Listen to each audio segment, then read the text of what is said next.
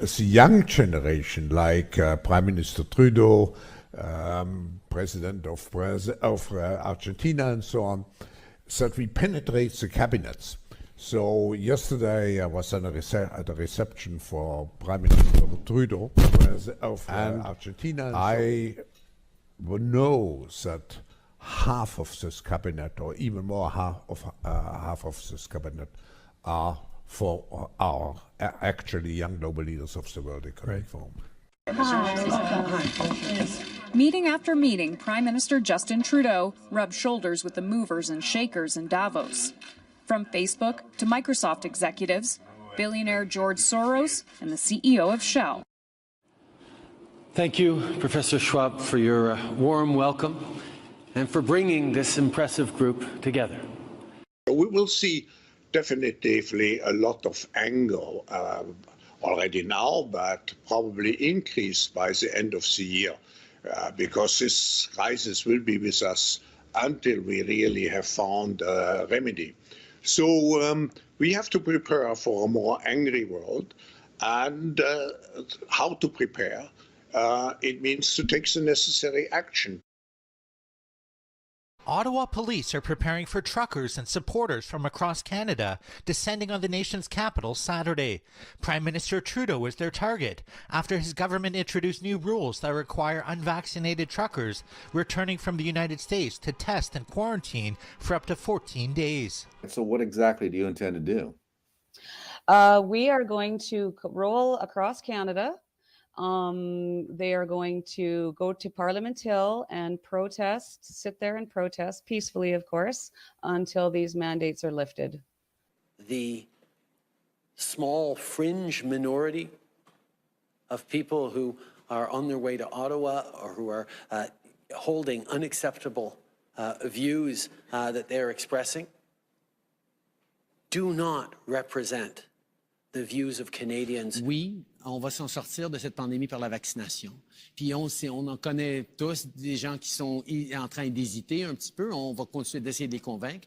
Mais il y a aussi des gens qui sont farouchement opposés à la vaccination. Qui sont extrémistes. Qui ne croient pas dans la science, qui sont souvent misogynes, souvent racistes aussi. C'est un petit groupe, mais qui prend de la place.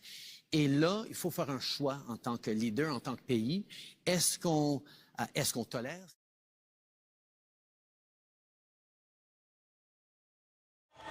If you sit there and you watch what CBC's saying, you've got people talking about there's going to be another Holocaust. This is a Nazi takeover. It's ridiculous. There's a native drum circle over there. There's minorities all over the place. There's some Sikh guys, Amish Mennonites somewhere. There's people from all over the country. It's the same thing. They're all united on the same concept of the government's out of control. And that's the unifying message here, starting with these mandates. And I don't think there's anything unreasonable about that. This isn't a fringe minority. I've never seen this amount of support in my life in this country for anything. Yeah. If anything, this is actually the most unified amount and diverse group of Canadians I've ever seen on message on the same point. I am not Caucasian. I am Inuk, 100% Inuk. What is Justin Trudeau doing? This is not right. We stand up for our people in Nunavut and all over Canada and the whole entire world and our children.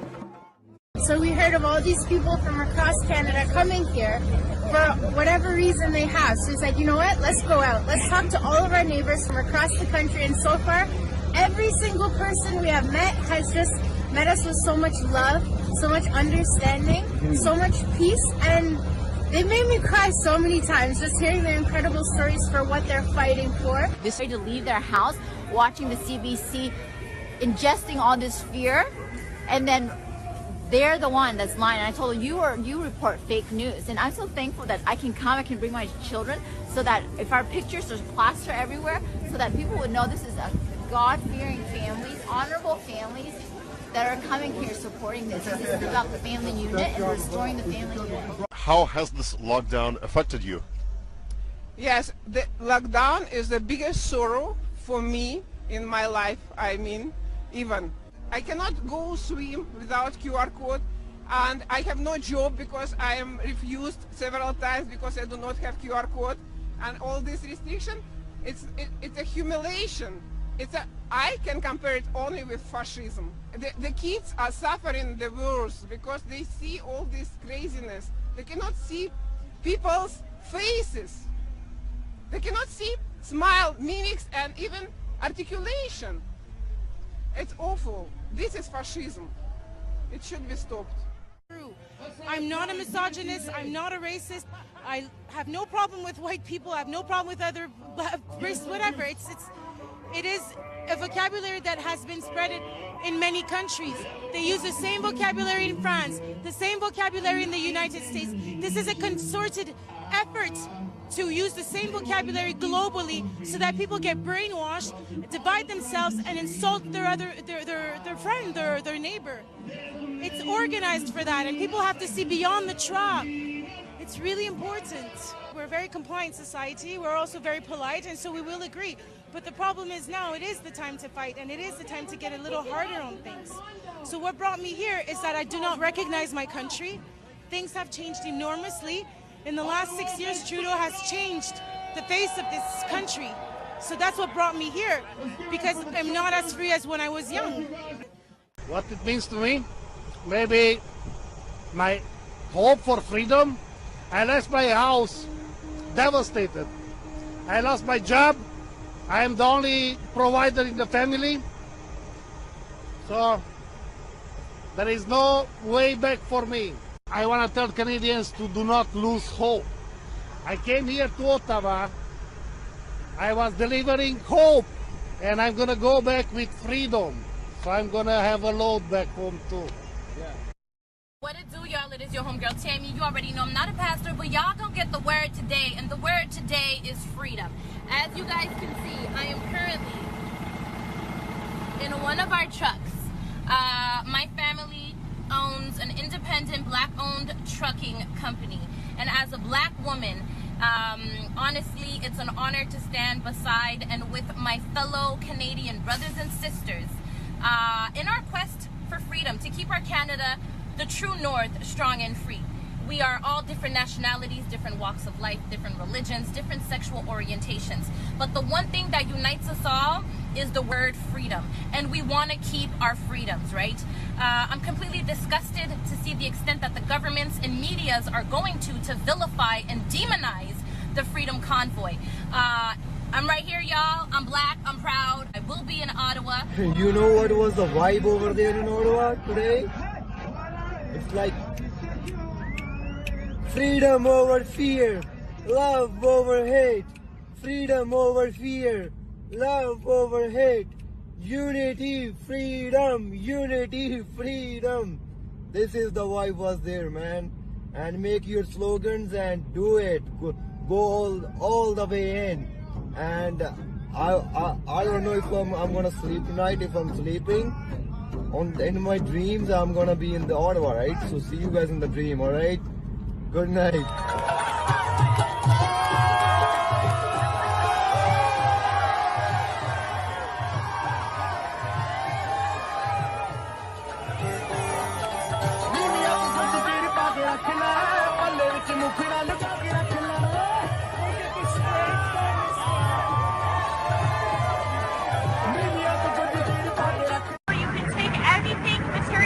That you want from us, but you can't steal our love, you can't steal our happiness, you can't steal anything. You can't steal these smiles, okay? Yes, we're still here, we're still loving everybody, and we're still protesting.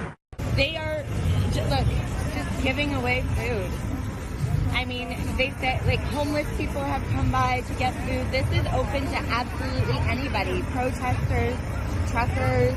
This is what Canada is about. Look at what we are doing and creating, and how people are coming together to unite. These are people just volunteering their time and their services, and it's just such a beautiful thing. I mean, every time I click on a story, it's negative. So I just feel like it's very disappointing that we can't trust our mainstream media. We can't trust our journalists to at least report the truth. Yes, there are a few bad apples, but overall, I mean, it's all peaceful. It's all positive. It's so, like, friendly and happy and joyous. I haven't seen this many happy faces in 2 years. So it's amazing to see. The atmosphere is just amazing. It's positive. The energy's great, the vibe's great. I mean, I'm glad I made the trek down here. We just want to announce the 6 are back in the Freedom Convoy. The Khalsa's here to stay. We're here to join the fight for freedom. We're here till the end. And we ain't going to stop until the truckers and Canadians are victorious. The mandates have to end. And all you guys that are saying, oh, it's racism, all this. See it for yourself. See it for yourself. Don't make shit up hiding behind a computer screen. Come to ground zero in the heart of the convoy and make shit happen. Lord, this weekend has been a peaceful protest. No one has gotten arrested. No. And Lord, we pray that you would forgive this media, the lying media, that is trying to turn us against each other. All you people here today, all of what you're seeing here, this is not going to happen tonight on the 6 o'clock news, is it? You will not see yourself. You will not see how patriotic and beautiful and how you're waving all the right flags that I can see. You will not see yourself on the news tonight. And do you know how I know that? It's because I directed the news for 20 fucking years over there. What I have to say here is that I think the most misinformation that has ever been spread in the past 2 years has come from mainstream media.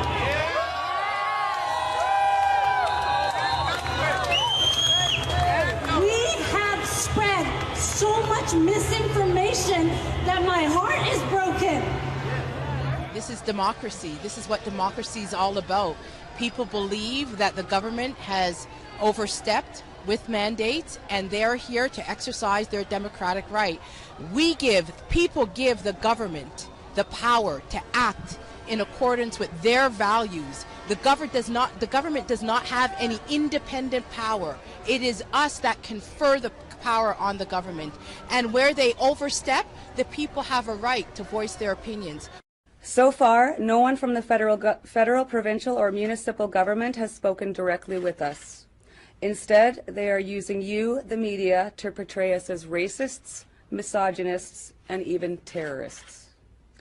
As a woman with Métis heritage, a mother and a grandmother, I am offended.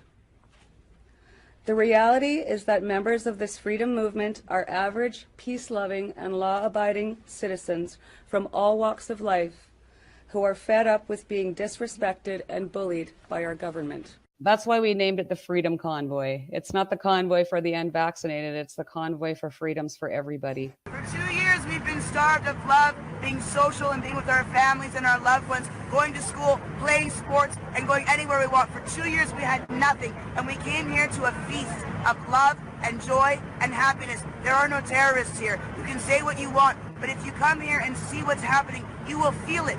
We can tell you what you want, but when you come here, you feel it in your heart. You feel what's happening around here, and you can't do anything but smile. Take our gas, take our diesel, take our propane, take anything you want, but you will not take our freedom, you will not take our love. We are Canadians. Yeah! Well said. Thank you, ladies. Over the past few days, Canadians were shocked and frankly disgusted by the behavior displayed by some people protesting in our nation's capital. Hate can never be the answer. I want to be very clear. We are not intimidated by those who hurl insults and abuse at small business workers and steal food from the homeless. We won't give in to those who fly racist flags. We won't cave to those who engage in vandalism or dishonor the memory of our veterans. Tous les Canadiens ont le droit d'exprimer leur opinion ou leur désaccord avec leur gouvernement, mais ils n'ont pas le droit de menacer ou de harceler leurs concitoyens, ni de propager des messages de haine. There is no place in our country for threats, violence, or hatred. So to those responsible for this behavior, it needs to stop. To anyone who joined the convoy but is rightly uncomfortable with the symbols of hatred and division on display, join with your fellow Canadians. Be courageous and speak out. Do not stand for or with intolerance and hate. And to Canadians at home, watching in disgust and disbelief at this behavior, wondering how this could have happened in our nation's capital after everything we've been through. The behavior on display this weekend does not represent you. Hateful rhetoric, abuse towards their fellow citizens. There is always a right to protest peacefully that I and others will defend fully as part of this democracy. There is not a right to incite violence, perform acts of violence, or to spew hatred. And I think anyone who is part of this group who is disgusted by what their folks protesting alongside are doing needs to step up and take responsibility, condemn these actions, and look for other ways to express their displeasure. Aux expressions de haine et d'intolérance qu'on a vues parmi ces manifestants, je veux remercier la police d'Ottawa, la GRC, le service de protection parlementaire et tous ceux qui ont travaillé pour s'assurer de minimiser l'harcèlement et l'intimidation des citoyens qu'on a vus à Ottawa. How are you doing today? Doing great. How's it been down here? Nothing but good. People are super good. The truckers have been having a good time. They've been getting their point across. How's it been? Hey, buddy, it's been good, man. Peaceful. People are in a great mood. That's what I'm talking about. Always supportive of people exercising their democratic right to peacefully protest. Much appreciated. Stay safe out there. Thank you.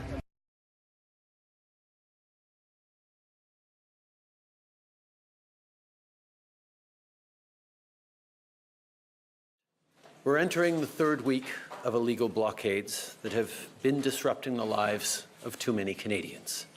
Here in our capital city, families and small businesses have been enduring illegal obstruction of their neighborhoods, occupying streets, harassing people, breaking the law. This is not a peaceful protest. The federal government has invoked the Emergencies Act to supplement provincial and territorial capacity to address the blockades and occupations.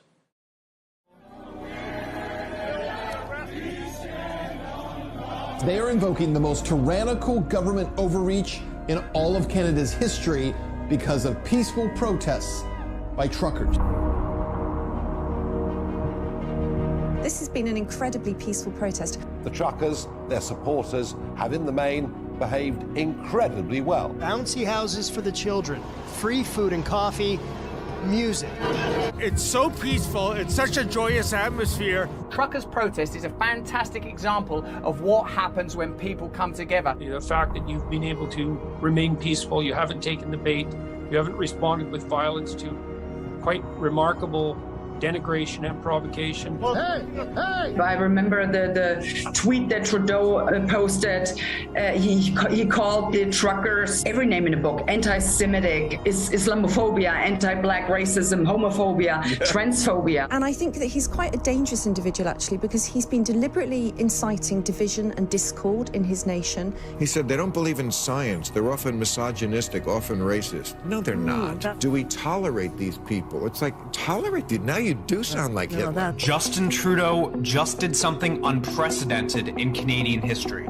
The federal government has invoked the Emergencies Act. Invoking the Emergencies Act would allow the government to put an end to all of the demonstrations. By this rationale, they could have cracked down on the civil rights movement. They could have arrested Martin Luther King. If your truck is being used in these illegal blockades, your corporate accounts will be frozen. As of today, a bank or other financial service provider will be able to immediately freeze or suspend an account.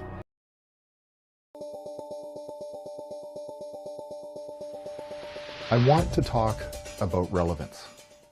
From February 14th to February 23rd, 2022, the federal government under Justin Trudeau invoked the Emergencies Act against Canadian citizens protesting federal COVID-19 mandates in Ottawa. As required by law, the Public Order Emergency Commission is taking place in Ottawa. It began October 13th and continues until November 25th. I have been in attendance throughout the commission so far, and this short video is meant to explain some of the nuances of what is happening. This video is not about who is right or wrong. I think you know my position on that already. The Freedom Rights Movement was peaceful, and the Emergency Act was another grotesque government overreach with a very violent outcome against Canadians. Before I share my thoughts about how it is going so far, I'd like to share with you what I know about the intent and the structure of the inquiry. First, under the current legislation, after the Emergencies Act is invoked by the federal government under Section 63 of the Act, two things must happen. Section 63(1) says there must be an inquiry into the circumstances that led to the declaration being issued and the measures taken for dealing with the emergency. Currently, we are participating in the inquiry phase. Second, Section 63(2) says a report of the inquiry must be given to each House of Parliament within 360 days after the revocation of the Emergencies Act. There are 20 separate groups of legal teams, all participating in the inquiry. It is presided over by a judge, Justice Rouleau. And while he has similar powers to a judge, he is acting as a commissioner in this particular inquiry. Of note, this is new legal territory. Since its inception in 1988, the Emergencies Act has never been invoked, and therefore there has never been an inquiry into its use. Justice Rouleau has a team of lawyers that are referred to as the commission lawyers who are extremely professional.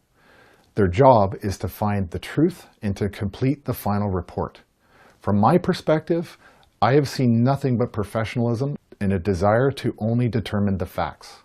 Various other groups are also participating, including the Freedom Corps and protesters. We are represented by a brilliant team of lawyers named Brendan Miller, Bathsheba Vandenberg, Eva Chipiuk, and Keith Wilson. The Justice Center and the Democracy Fund are also participating together as a separate group. Now I'd like to talk about something important that Brendan, Bathsheba, and Keith had to explain to me in terms of relevance. Like many of you, I'm not a lawyer, so my understanding of what I'm seeing is very unsophisticated in terms of the law and legal proceedings. Initially, as I've been listening to the testimony, my passion and enthusiasm for a good argument and counter-argument got the better of me. I was driving the lawyers crazy. To me, I view it like winning a debate or an argument with a friend. It's not.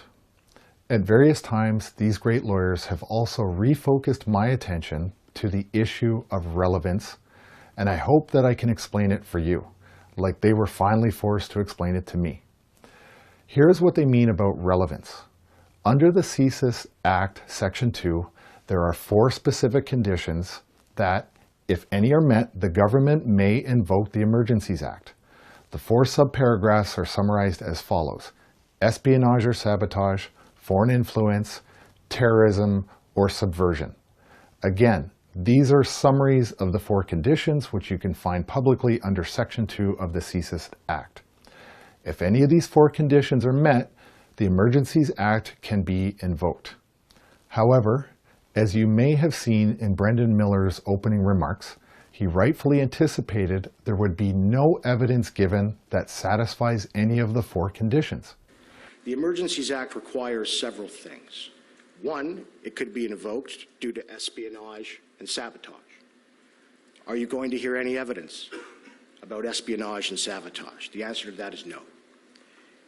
2, it could be invoked on the basis of clandestine or deceptive foreign influence, or foreign influence that involves the threat to a person. Are you going to hear evidence about that? The answer to that is no. It also could be invoked on the basis of threats or use of acts of serious violence against persons or property. Are you going to hear evidence of violence against persons or property? The answer is no. Lastly, it can also be invoked if there is a group or persons trying to destroy or overthrow by violence the system of government of Canada. Are you going to hear evidence about individuals trying to do that? The answer is no. And the answer is that there was no reasonable and probable grounds to invoke the Emergencies Act, and that the government exceeded their jurisdiction, both constitutionally and legislatively, in doing so. This was later confirmed by the Ontario Provincial Police Intelligence Chief Superintendent, who also verified, while under oath, none of the 4 conditions were ever met. You didn't see any evidence in the intelligence of espionage or in support of espionage. Is that correct? That's correct. You didn't see any evidence in the intelligence of sabotage or anything in support of sabotage. That's correct. You didn't see anything in the evidence, any evidence in the intelligence of any form of foreign influenced activities within or relating to Canada that involved the threat to any person. I saw no information collected or intelligence produced to support that, no. You didn't see any evidence in the intelligence of activities within or relating to Canada directed toward or in support of the threat of a use of acts of serious violence against persons for the purpose of achieving a political, religious, or ideological objective within Canada or a foreign state. I'm aware of no intelligence that was produced that would support concern in that regard. Thank you. You didn't see any evidence in the intelligence of activities within or relating to Canada directed toward or in support of the threat of use of acts of serious violence against property for the purpose of achieving a political, religious, or ideological objective within Canada or a foreign state. Did we have any credible intelligence that that would occur? No. Thank you. I'm highlighting this incredibly important point about the Commission because, like many, I was deeply invested in the arguments that I wanted to come to light. But what I've learned is that many of my questions are not relevant to the purpose of the inquiry, nor does it support the relevance of the 4 conditions in the CSIS Act. Is it frustrating? Absolutely, yes, it is. But are my questions and personal arguments while listening to the testimony relevant? Unfortunately, no.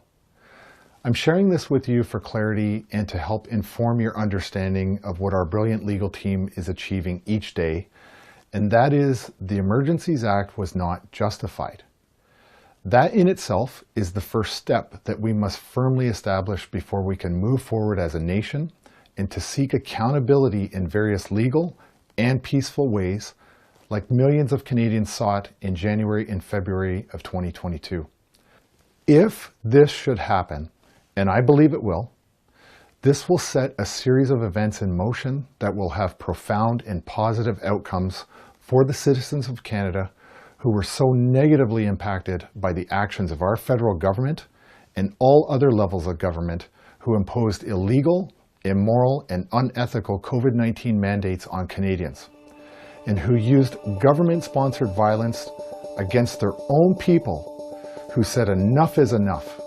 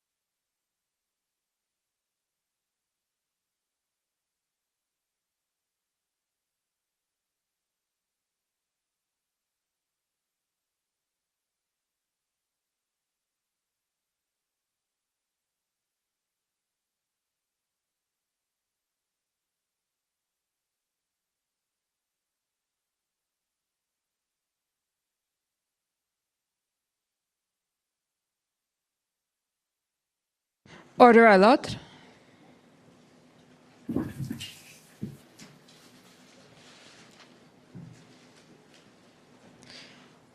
The Public Order Emergency Commission is now in session. La commission sur l'état d'urgence est maintenant ouverte. Good morning, bonjour. Okay, so this morning we have a panel of witnesses. Who's on for the commission?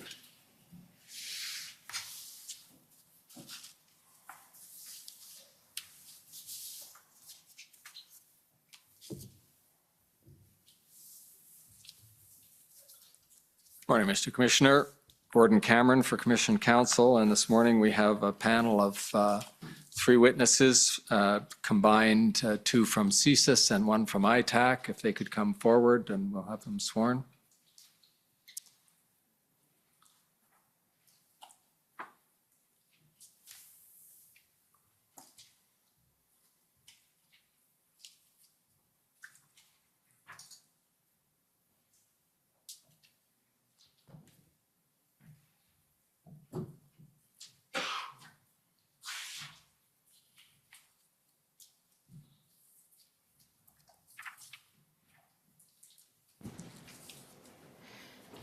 Mr. Vignon, will you swear on a religious document or do you wish to affirm?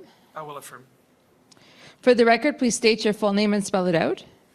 David Vigneault, D-A-V-I-D, V-I-G-N-E-A-U-L-T. Do you solemnly affirm that the evidence to be given by you to this commission shall be the truth, the whole truth, and nothing but the truth? I do. Thank you. Ms. Tessier, will you swear on a religious document or do you wish to affirm? I will affirm. For the record, please state your full name and spell it out. It's Michelle Tessier, M-I-C-H-E-L-L-E, T-E-S-S-I-E-R. Do you solemnly affirm that the evidence to be given by you to this commission shall be the truth, the whole truth, and nothing but the truth? I do. Thank you. Ms. Chaillet, will you swear on a religious document or do you wish to affirm? I will affirm. For the record, please state your full name and spell it out. Marie-Hélène Chaillet, M-A-R-I-E-H-E-L-E-L-E, C-H-A-Y-E-R. Affirmez-vous solennellement que le témoignage que vous allez rendre devant... Do you solemnly swear that you shall speak the truth and nothing but the truth for the Commission? I do. Good morning, and this is now our 3rd opportunity to see each other and go through the evidence that you'll be giving to the Commission this morning. And what I'd like to do is begin with a little bit of housekeeping. I'll remind Mr. Commissioner, I'll remind parties through you that we have already had the interview summary of these 3 witnesses adopted during the closed session, which took place on November 5th. We also had the confidential and public versions of the institutional report adopted during that session, but the one item that has not yet been adopted is the summary that was posted yesterday of the closed session. And so witnesses, I would ask you each in turn to confirm that you reviewed that summary for accuracy and adopted as part of the evidence of CSIS and ITAC before the Commission today. Can you each confirm that? Yes. Yes. Yes. Thank you. And now to begin, for those to whom each of you is not already familiar to the public, if I could ask you, Mr. Vigneault, to begin by describing your role and function within CSIS. Yes, so I've been appointed the director of CSIS in June 2017. In those functions, I have the full responsibility and authority over the organization, and I am supported by a group of senior executives, including Madame Tessier here with me today. And I can go into further details about the mandate of the organization now or later. Let me, if I could, ask the clerk to call up just on that point, because you've set out your mandate in your institutional report. Mr. Clerk, could you pull up DOJ.IR 701?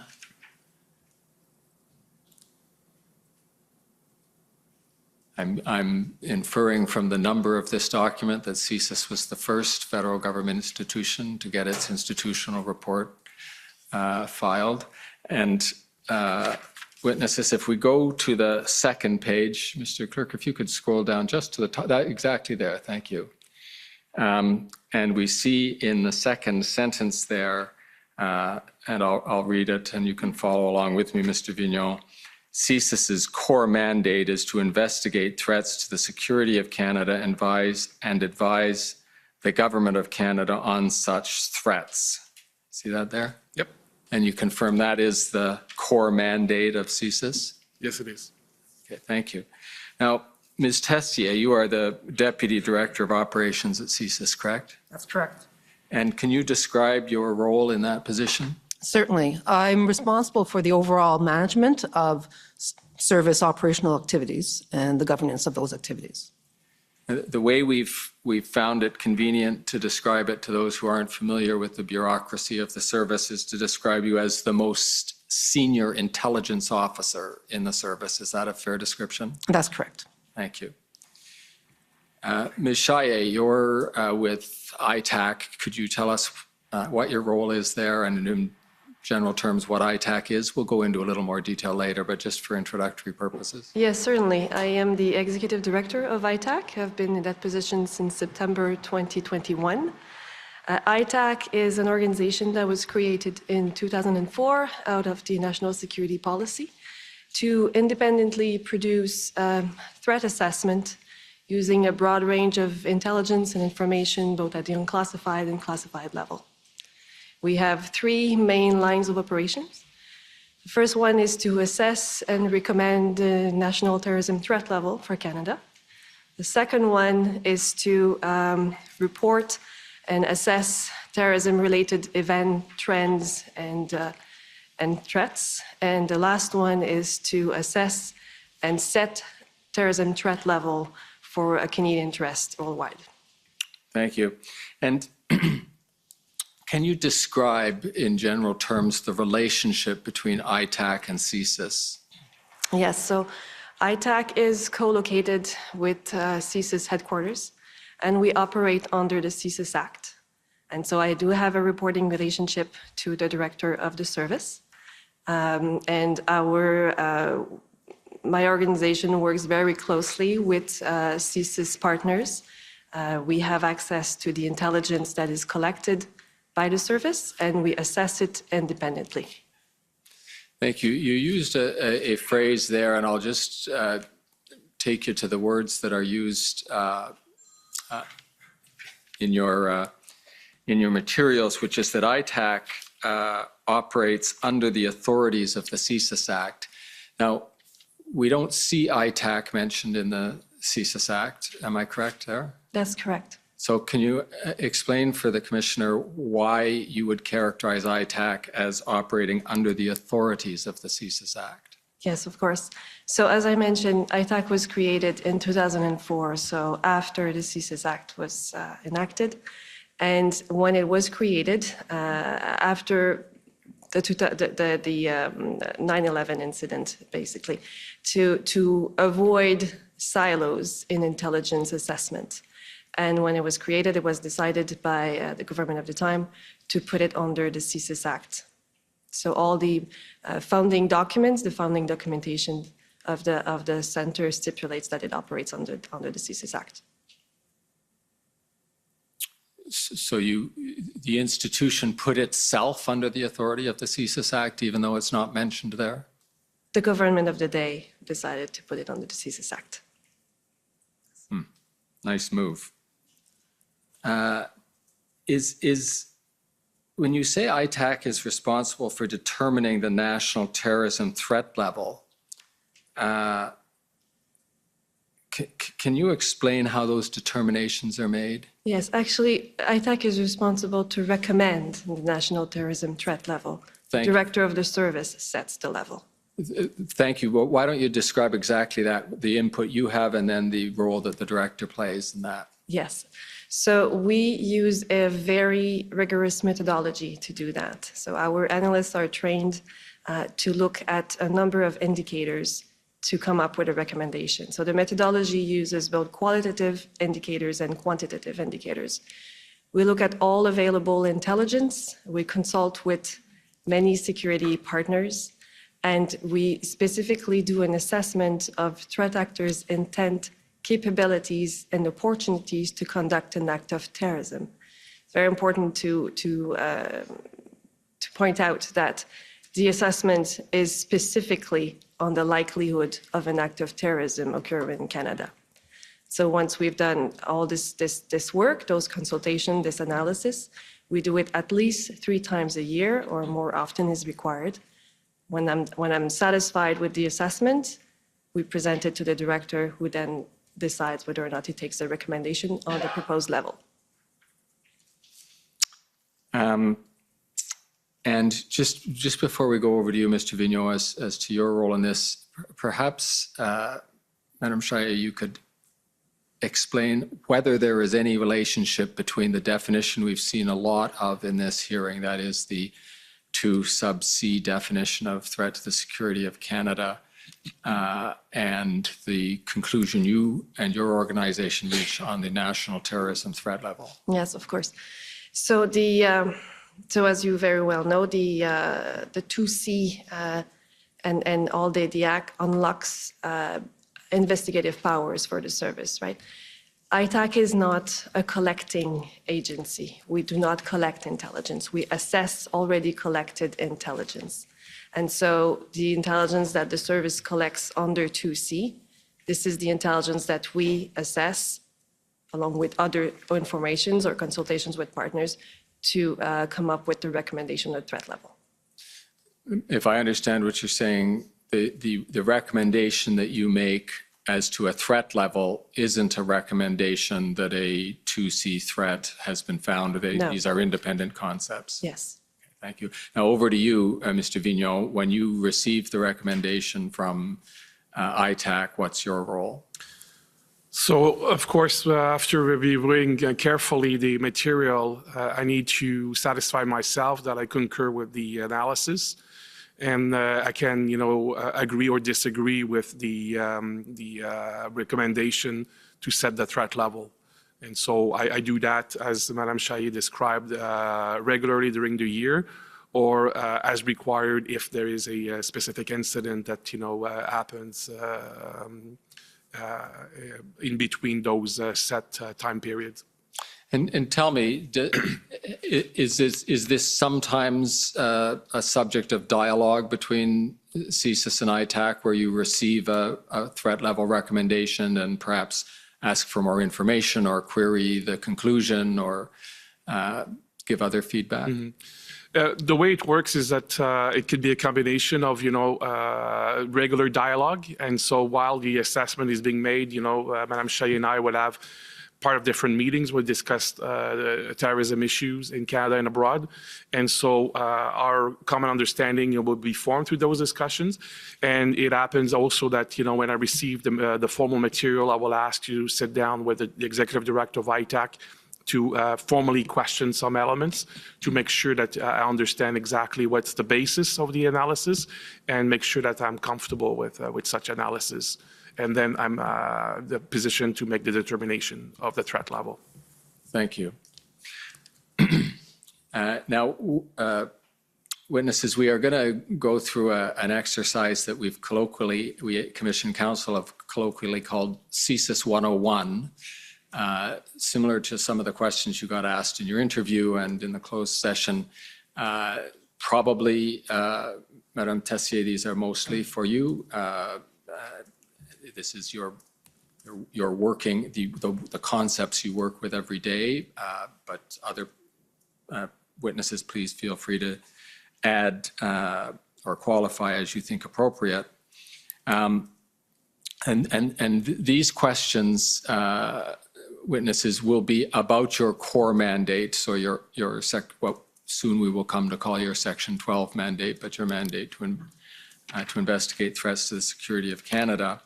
And so let's start with Section 12. And Mr. Clerk, if you could call, you might already have it on hand. It's the same document, the DOJ.IR.701, and page 2. You have in the second paragraph that begins pursuant, an extract from Section 12, which I'll just read for the transcript. Pursuant, the first part is a lead-in, and I'll mention when the quotation starts. Pursuant to Section 12 of the CSIS Act, CSIS, and here the extract from the Act begins, shall collect by investigation or otherwise, to the extent that it is strictly necessary, and analyze and retain information and intelligence respecting activities that may on reasonable grounds be suspected of constituting threats to the security of Canada, and in relation thereto shall report to and advise the Government of Canada. Now, perhaps I'll put it over to you, Ms. Tessier, to describe the function that Section 12 serves in the CSIS, in the core mandate work of CSIS. Certainly. Thank you for the question. It is really what defines what our mandate is, as you mentioned, in terms of opening investigation, collecting information, and reporting to the Government of Canada. The intelligence cycle is such that the Government of Canada issues intelligence requirements to the security and intelligence community, of which CSIS, of course, is a part. And we then issue direction to our regional offices to collect the information that can fulfill that intelligence requirement. We analyze it in our headquarters, and we subsequently disseminate our assessments to the Government of Canada. Right. And we'll probably come back to this as we're discussing some of the other definitions, but is it fair to say that if we go to the second line there and the words information and intelligence respecting activities, that activities is a central concept in Section 12 and in your mandate? Absolutely. And of course, it's related to Section 2 of the Act, which describes the threats. Yes, Section 2 particularizes the types of activities that could form threats, but in particular, you're not investigating ideas, you're investigating activities, right? You're investigating when perhaps ideas motivate people to action. That's correct. Okay. And the standard, which we've already seen talked about a fair bit in the hearing to date, is in the third line there, that is to conduct an investigation, to have the authority to investigate these activities. The grounds of proof are described there as activities that may on reasonable grounds be suspected of constituting threats. So sometimes shortened to reasonable grounds to suspect. And that's the basic threshold that decides when, if I'm going to put it in my terms, when you go from being a sponge, just absorbing information and monitoring situations to actively collecting and investigating a target. Is that a fair description? Yes, it is the threshold that we must meet before initiating an investigation. Thank you. Mr. Clerk, could we go over to page 6 of this same document? And at about 3/4 of the way down that page, there's the heading Targeting Authority. And the first sentence describes a standard for your operations. It's the second paragraph that I want to focus on for a minute here. And this is, if you were to ask the question, activities of whom or activities of what is it that you're investigating? And so you would use the expression, if I can ask you to confirm this to make sure I've got it correct, Ms. Tessier, the activities of an individual, a group of persons, or an organization. Is that correct? That's correct. And to follow through with the definition we've just worked with, whose activities are reasonably suspected of constituting a threat. And then this is expanded in the second sentence of this same paragraph, which I'll read.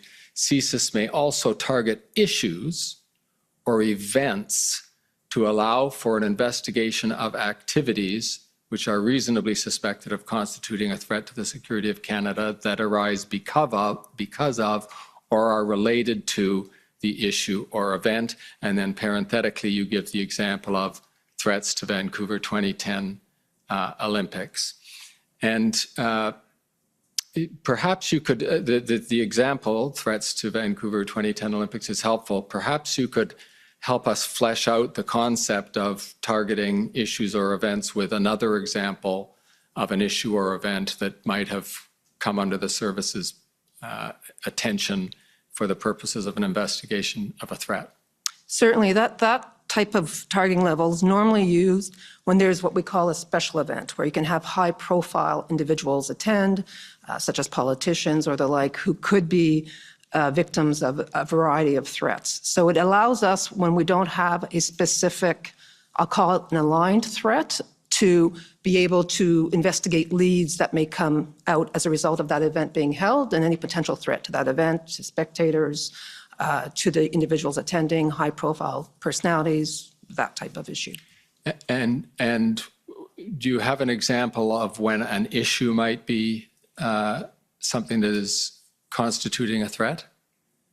It's not, to be clear, it's not the actual event or issue that is the threat. It's the ability to investigate activities that, because that event is being held, there could be a threat that comes as a result of that. So it's not the issue or event itself. Thank you. I got lazy there in my description. What you're talking about is an issue or an event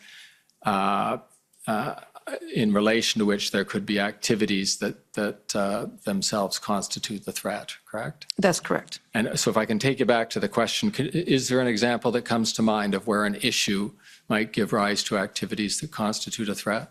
As I mentioned, several high-profile issues where there's a gathering of personalities such as a G7, G20 event, the Olympic Games, significant events that could attract threat actors to target that event. In this context, could an issue be an ideology like Islamic terrorism?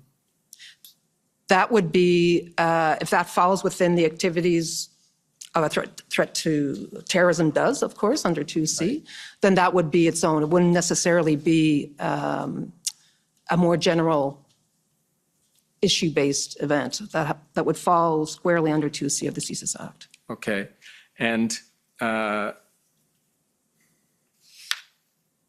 so we've got, if I follow this correctly, looking at these, at the listings in paragraph 2, we could have an individual, a group of persons, or an organization who could, any of those could be involved in activities, or the target could be issues or events that allow for an investigation of activities that are suspected of constituting a threat because of or related to the issue or event. So it can be a permutation of those three categories of targets on their own or in conjunction with an issue or event. Correct? That's correct.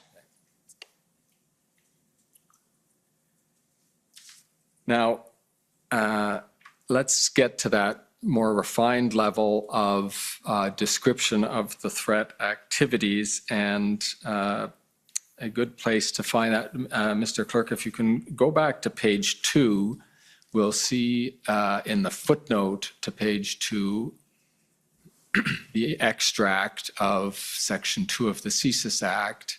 And just, Ms. Tessier, to help put this in context, Section 2 of the CSIS Act is the section that contains a long list of definitions, one of which is threats to the security of Canada, correct? That's correct. I say that because sometimes we talk almost exclusively about Section 2 as if threats is all it is. But when we say 2C, we actually mean the threat, the definition of threat to the security of Canada that is the third of the subcategories of threats to the security of Canada, correct? That's correct.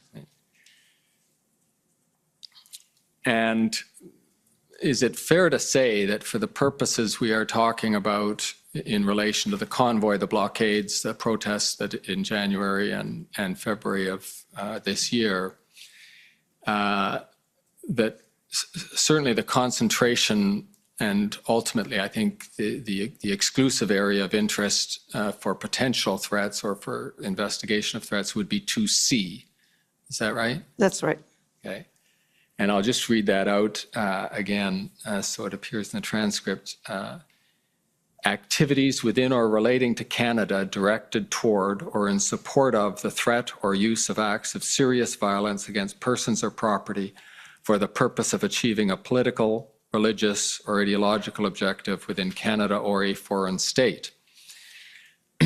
And so that we don't have to keep repeating that, in your community, you often refer to threat-related activities as a compact way of describing 2C. We often refer to it as terrorism, but yeah, threat-related activities related to terrorism.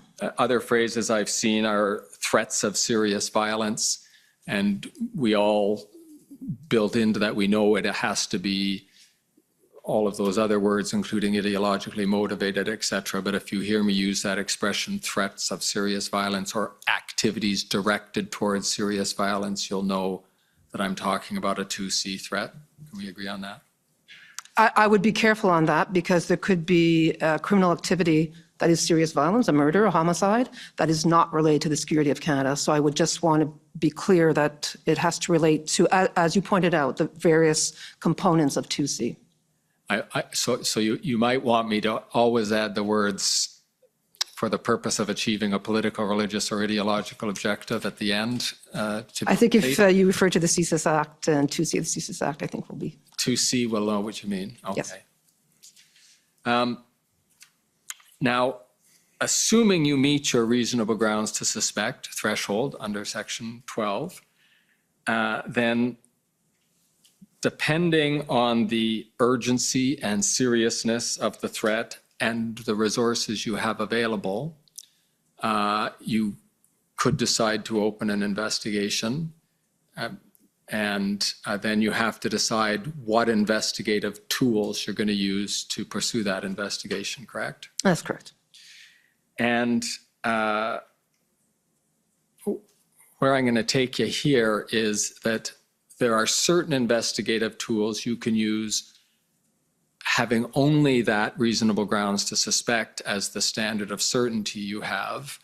That is, generally speaking, we'll call them the less intrusive investigative tools, correct? Correct.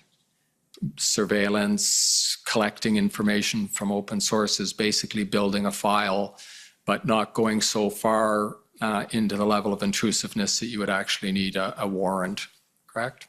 If it's only reasonable grounds to suspect, that's correct. Right. And then if the circumstances, which might be the seriousness of the threat or the difficulty you have in collecting information on it,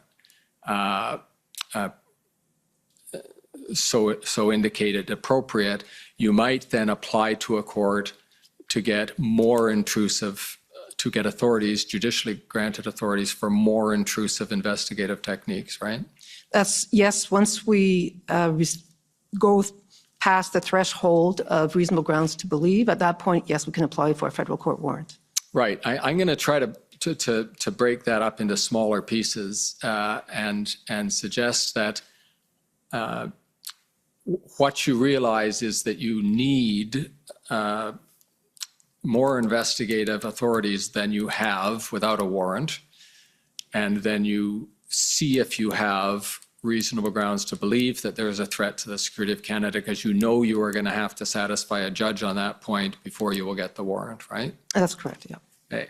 And the reason I want to break it out there is I think you'll agree if we can make this observation that the higher evidentiary threshold of reasonable grounds to believe there's a threat to the security of Canada, that standard of certainty has to do with the fact that you are using more intrusive techniques. You always had the authority to investigate once you passed the reasonable grounds to suspect threshold, correct? Yes. So the higher threshold of reasonable grounds to believe isn't what gives you the authority to investigate, it's what gives you authority to use more intrusive investigative techniques. Yes, that's correct. Thank you. And in terms of resources, another factor that I would expect to play into this analysis you do is that you've only got so many intelligence officers, you've got a lot of information coming in. So there's some proportionality and triaging, et cetera, that you do when you decide which threats that do plausibly meet the reasonable grounds to suspect threshold you're actually going to devote your resources to, and how much resources you'll devote to them. Yes, and of course, it's often dictated, well, it's always dictated by the nature of the threat, the gravity, because we can go very quickly into reasonable grounds to believe, of course, depending on the nature of the information we receive at that time. Okay, now on that point, I'd like to make or ask you to make an observation that we've seen in your interview summary, and it's come out in the materials that the parties have already seen. And it has to do with the allocation of its counterterrorism resources that the service has devoted to, and here we're going to introduce the acronym. I think almost everybody knows what it means now, but IMVE, ideologically motivated violent extremism. And so can you tell the Commissioner, relatively speaking, of all of the resources of the service that are devoted to counterterrorism operations, what proportion of those resources are devoted to dealing with the IMVE threat? Approximately 50%. Okay.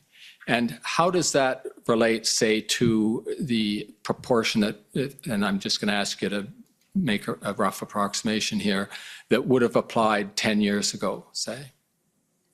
It's a significant increase, maybe not from 10 years ago, but from certainly, yes. I think when we look at events that have occurred in Canada, with, as an example, Alexandre Bissonnette, Quebec City Mosque shooting, Alex Manassian, and the unfortunate event in Toronto where he ran over a number of individuals. When we see an increase in those types of activities, we obviously proportionately place our resource to investigate what we see as a very significant and growing threat. Okay, so even with and to the extent there are still threats out there from organized terrorist groups like Al-Qaeda or other groups that took so many of your resources back around the turn of the century, you are now devoting either half or more than half of your resources exclusively to responding to the IMVE threat. Is that correct? That's correct. Thank you. Now, at that point, I'm going to ask Ms. Khan to come up and expand some more on that threat and the way that the service has handled it, and then I'll come back afterwards with some questions that follow on that.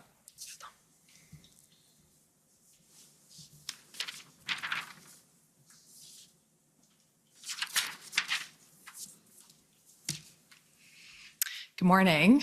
It's good to see you again. Good morning, Mr. Commissioner. For the record, I'm Nasser Khan, Commission Counsel. I think my questions are probably best placed to you, Ms. Tessier, but as Mr. Cameron said, please, if the other panelists feel able, jump in where you feel it's appropriate. So I would like to go through the IMVE framework that the service has adopted with you. And I understand that this terminology and this framework is something that the service has adopted as a policy framework in recent years. Is that correct? That's correct. Okay, so I'm going to pull up a placemat, which I think you're no doubt familiar with. It's COM 50946. And while that's coming up, perhaps you've touched on this already a bit, Ms. Tessier, but perhaps you can explain what led to the adoption of this terminology and this framework.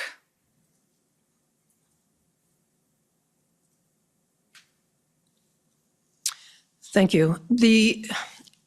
I will say at the outset that ideologically motivated violent extremism is very difficult to define when it meets a CSIS threshold, when it meets the threshold of terrorism. And that is something that we share internationally when we're talking with our partners, because it is a complex threat. We adopted that term because of the complexity and the number of ideologies that can fit into it. We didn't want to get into right wing, left wing. That can mean different things to different people. It could be just a legitimate viewpoint. And so we wanted to highlight the various I'll call them steps or criteria is a better word, that would bring CSIS's investigations into the fore. So we want it to be ideologically motivated. So that it's not just a personal grievance. It is something somebody fundamentally believes in. And they want a societal change. So they want to change the world. They really believe in this extreme vision of changing society. And then, of course, serious violence, death. They are looking to kill. Right. And so I understand you're referring to the 4 criteria that are set out in this placemat there. So we see willingness to kill, attempting to affect societal change, ideological influence, and serious violence. So these are the criteria that would that would lead the service to determine that there is a threat under 2C in particular. Is that right?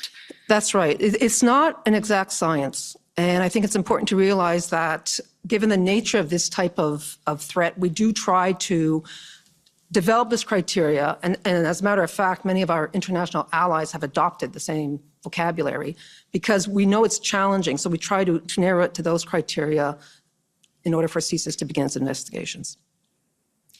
Okay, so perhaps we can walk through the criteria in turn. So I'll just note, actually, before we go there, a threat actor in this scenario is not somebody that the target that the service is investigating. Is that correct? Sorry, I don't think I understand your question. So in order for somebody to move from being an actor into a target, right? They would have to meet these 3 criteria. Is yes, that correct? That's correct. Yes. And an actor doesn't necessarily need to be a person or an individual. Is that correct? Well, normally it could be a group, could be an organization.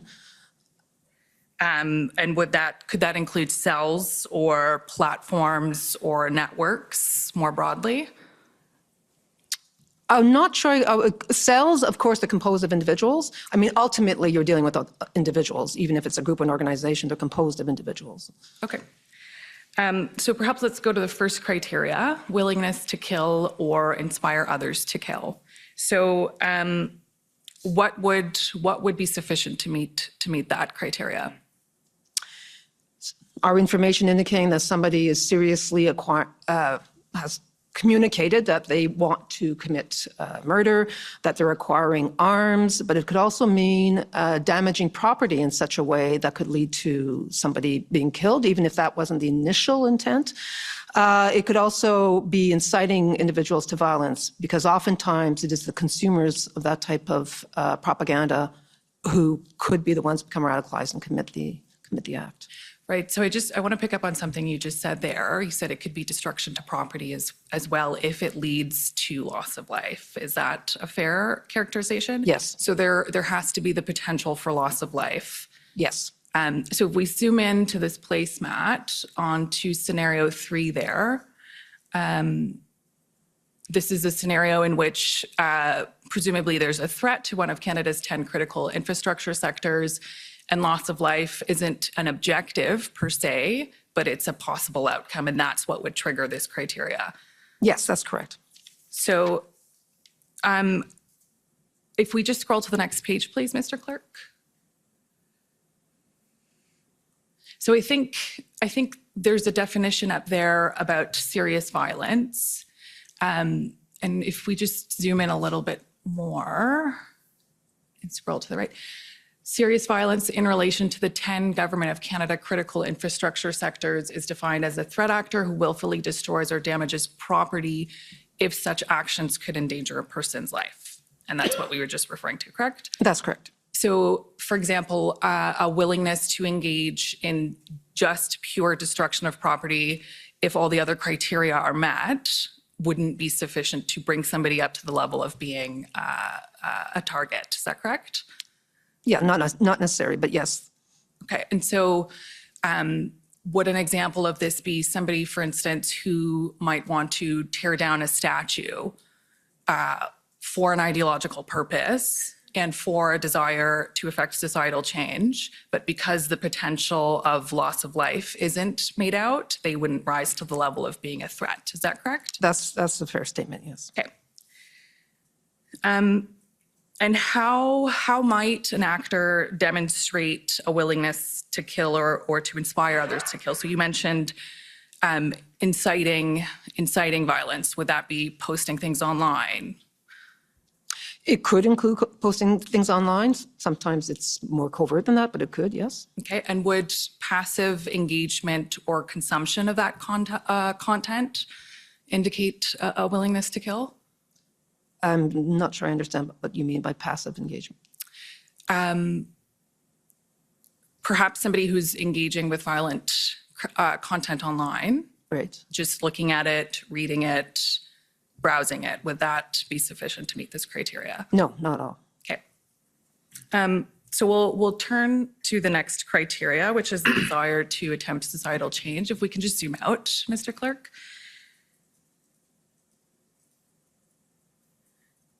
And just go back up to the top page, please.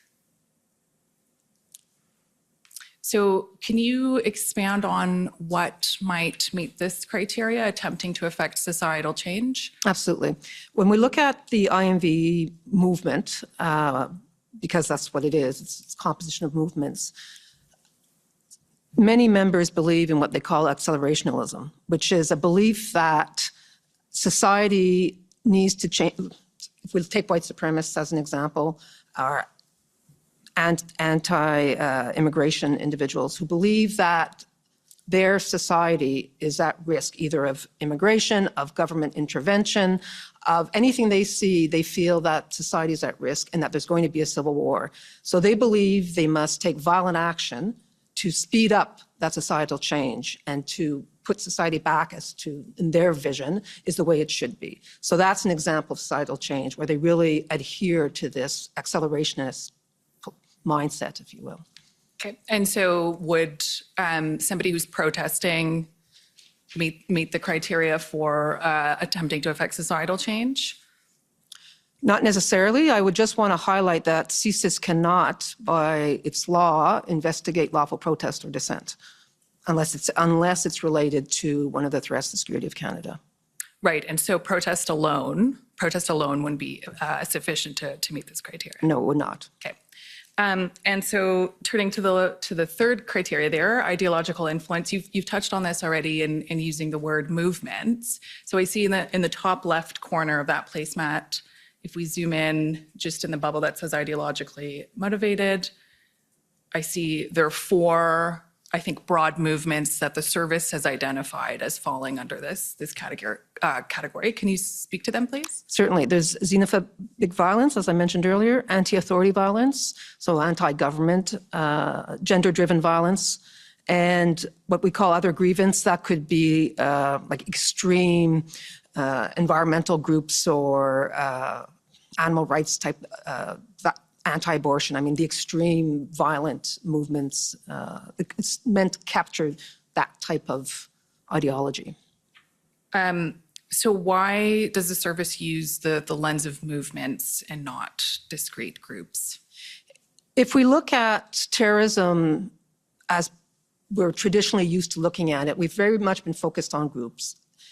And those groups, I'll use Al-Qaeda as an example, very much a command and control structure where you had to be vetted and you had to really be accepted as a member of the group and very tightly held, and you had to go to training camps and the like to be considered a member of Al-Qaeda. While there are groups in the IMVE space, they're not as defined in the same way. They don't necessarily have command and control. And it's really a movement of individuals of sometimes various elements of these ideologies and networks of individuals is a better way of describing it than actual strict groups, as what we've seen in the past. Right, and so these are broad categories, broad networks, and participation in any one of them, of course, isn't alone on its own because you've got the other criteria there.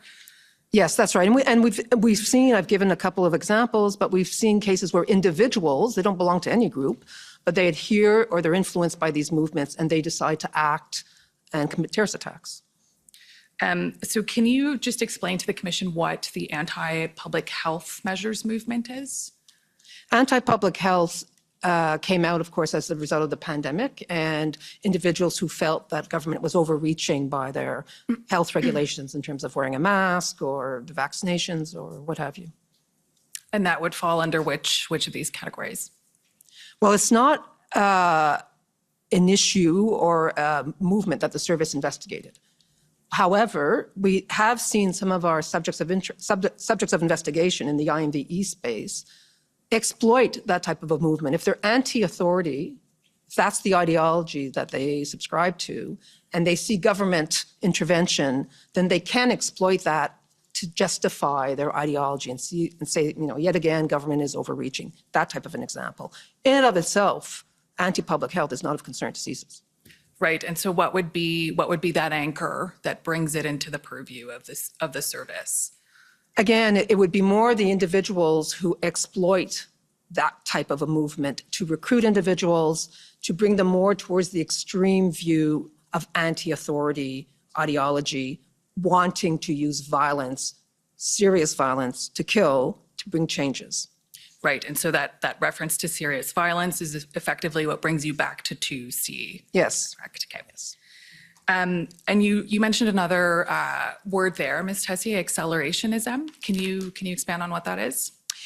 As I mentioned, and I'm not the security expert on this, but as I mentioned, it is a view that they have to accelerate the change of society because they're not satisfied with how society is right now. As I mentioned, they could be xenophobic, they could be anti-authority, and they feel the only way to make a change is not using the democratic process and voting, but rather to use serious violence to kill, to bring about that change, because it's not happening in the current state of affairs.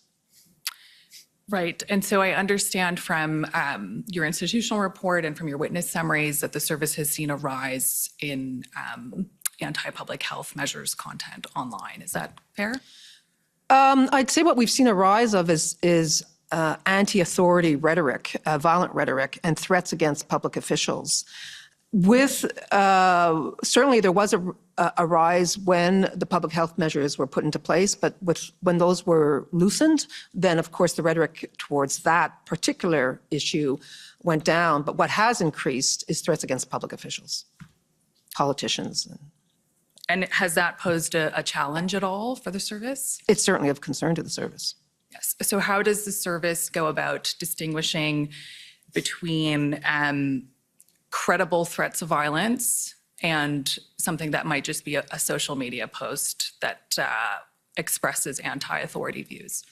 We take various measures. First of all, the service doesn't monitor all social media. I don't think we'd want our intelligence services to be monitoring everybody's social media. So it's very focused where we believe there are threats being communicated, if you will, or that are related to our mandate. And but we use all our methodologies. If we feel that we have sufficient information to begin investigation, then we'll use the techniques and our methodologies, such as surveillance or what have you, that enable us to investigate that threat further. But it is always a challenge to know when somebody's going to move from the online space to the physical space. That's obviously of great concern. And as I mentioned earlier, it's often not necessarily the person posting the rhetoric, but the person consuming it who can decide to become radicalized and then act. Right. So, please. No, I was just also just to reinforce something that Ms. Tessier mentioned. So it's not always the people making the threat that we're most concerned about. It's the people who will consume that rhetoric and be triggered and mobilized to violence. And to also answer another of your questions to how we evaluate the threats. At ITAC, we look at this fairly closely. And we apply the same type of methodology that we use for the terrorism threat level, which is to look at the threat actors, their intent, their capability, and their opportunities. And so our analysts are trained, they have very detailed tradecraft to learn to evaluate the intent based on a message. A message that says, I wish that person would get killed, is really not the same as a message that says, I really dislike this person, I just acquired a gun and I'm going to shoot the person. So exaggerating, but it's just to give you the idea of how we actually look at those threats and look at them very closely with that tradecraft and that methodology in mind. Right, and this tradecraft that ITAC applies would be, or the methodology is distinct from these 3 or 4 criteria that the service is applying. Is that correct? No, not entirely, because when we fall under the CCS Act, so we look at the potential for terrorism, and so in that case, we don't look at just any serious violence, and so it needs to be motivated by ideology. It needs to be done in the purpose of leading to a societal change. So in that sense, it's not completely different. It's just that we use it differently. We don't use it to determine whether or not we can collect on people, since we don't collect intelligence. Okay, thank you.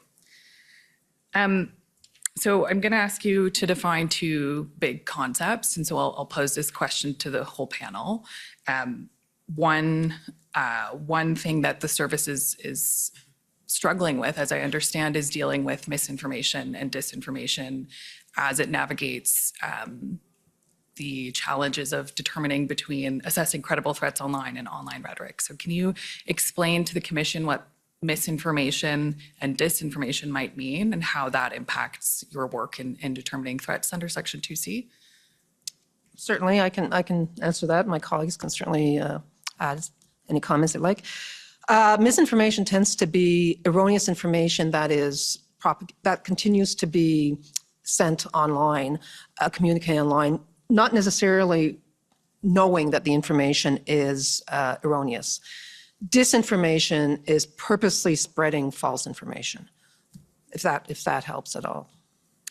I think that's, for the purpose here, I think it's the best definition, unless you want to elaborate more, but I totally agree with what was said here. So where would engaging with misinformation or disinformation fall on these criteria? Sorry, can we just zoom out a little bit more, Mr. Clerk? Maybe I will essentially on this one.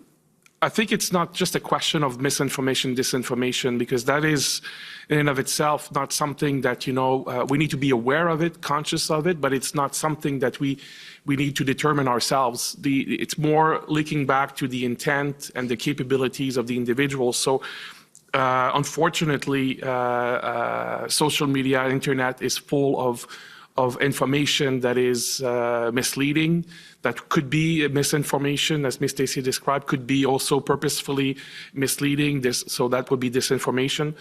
So I think, we're more interested in understanding that dynamic and then apply that understanding to our analysis of specific activities, specific individuals. So I think that would be a better description of how we, the service, would be conscious and aware and apply those principles.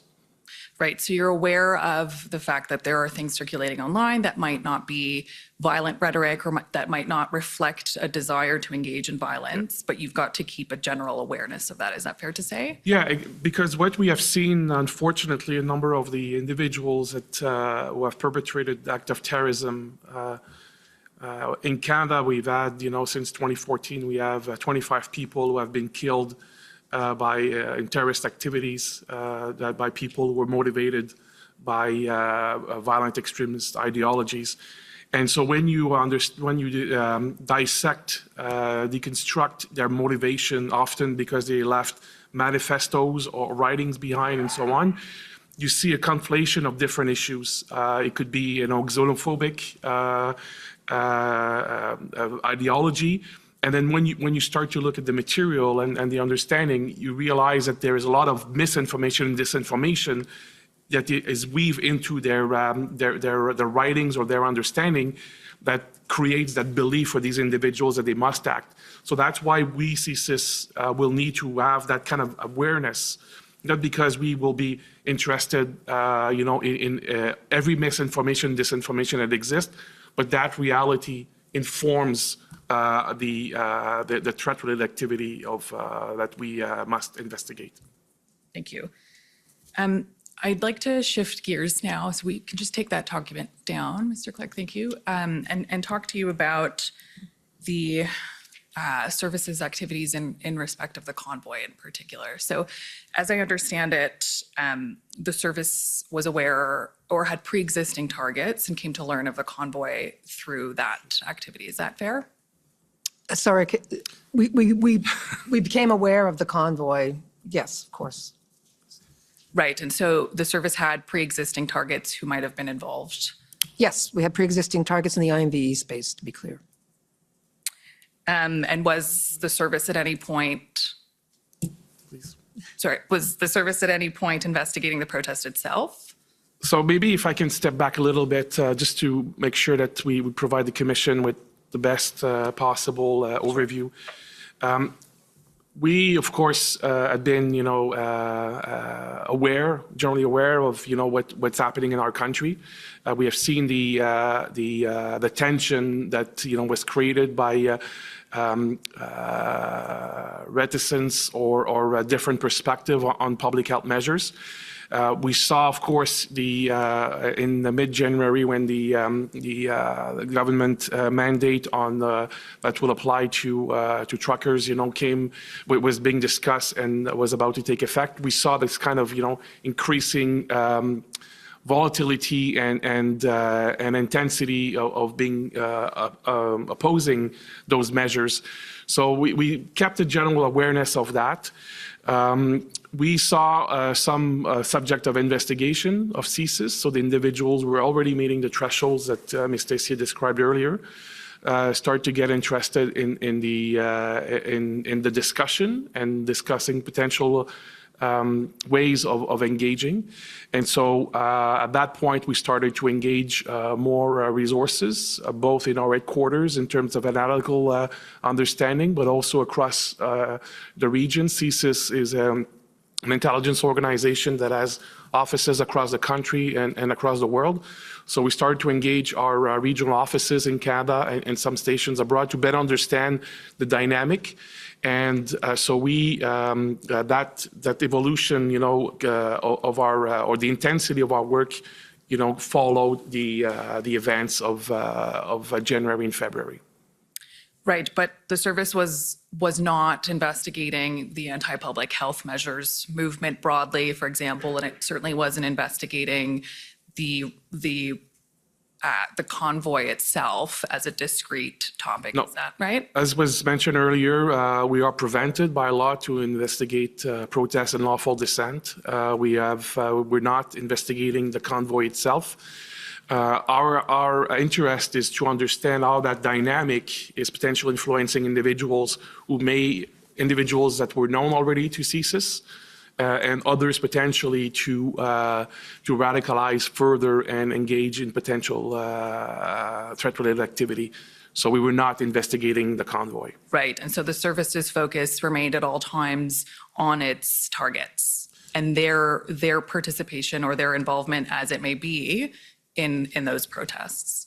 I would maybe clarify, Commissioner. I would say that we were, of course, focusing on our subject of investigations, but also the dynamic of such events is that you have people.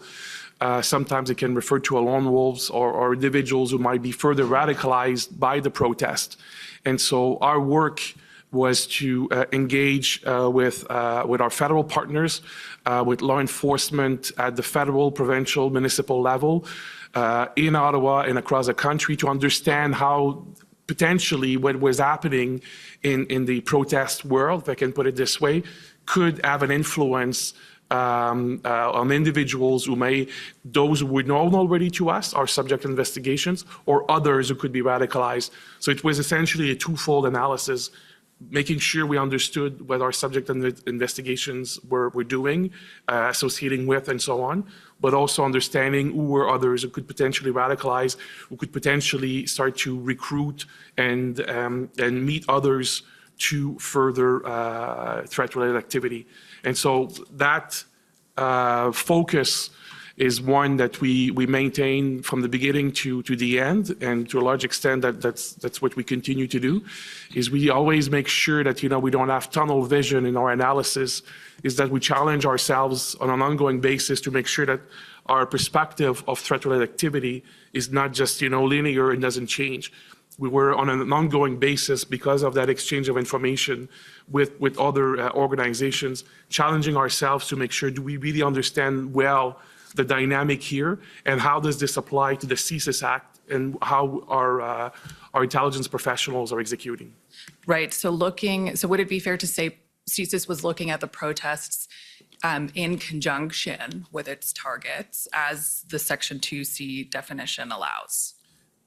Yes, our targets, but also looking at the broader perspective to see if others would eventually engage in such activity that they could become subject of investigations. So looking for potential threats? Yes. Okay. I would like to pull up a document, TSNSC CAN 50165. So I'll take you through a few briefs that the service prepared in the course of the protests, and we can discuss them.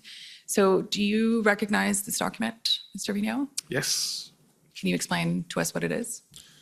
As per the title, these are notes that were prepared for a senior executive in the organization, Ms. Tessier or myself, to brief outside partners. In this case would be Minister Mendicino, Minister of Public Safety, who I report to as Director of CSIS. So this would have been a ministerial briefing that you would have provided, is that right? Yeah, well, I think we can describe it like that. Right. And so this is January 27th, around the time of the first ADM NSOPS meeting, is that fair? Yeah, I trust that those dates are accurate, yeah. Okay.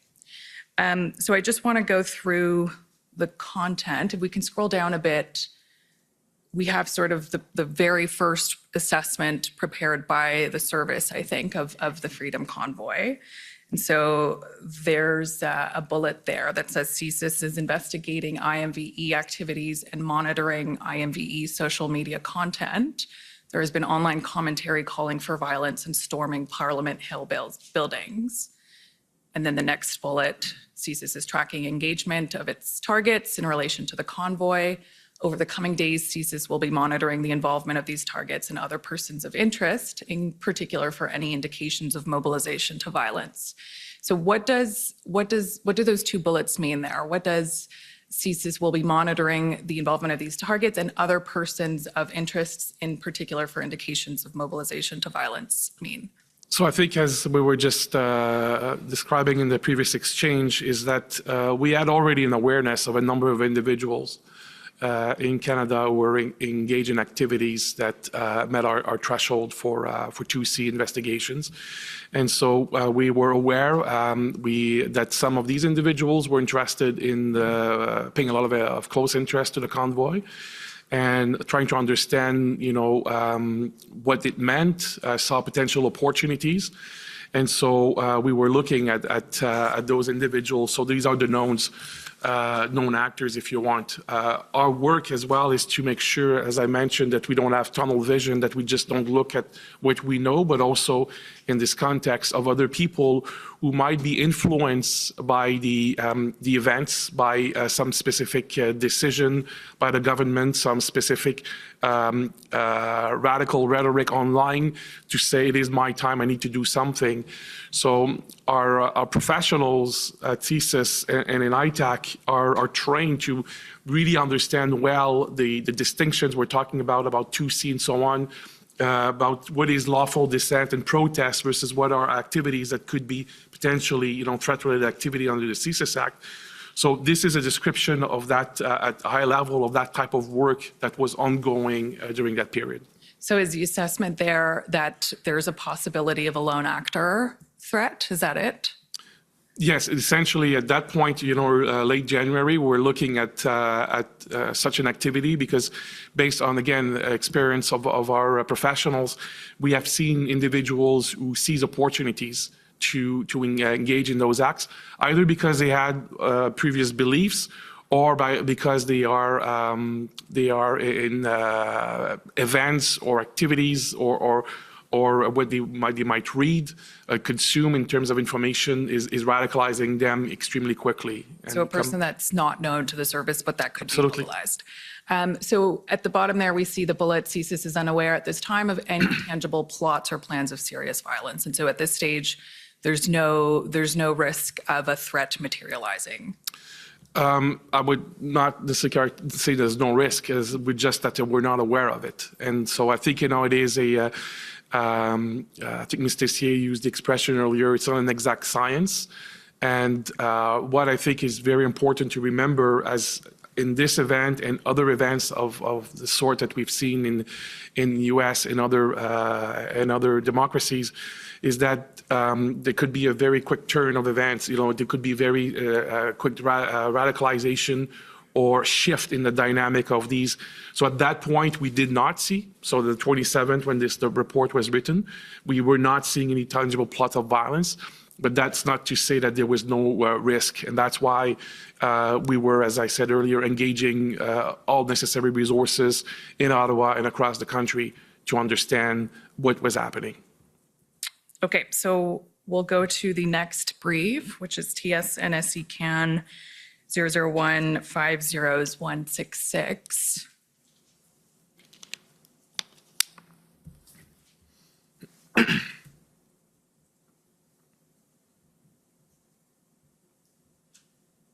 So do you recognize this document?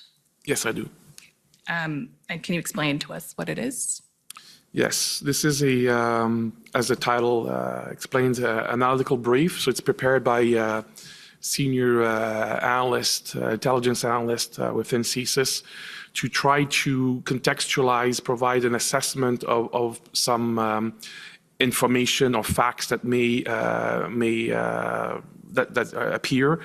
And it's to use their expert knowledge and apply analytical tradecraft to take facts and events and try to make some sense out of them so that we have an understanding within the service and ITAC of what this means.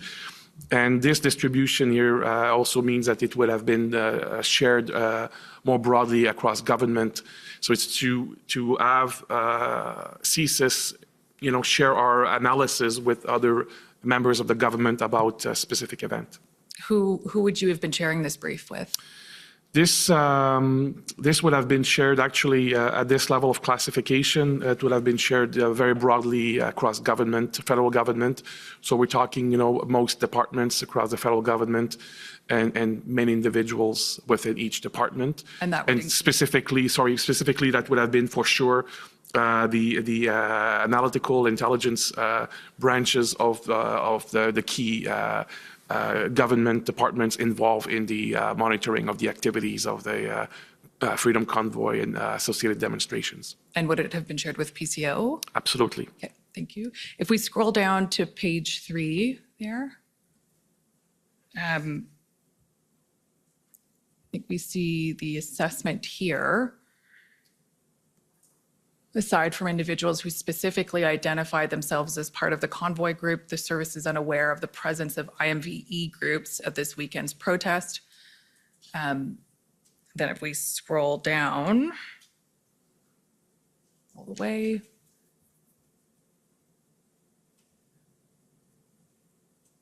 the presence of racist and bigoted flags appear to have been brought by individuals who would like others to believe that their cause or belief is far greater and more organized than it actually is. CSIS assesses that these flags were not part of a broader group initiative. So this is February 2nd, and the service is still reporting there isn't a threat under Section 2C arising from the protests itself. Is that fair to say?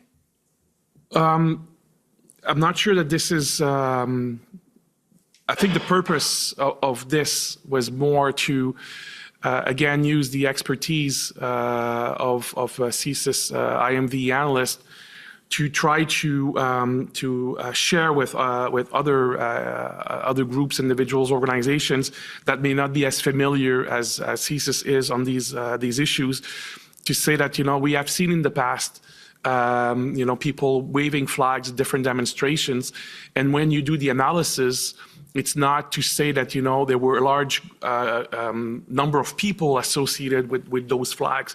It could be here, it is essentially, there was a number of commentary made in the media and other places that trying to draw an inference between if there is such a flag, that means there are lots of people associated with this cause.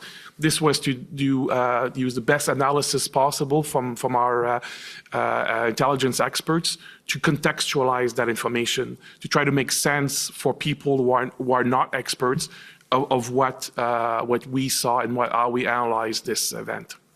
Right, so at this stage, we're seeing indicators or symbols at the protests that might lead one to believe that there are extremist groups involved in the protest, and the service is saying that's not necessarily the case. It's not to say that it's not the case, but it's to be more nuanced in the analysis, because this is very complex, and people who were not experts, may draw conclusions. And our attempt with these types of report is to say, based on our analysis, based on the information we have, based on all of the knowledge that we have, this is the context in how we are interpreting this.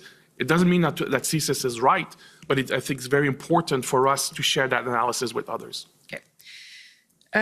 So I'll take you to the last brief, and that's TSNSC CAN 00150-211, please.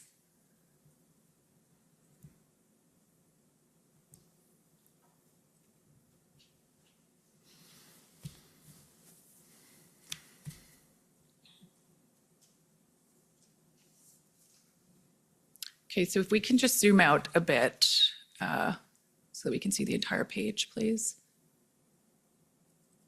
So I believe this brief is dated February 10th. Are you familiar with this document? Yes. I don't see the date on it, though. I think it's just at the bottom of the page there. Okay. So this is a brief, again, on the protests. If we just look at the title, it says Anti-Public Health Measures Movement, Grievances, and the Freedom Convoy 2022. So if we scroll to the bottom of page 2, we have the outlook prepared by the service.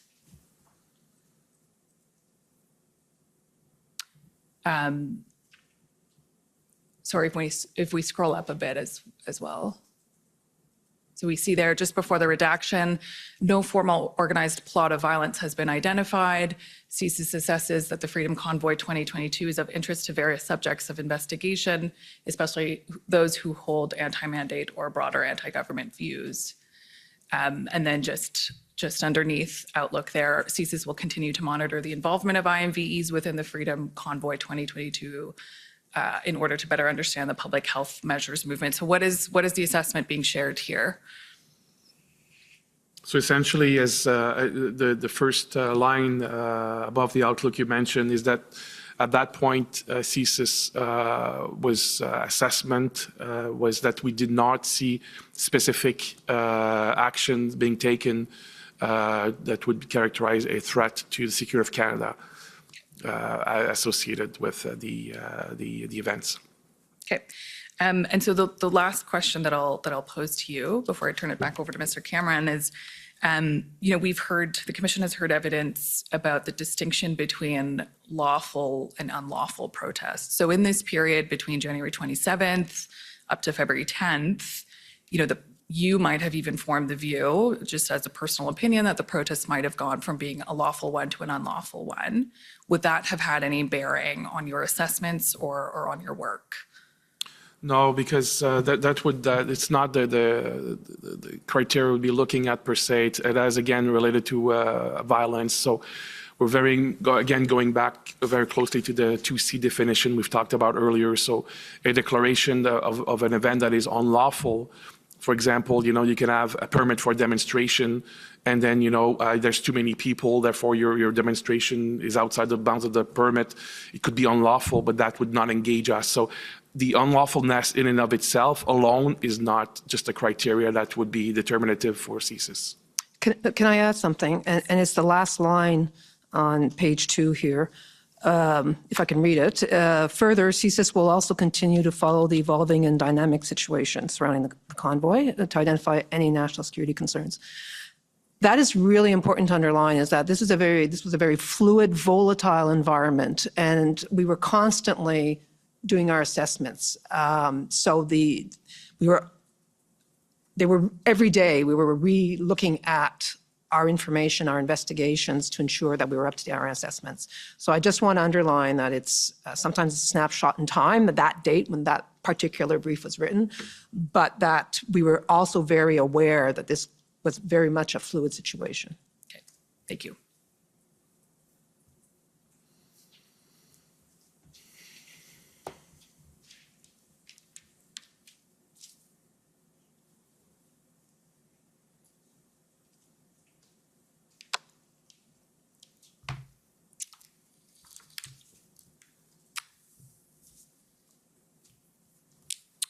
Now, witnesses, what I'm going to do is pick up now with following on that helpful information you were able to give us about the IMVE space and how it fit in with your observations of the convoy and protest and blockade activities. I just want to run through, and this will all sound familiar, and indeed the parties who've had a chance to read the summary of the closed session, this will be similar to a series of questions that you answered there, leading up to some context that I want to bring to the questions that follow. So what I'm going to do is just ask you about your involvement in the government and other in the government, in the law enforcement, and other intelligence communities as you were all watching the protests and the blockades, et cetera, evolve. So first of all, as the materials indicate, I think you'll agree that CSIS attended, had a representative attending and participating in the ADM NS Ops meetings, and I think we know that acronym now, so I won't bother spelling it out. Can you confirm that? Yes. Yes. And CSIS, a representative, attended the DMOC meetings in relation to the convoy and blockade events? Yes. And you had regular interaction with the NSIA about the convoy and blockade events? Yes. And you were a member when it was formed of the combined intelligence group that was set up so that all the intelligence collected by the various law enforcement and intelligence agencies could be shared among the parties involved in the convoy and blockade events? Yes. And CSIS was a member, or at least had a representative at Intersect meetings, that broader group of law enforcement and first responder personnel involved in major events such as the convoy posed for Ottawa? Yes. And indeed, if we step back to before the actual formation of the combined intelligence group, it looks from the documentation that CSIS was receiving intelligence such as the Hendon reports that were generated by the OPP and other information that once they became involved, the OPS was also generating with respect to intelligence on the convoy? Yes. Okay. And if we could call up again, Mr. Clerk, please, the information, the institutional report, all 701, and go to page 13.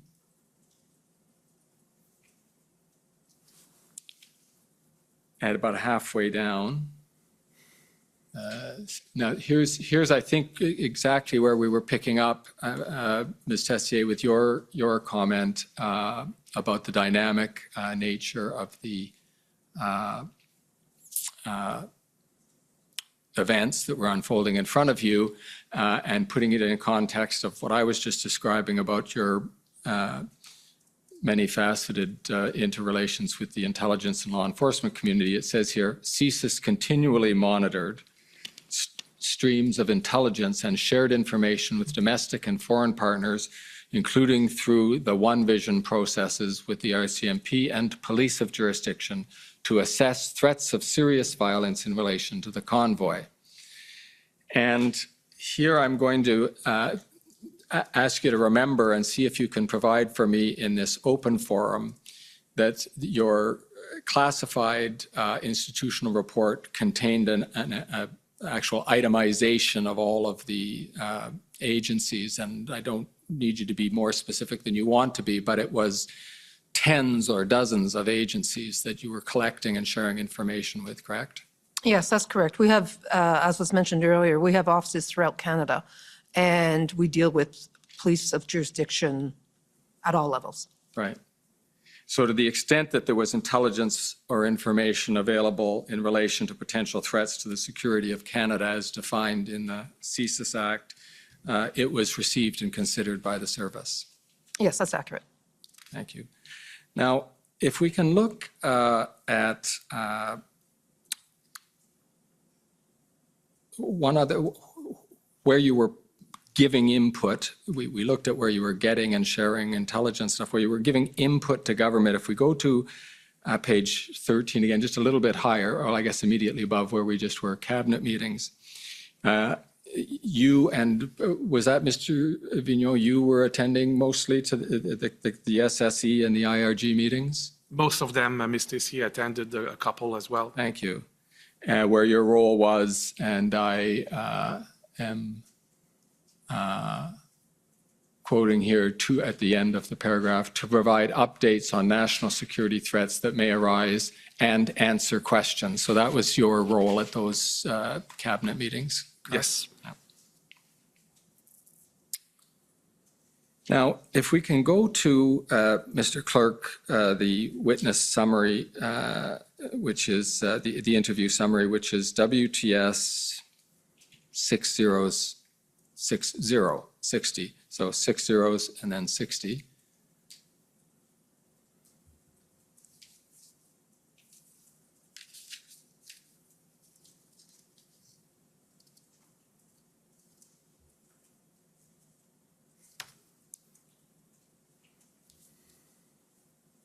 And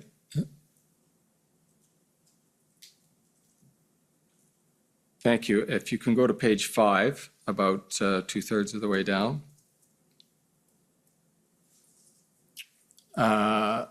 And this is just to situate you. This is a paragraph from the summary of the interview we had when we were meeting with you earlier in the year.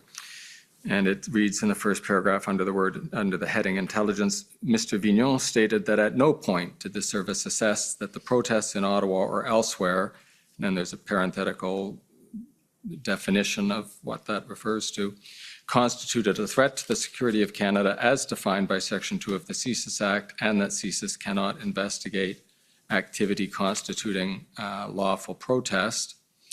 And I'm going to ask you to hold these thoughts in your mind, but I'll just, on that point, you recollect telling us that during the interview, Mr. Vigneault? Yes, I do. Yes. And if we go to page 8 of the same document, about halfway down,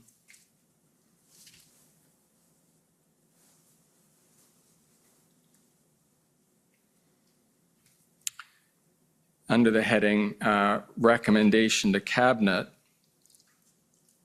the first line there is Mr. Vigneault learned that the EA, which would be the Emergencies Act, referenced the threat definition set out in Section 2 of the CSIS Act once the federal government began to seriously consider invoking the Emergencies Act. And then there's the parenthetical date bracket there between the 10th and 13th of February.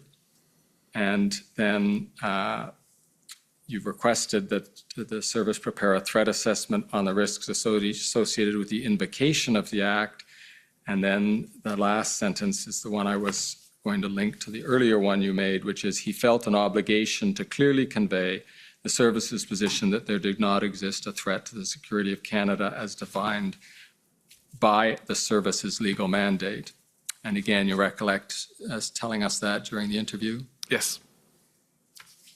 And your legal mandate, as we saw it, I don't think we need to call it up because you can probably recite it from heart and thus recognize it when I put it to you. That legal mandate that you're describing when you say as defined by the service's legal mandate is to investigate threats to the security of Canada and advise the government of Canada on such threats, correct? Yes. If we can go now to, Mr. Clerk, WTS 6079, this is the public summary of the closed session we had on November 5th. And the bottom of page 5 of that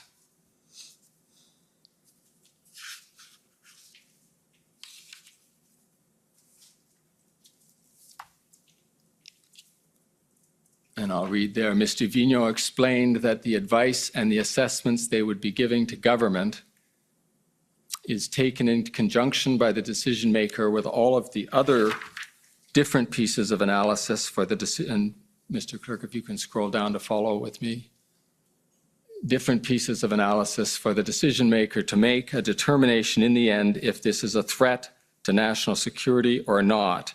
When CSIS looks at national security, in this case, their assessment was that this was not a threat to national security within the confines of the CSIS Act. And you remember saying that, Mr. Vigneault?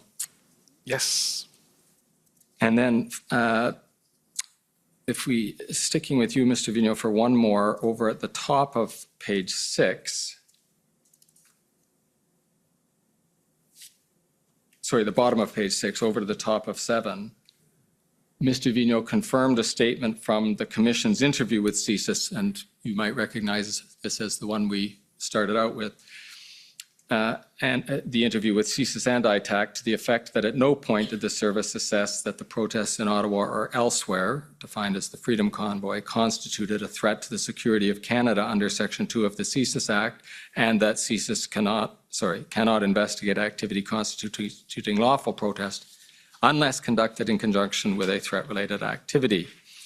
And then you conclude that paragraph, Mr. Vigneault confirmed that to the extent that he was able to give input on this topic at Cabinet and IRG meetings, this was the view he expressed. And again, do you recall making those statements? Yes. Now over to you, Ms. Tessier.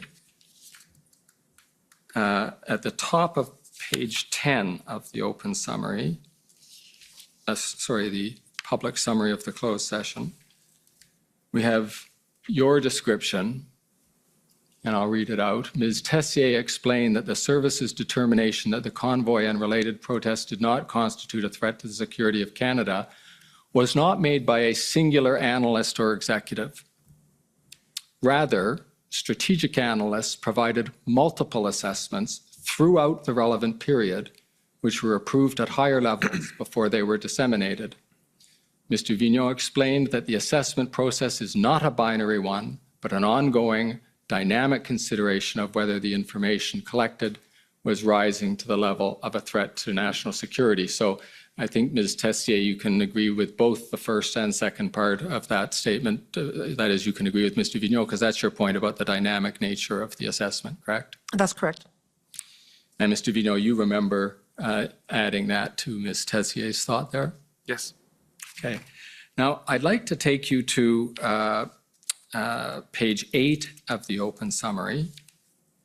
Sorry, the public summary of the closed session.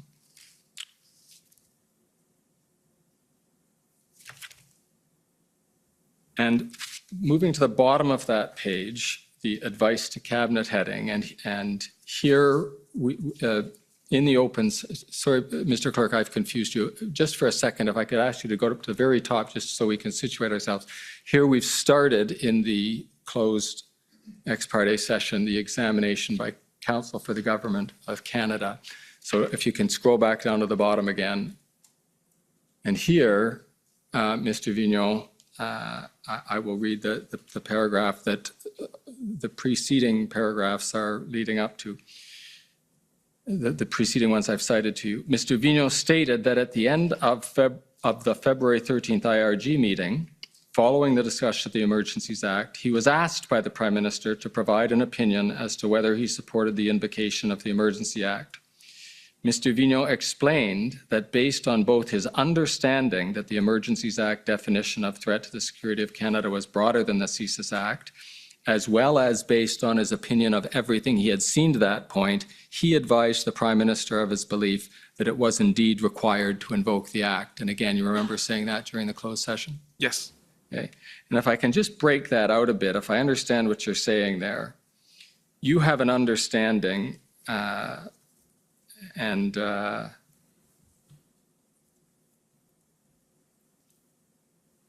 we might find out later in the week where you got that understanding, but I'll let you keep that as a mystery for now. You had an understanding that the Emergencies Act definition of threat to the security of Canada was broader than the CSIS Act definition, correct? Yes, and maybe if you allow me, Commissioner, just want to go back to the first element that you took me through, Mr. Cameron, which was that when I learned that the Emergencies Act was to be invoked, I informed myself. So this is, I think, is the crux of the issue. So as director of CSIS, we're very familiar. My colleague and I, we know the Act fairly well, of CSIS Act. I was not familiar with the details of the Emergencies Act. So when that was first brought up, the fact that the Emergencies Act was using the same words as the CSIS Act to define the threat, so imported into the Emergencies Act, I needed to understand for myself and for the course of this, what was the implication of that, and that's when I was assured that there was a separate understanding. The confines of the CSIS Act, the same words based on legal interpretation, jurisprudence, federal court rulings, and so on. There was a very clear understanding of what those words meant in the confines of the CSIS Act. And what I was reassured by is that there was, in the context of the Emergencies Act, there was to be a separate interpretation based on the confines of that act. And that was, instrumental starting on the 10th, I believe, when we discussed that, to make sure that we understand, and how we would be not informing, but using the words very carefully and very much specified. When we were providing advice and information, it was based on the CSIS Act definition. So I just wanted to maybe contextualize this a little bit. So thanks for that. Thank you for that elaboration. Now, if we can go back to that sentence at the bottom of page 8, I understand, I think that the words do speak for themselves, but I want to make sure I understand your sense of them, that based on your understanding that the Emergencies Act definition of threat to the security of Canada was broader than the CSIS Act, and then it says, as well as based on his opinion of everything he had seen to that point. So if I'm understanding the way you've put those two together, that if you take a broader definition and then look more broadly, you come up with the advice you gave to the Prime Minister of your belief that it was required to invoke the Act. Yes, that's exactly it. Thank you. Now, I want to sort of insert a parenthesis or come back to an observation. Mr. Clerk, can you call up SSM NSC CAN 50216. These are IRG meeting minutes for the February 13th meeting. And at page 12, we'll find the report to government that you commissioned, Mr. Vigneault, when you learned that the government was considering the invocation of the Act. And you've mentioned elsewhere in your evidence, I think it's now well understood by the Commission and the parties, that as you learned that the government was considering the invocation of the Emergencies Act, a concern that you had because of your understanding of the IMVE space, and feel free to join in, Ms. Tessier, if you want to add here. The concern was that the invocation of the Act actually had the potential to, I think the word inflame is used, but to raise the temperature and actually increase the risk of a threat of serious violence. Is that right? Yes, it is. And this is really when, we feel that it is our responsibility, a little bit like when Ms. Khan walked me through through another of the assessment in relation to the flags. We have experts, we have people inside the organizations that, really well understand those dynamics. And in this context was to make sure that the government, yes, within the confine of the reflection on the invocation of the Emergencies Act, but also more broadly about, what is happening in the country and how could the dynamic change. We felt it was important that, we took that expertise within the service and we shared that more broadly with partners, with the government so that everybody had that understanding that we had at the service. So it is within that spirit, so both in the context of the Emergencies Act, but also in the context of what we potentially see in Canada. Right. So if I understand the purpose of this report, it was to alert the government to a potential movement in the threat environment. And by that, I'll tell you what I'm trying to get at. You weren't, by offering this assessment or deciding to do the assessment, concluding that the government itself was, by invoking the Act, engaging in activities that posed a threat to the security of Canada. No, absolutely not. It was really much, again, based on the expertise and understanding of the IMV milieu, is to see how some of these elements can be interpreted. And Ms. Conner asked us earlier about disinformation, misinformation, and that would be a good example of how some objective decision could be misconstrued deliberately or not, and what is the impact on potential threat activity in Canada. So that really was the spirit in which we produced that document. Right, and this document, perhaps also in the spirit of things we see in your annual reports or some of your reports to Parliament, CSIS sometimes prepares reports to government related to threats to the security of Canada that aren't actually premised on the commencement of an investigation based on reasonable grounds that the activity poses a threat, but it's simply advice to the government, a report to the government on threat-related issues, correct? Yes, it essentially is to use the expertise, the knowledge, and to try to bring a level of understanding or bring a light into very complex dynamic issues that are, in the case of IMVE, fast evolving in our country. So we try to bring that level of understanding, yes. Okay, and if we can go back then, Mr. Clerk, to the public summary, that's WTS 6079, and just wrap up the chronology and indeed this examination by going to page 7 of that summary.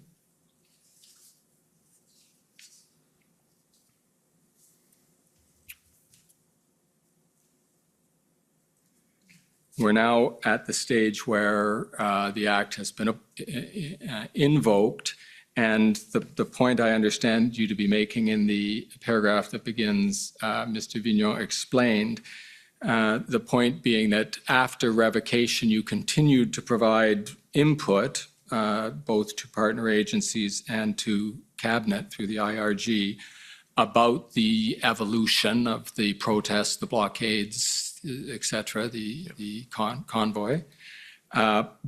So you're continuing to give input proactively, but you weren't actually asked the question, should we revoke the Act? No, we were not. Thank you.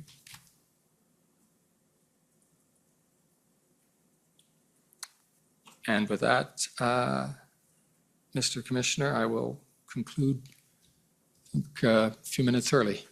Okay. Well, that's great. A little shorter is appreciated. So I think we'll take the morning break and come back in 15 minutes to start with the various cross-examinations. The commission is in recess for 15 minutes. La commission est levée pour 15 minutes.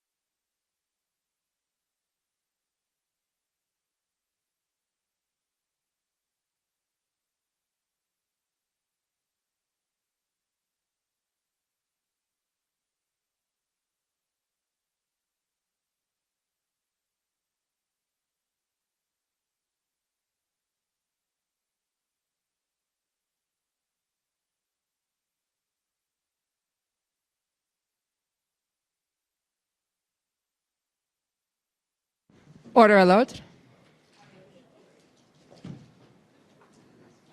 The commission is reconvened. La commission reprend. Sir, before Okay. Oh, okay, Miss Convoy Organizers. Okay, go ahead. Before I begin, I'd just like to ask leave to use a certain document. I believe your council has been advised of this. I've put together an examination aid for the purpose to save time. The documents in the examination aid I will be tendering into evidence. However, not the examination aid itself. The purpose of the examination aid is so that I don't have to wait to go through each and every document one by one by one and waste the 15 minutes I have.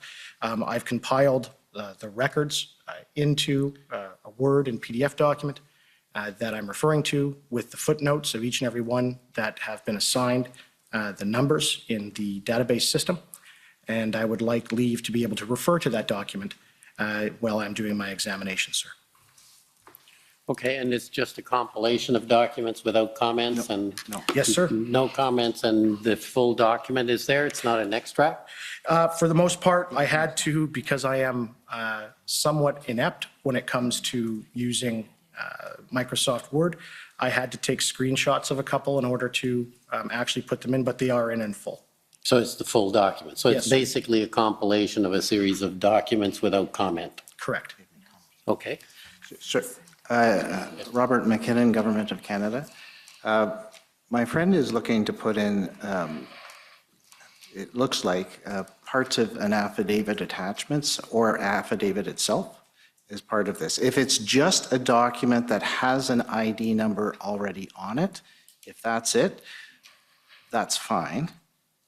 So as long as it's not just an excerpt of an affidavit that's been filed in this proceeding or the motion itself, not argument, and it's just the document.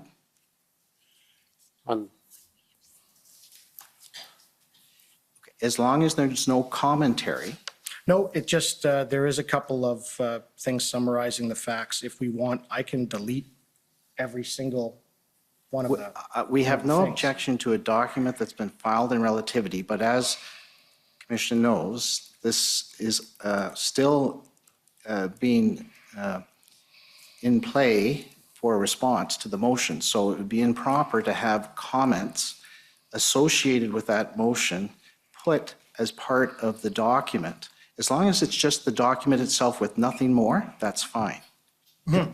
And what we can do, sir, is that if my friend, he has the document, if there's issues as they arise, before I move to the next page of each one, I will check with my friend to make sure that he feels it's fair. So, but, okay, and you don't, I'm a bit confused. I thought you said there were no comments, it was just documents. It was documents, but I state the fact in the document before putting, it's not anything other than the fact. But as I said, I can delete that if the court would like.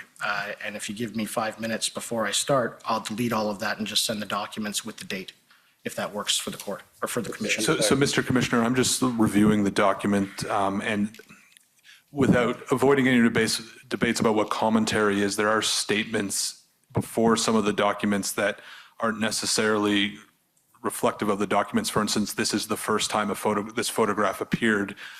So again, not getting into what commentary is, Commission Counsel does have concern about that sort of statement being put in this format. I think Commission Counsel's view is the documents themselves, if they can be organized in a fashion where it's just reflecting what's in the document, that's fine. I can do that, sir. If I can have simply 2 minutes, I think, I can do that and send it around to everybody and it'll just have the date at the top.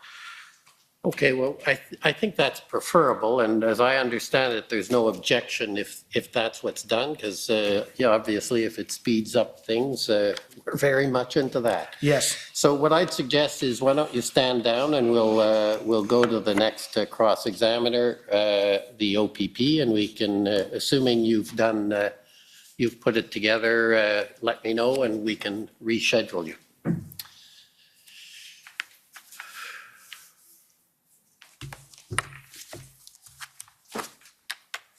Good morning. My name is Chris Diana. I'm counsel to the OPP. And I have some questions, and I may be asking all of at some point for your thoughts.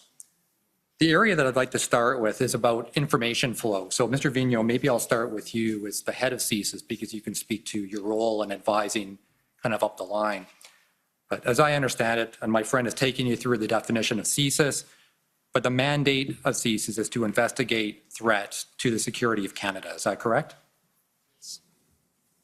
Is your mic on? Can you try again? Okay. Yes. Sorry, I didn't hear you, that's all. And part of your role is to share the appropriate information with senior decision makers in the federal public service, including the National Security Advisor and Minister of Public Safety. Is that correct? That's accurate, but it's also broader than that. We also share information with many other partners, but we on the federal level, that would be accurate. Yes. And that's how it works. We know in the federal sphere, there are a number of law enforcement type relationships that would work in a similar way, and that they'll collect information and they'll share it with senior level decision makers. Is that correct? Yes. So such as CBSA, RCMP, and there are a number of others. Yes. And obviously you would agree that it's crucial that those senior level decision makers have all the information they need to make informed decisions. Yes, I would say that that's what we endeavor to do, is to make sure that all relevant information is available to decision makers. And so when we're thinking about information flow and we think about things that can go wrong in that process, there are a couple of things, well, there are a number of things, but a couple of kind of main things that can go wrong in terms of what you do in advising decision makers. The first may be that CSIS may fail to identify certain information on potential national security threats. In other words, you might just miss on the intelligence side. Yes, I believe I testified earlier to say that we, what we advise on is what we're aware of, and we endeavor to make sure that we are fulfilling our investigations to the extreme degrees, but we will never have the hubris to say that we know everything. Right. And of course, if you don't know, you can't advise, right? Yes. Second, the information may be available, but it may not be properly communicated up the chain. That could happen, right? I think it's maybe taking a second to speak to that is that, there are different levels. Ms. Tessier's role, my role are somewhat different, and we have, people involved, at the operational level and at the regional level. So I think, it's clear that there is a lot of information that is accumulated, and there is a process of analysis and distillation of that information when it comes to our level. Right, and it's a human process. So you might have some information that may come into certain offices, regional offices, and then it has to go up and then to be reviewed and go up again from your level to senior decision maker. And whether it be by inadvertence or maybe not realizing its significance, there's always a possibility that something important may be missed, correct? I would say it as a general statement is a possibility everywhere, not more specifically at CSIS or in intelligence, but I would say yes, it's an accurate reality when human beings are involved. That's right, and that's for kind of all federal law enforcement type agencies, right? I would say I would not want to speak to other law enforcement agencies, but from the CSIS point of view, I would say that's an accurate description of a theoretical issue. Yes, and obviously sometimes you may not be aware. When I say you, it could be CSIS, it could be another law enforcement agency, may not be aware of the potential significance of a certain fact, and it may just be missed. I think it's, again, the same vein. I would say that's accurate, yes. Okay, I would like to ask about Project Hendon briefly, and maybe Ms. Tessier, because you were kind of the lead on the actual intelligence side, as I understand it, the operational side. We do have evidence, of course, that CSIS did receive the Hendon reports that went to a number of recipients. That's correct? Yes.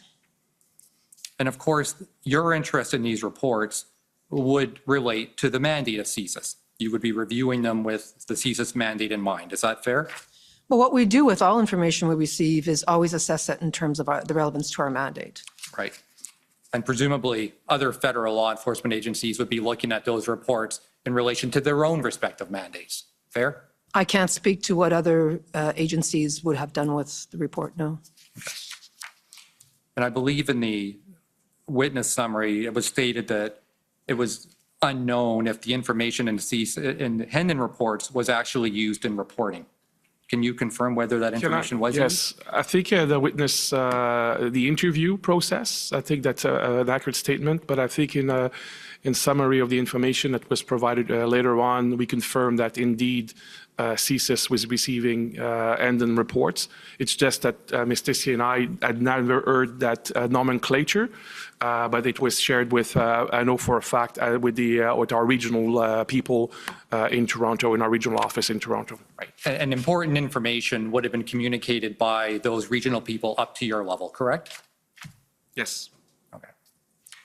Now, according to OPP Superintendent Pat Morris, and I don't know if you heard his evidence some time ago, but he testified that the OPP works very closely with CSIS. Is that fair? Absolutely. In particular, I think the Provincial Anti-Terrorism Section works closely with CSIS. Yes, it does. And OPP is also embedded with INSET, the Integrated National Security Enforcement Team. Yes, And you would agree the OPP is a valuable law enforcement partner. absolutely. And that, well, Project Hendon and the reports were a new product, but they still provided a valuable source of information, correct? I would imagine so. I've not seen the reports directly myself. I also want to ask about the concept of information silos, which is always, I think, somewhat of a challenge in the intelligence field.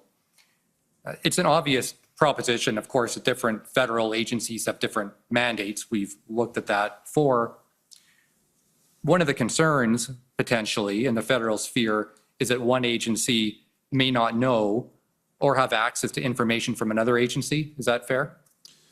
It's fair, but I would, for the commission's sake, I would say that collectively, individually, as organizations, we have learned a lot of lessons over the years, and to make sure that we move away from the risk of information being siloed. As was introduced in evidence today, CSIS and other organizations were part of groups like ADM and SOPS, the Combined Intelligence Group, Intersect, INSET, as you mentioned. And so these are processes put in place to ensure that we reduce the risk to the maximum possible that there will be information siloed. And so efforts have been made to get around the silo issue.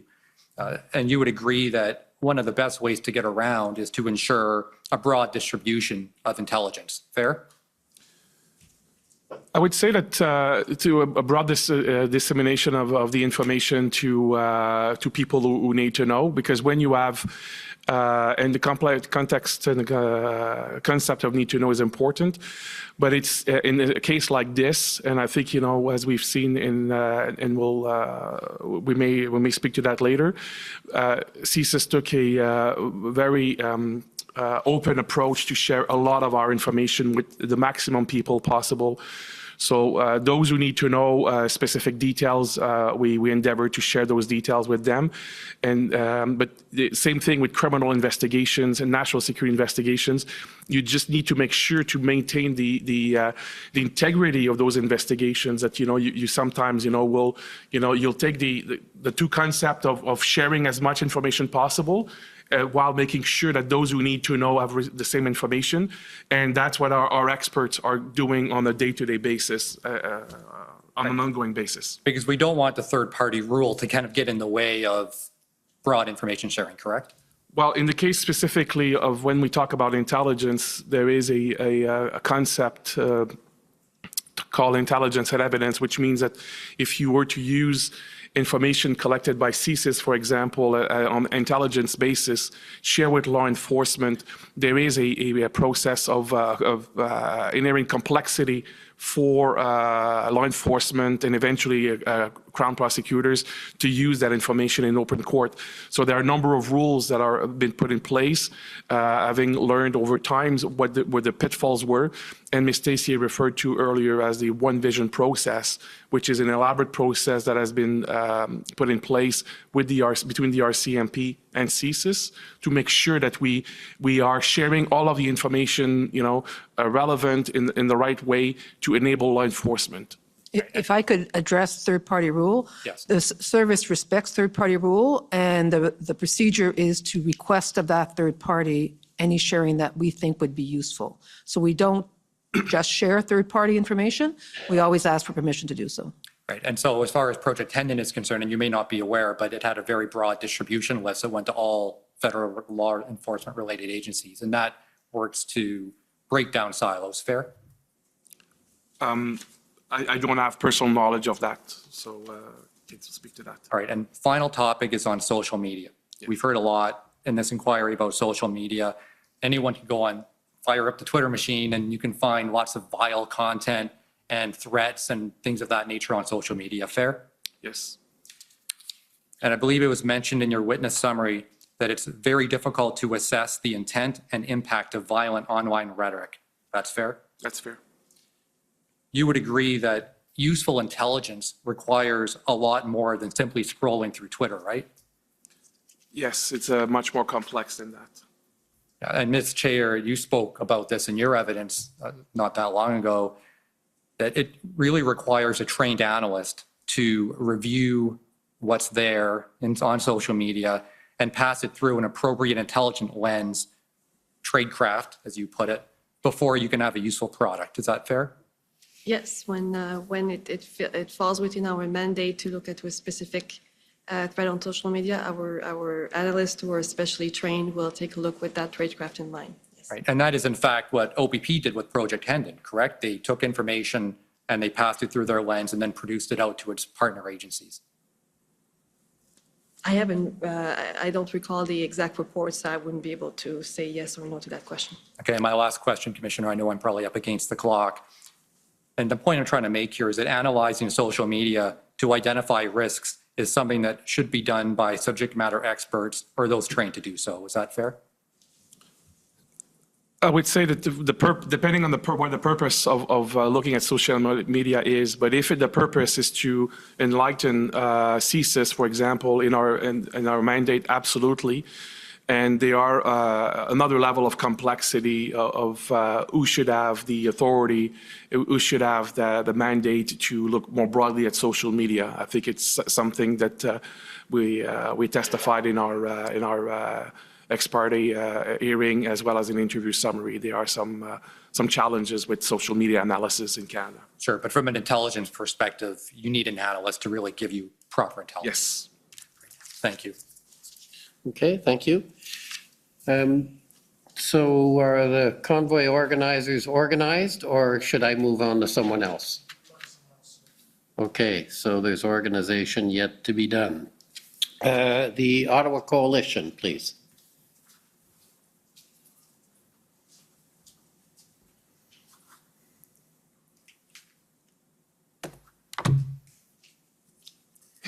Thank you, Mr. Commissioner. For the record, Paul Champ, Counsel for the Ottawa Coalition of Residents and Businesses. Thank you for coming today, panel. I just want to ask a question, I guess Ms. Tessier perhaps. There's a statement in one of the documents, and you've testified that the convoy protest at no time posed a threat to Canada's national security. But at the same time, isn't it true CSIS advised Cabinet that invoking the Emergencies Act itself could further inflame extreme anti-government rhetoric? Is that not the case? I'm not sure which document you're referring to in the first statement that CSIS said at no time did the protest. Is there a document I could look at? I apologize. Maybe it was Mr. Vigneault, the director. That was the advice you provided to Cabinet, was it not, sir? Yeah, I believe that the statement I made was related to that the analysis continued to be that there was no threat to the security of Canada. That's the concept that we'll be normally using in our vernacular. Yeah, by security of Canada, we're talking about 2C, violence associated with ideologically motivated objectives, right? Yes, very much within the confine of the CSIS Act. But Mr. Vigneault, if there was a concern that, and it was also your advice that invoking the Emergencies Act could further inflame that kind of rhetoric, correct? It was our advice, our assessment, I would say more than our advice, our assessment was that given everything that we know about the dynamic nature of IMV milieu, that yes, some individuals might, seize on such a government measure to further inflame the rhetoric and potentially, push them to act violently. yes. So there was a concern. That's what I was kind of getting at, is that if the situation or some of the rhetoric was so volatile and extreme that invoking the Emergencies Act could lead to some kind of violent reaction, was that not a concern? It's absolute concern, and if I may add, Mr. Champ, I would say that the fact that from early in January to throughout the period in question, we mobilized, our headquarters and our regional offices because we were concerned about the situation. Absolutely. So I think there are different aspects of how we are segmenting this information that I think it's important here. Yes. And so here's a question from Ms. Tessier. I want to understand, there were some subjects of investigation present at the convoy protest, correct? That's correct, yes. So just so we're clear here, these were individuals for which CSIS had obtained targeting authority? Yes. And you had obtained, or CSIS had obtained those targeting authorities prior to the protest. So there were individuals who were of concern prior to the Freedom Convoy protest. Yes, that's correct. And so that means that CSIS had reasonable grounds to suspect that these individuals could engage in threat-related activity. That's correct. Okay. And we also know that there were many violent threats against public officials in Ottawa. CSIS was aware of that? Yes. Not only federal officials, but also municipal officials? I don't recall who exactly, but I do know overall there were threats, and there continue to be increasing threats, as I mentioned earlier today, against elected officials. Right. The mayor testified that there was an individual coming from New Brunswick who was arrested who had apparently firearms in his truck. We also heard evidence from a city councillor, Mathieu Fleury, who had to leave with his family from his home because people were coming to his house. Was CSIS following those kinds of threats against municipal officials? As I mentioned earlier, we maintained, our focus was on our subjects of investigation, of course, but naturally, we worked very closely with our law enforcement partners, shared information, and continued to assess the situation as it related to our mandate. And as I described earlier in terms of how we assess the situation in order to open investigation. But Ms. Tessier, just to be clear, like if someone's making a threat against a public government official, whether it's federal or municipal or provincial, isn't that inherently falling under 2C? If someone's threatening a public official because they want some type of different political decision or policy choice, isn't that inherently falling under 2C?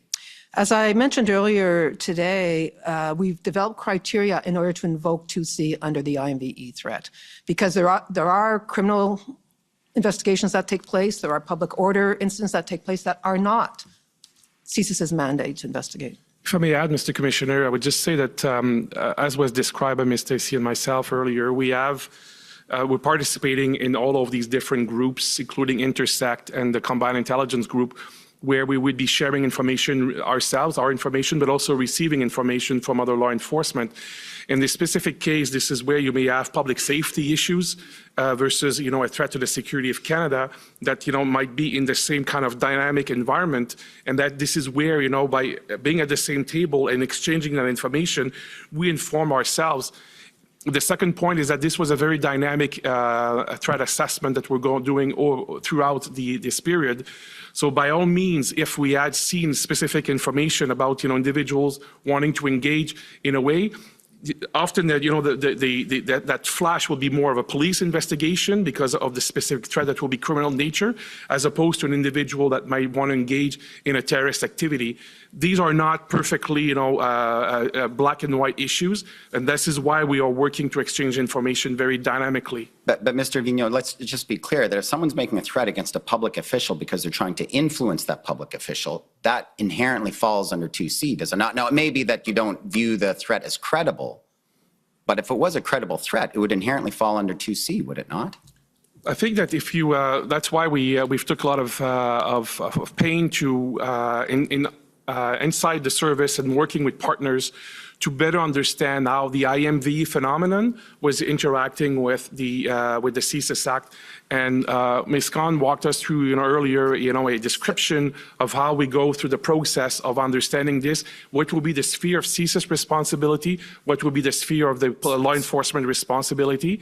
And that's why I'm saying is that this is not black and white, it's dynamic, and this is why people talk to each other on an ongoing basis. Sir, please, I'd like to give you normally I'd like to give witnesses full time to answer, but I only have a limited time. I'm just trying to get an answer because I believe I've asked it a few times here.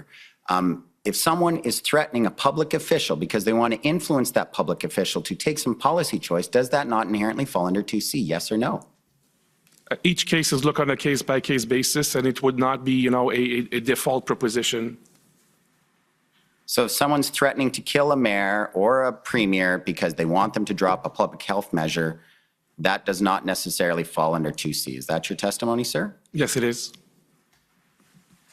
And so did Sorry, CSIS Mr. not Commissioner, look if I can just add, I think as we've walked through, there are a number of other criteria that are necessary to be the CSIS Act.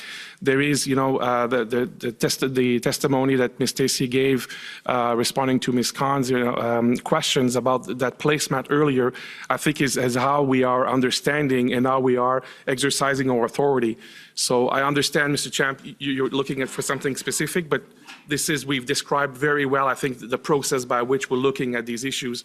And it's not because someone would only write online that they want to kill someone that it will automatically be a threat to the Yes, security sir, I of understand that. And we're reading a lot of time just to get an easy answer to what I thought was an easy question. I thought your response was going to be, with all due respect, that yes, a threat to a public official to influence that public official would fall under 2C. But in most cases, we have not viewed these threats as credible or valid because, it's just online. I think in one of the CSIS documents, I saw shit posting or something like that. But if you viewed a threat to a public official as credible, would it not fall under 2C? If we have, and we have done that in the past. Could I get a yes or no answers, please, sir? He already answered it. He Okay, said well, no, fine, I'll move on. Thank you. So now, did CSIS look into any of those threats in the context of the convoy protest, any nexus to the convoy protest? Probably since the mid-January until, and we continue to today, we continue to look at specific information in context of IMVE actions, blockades, and the Freedom Convoy. So we have done that very intensely throughout that period. So you did look at those threats, and did any of those threats to public officials emanate from anyone with a nexus with the convoy protests? I think it's, Mr. Commissioner, it's hard to speak, at large about in generic threats. I just provided an answer to the question about to Mr. Champ about the threat to public officials. And so if you have a specific threat, unfortunately, we've provided very detailed testimony to the commission in camera about specific activities that CSIS performed during that period. So is your answer to me then that you may or may not have investigated those threats to public officials with individuals, with threats emanating from individuals with a nexus to the convoy protest, but you can't tell us because of Section 38? No, what I'm saying, Mr. Champ, is that we've described how we have, how we are assessing the information that comes to us in the context of IMVE. We've walked through the 2C analysis earlier, and that is that analysis, that expertise, combined with new information that will come to the attention of CSIS in whatever form, exchange of information. That's essentially what we would be doing on an ongoing basis. So I cannot be more specific than that. So I'm done with my time, sir, but I just want to make sure I understand, because I apologize. I've heard your answer a couple of times, and perhaps I'm missing it. Is that, yes, CSIS did look into those individuals, or you cannot tell us? I did not say that, Mr. Champ. What I'm saying is that we have been looking at information that came to our attention through different venues, different platforms throughout the investigation, and that includes the information, the like you mentioned, but I cannot be more specific than that. So that's yes? No, I will stand by the answer I just provided, Mr. Champ.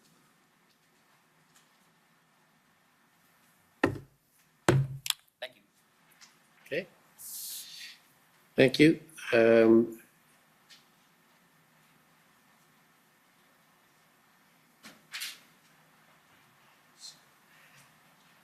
More complicated than you thought? As always, sir, but almost done. Okay, well, let's go to the Democracy Fund, JCCF.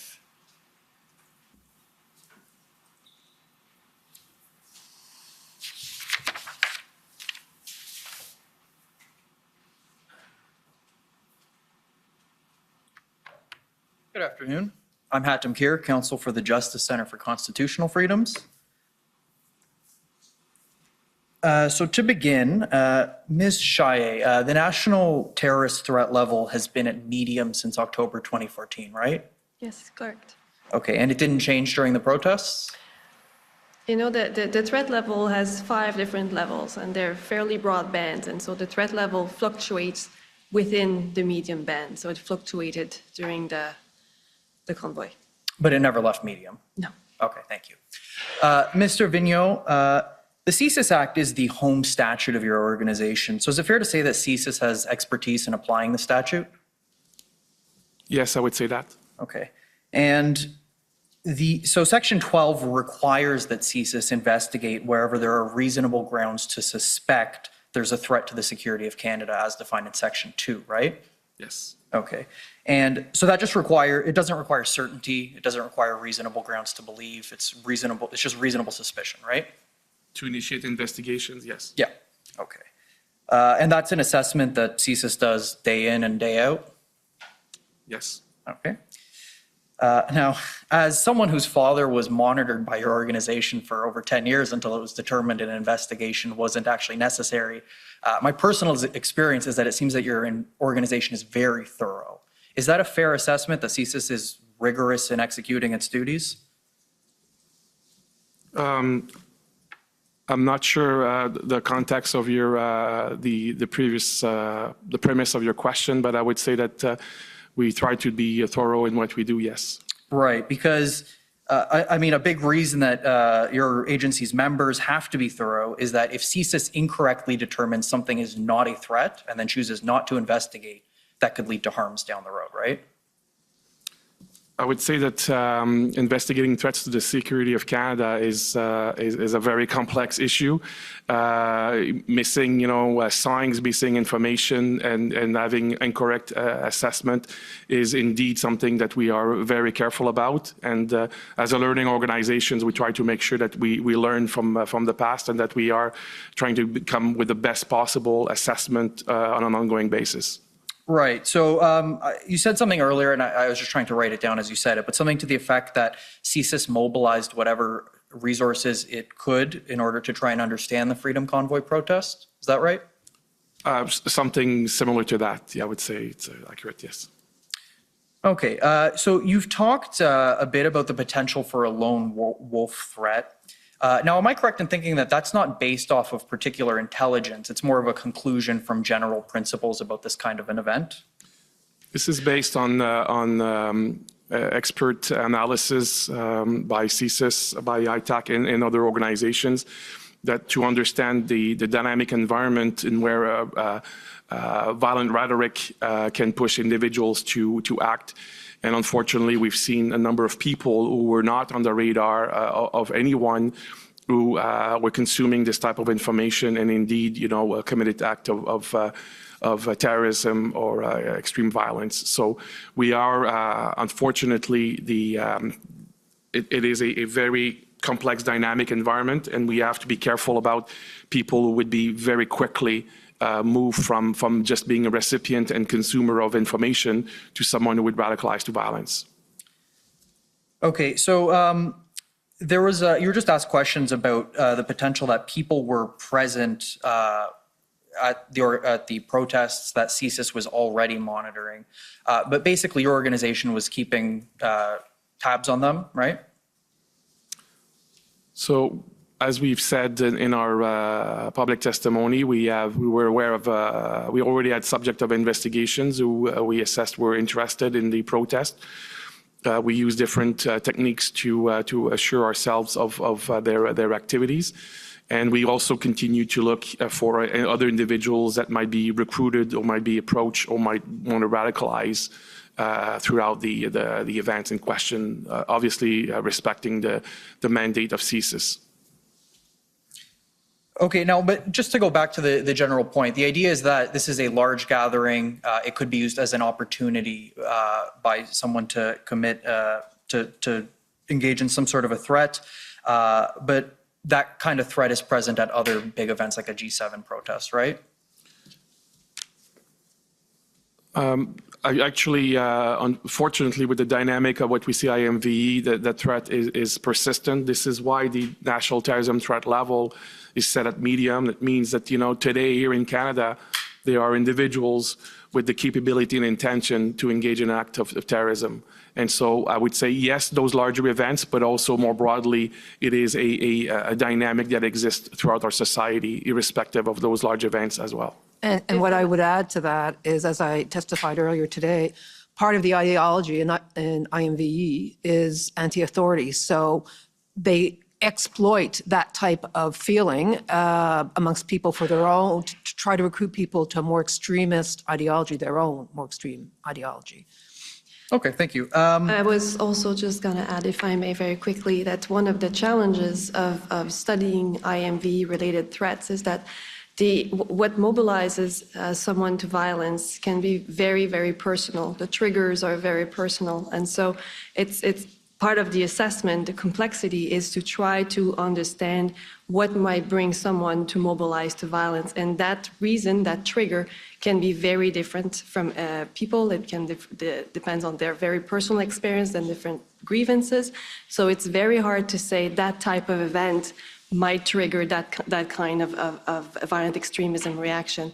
It depends for everybody. Okay, thank you. Mr. Clerk, if we could please pull up COM 50935, and if you can go to the 8th page in the file. There's a 3 at the bottom, though. That's how it's numbered. While that's being pulled up, we've heard a bit about how the definition for threats to the security of Canada doesn't include protest. Am I right in thinking that the basic idea here is that if there's a protest where one of the 4 factors aren't present, you don't investigate, and if there's a protest where the 4 factors are present, you would investigate, right?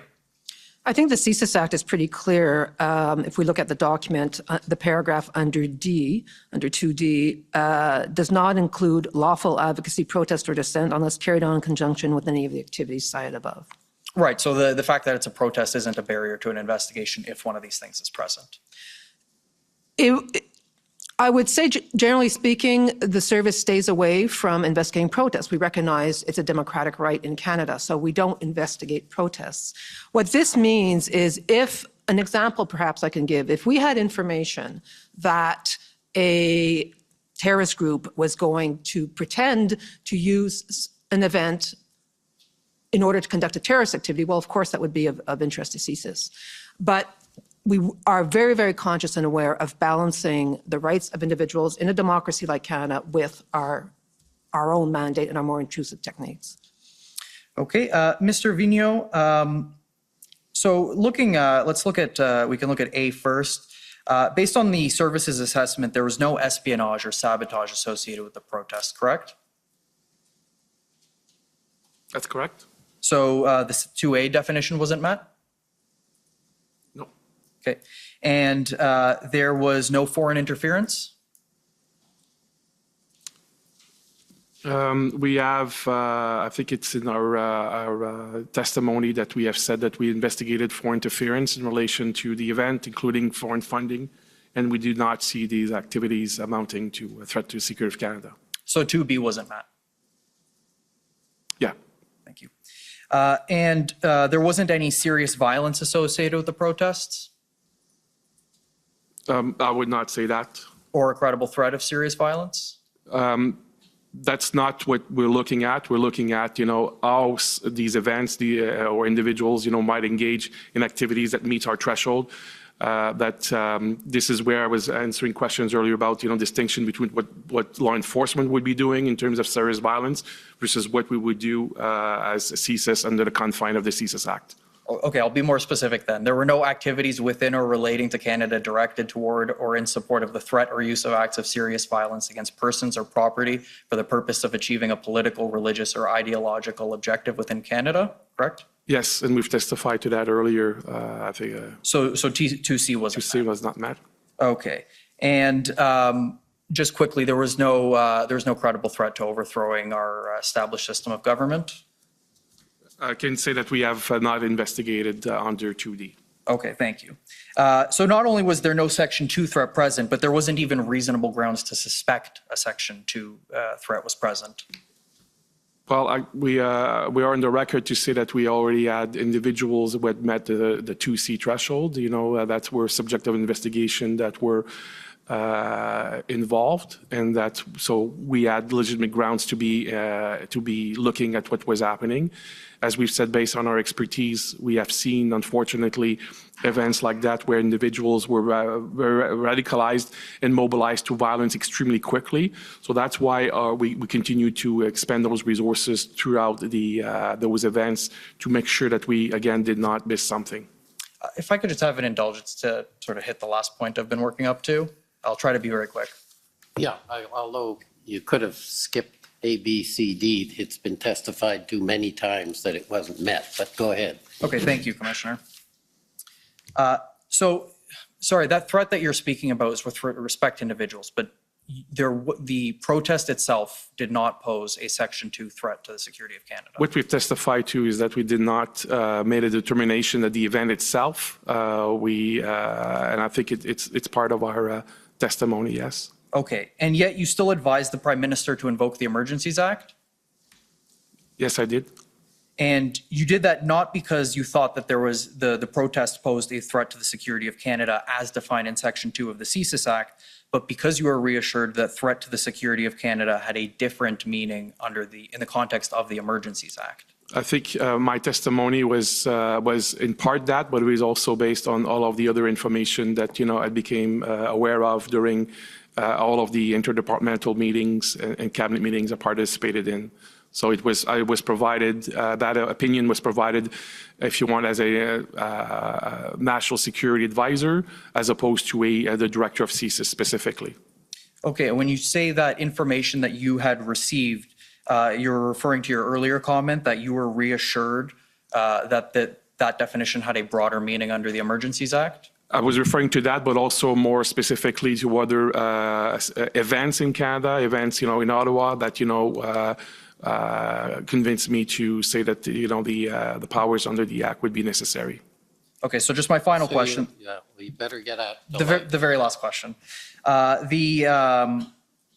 This determination then that the Emergencies Act standard is the definition is broader under the Emergencies Act than with respect to under the CSIS Act. That was not the product of you reading the Emergencies Act and developing your own assessment. That was advice that you had received. That's correct. Okay, thank you very much, and thank you for the indulgence, Mr. Commissioner. Thank you. CCLA, please.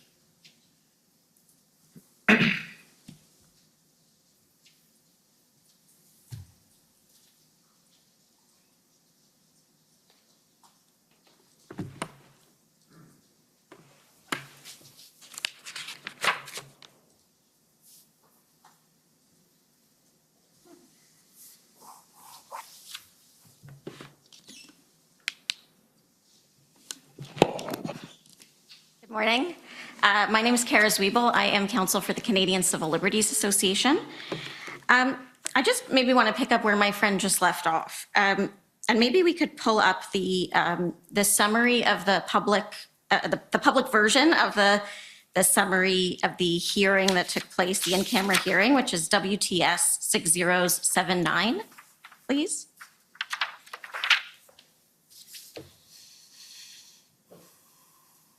And I think it's page 8 that we want to go to. Thank you, Mr. Clerk. And if you can just scroll down to the bottom. So this statement, Mr. Vigneault, and I'm going to direct my questions to you, but if your colleagues have things they'd like to add, please do. This statement that your understanding that the Emergencies Act definition of threat to the security of Canada was broader than the CSIS Act. Where did you get that understanding? I know Mr. Cameron said maybe we'd hear about it later, but I'd like to hear about it now. So I asked for legal interpretation. Okay. You asked the Department of Justice? I did. Okay, thank you. Now, I just want to, if we can scroll down a little bit more. this is maybe a grammar or a language point that I just want to understand. It says he advised the Prime Minister of his belief that it was indeed required to invoke the act. Is that it referring to the government, that the government was required to invoke the act, or that the Prime Minister, or?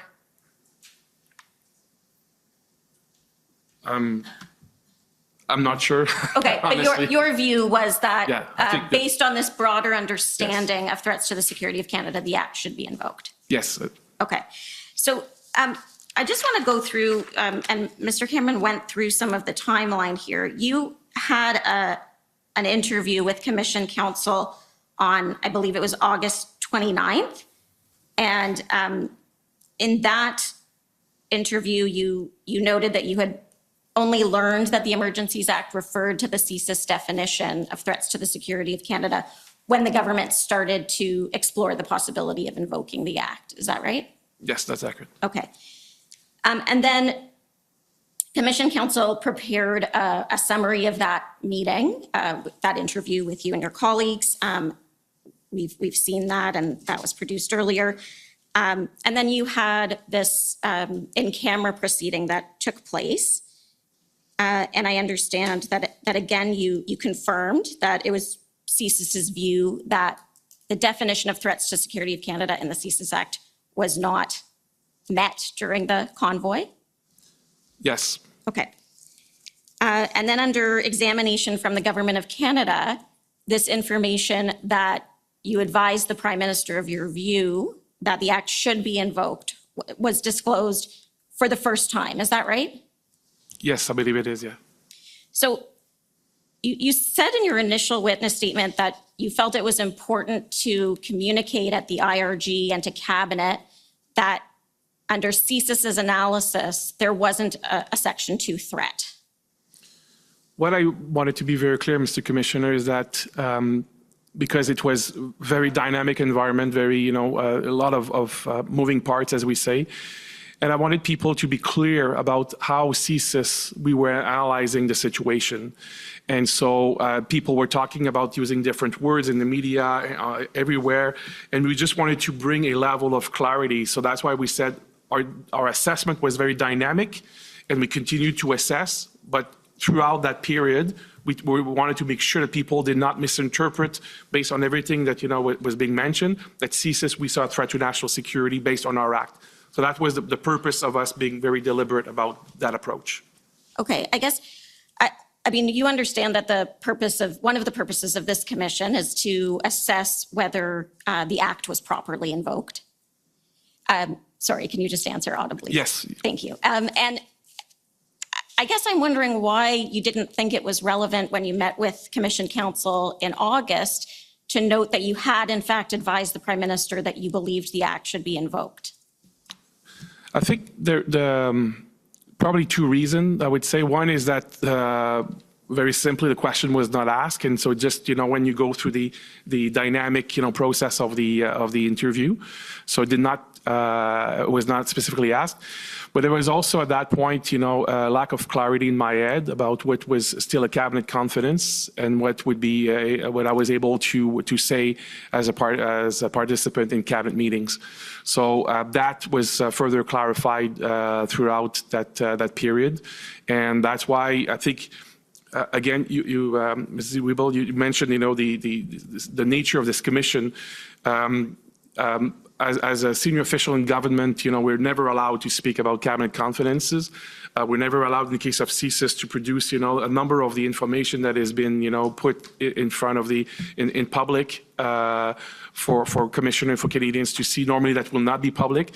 So just needed to ascertain, what were the limits of what we're able to do. And when it was clarified with me that indeed I was able to speak to that, I did.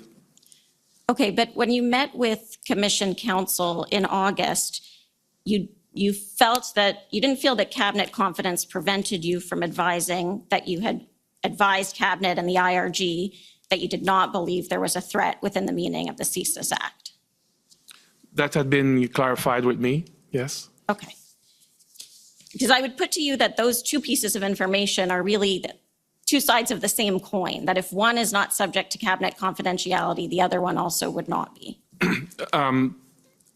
I understand that analysis, but I would say that just back to what I said, we never discuss cabinet confidences, and the information, the way that the information was communicated to witnesses in terms of what would be possible to disclose and not in terms of cabinet confidences just became clearer with the passage of time, between August and our ex parte interview.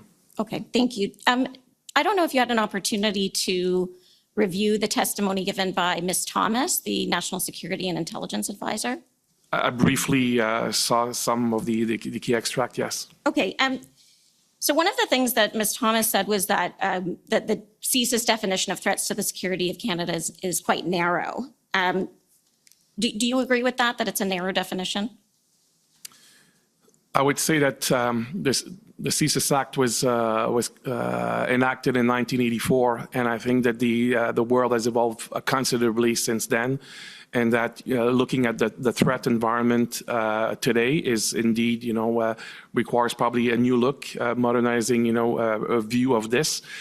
That's one thing. And the second thing is that we also, through jurisprudence, through federal court rulings, commission of inquiries, and review bodies who have access to all of our information, that understanding of the Act was very much more clarified, and so very with a lot of specificity, if you want, in many aspects. And so between, experts at CSIS and the OJ Council, I think, there is a very specific interpretation of the Act, which is, in this specific case of the Commission, different than the Emergencies Act. Okay, so, and I mean, you understand, of course, why, and I think you've alluded to this in other statements that you've made here today and in your witness statement, that there should be a high threshold before our intelligence services start surveilling or targeting Canadians. Would you agree with that? Yes, I do agree. Okay. The holding or expressing of unpopular political views should not be enough to engage CSIS's mandate. Absolutely not. And I would say that there is an expression that we use, which is awful but lawful. And that means that some of the opinions expressed verbally or online, are not by default, even if they can be extremely violent, are not by default something that, would allow or necessitate CSIS to investigate. Okay. And do you understand why? Now, I know you take the view that the definition in the Emergencies Act is broader, but would you agree that the threshold to invoke the use of the Emergencies Act should also be a high one? I would say that with anything, any exercise of power by the state, there is a high threshold. I'm not a legal expert to say, what should be the threshold of the Emergencies Act. So. Okay, but you understand that the Emergencies Act allows the government to rule by executive order for a period of time? I do. Okay, and that the public order emergency section of the Emergencies Act allows those orders to let the government assume control of public utilities, for example. Yes. And it allows the government to direct individuals to render certain services, like was done in this case with the tow trucks. That's my understanding, but again, I do not want to give the Commission the impression that I'm an expert on the Emergencies Act. Okay. And you understand that it can prohibit travel to, from, or within any specified area? That's one of the things that the public order emergency section allows? I would say yes, with the same caveat I've just provided. Yes. Okay. Okay, you're now out of All time, right. so if Thank you you. could wrap up, please. Just one last question. The placemat that you were taken to by Ms. Khan, that talked about the IMVE, the nature of ideologically motivated violent extremism. Two of those sort of elements were willingness to kill or a willingness to engage in serious violence. Would you agree with me that without those two elements, you just have people who care a lot about something and want to make a change? I'll answer that question. That's exactly why we developed the criteria as to what should be looked at in this in this space, in this IMVE space, was to ensure that those criteria were met before we open an investigation. Thank you. Thank you, Commissioner. Okay, thank you. We're ready to go. Okay, convoy organizers, please.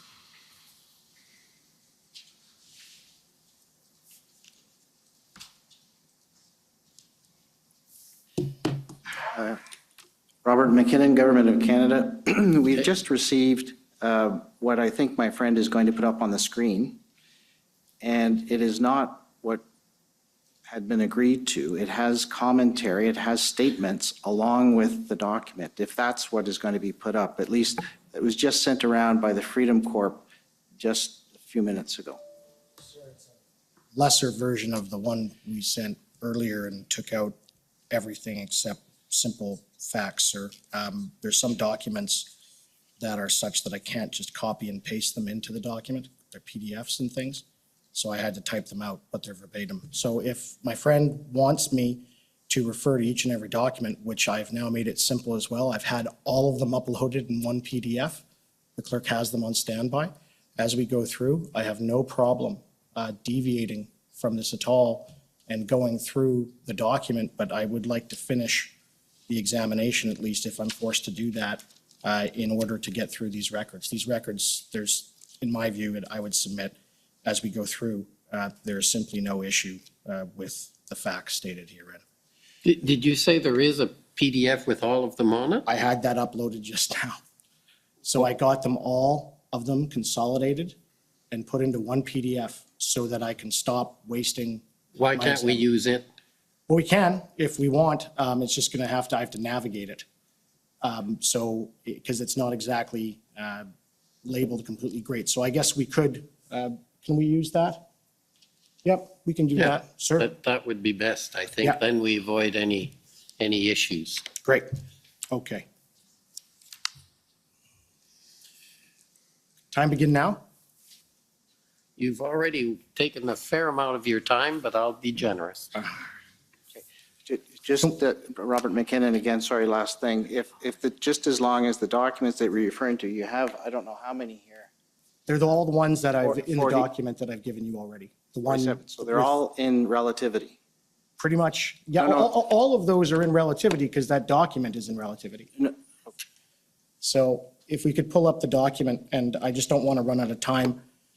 Okay, so let's see how it goes, and I'll try and keep an eye out for you, Mr. McKinnon, if there's an issue. Okay, so if I can first, Director, does CSIS have a concern with the current elected executive leaking information and CSIS information to the media? Do they have a current concern about that? Do you have something specific you No, I want just to refer want to? not specific, but does CSIS have a concern generally about the current political executive leaking information from CSIS to the media? We always have concern when we see information that is, unauthorizedly, made public. I don't know where the source of those unauthorized disclosures are, so I do not have a specific view on your premise. I'm concerned when I see unauthorized disclosure point. Right.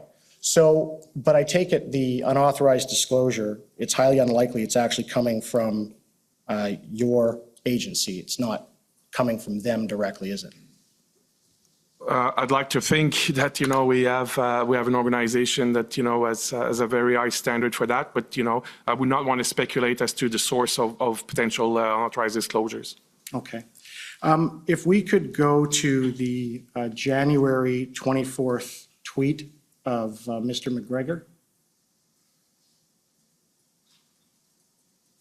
Or sorry, the January 25th one of Alethea Raj. Tweet 14, number 14.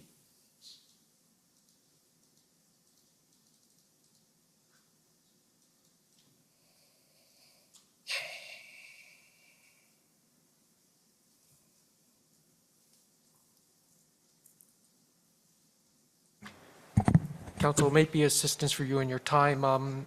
If you know the page reference in that PDF, it'd be a little bit faster. It does not appear to be hyperlinking to the particular Yes, I think the hyperlinks didn't carry through when we uploaded. Unfortunately, that happens sometimes.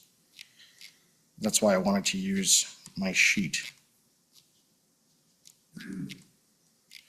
Well, in any event, sir, I'm just gonna ask you. I want to bring up then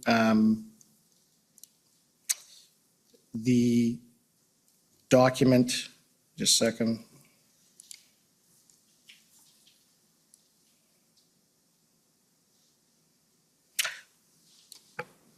I'll just bring it up on the normal document relativity, and I'm going to have to ask for more time. I tried to get this dealt with, and if I was permitted to use the examination sheet that my friend's trying to stop me from, I wouldn't be in this position.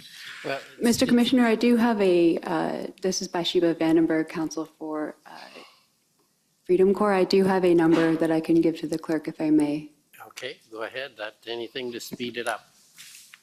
The code for the Raj tweet is HRF 401621. Thank you.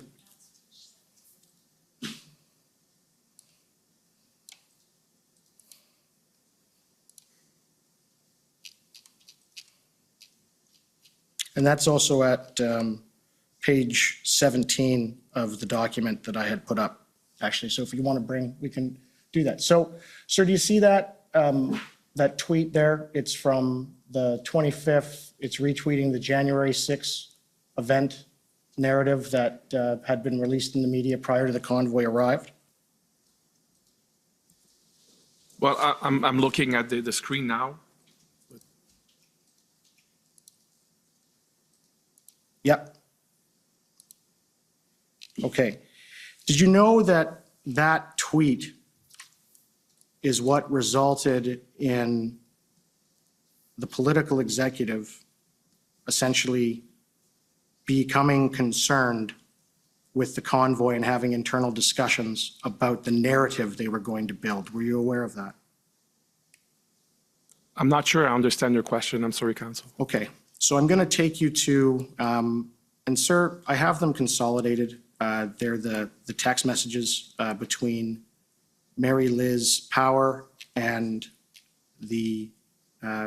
as well as Alexander Cohen. They're verbatim in my examination aid. There's nothing added.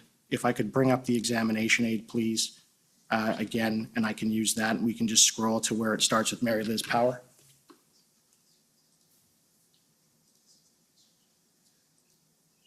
Sir, thank you.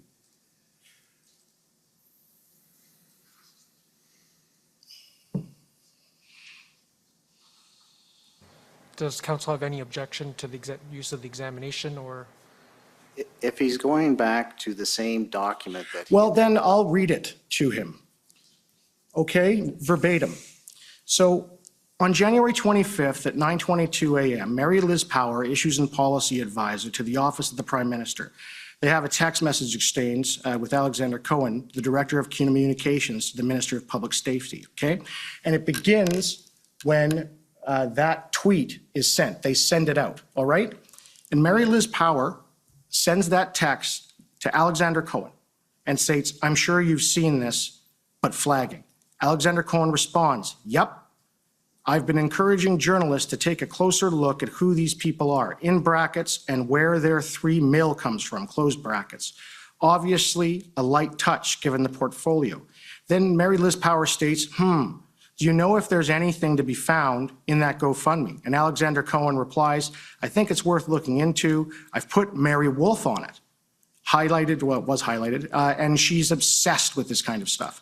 Mary Liz Power replies, "Nice, I'll look into what I can do." Now, can you agree with me from an intelligence perspective that those are two staffers building a political narrative with respect to a national security issue? Commissioner, there's a lot of information that has been put to us now. I have not read those tweets before. I could not make any informed, opinion of what this information is in the context of today's hearing. And then later that day at 12:02 p.m., Mary Liz Power and Alexander Cohen exchanged further text messages, all right? So Mary Liz Power states, "Got a quick response. People are into it. LMK, meaning let me know. If your boss is too. Happy to help however I can. This is what I sent, though, by the way, and this is whoever she sent it to with respect to the narrative. Hi, I just had a chat with Alex at PS, who had a bit of an interesting idea. As you saw in the pod goals chats, the trucker convoy and some of their more extreme comments, in brackets, i.e. calling for a January 6th style insurrection, close brackets, are getting more coverage in media. Alex was surveying where there'd be interest in his boss, that's the public safety's minister, doing some media on this eventually. He was chatting with Mendicino about right before he went into the cabinet retreat. I think there could be an opportunity in getting in on the narrative of the truckers, particularly with the research that the LRB is doing into their backers. My thoughts of framing here would be similar to what the PM and Blair said last year when January 6th occurred.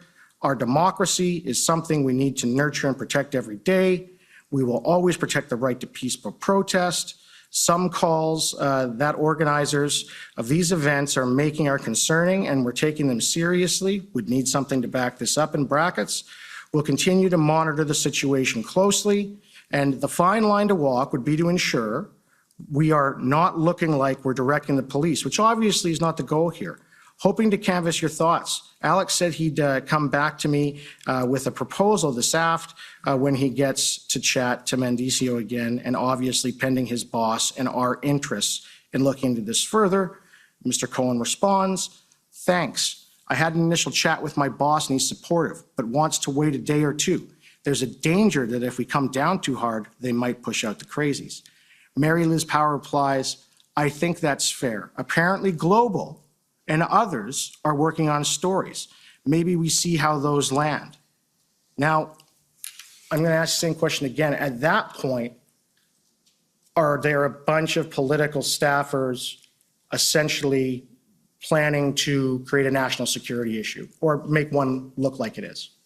Mr. Commissioner, I will have the same answer. You know, there's a lot of information just been put to us for the first time. There are acronyms that were mentioned. I don't know what they refer to. And I think, you know, I could speak to information I'm aware of, privy to, but unfortunately not this one, Council. So are you aware of the LRB, what it is? You are, aren't you? Not the specific acronym, maybe if you spell it out. Liberal Research Bureau. Yeah, I know about the Liberal Research Bureau. All right. And so is it fair to say that it's kind of strange that the political branch would have the Liberal Research Bureau doing research on protesters with respect to these concerns they're raising, as opposed to yourselves who are the National Security Agency? Mr. Commissioner, I would say that, you know, this is not something that would be of interest to CSIS. As my colleagues and I have testified, we very much, you know, since the beginning, mid-January on, we've been looking at these issues and the developments and potential threat to the security of Canada based on the CSIS Act. So we would not be looking necessarily for what other parties would be involved in this context. Okay, can we go to document ssm.can.00006358 underscore rel.0001?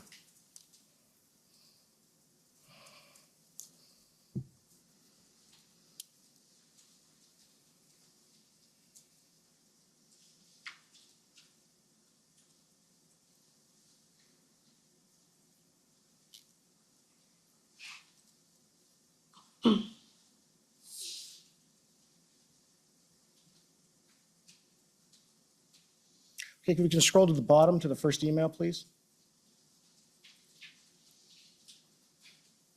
Okay, so this email is from January 27th, okay? And it's an email between, again, more political staffers.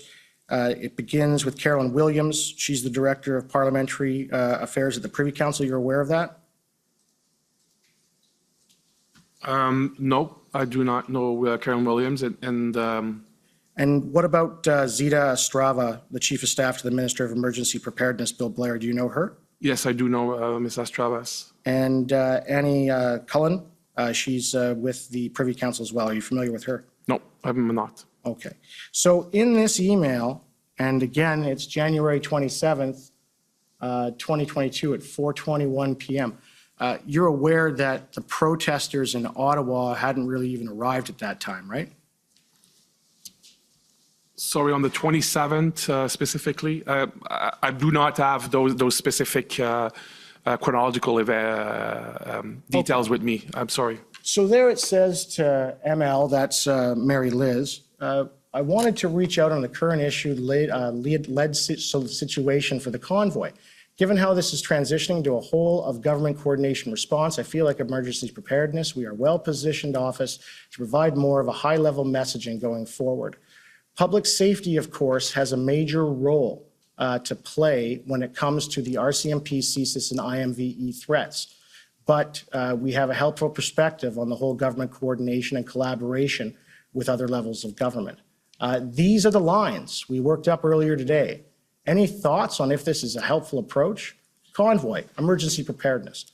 And it says, our government recognizes and respects that everyone in Canada has the right to safe and peaceful protest. Threatening acts of violence and inciting hatred, as we have seen from a select few in recent days, is unacceptable and does not reflect the views of the majority of Canadians. We condemn all such hateful and violent rhetoric in the strongest terms. As is common with any significant gathering with potential impacts of government operations, such as the annual Canada Day celebration, law enforcement and security agencies across all levels of government are engaged in coordinating to ensure a safe event. Now, do you recognize the phrases and the sentences in the first three bullet points? Have you heard them somewhere before? I do not have a specific recollection of these words. Do you recall the Prime Minister's speech on January 31st? Do you recall him when he was in isolation, he came out and gave a speech on January 31st about the protest? Do you remember that?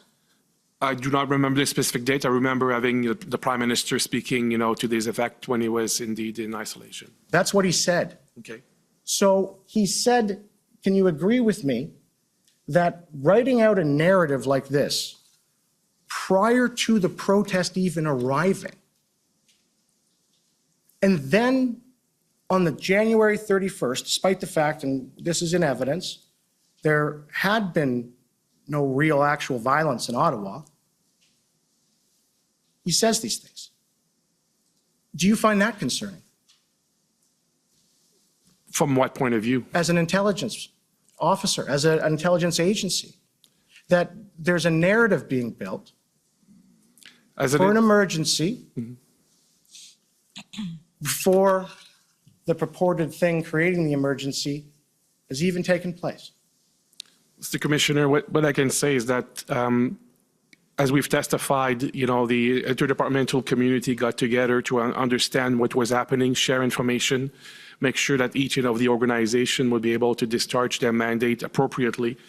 And so at that point, of course we are, as I testified, we're keeping aware of what's happening around us, but we are very much focused on making sure that we are discharging our investigative responsibilities and not opine on other issues. Okay, and let me ask you this. The biggest concern, it appeared, was over the first weekend of the protest. There was the appearances of Confederate flags and Nazi symbols, right? Did you investigate those issues at all?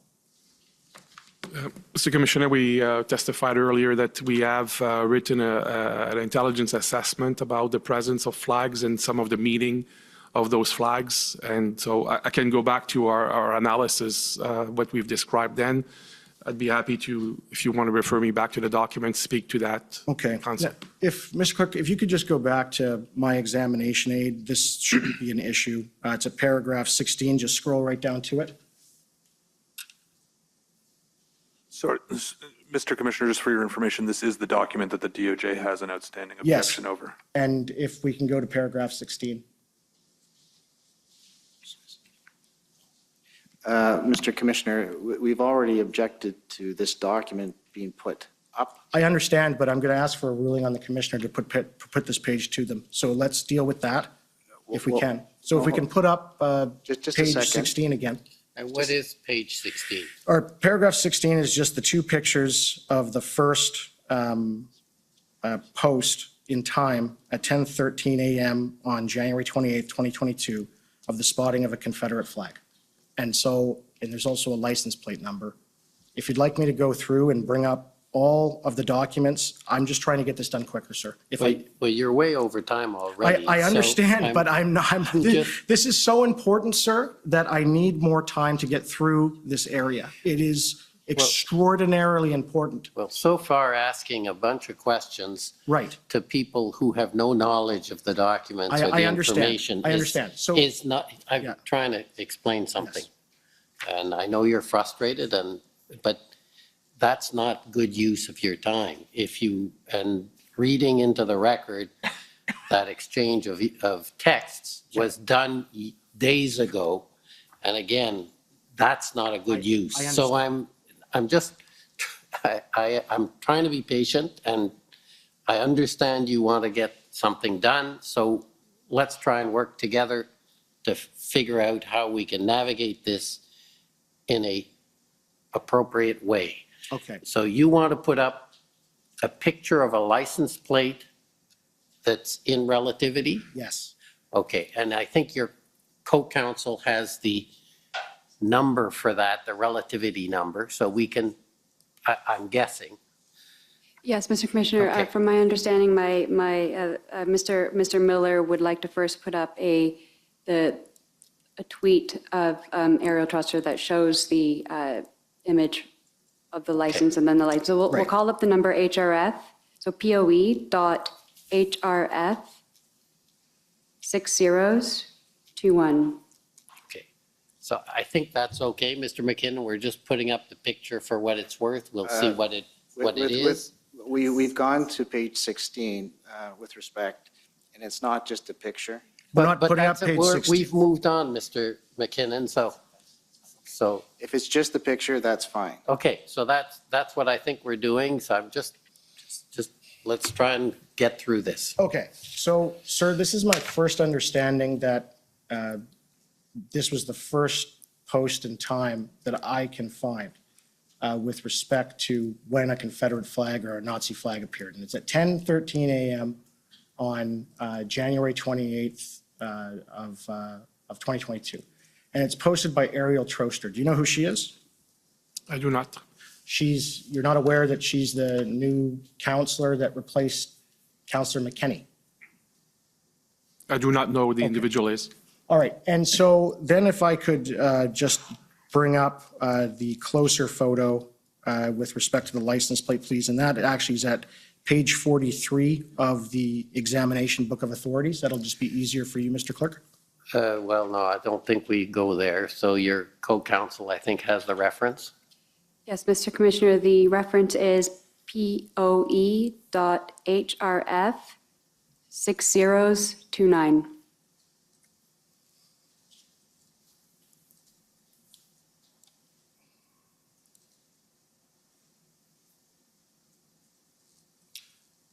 So, and it's been clear, so online, that license plate number is BL, then it's got a crown in the middle, is 3, and I can literally tell you what it is, and people were trying to look it up. It's viewable. Did at any time CSIS do an investigation into who that license plate holder was? Mr. Commissioner, I do not have the specific knowledge of this, and even if I had specific knowledge, we would not be at liberty to disclose specific details. Right. That's why there was an in-camera session with the Commissioner and Council. Okay, and so the next document then would be second, please. The next document is the one that comes after in the examination aid, and it is the January 29th being POEHRF 0000000024.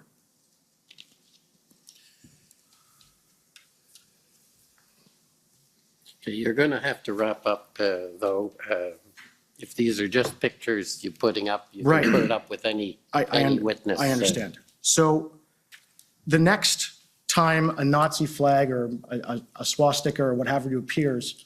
The next time you've found it. I mean, Right, I think. right. The next time, so you knew about the situation where Conservative Party Member of Parliament, Mr. Cooper, he was giving an interview and this upside down Canada flag with the swastika appeared. Are you aware of that?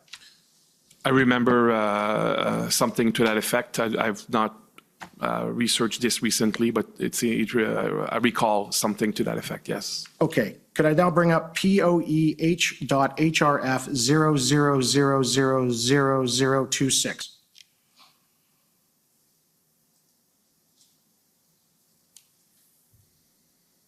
Okay, so this is the post from a fella by the name of Skip Pop, unidentified on Reddit. He posted at 3:12 p.m. and it's, from my understanding, the first time that the Nazi flag photo appears. Are you aware of that? I'm not aware of that, and I'm not seeing Yeah, it's just anything other I'm than, just trying to get through it. And then there is the issue with respect to that, that no one was able to identify this gentleman.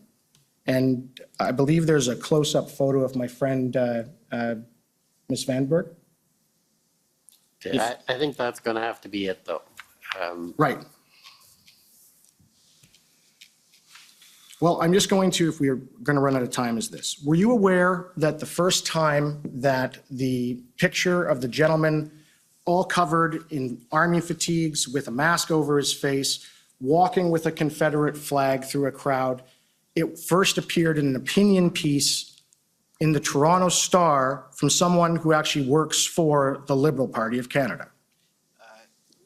Were you aware of that?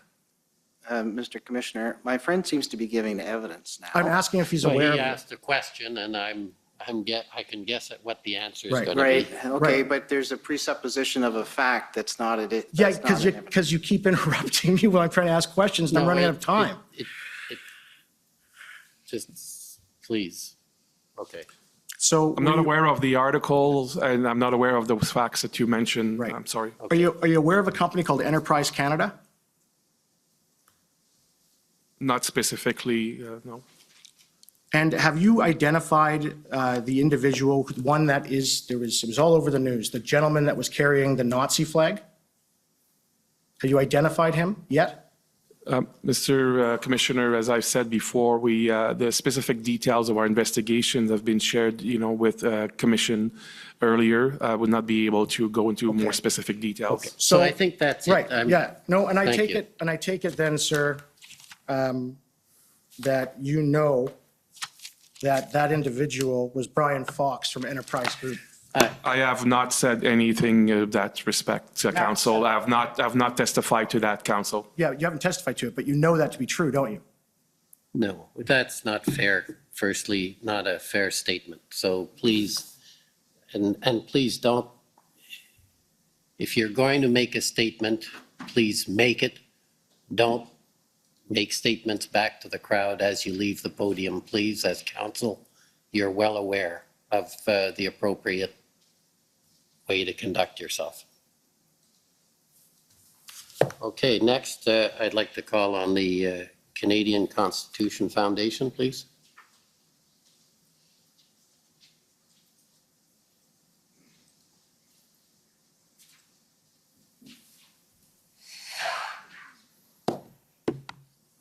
Good afternoon. My name is Sujit Chaudhary. I'm counsel for the Canadian Constitution Foundation. I wanted to ask you a few questions about the legislative history of Section 2C and the emergence of IMVE as a central focus for CSIS's activities, if I may. So is it true that Section 2C was amended in 2001 by the Anti-Terrorism Act to include a religious or ideological objective? I believe so. I believe that's accurate. And is it true that that amendment was ensured that the CSIS Act would align with the criminal codes new definitions of terrorism? I wasn't involved in that, so I don't want to lead you in error, so I'm not certain. Mr. Vigneault, you're shaking your head. Same answer. Okay, all right, fair enough. And so I'd ask you to take my word for it that it was part of the same legislative package to get those two statutes in alignment. And then in 2019, there is a major initiative on the part of CSIS is the development of a definition and framework for ideologically motivated violent extremism. Is that right? I believe that the work started before that, but I think it was maybe put in higher gear. I had in my first public speech that I had made after becoming director in 2018, that speech spoke to the rise of this, and I believe I used the concept of IMV then, but it's around 2018, 2019 indeed that work was solidified and the concepts were developed to try to understand, characterize better this new phenomenon dynamic we were seeing in society. Good. And sir, and just so we're clear, I believe that the first time CSIS reported out on this development and its thinking was in the 2019 annual report. That sounds accurate, yes. Okay, good. And is it true in your interview summary you stated that IMVE does not mirror the criminal code definition of terrorism? I don't recall seeing that. You'd have to show me the document. Sure. So could we pull up witness summary 60, please? And could we go to the bottom of page 3?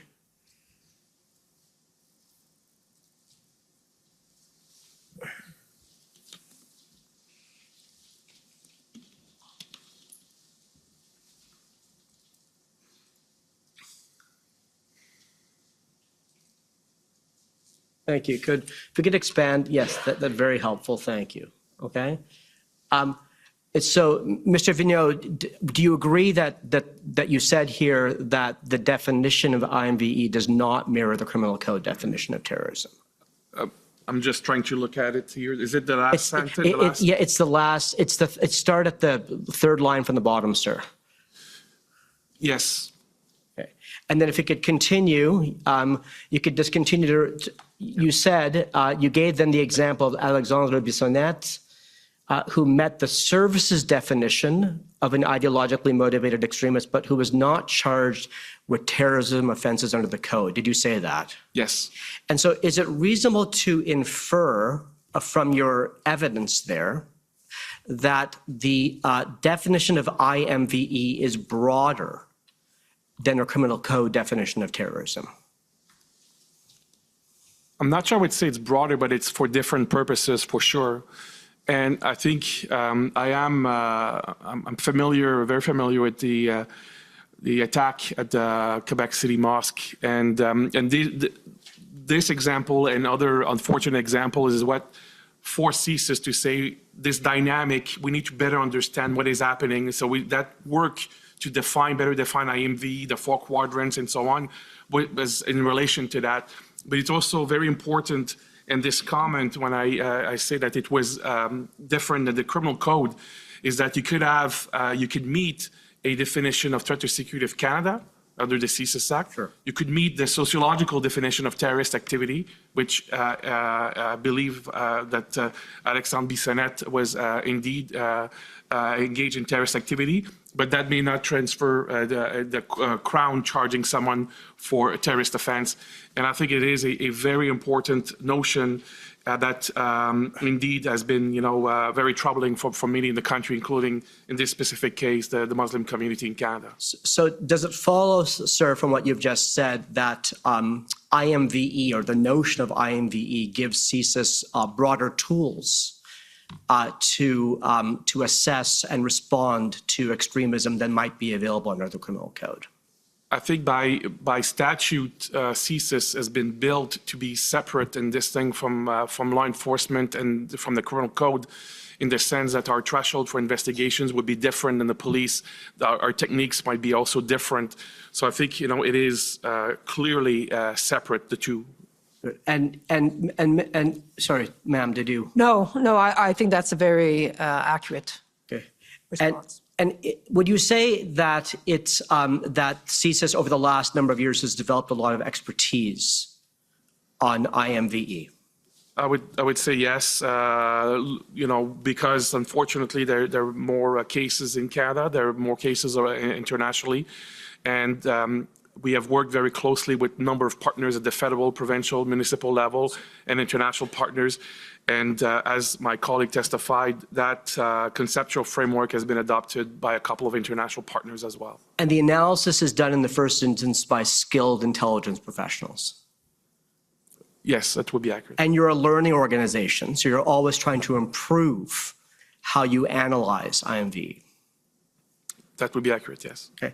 And so would it be fair to say, if you can now look back to 2018 or 2019 and think about the world before then and the world after in terms of CSIS's function, do you think that the adoption of IMVE has broadened the scope of the activities CSIS investigates under 2C? I would not say they broaden. I would say that they help our investigators, our analysts, to better understand of how the CSIS Act applied, what would be the, because again, we make a very significant distinction in what we call awful but lawful speech and protected, by the charter versus activities that would be, defined under the CSIS Act. And so I think it's not a broadening, it's more a fine tuning of the understanding, developing analytical tools to make sure that not only do we not go over the law, but that we are indeed investigating the threats to Canada as mandated by Parliament.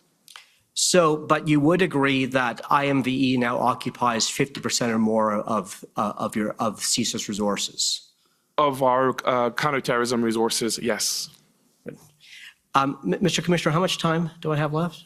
You have about 2 minutes left. Okay, I'd like to pivot at the end just to the issue of threats to government officials online, if I may, because my friend Mr. Champ raised it for you. And so it seems to me, and I ask you to agree with this, that it seems that the mere utterance of a threat online doesn't necessarily per se cross the Section 2C threshold. Is that right? Yes, that would be accurate. Yeah. Could you tell us when it would? I think as we try to maybe unskillfully try to exchange previously, the analysis, is based on the best way possible to describe it is what we have on this placemat. These analytical tools have been developed to make sure that, at all levels of the organization, but also more broadly within the community with law enforcement, who are themselves in their own jurisdiction trying to understand what is happening and make a distinction between something that would be bravado online, that would be something that should be investigated, under the criminal code by law enforcement, and something that we CSIS would be doing. So it's probably the best way of describing it, which is maybe not helpful for your purpose. Okay. Well, Mr. Commissioner, I think we're out of time. So thank you for your time. Thank you. You actually had a minute left, but I don't. Okay, so I think probably we'll take the lunch break now and come back, because I think we should have a little over a half hour of time left. So let's come back at 2 o'clock, please. La commission is in recess until 2 o'clock. La commission est levée jusqu'à 14 heures.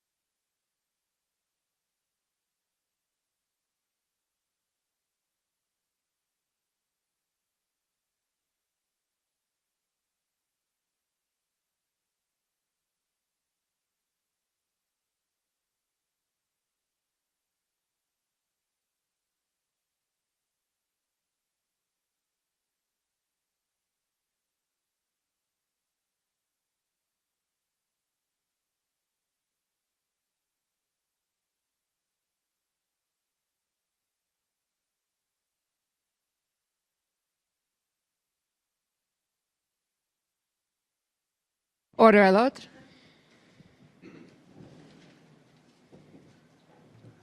The commission is reconvened. La commission reprend. Okay. Bon après-midi, good afternoon. Good afternoon. The next is the Union of British Columbia Indian Chiefs. Good afternoon. My name is Cheyenne Arnold Cunningham, and I'm counsel for the Union of BC Indian Chiefs. I will be directing our questions today to Mr. Vigneault, but I welcome the answers of any participant on the panel who may be able to supply additional information. Mr. Vigneault, are you familiar with Bill C-15, which received royal assent and came into force as federal legislation on June 21st, 2021, to adopt and implement the United Nations Declaration on the Rights of Indigenous Peoples, also known as UNDRIP? I'm generally aware of the bill, yes. So under that legislation, the Government of Canada is required by Parliament to take all measures necessary to ensure that the laws of Canada are aligned with UNDRIP. How is CSIS meeting this obligation? That's an interesting question. I think that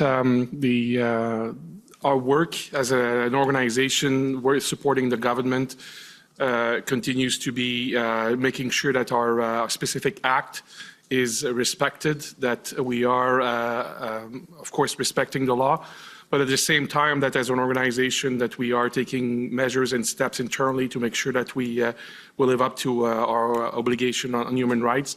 I do not have a specific reference to the CSIS Act in relation to UNDRIP. Okay, that's what I was going to ask next. We noticed in your mandate letter that you've been mandated to advise Minister Mendocino on deficiencies within the CSIS Act that require modernization. So I just wanted to confirm if a review of the CSIS Act for alignment with UNDRIP has been prepared within the agency. There's been no specific review of the CSIS Act. We have been advocating in my transition advice to Minister Mendocino. I have advised that the Act is close to 40 years old and the world has changed very significantly. And in order to make sure that CSIS was not only able to discharge its national security mandate, but also make sure that we're doing so with the evolving expectations of Canadians vis-a-vis an intelligence organization, that there was a need to modernize the Act. There's some internal discussions at the moment in that respect, but there's been no specific legislative amendment introduced.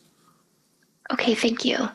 Does CSIS consider Indigenous rights in conducting its assessments and evaluations? Actually, we do. And there is one specific document that I have in preparing for the commission's work that I would like maybe council to bring up that in relation to our analysis. I believe the document that Mr. Vigneault is looking for is ts.nsc.can.002502225. Okay, great. Thank you so much. Can we, sorry, I'm sorry, is it going to be pulled up? Sorry. I'm going to make note of that document and I'll take a look at it, but I'd like to move on to the next question for... I'm sorry, there's just one specific element. If you go scroll down, scroll. So there is, just before, go down. Sorry, you're going too fast. Okay, stop please. So if you look at the last paragraph here, this is something that I'd like to point out, that as an organization, we are obviously not perfect, but I'm very proud of the work that the organization is doing to be aware of how our activities can potentially, impact people. And so the quote here is, despite the lack of concerted Indigenous support for the Ottawa protest, any law enforcement response must be culturally sensitive in an effort to negate any backlash from the broader Indigenous community. And this is, I think it's important to bring this on the record because, as I said, we're not a perfect organization, but we try very hard to make sure that we understand how our actions are perceived because, again, we are an intelligence service that works in a democracy, and we want to make sure that our actions are specifically directed towards threat-related activity and not unduly to other groups. Okay, thank you. Branching off of that, thank you for bringing that up. Has CSIS considered whether UNDRIP's implementation means that there should be distinct considerations on CSIS's ability to monitor nonviolent and unarmed First Nations people who engage in activism pertaining to their lawful rights, even in situations that are perceived to be public order or emergency events that are allegedly unlawful? So, as I mentioned earlier, we have not done a full analysis of the intersection between the CSIS Act and UNDRIP. What I can say is that, as I think testament to the document I just pulled out there, we're trying to really understand how we can discharge our mandate as directed by under the law that Parliament has given us, but make sure that we do that in a way that is sensitive to how lawful protest, including in your question, Council, the Indigenous protest is taking place. We have testified that we cannot monitor, investigate lawful protest and dissent, and our analysis, of events always takes that into account. That is not to say that we will not be, of course, in order to make a determination if there is a threat to security. Of course, we look at a number of different issues, and I think there were some documents that recently were released under the Access to Information Act that concluded that CSIS advised government that maybe some Indigenous protests did not constitute a threat to the security of Canada, which is, I think, an important point to make sure that people understand when there are potentially law enforcement action, they understand how we see it from our own mandate's point of view. Okay, thank you. And I'm going to wrap up with just a few last questions. So in your mandate letter in May 2022, Minister Mendocino mandated that CSIS must work to eliminate any systemic racism or unconscious bias in its operations. He specifically made reference to ensuring that, quote, minority communities, unquote, are not subject to unfair scrutiny in the name of national security, and that CSIS, quote, ensure the intelligence and evidence used when making determinations are free of bias, prejudice, and up to date, unquote. What work is CSIS doing or planning specifically to eliminate anti-Indigenous discrimination in its operations, monitoring, intelligence gathering and analysis, or reporting to other government branches or agencies, specifically in the context of Indigenous rights defenders? I would say that there are probably three main aspects of our work. The first one is, I think, as exemplified by the document I pulled out, our intelligence professionals within the organization are trained and continue to receive training to better understand, how the work that they do might be perceived, how it would impact, different communities differently, and to make sure that they have this awareness. So that the aspect of training is an important one.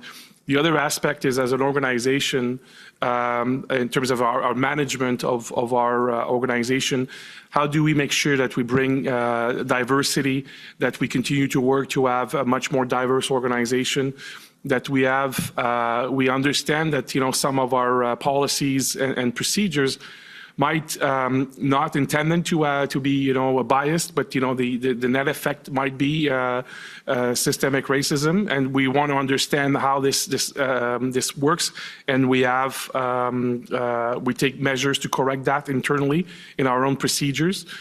And finally, I would say we have launched a very specific stakeholder outreach program to make sure that we understand and we meet with communities that we had the chance personally early in my tenure to meet with the Assembly of First Nations to establish some contacts, some ability to talk to each other. So if there are any concerns, any issues, that we have those lines of communications open, because it is very complex work that CSIS professionals do, and we want to make sure that we understand how it is being received and perceived by the population we serve. Okay, and last question. Do you have any specific Indigenous officials working in those advisory positions, whether it be an advisory body, an internal committee, or just an advisor to advise on matters such as making sure, surveillance of ideologically motivated activism doesn't suppress legitimate activism by Indigenous peoples regarding their rights? I would point out to two specific bodies, if you want. One is an internal one. It's called the Black Indigenous Persons of Color Congress within CSIS, the BIPOC Congress. So I personally meet with them. The last meeting was probably a month and a half ago, where we are sitting down and looking at our specific strategies, plans to make sure that we get their input before it is our policies are changed. So we want the input, we want co-development of some of these approaches. So that is an internal one. And the second one, I would say, is not as much an advisory body, but the fact that our activities are reviewed by two specific agencies, the National Security and Intelligence Review Agency, NSIRA, and the National Security Intelligence Committee of Parliamentarians, NSICOP. Both organizations have access to all of the specific classified details of our operations, and are looking at our ability to make sure that we not only respect the law but our procedures. And NSICOP in the last couple of years has indeed looked at how the security intelligence community was engaging with communities, and how we were making efforts to be a much more diverse and inclusive organizations. Okay, thank you so much for your time today. Those are all of our questions. Okay, thank you. Next, call on the Ottawa Police Service. We have no questions. Thank you. Okay, thank you. Counsel for former Chief Slowly. Thank you, Commissioner. Rebecca Jones for former Chief Slowly. We have no questions. The province of Saskatchewan, please. Yes, good afternoon. My name is Mike Morris. I'm counsel for the government of Saskatchewan. I'd like to start out by discussing CSIS's February 13th draft threat assessment. So I'm going to ask the registrar to pull up the document. It's TS-NSC CAN 001 50172.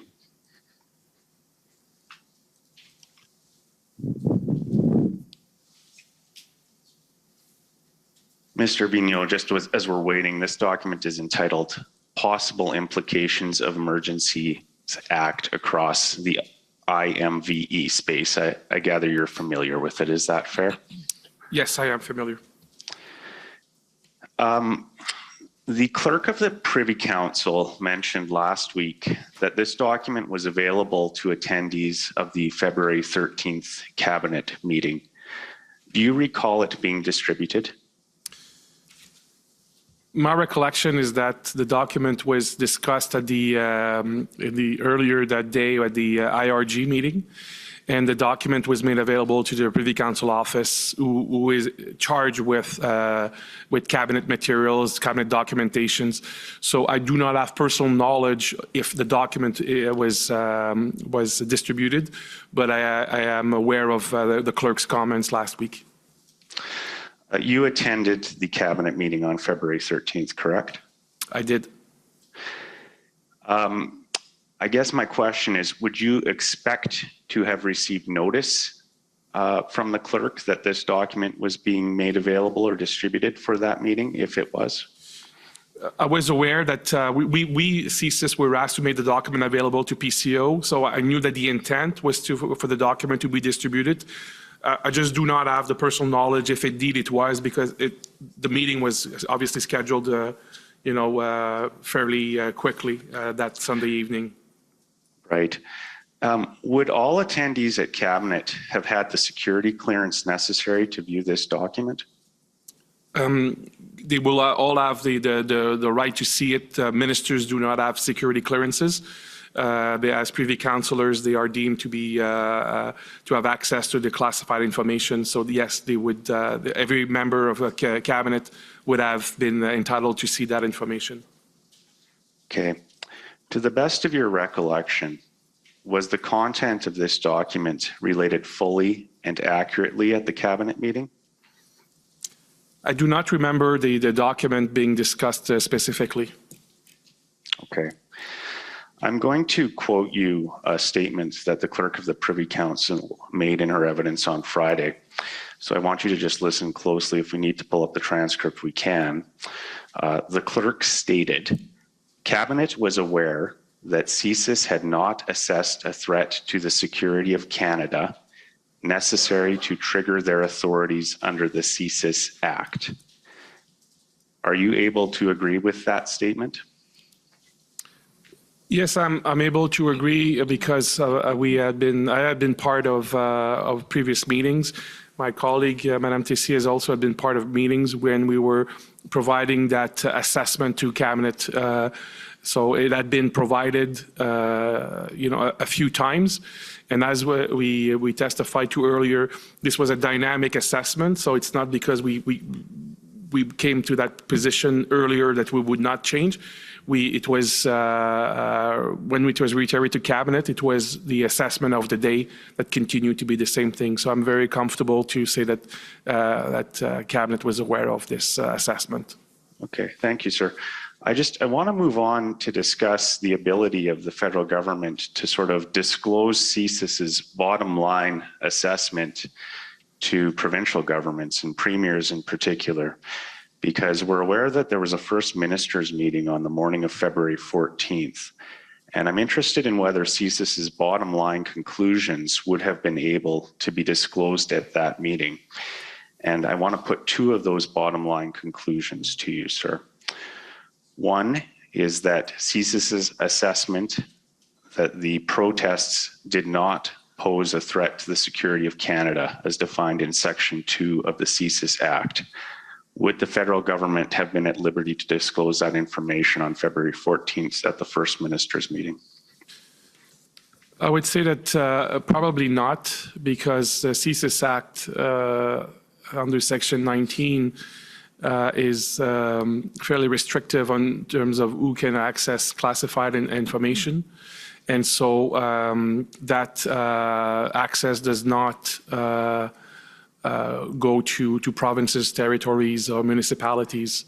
So that would be my, I was not part of the specific meeting, but for the purpose of this discussion, that would be my reaction. Section 19 will not allow the classified information to be shared. Well, if there was information of a threat, for example, in the province of Saskatchewan, how would that information then be conveyed to the provincial government? Somebody must have the authority to release it. Is that fair? So the way that information, threat information, operational information is relayed is through between CSIS and law enforcement bodies in this context. It would be RCMP. We referred earlier to construct called Integrated National Security Enforcement Teams that exist across the country that allow different levels of law enforcement to receive the information. So that's normally how the classified threat information will be relayed. Okay. I just have a couple more questions. We heard some evidence the other day that the NSIA asked the RCMP to produce a threat assessment for the use of the clerk of the Privy Council on February 14th. I'm wondering, was CSIS asked to prepare a similar threat assessment for the clerk of the Privy Council on February 14th? I do not recall such a request. I have seen the testimony, and as part of the preparation for this appearance, I've seen an exchange of email that was in reference to that threat assessment. I do not recall that day being asked specifically to do such an assessment. Okay, I just have one final question. This one's more of sort of personal interest, and it's to Ms. Tessier. Ms. Tessier, you've had a lengthy career with CSIS, and I understand that you would have been employed with CSIS following the September 11th attacks. Is that correct? Yes, that's correct. We've heard that CSIS's threat assessment remained at medium throughout the Freedom Convoy. Can you advise whether CSIS's threat assessment exceeded medium in the period immediately following the September 11th attacks? I'm going to have to refer, because the national threat assessment level is assessed by ITAC, so I'll refer that question to my ITAC colleague. Thank you. It would be very difficult to say. The ITAC was created in following a 2004 policy, a national security policy, so it was not in existence right after the September 11 attacks.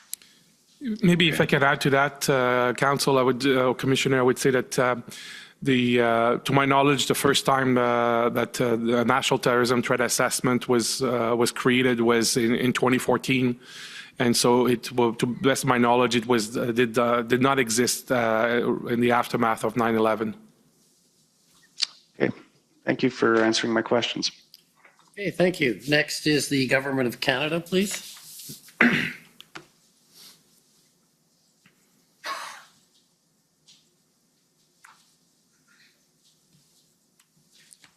Good afternoon. I'm Robert McKinnon for the Government of Canada. I just want to clarify first the document that my friend put to you just a moment ago. It's actually an attachment to the cabinet minutes in a different document ID. If you want to pull it up, you can see it SSM NSC.can, number of zeros 216, page 12.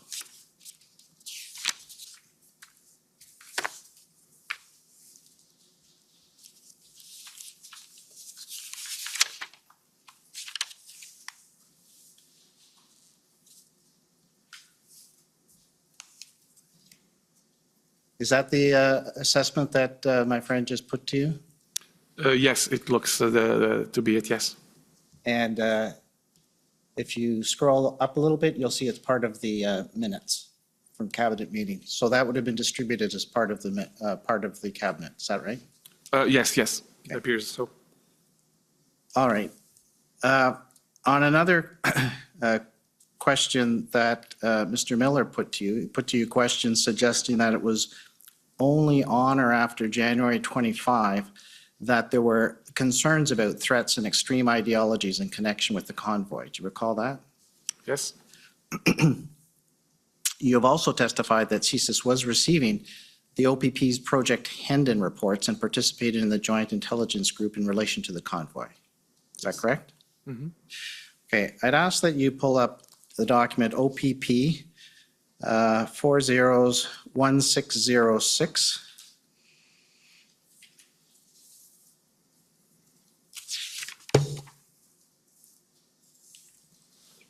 This is a Project Hendon report dated January 23rd. And if you go to the second page, okay, stop. If you look at the paragraph that starts the third, we assess the commercial truck drivers participating in the Freedom Convoy are likely to be generally supportive of holding a lawful protest. However, convoy supporters may include individuals representing ideological movements who may view the protest as an opportunity to advance their own causes or beliefs. Some of these individuals may engage in activities that are not sanctioned. Can you just slow down a bit, please, in your reading? Sure. That are not sanctioned or supported by convoy organizers in order to achieve their own objectives. The post on the Rise Up Durham website referencing Ottawa being wild, which echoes the language used by former U.S. President Donald Trump prior to the 2021 attack on the U.S. Capitol, tends to support this hypothesis. If accurate, then this assessment could indicate the possibility for conflict between a larger group comprising commercial truck drivers and a smaller group of ideologically driven opportunists. Do you see that? Yes.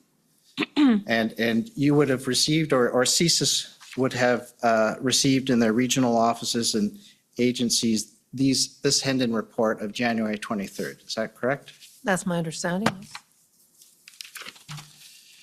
I'd also ask you to pull up OPP 0001608. It's another Hendon report dated January 24th.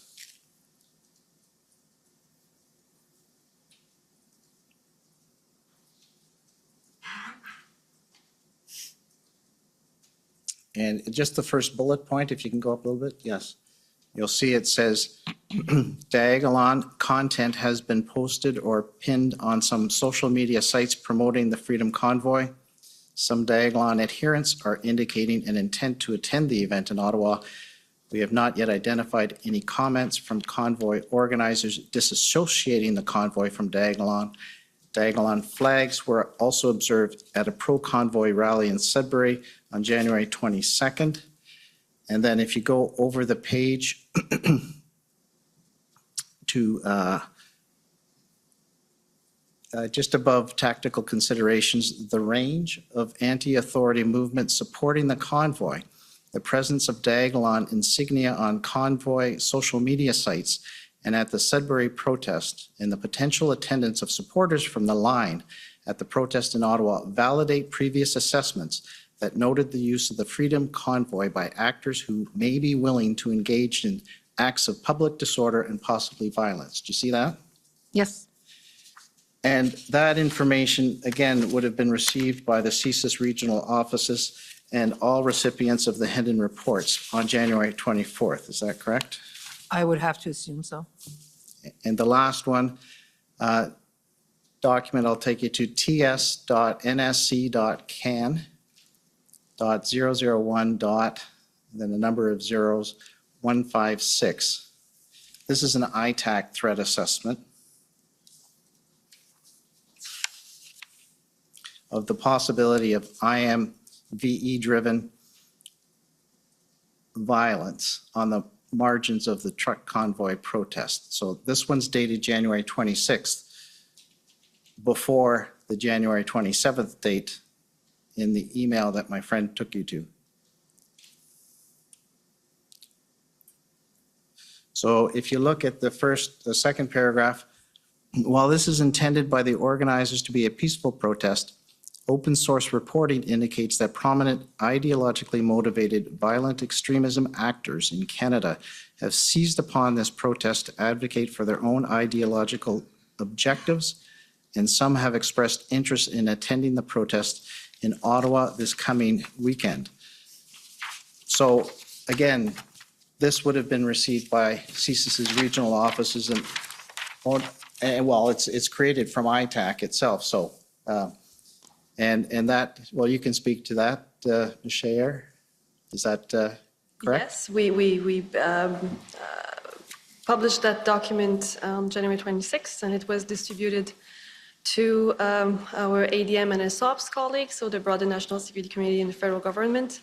And the next day, we published an unclassified version, which was made available to our security colleagues in other jurisdictions. So all these reports, would they not indicate a concern about violent extremist elements attending or being part of this convoy?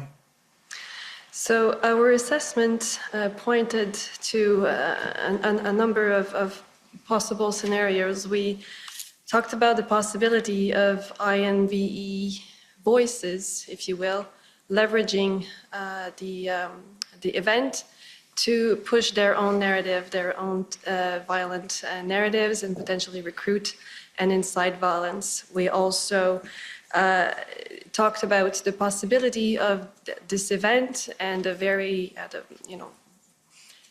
very present narrative of some IMV-inspired people, which could potentially trigger vulnerable individuals to mobilize quickly to violence and then conduct an act of terrorism.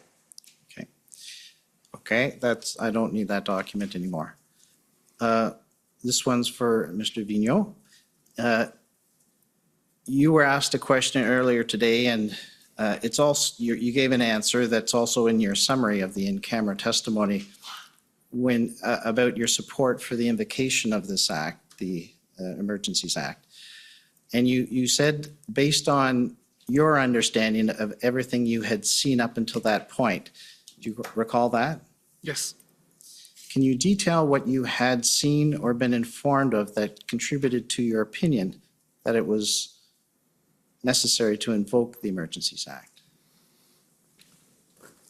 Essentially, our information that we've testified to is an evidence with the fact that we knew there were ideologically motivated violent individuals who were interested in this event. The unpredictable nature of this event, the fact that it had gone through different phases and its size and scope continue to be, both in Ottawa and across the country, continue to vary. Spontaneous or not so spontaneous events, blockades, and so on. Fact that law enforcement resources were being diverted from different sites to potentially deliberately to make sure that there were less capacity to deal with these events. Fact that we, as part of the many interdepartmental meetings I attended, information from the CBSA, from Transport Canada, from Finance Canada, about the impact that the disruption, the protest, the blockades were taking the country. And the fact that there was an evolving operational plan by law enforcement that at that point had not yet been put in place to be able to deal with this situation. All of these elements of unpredictability, based on my experience, having been around national security issues for quite a few years now, led me to believe that the regular tools were just not enough to address the situation. Okay, here's another question concerning the decision. Did the GIC have the same inputs that CSIS had when it made its decision and CSIS made its decision under its act? Are you aware whether they were exactly the same inputs? I did not have full access to, necessarily the documents that the GIC was presented. What I can say is that I had been part of personally, or my colleague, Madame Tessier, had been part of the cabinet discussions, the IRGs. So I had I would say a very good understanding, but I could not characterize it as being perfect information necessarily. Right. I'll take you to briefly the summary of the in-camera proceeding that a couple of council have taken you to, just to look at a couple other paragraphs. So if you could pull up WTS 6079, page 4. So where it says in the paragraph, Ms. Tessier explained, that's right, that unlike RMVE, IMVE groups often do not have a command and control structure or organized membership. Now, we've heard that said today. Could you you mentioned networks, but perhaps one or other of you could just explain just quickly the difference. Yeah, certainly. As I mentioned earlier today in my testimony, in the past, I use Al-Qaeda as an example. There was very much an organized structure. Not anybody could adhere to Al-Qaeda. Whereas today, especially given the internet and the ability to network together on social media, there is difficulty in just comparing it to what would have been the case in the past, where you had a physical presence, you had to be vetted to be part of this group. Not to say that there are some IMVE groups that don't do that, most certainly there are, But given the vastness of communications today, especially on the internet and various social media sites, the ability to get to know individuals who share your extreme ideology is a lot easier than it would have been in the past. And so that's why we prefer to call them networks. And we referred to lone wolves earlier, how one person can commit an act. They don't necessarily have to be directed to do so.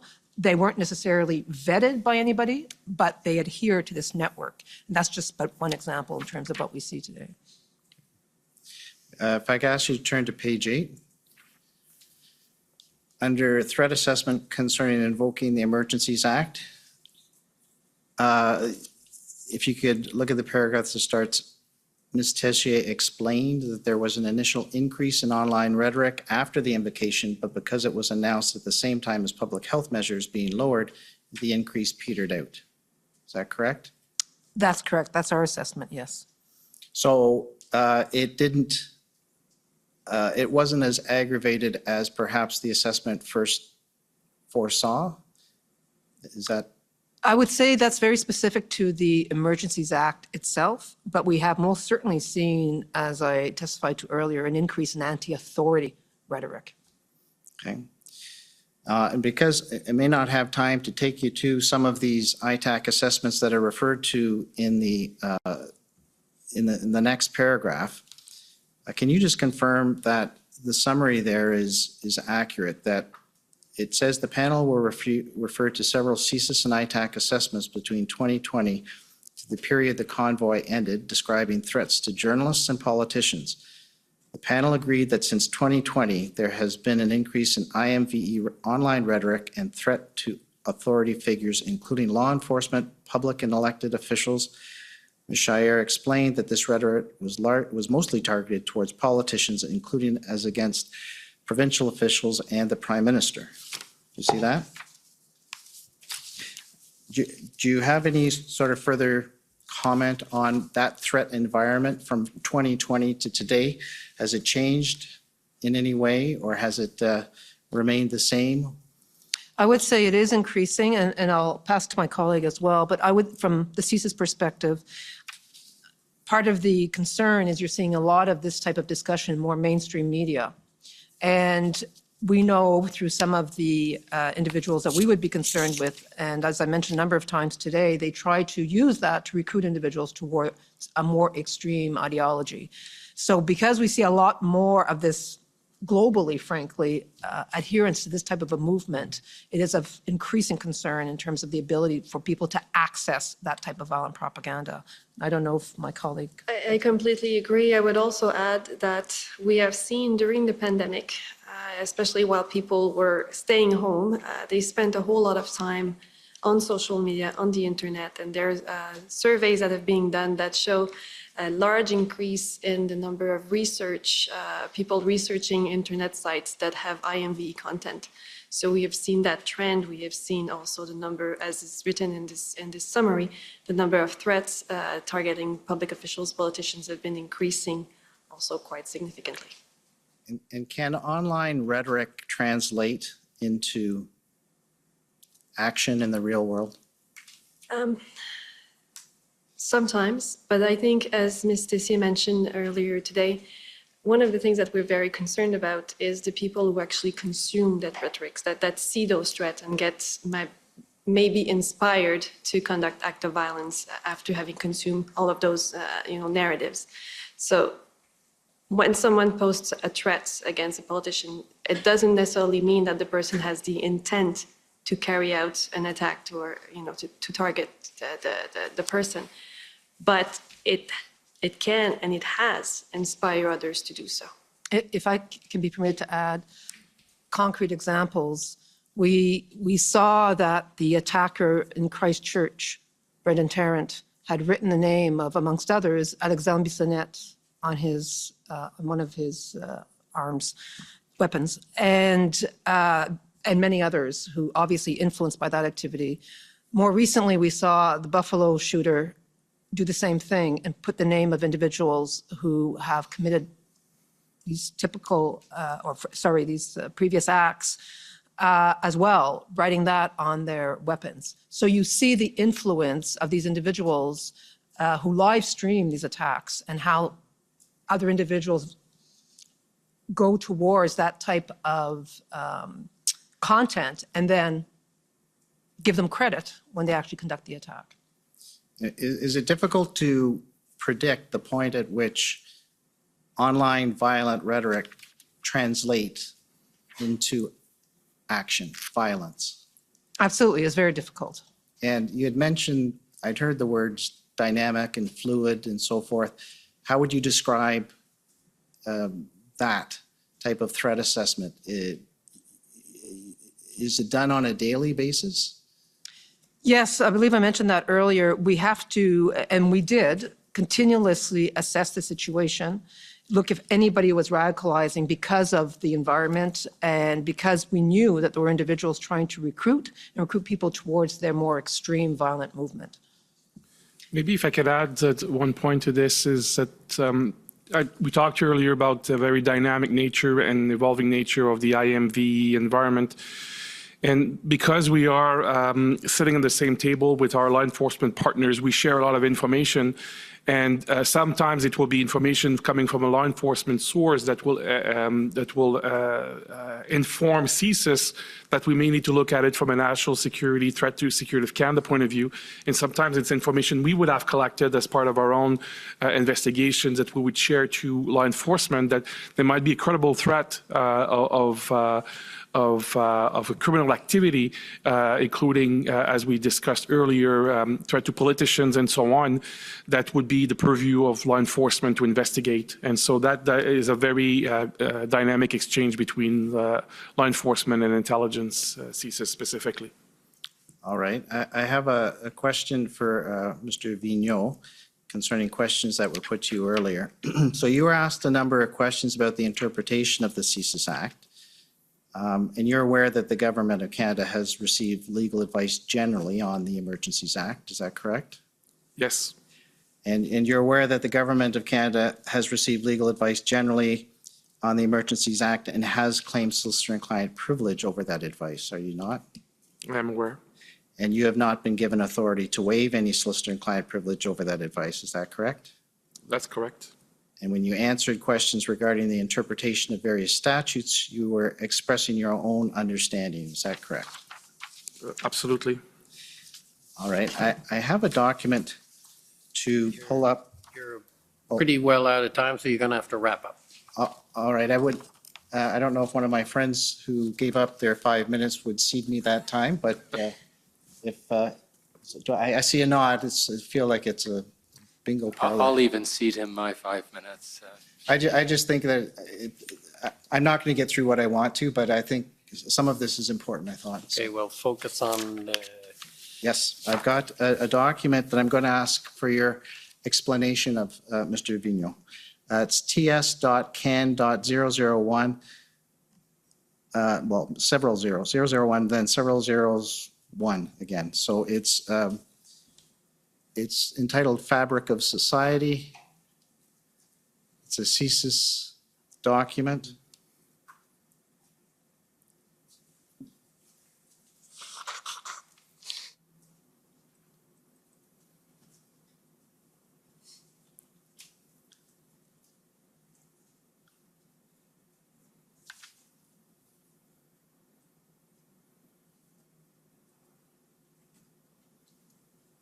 So it's ts.can.001. Number of zeros, then 1.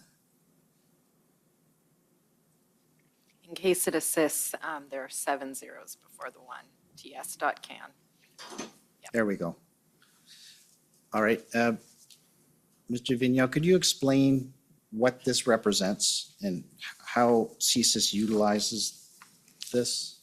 So again, we've done a lot of work inside the organization to better understand the dynamic of IMV, what's happening in society, what are some social movements that potentially have an impact on our CSIS mandate. And this, if you can maybe reduce the font.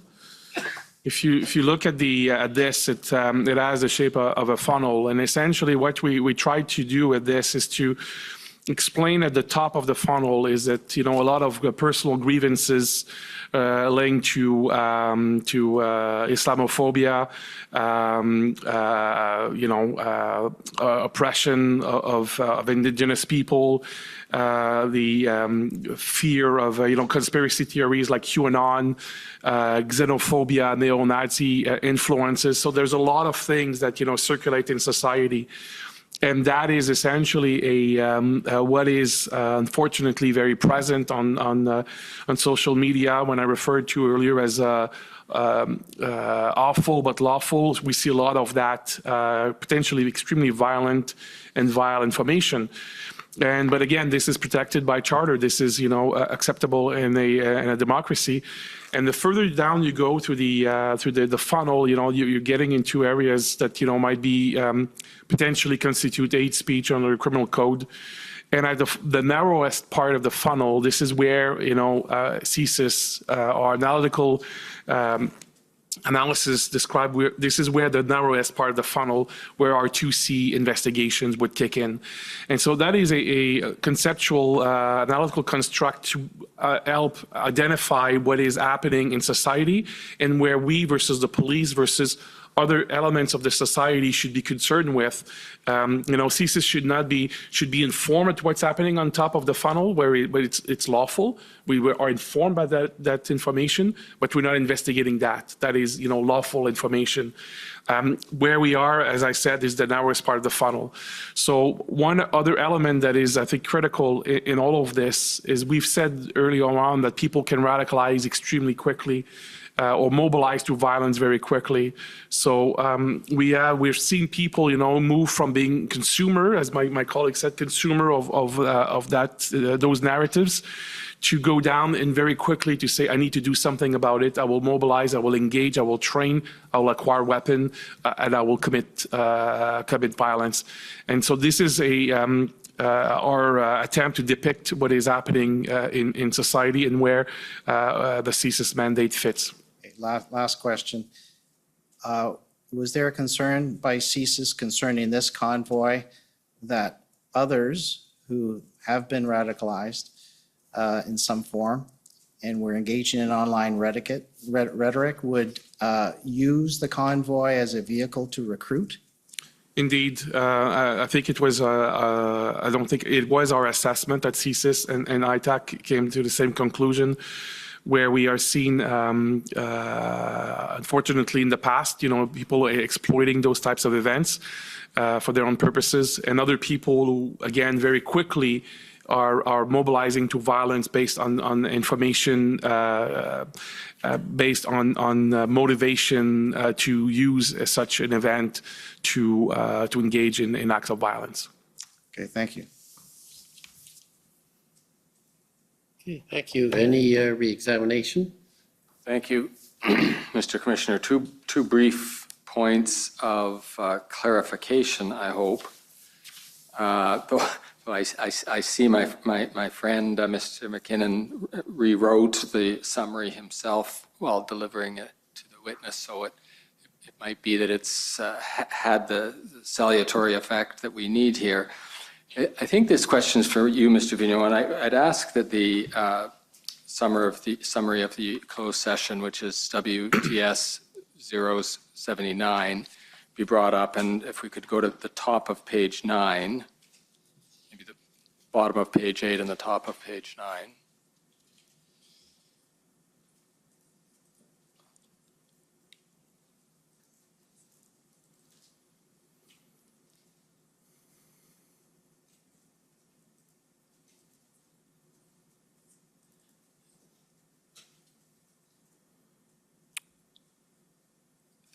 Thank you. And this passage has had some discussion a fair bit already today. So I won't repeat the whole thing, but Mr. Vigneault, I think what some people have expressed some puzzlement about is just the way you phrased it. And that if I tried to say something in French, you would have to cover your ears. So I'm not faulting your English here. It's just that sometimes we see Francophones express things this way, and I want to see if I can offer you an alternative expression in English, or if you'd prefer, just ask you to say it in French.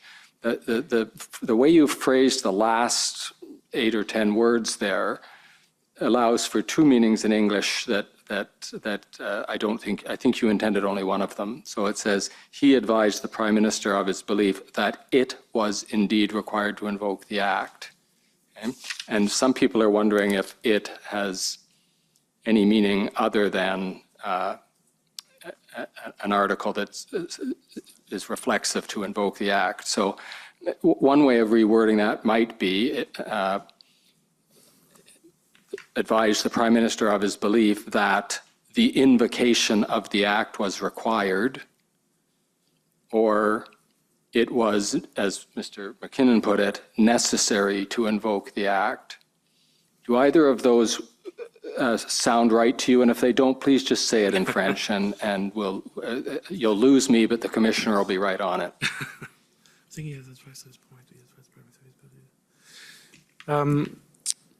I think to be clearer than maybe the summary is, and of course it was not a verbatim record of what was said, it was a summary. I think if I pick up on top of page 9, opinion of everything he had seen to that point, he advised the Prime Minister of his belief that the situation indeed required to invoke the Act. I think that would be a fair assessment of what I wanted to say. Okay, I'm going to tell you that leaves us with the same ambiguity. So, do you want to try it in French? I'm not sure that I can be clearer than that. And if you want to put to me, the two interpretation, I'll try it again. Would you think it sounded right if you said he advised the Prime Minister of his belief that it was indeed necessary to invoke the Act? I think that would be in my head. It means the same thing. So necessary would be absolutely fine. Then we're there. Thank you. Okay. And then on another point of clarification, probably this one for you, Ms. Tessier. Not everybody followed the graphic about IMVE the way the graphic designer probably hoped everyone would follow it, which is quickly and easily. And we were going to try to walk you through that when we realized you've actually got it written out in words in your institutional report. So if you could, Mr. Clerk, if you could call up DOJ IR 701 and take us to page 7, about 2/3 of the way down. And Ms. Tessier, if this is a question for you, I'll ask you to look at the verbal description of the placemat, which is there. And in particular, if you can confirm that that's an accurate description of what the placemat is trying to say, with us being especially interested in the paragraph afterwards, if an actor only demonstrates, which the words for us seem much clearer than the placemat was able to describe. So if you can confirm that those words are accurate, that'll resolve that for us. Yes, they are accurate. Okay. Thank you very much, Mr. Commissioner. Those are my questions. Okay, so that ends your testimony. Thank you very much for coming and testifying at the commission. Much appreciated, and you're free to go. We're going to move on to the next. So I'm going to do a 5-minute break just to change the arrangements, maybe 10 minutes to change the arrangements and move to our next witness. So a 10-minute break. The commission is in recess for 10 minutes. La commission est levée pour 10 minutes.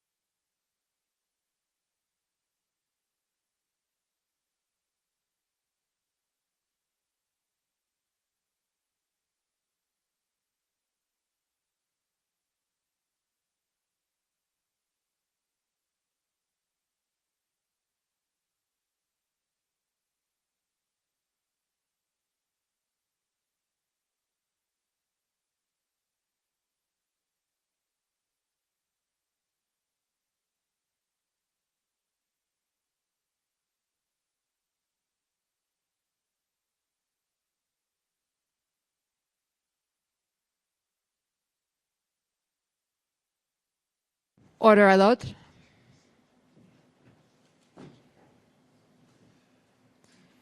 The commission is reconvened. La commission reprend. Okay.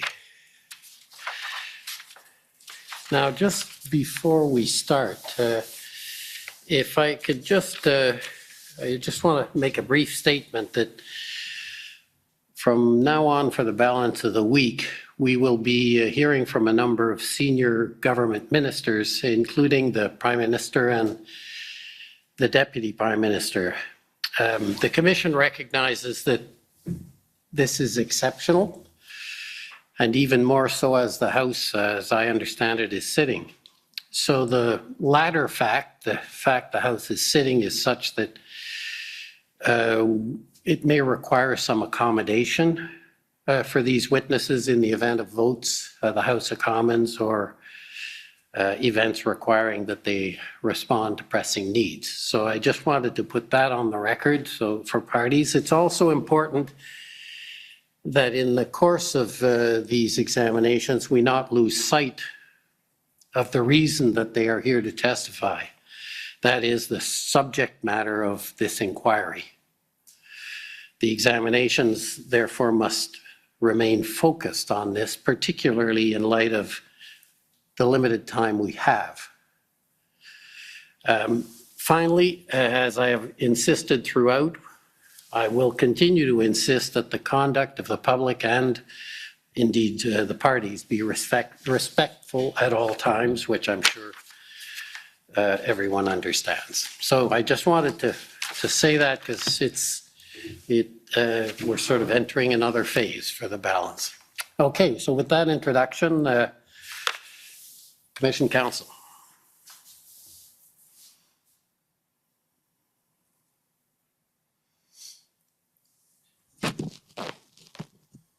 Thank you, Commissioner. Gordon Cameron for Commission Counsel. And the first witness in this category of ministers is Minister Bill Blair. If you could take the stand and he will be sworn.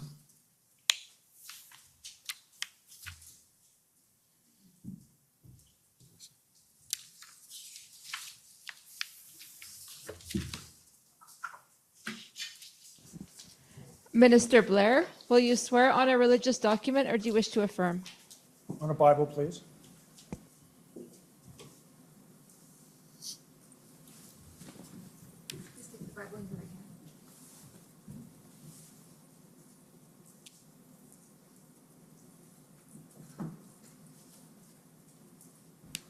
For the record, please state your full name and spell it out. My name is William Blair, B-L-A-I-R. Do you swear that the evidence to be given by you to this commission shall be the truth, the whole truth, and nothing but the truth? So help you God. So help me God. I Thank swear. you.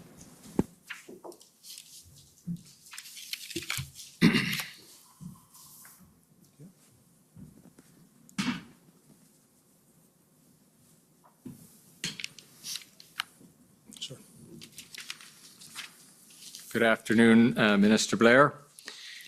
I'll begin just with some housekeeping, some formalities, and in particular, what I'm going to ask you to do is recall that you had an interview with me and some of my colleagues on September 6th. And for the record, I'll note for parties that the summary of that interview is WTS 7048. Now, Minister Blair, have you had a chance to review this witness summary that was prepared following your interview? Yes, sir, I have. And can you confirm that it's accurate and that you adopted it as part of your evidence before this proceeding? I can confirm that, yes. Thank you. Now, if we can just go through a little bit of background for those who aren't already familiar with your role in the federal government recently and before that, you were the Minister of Public Safety from November 2019 to October 2021, is that correct? Yes, sir. And in October of 2021, you were appointed, and this is a long title, and it requires a bit of updating. You were appointed as President of the Queen's Privy Council. Now you will be the President of the King's Privy Council, I take it, and also as the Minister of Emergency Preparedness. Is that right? Yes, sir.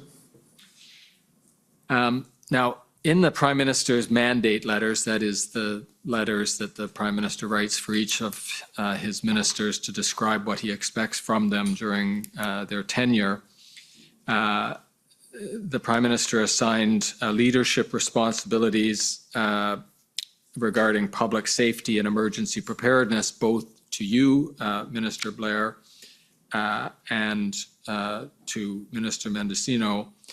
And so the question is, can you help us understand how that division works under the umbrella of the Ministry of Emergency Preparedness and Public Safety? Yes, sir. As you noted earlier, I previously held the position of Minister of Public Safety and Emergency Preparedness. Quite frankly, the government recognized in the most recent past a significant increase in both the severity, complexity, and frequency of national emergencies taking place in this country. And so a decision was made to bifurcate my previous ministry into the public safety, which is a portfolio held by my colleague and friend, Minister Mendocino, and Minister of Emergency Preparedness, which is the portfolio that I am responsible for. Under that, I think there's a very clear delineation of responsibilities, but there's a very close alignment between the work that I do and that Minister Mendocino does. Mr. Mendocino is, for example, responsible under the Act for 5 different, significant agencies in the federal government, including the RCMP, CBSA, CSIS, Corrections Canada, and the Parole Board. And he also has a number of other significant responsibilities within his own mandate. For myself, my responsibilities particularly pertain to ensuring that the Government of Canada is prepared to respond effectively to all hazards and emergencies in this country, to improve the way in which the government prepares and also creates greater resiliency in the country about these events. Among the administrative processes I am also responsible for is I oversee requests for assistance that are received from the provinces and territories for assistance in the advent of an emergency. If you could try and be a little slower for the interpreters, because they have to translate everything you say, and you have a tendency to have a high output. Yes, sir. I'll certainly do my very best. Okay. And I would appreciate the occasional reminder that I think Mr. Cameron's quite prepared to provide. The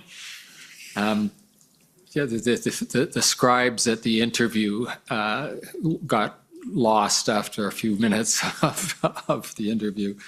Now, if that's a helpful description, Minister Blair, of the division between the two parts of public safety and emergency preparedness.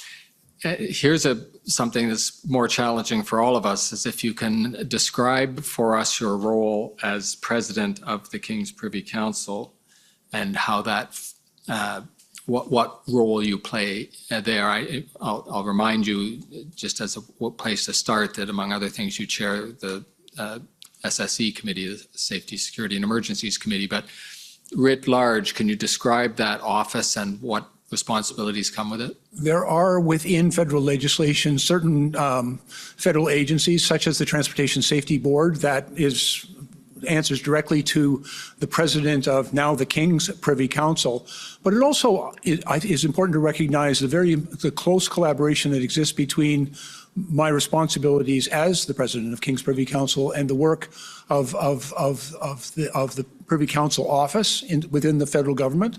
It requires, in addition to my responsibilities in chairing, for example, the SSE Committee, the Safety, Security and Emergency Committee, a very close collaboration with the Privy Council office. I have, for example, within PCO, a Deputy Secretary, Ms. Bogdan, who I believe you've heard from, who I work very closely with on matters of emergency preparedness, and with respect to other cabinet-related issues, I work very closely with the Deputy Clerk, Ms. Drouin, as well.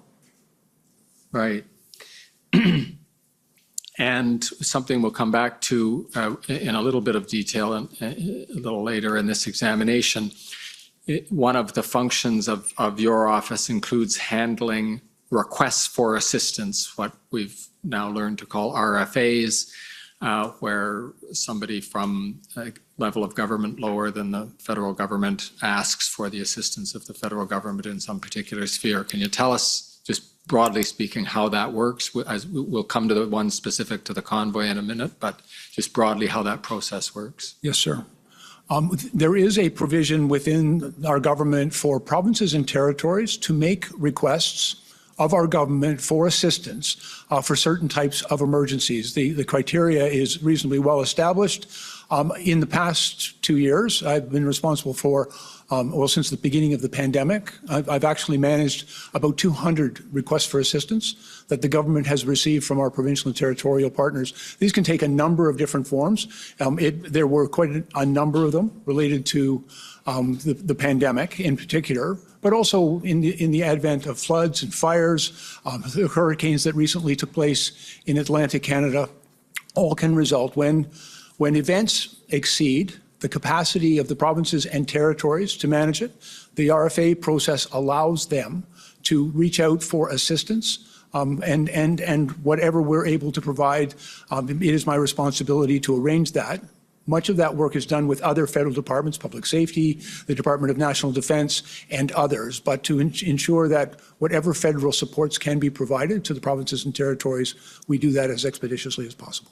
And can you describe to me the level of formality that process follows?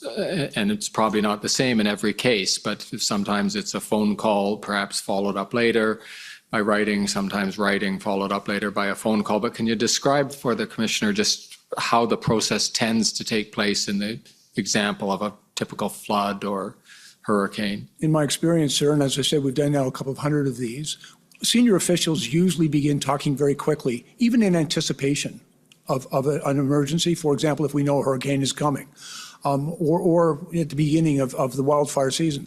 Communications begin to take place between senior officials in both either the province or territory and our federal departments, whichever is implicated. Most of that is managed through the Ministry of Public Safety. And for example, in my experience, most of that work has been done by Deputy Stewart, who I think you've also heard from. There's usually discussions that take place between senior officials. There's also a table of senior officials, sometimes referred to as the senior officials responsible for emergency management, SORM, who also engage in these types of discussions. That's usually followed up very quickly by a formal letter of request from the province or territory that is directed to the Ministry of Public Safety and then on to me for a determination. But we try to work as quickly as possible in order to see if we can, whatever helps we can provide in response to those requests.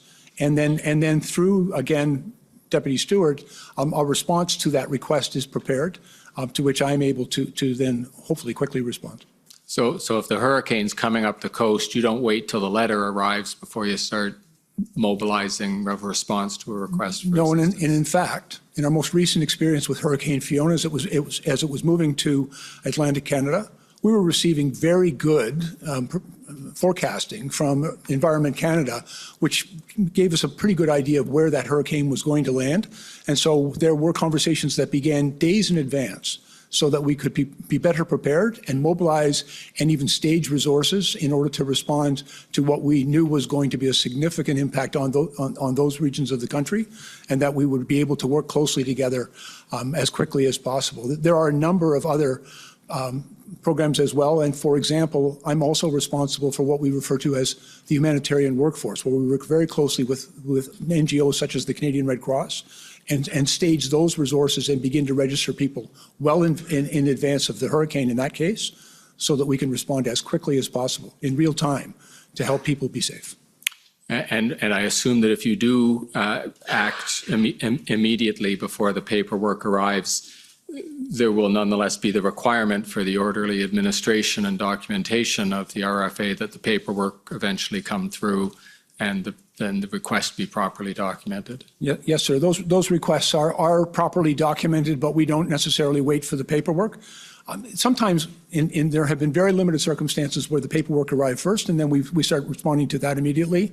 But in the vast majority of cases, there's outreach from the province and territory who identify a situation that exceeds their capacity, where they seek our help, and then we undertake immediately to see if we can find that help within the federal government.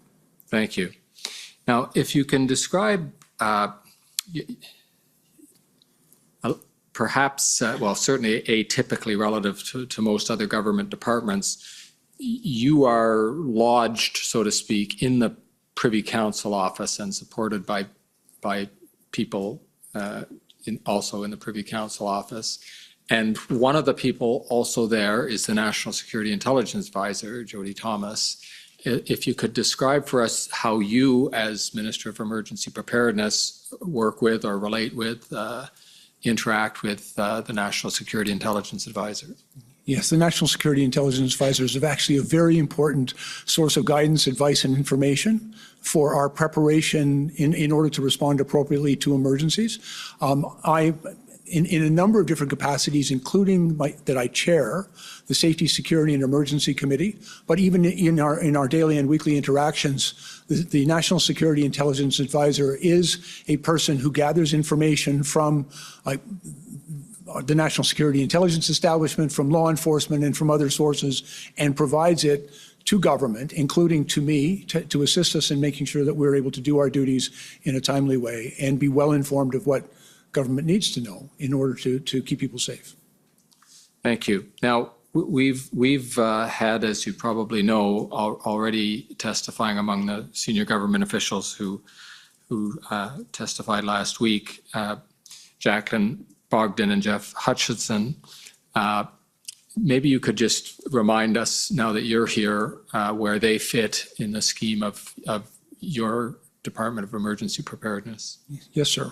When the government decided, when the Prime Minister decided, that to place a special emphasis and create a unique ministry dealing with emergency preparedness, we recognized that in order to make that work, we also had to fundamentally change the way in which the public service, through the Privy Council office, organizes itself in response to preparation for emergency.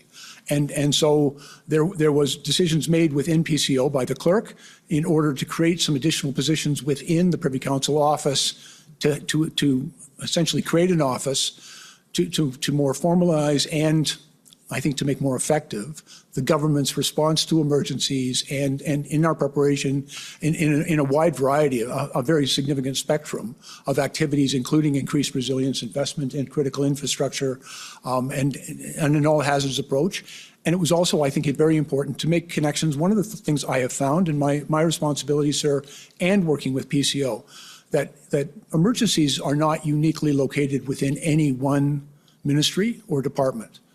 They're very often implicate like a whole of government. We learned that certainly in the floods, for example, in British Columbia, where, initially when I went to British Columbia with the Prime Minister to meet with the provincial government, we looked at it as an emergency response to a flood, but very quickly learned that agriculture, transportation, fisheries and oceans, natural resources, Environment Canada, all of these different departments of government were deeply implicated in that emergency.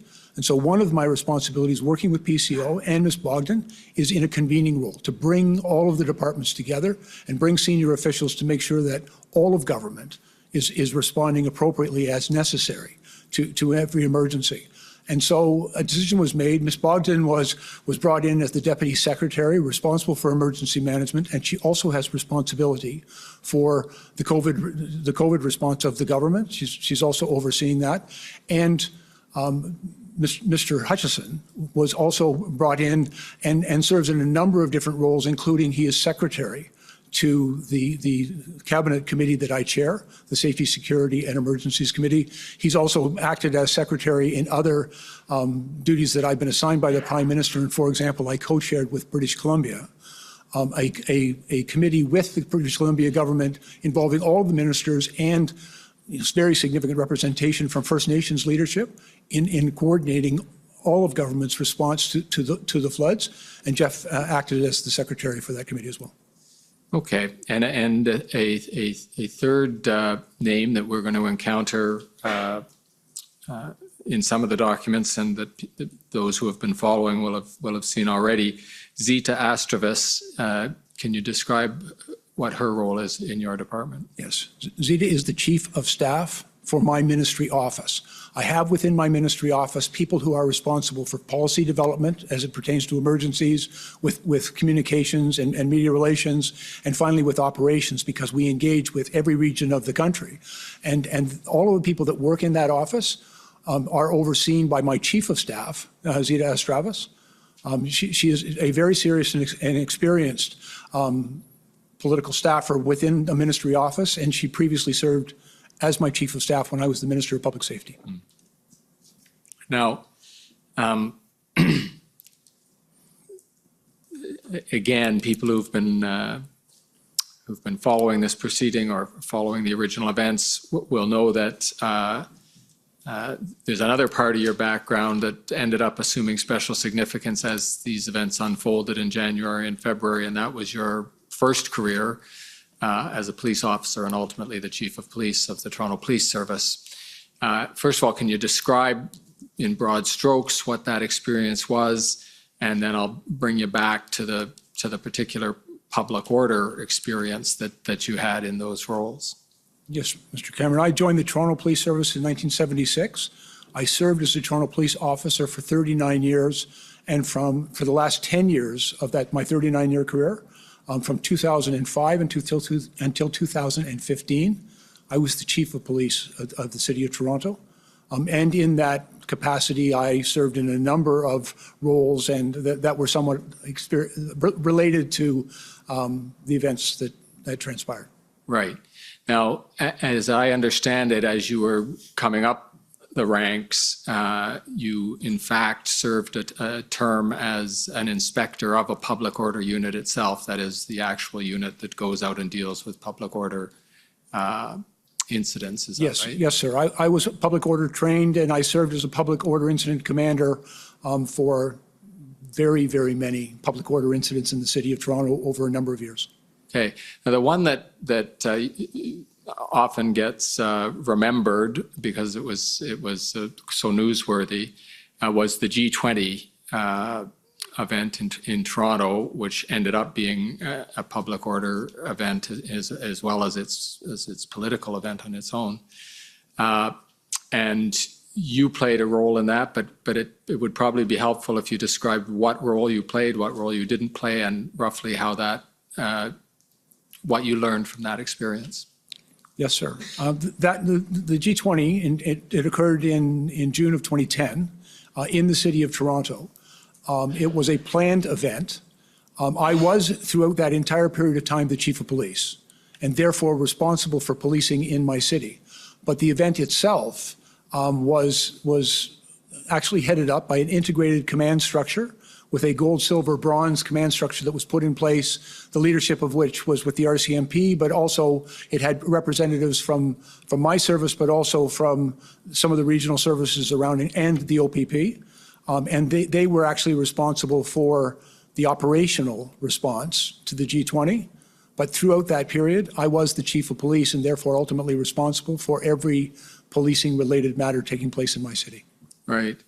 And as you mentioned, probably in a 30-odd-year career, and especially 10 as chief of police, there were more than just the G20 event. And the one other, perhaps, event or series of events that was memorable during that period when you were chief of police were the Tamil protests in Toronto.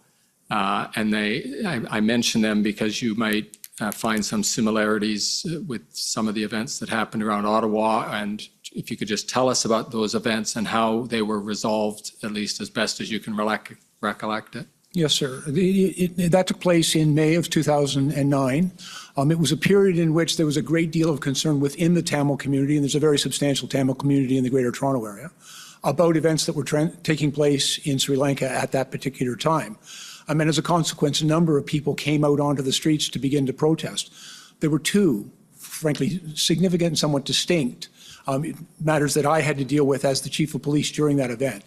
On Mother's Day of 2009, about 5,000 people from the Tamil community were demonstrating and marching, and unfortunately went up on a ramp of the Gardiner Expressway and ended up on the elevated highway that runs through downtown Toronto. I was called because, of course, they had blocked the highway. It wasn't a particularly serious traffic issue because it was Mother's Day, a Sunday evening, and not too concerning. But I heard from my operational commanders that evening that there were no safe ways to remove those people from the bridge. There was a real concern because the guardrail really is for vehicles, not for pedestrians. There were children and elderly people up on that elevated highway, and there was a very sincere concern among my officers that any action that we might take to remove them from the bridge or even bring them down the ramp could result in a stampede, a crushing of people, and would just be simply too dangerous. And so I directed that we would slow down, that we would engage with the people that were on the bridge. We would find people that we could talk to on the bridge, and that took a couple of hours. And then eventually I engaged them in some conversation. I had a pretty good relationship with that community and found a way to have them safely come down off that bridge. And it was, in my opinion, an entirely appropriate and safe resolution of what could have potentially been a very dangerous situation. The other element to this is tens of thousands of people initially converged on University Avenue in the area of University and Armory, which is right near the 361, our Superior Courts in Toronto, but also right opposite the U.S. Consulate. And initially when they went there, it was considered quite disruptive. It was noisy and it was interfering with traffic, but very quickly we were able to work with that crowd to allow the TTC, for example, to operate on both Queen and Dundas so that the transit would continue to move. Those are pretty important transit routes in the city. We also were concerned about access and egress for our hospitals on Hospital Row on University Avenue. We worked out with them a way in which we could do that.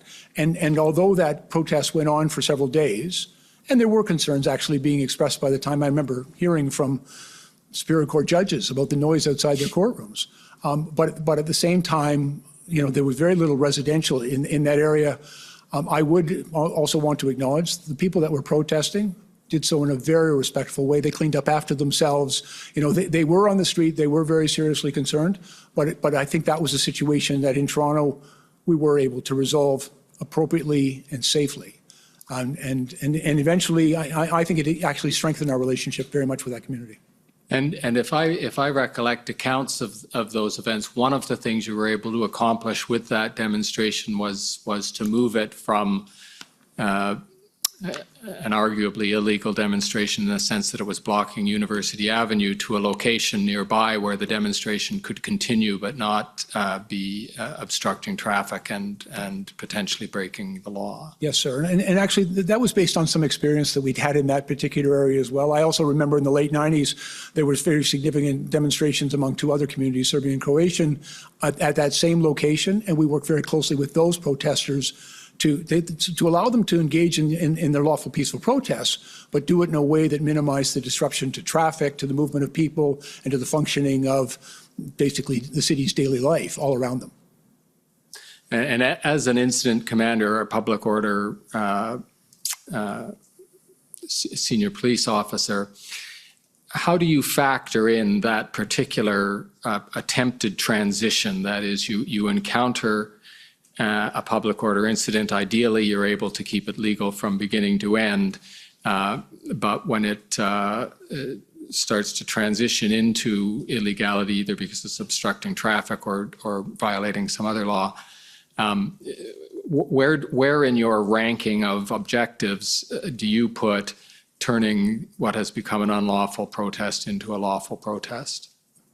I think it's important. Frankly, I actually very sincerely believe in the right to lawful, peaceful protest. It's a protected charter right in this country.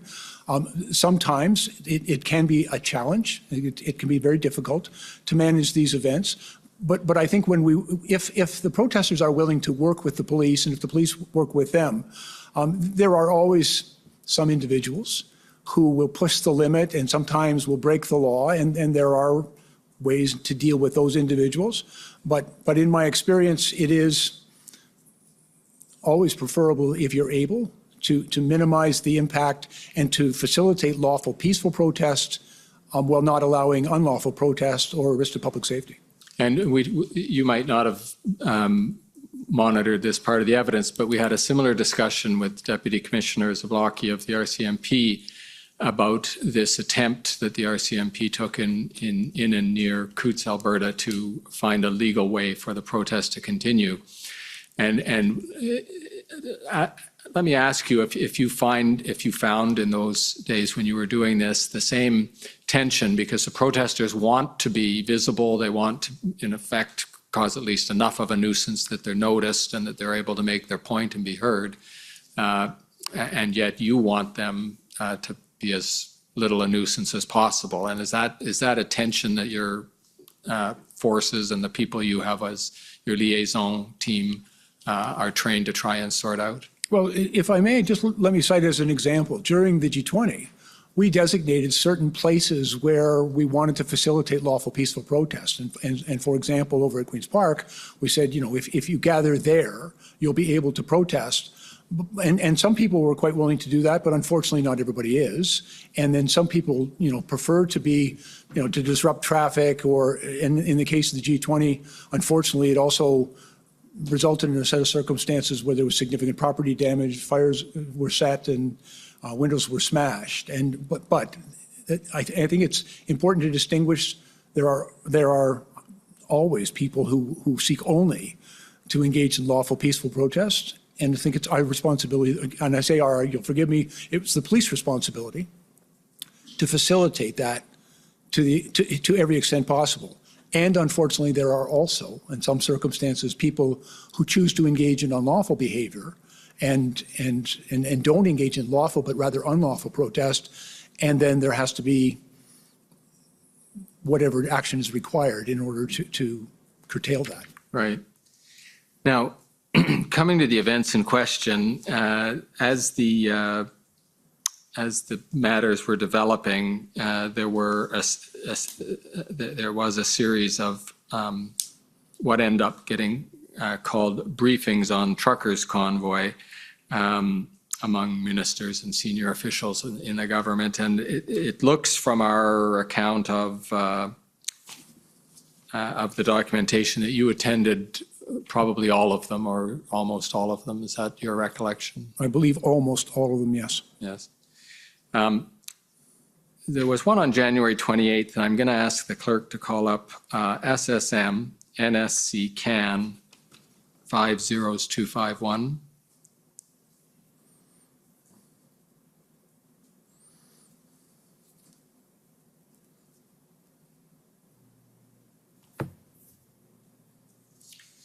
And if you could, Mr. Kruger, if you can just scroll down, there's a point where we have a number 18, and there we go. And this is the notes of that, the readout, as it's called, of that meeting. And do I understand the way this is laid out correctly, that beside the number 18 in your name are a series of points that you were making at the meeting? Yes, sir. The one I'm going to ask you to talk about is C. We need to keep the language down. And probably the people in the room knew what you were talking about, and you probably used more words than just that. So if you could flesh that out for us, what message you were trying to get across during that briefing when you said we need to keep the language down? I believe we all have a responsibility to do what is necessary to keep the peace. And I was concerned that inflammatory language could incite a more violent response, potentially, or incite others to continue to come to the protest. And so I think one needs to maintain, and I've had some experience in this, in your language around an event, to speak of it in such a way as to not aggravate it. So minimize name calling and that kind of thing? I don't normally engage in name calling, sir. Right. But is that what you mean by keep the language down? Keep the rhetoric moderate on the government side, on the protester side? I believe in my experience, sometimes people live down to your expectations, and so one should be careful in how you speak of these events. I also, quite frankly, I'm always concerned about fear. I think fear is one of the greatest enemies of public safety. And I think if our language is intemperate, we can make people quite fearful. And if people are fearful, then they don't use public space, they don't engage with their neighbors. It can actually create a more dangerous situation. And so my advice to colleagues was that we would remain tempered in our language. I'd like to move now to another topic area that it's apparent that you took a role in, and that has to do with the arrangement of what were called, perhaps it was ended up being a misnomer, but what were originally called the tripartite meetings. Can you describe, first of all, what those were meant to be, to situate them in time, if it assists you? They were February 7th, 8th, and 10th, the ones that started it off. But if you can just tell us what you had hoped to accomplish with those meetings. Yes, sir. It was my intention to convene all three orders of government, to bring them to a table, because I believe that all three orders of government had a role and responsibility here. I believe that good communication between all three orders of government could have been facilitated by convening, a meeting among. Initially, it was attempted to do so at the political level, and as you said, it wasn't entirely successful. But I believe what we were able to achieve is convening officials to come to that table, because I believe that the events that were transpiring in Ottawa really did require good communication, clear and clear expectations and communications and how we could assist each other. All of us had a responsibility, all of us had a role to play, and I was attempting to convene that. And by the way, not inconsistent with the role that I also play, as I mentioned earlier, in convening other orders of ministries within my own government. I've learned the value of bringing people together from many different disciplines and authorities to be at the table to share perspectives and to help each other. Hey, there's two topics I'd like to see if we can talk about, and I'll see if we can do it without pulling up too many documents, but just going by your memories of these meetings, and I'll just describe the topics, and then we'll try to treat them one at a time, though they might end up getting blended together. One is the fact that you didn't succeed in getting Ontario at the political level to the table, as I think had been your ambition. But the other topic is why there seemed, in at least the records of these meetings, so much confusion or misunderstanding between the City of Ottawa and the federal government, and to the extent they were there, officials of the Ontario government, about which resources would be committed by whom, when, who was actually there, et cetera. The documents just seem to be the equivalent of a whole bunch of ships passing in the night, nobody understanding what the other person's saying, and perhaps even a lot of mistrust. So let's take the first of those issues, the effort you made to include the province of Ontario and how much success you had there. Well, first of all, I reached out to Minister Jones, who was the Solicitor General in the province of Ontario at that time.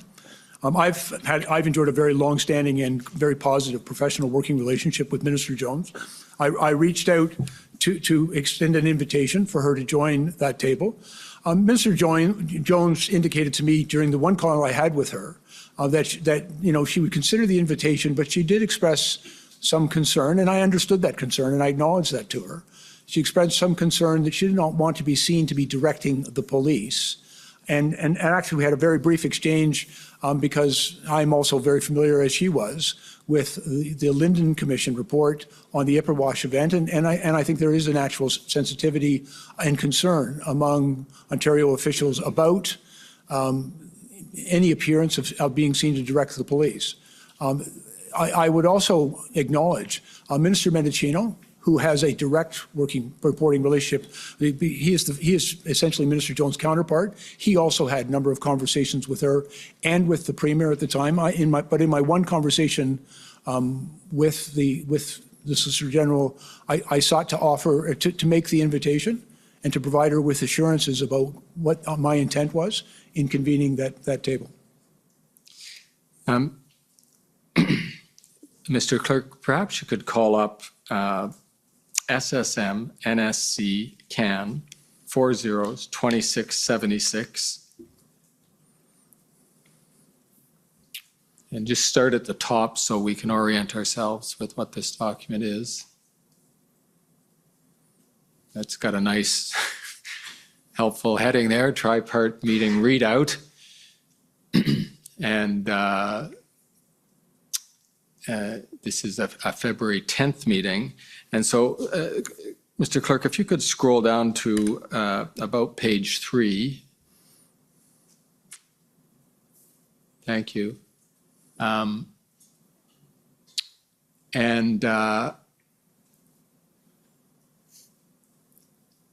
There's just a little further, please, Mr. Clerk, so we get Mr. Blair's, Minister Blair's comments there. And under BB, which is doubtless you, there's this notation. Thanks. If we can speak frankly for a moment, it has come to the media's discussion that they are not in this meeting for the third day. And are we understanding this correctly, that they is Ontario? Yes, sir.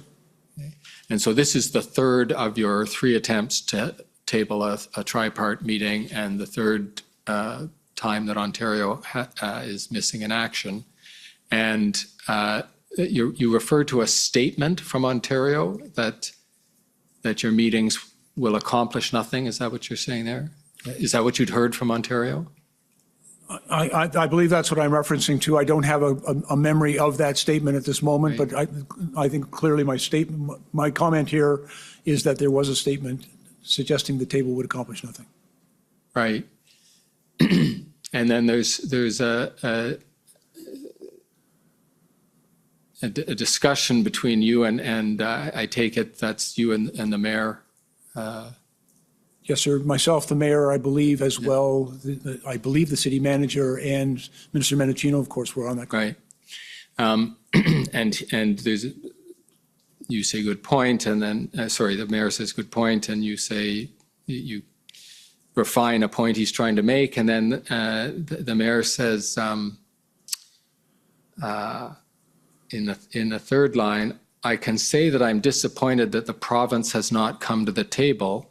Premier is telling me, and then he's quoting, it appears, what the Premier is telling him, anything you want, but then there is silence. Now, we've already heard from the mayor, and he's given his side of this, but from your perspective, were you disappointed that Ontario hadn't participated in these meetings so far, and was it your sense that the mayor was also disappointed that Ontario, at least at the level you would hope to have participation, hadn't shown up at the meetings? Frankly, I had hoped that we would be able to convene the tripartite table as I had originally planned it. But I was, this was on the 10th. By that date, I was receiving assurances that, for example, Deputy Minister Stewart was in regular contact with his counterpart in Ontario, Deputy Minister Di Tommaso. And that there was ongoing discussions between my Government Operations Center, between the Deputy Minister of Public Safety, and between, as frankly, the Deputy Minister of Public Safety, Mr. Stewart, was acting as an interlocutor between both municipality and the province in these circumstances. And so, yes, a little disappointed that the minister wasn't able to attend, but quite gratified, frankly, and that there was now, I think, and my goal had been good communication between the 3 orders of government. I believe that was being achieved. That is helpful. Thank you. And the other point, again, the mayor wasn't only, as you'll recall, because I think you might say you got an earful from him as well. The mayor wasn't just disappointed in Ontario, and the notes, which I don't think you need to be taken to remember, because you probably had some of the same frustration experiencing these exchanges as one gets just reading them, which is the mayor seems very frustrated that he cannot get the support from either Ontario or from Ottawa in terms of boots on the ground in Ottawa, in particular federal, he'd be looking to you for commitments with respect to the RCMP. And there seems to be almost interminable confusion about how many are committed, how many are actually there, different ways of counting how many people are there. Were you able to participate usefully in that discussion? Did you have good lines of communication to the RCMP? Because it doesn't seem that much was being accomplished on that front in these meetings. Minister Mendicino is the minister with direct lines of communication to the Commissioner of the RCMP and that organization. That's his responsibility. He was on this call and made a number of comments in response to the mayor's, as I recall, from those discussions. One of the things I tried to contribute to this discussion is that it wasn't just a numbers plan. It wasn't just about how many people. And in fact, I pointed out that it's actually difficult to start talking about specific numbers because, you know, the number of police officers to be deployed is a matter, frankly, of police confidentiality, and it can actually compromise police operations, in my experience. And so I cautioned about that. And so my recommendation is that we should be talking about resources. We should be talking about providing the support that the city needs without being specific about numbers. There had also been discussion, Mr. Cameron, throughout these tripartite meetings and in other fora, about the need for an integrated action plan, not just how many people were required, but how those people will then be utilized in order to effect the purpose of bringing the protest to a peaceful resolution. Okay, well, that you've segued right into my next point, which is from your perspective, and we've heard a lot of police perspective from people similarly qualified already, but you were in a unique position here, so we'd benefit from your perspective on why it was, as you saw it, that there might have been some challenge for the OPP and the RCMP to commit resources to solving the problems that Ottawa was facing. Yeah, to be very clear, sir, I was never briefed on any operational aspect of the plan. That would have been inappropriate. I never sought to be briefed on it, and I was not. But what we were seeking was assurances from those who did have operational responsibilities that they were satisfied with an integrated operational plan, an action plan, and that they were prepared to action it. That, I think, was a consideration because it's also useful to remember, I think, Mr. Cameron, there were a number of things happening right across the country at the time. You know, the OPP in particular were dealing with a difficult situation in Windsor. They had also had to respond to other events across Southern Ontario. Their resources were being quite significantly challenged because they had to continue to respond to a very dynamic and mobile threat across the country. And so my understanding was that, you know, they needed the clarity of an integrated command action plan that they'd all agreed to in order to facilitate the movement of people to go and deal with the situation in Ottawa. And in that context, did you have a view as to whether there was any logical order of operations, if I can call it that way, in terms of where Ottawa should look to first? We have heard from Commissioner Lucky that she wasn't standing on protocol here. She was prepared to devote resources as quickly as she could while Ottawa sought help from the province as well. But putting aside those urgent first steps that were taken, did you have a sense of what the proper protocol was for Ottawa to follow in this context, putting in mind both the hat you were wearing as Minister of Emergency Preparedness and your history of having encountered similar situations, doubtless over many years in Toronto? Yes, sir. To be very clear, there's a number of different ways in which this has been approached, particularly if there's a planned event. A planned event, as I've already mentioned, the G20 in 2010, there was another, planned event that I was involved in involving the visit of a U.S. president to the city of Ottawa. This happened in the early 2000s. That was a planned event where there was an integrated command structure put in place. At the time, I actually brought about 400 Toronto Police Service officers up here to Ottawa to work under that integrated command structure and to assist in public order for that event. I'm also aware, because frankly I've been around a long time, that there was always a very close working relationship between all of the police services working in the National Capital Region, they convene a table that they refer to as Intersect. I've had no dealings with it in the recent period, but I was familiar with it when I was a police chief, where the RCMP worked very closely with the Ottawa Police Service. I believe the OPP were at the table and the Gatineau Police. And so there's always been good cooperation among the police services in the National Capital Region. I'm also very familiar, I've been involved in very many incidents when I was a police officer, where we would, in the Toronto Police Service, we had, frankly, a lot of people. We had a lot of people trained in public order, and we would bring our public order resources to assist in Kingston, for example, for their homecoming event, in other towns around Ontario that didn't have those resources available to them, so we would go and assist.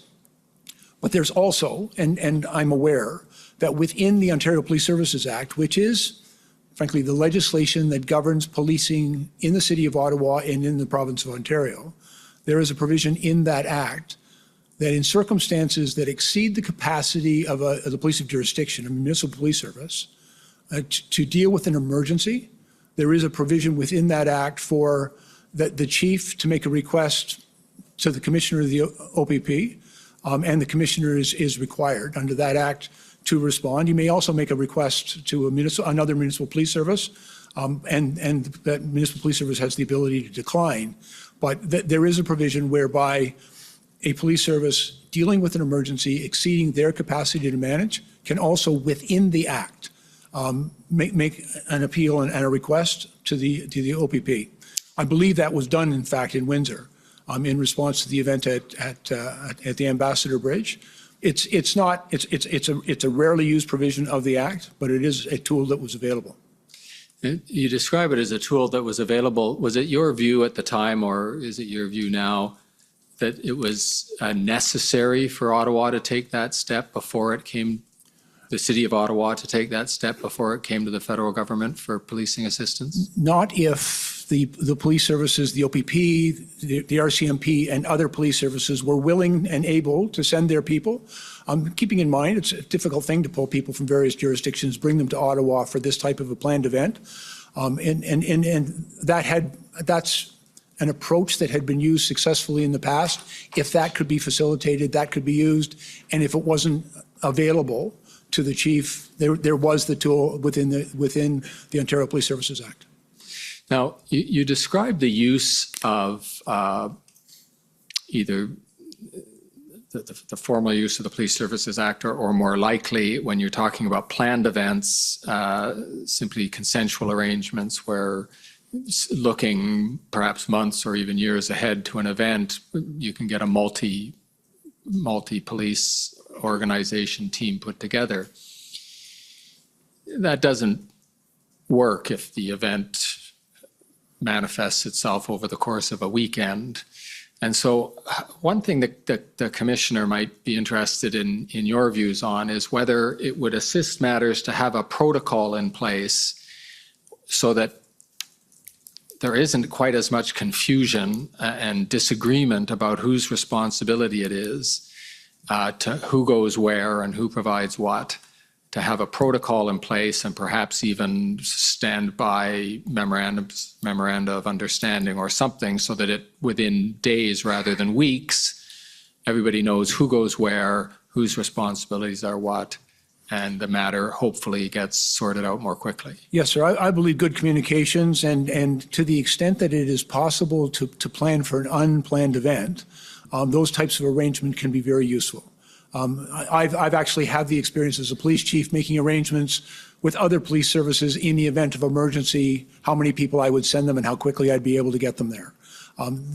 Because we all know that certain types of events can exceed any of our capacity to respond to an emergency.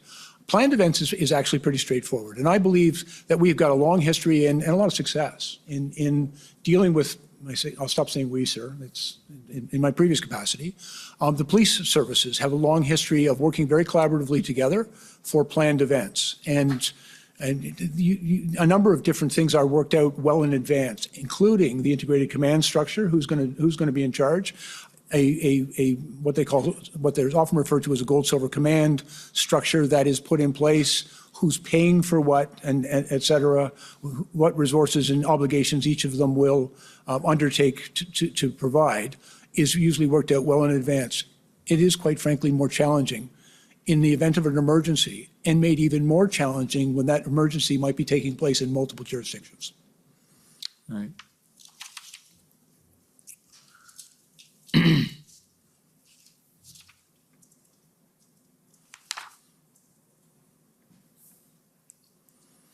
The speed with which you're able to deliver information, Minister Blair, is helpful, if not to the not to the translators, to me in getting through my questions in record time. So I'm flipping through some pages here. I want to ask you some questions about a related issue. You talked about Ipperwash. You had the probably not entirely pleasant experience of having a commission of inquiry look into the events of the G20. Not an entirely pleasant experience of having your conduct examined in a commission of inquiry. And one of the issues that came up in the Morden inquiry into the G20 event and in Ipperwash as well had to do with the extent of administrative oversight and political input to the activities of the police.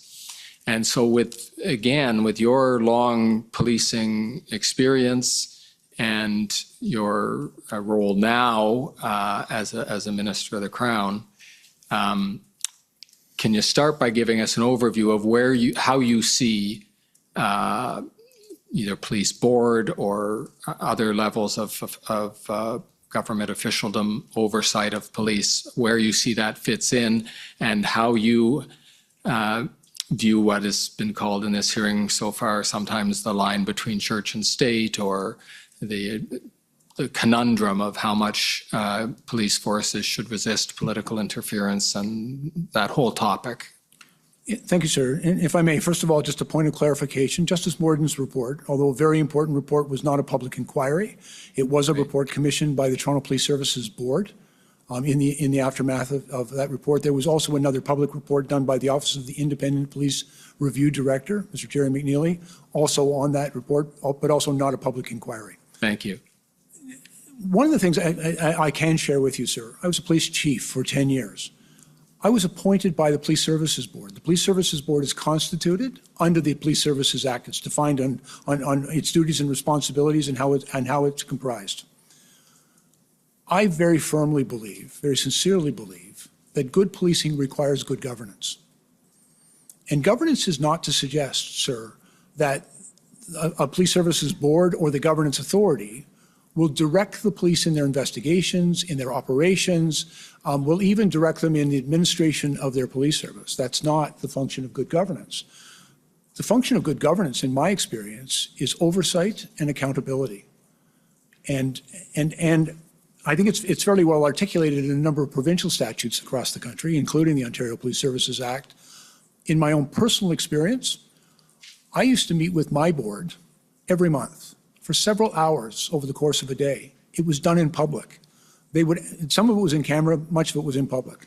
They would ask me questions about use of force. They would ask me about training. They would ask me about HR issues, the discipline and maintaining of conduct within my organization. I reported to them in a very public way about our engagement with diverse communities, about a number of efforts that we were making to prevent crime, all those things that were the responsibility of the police service to deliver adequate and effective police service. And that's actually directed at the board and then delegated to me by the board.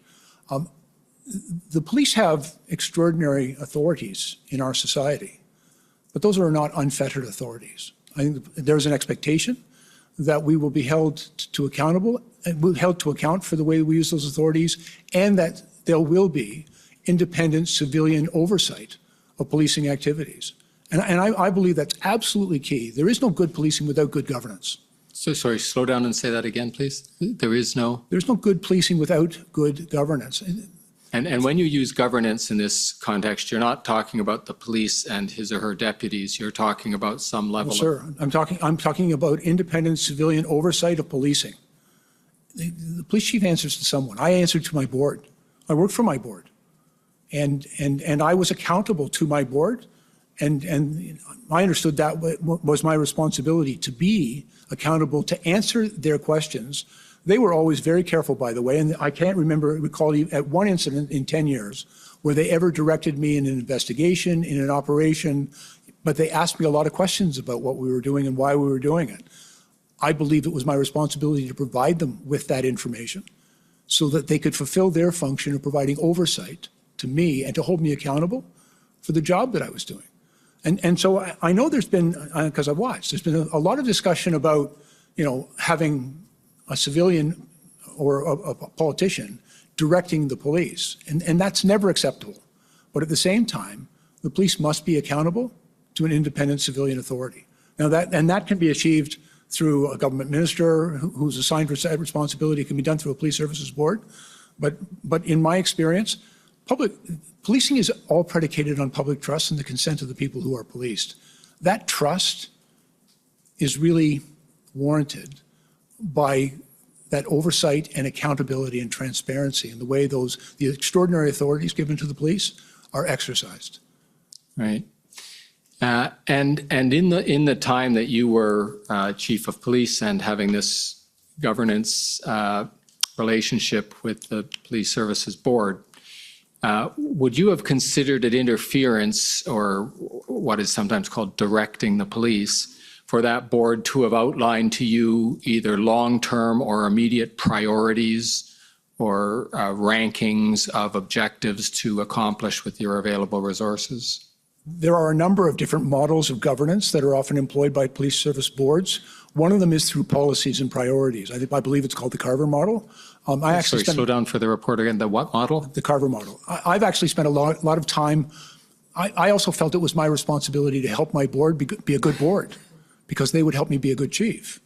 And so we spent a lot of time talking about how they could do their job and it would help me do my job as a board. And I think it was a very effective relationship.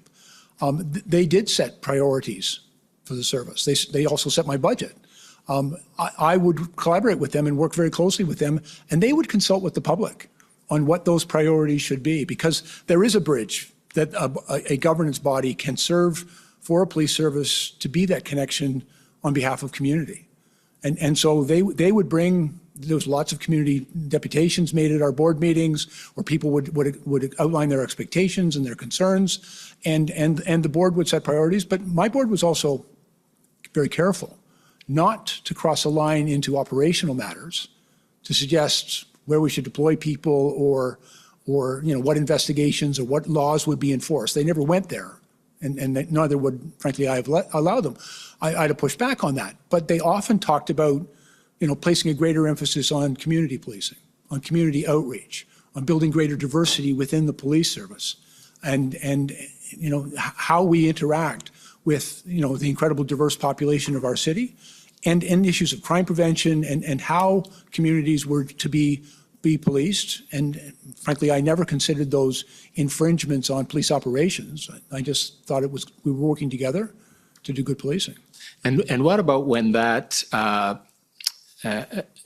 effort at direction from the Police Services Board was aimed at a more immediate situation? And I don't mean a particular investigation or anything of that type, but for example, if the Tamil protest had shut down University Avenue for 4 days, would you have considered it out of line for the Police Services Board to ask you what you intended to do about it and express to you their view that they considered this a serious problem for the city? I would have considered it entirely appropriate. And frankly, I recall getting these questions from the board. What are you doing? Why are you doing it? There was a fair bit of criticism, as you can imagine. As a matter of fact, some of the national papers were accusing me of being overly tolerant. My board was very supportive of what we were doing, but they did ask questions about what and why, which I considered entirely appropriate. But at no time did they tell me how to police that community. And I think that's, for me, there's a bright line there. And they didn't cross that line, but they held me to account to the decisions I was making on how I was going to deliver policing services in those circumstances. And I didn't consider their questions infringements on any aspect of my authority and responsibility. It was my job to answer their questions and to allow them to perform that oversight role and to hold me accountable for the decisions I made. So that's very helpful. Now, I'm going to ask you to see if you can direct those thoughts to the I don't know if unique is the right word, but at least the different situation of the RCMP, which doesn't have a police services board structure to which it is accountable. The commissioner reports to the minister and has a relatively thin statutory framework that delineates that relationship. Have you had some thoughts about what you're calling governance of the RCMP could and should look like if it's different than it currently is now? Yes, sir. And in fact, it actually appeared in my mandate letter when I was the Minister of Public Safety, that we were looking at the issue of governance. I also had some responsibility. I have a keen interest in the delivery of First Nations policing program across the city, and we're working towards the development of a new legislative framework for First Nations policing in Canada. In order to make sure that that's as effective as it can be, I believe we have to resolve the issue of governance in those communities, give people a say in how they're going to be policed. That doesn't mean they get to direct the police operations, but they can make decisions about how the police will function within their communities. And I would also make the observation in a number of jurisdictions across the country, we sometimes see the tension that exists for the contract policing across this country. But very often, it's an issue of governance. And I'll just cite, if I may, I also recall vividly, in Ontario, there were a number of police or communities that had their own little small police services who made a decision to go and contract with the Ontario Provincial Police to deliver policing services in their community. And I witnessed the OPP make a very strong effort to give those communities governance authority over their detachment and to meet regularly with the local officials and to actually give them a say in how they're going to be policed. I thought it was very thoughtful, and I also believe that model, which I'm familiar with Ontario, could assist us in improving the quality of policing right across the country, particularly in contract areas and in particular in First Nations. And do you have any specific recommendations, or I shouldn't say specific in the sense of drafting legislative terms, but what a more complete governance structure would look like for the RCMP?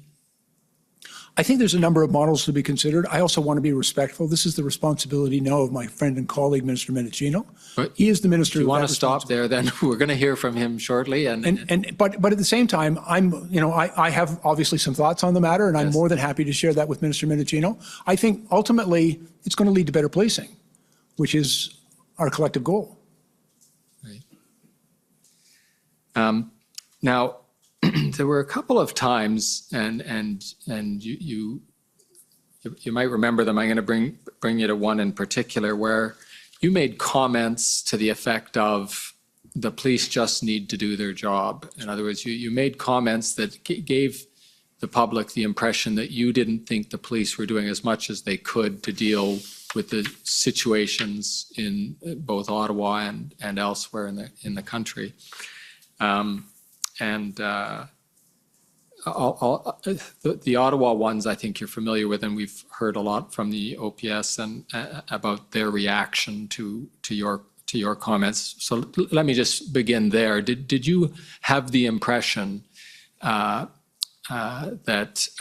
the Ottawa police were not doing as much as they could or should have, or perhaps as early as they should have, to deal with the situation that they encountered when the convoy arrived in Ottawa? I think initially their response was incorrect. Was incorrect.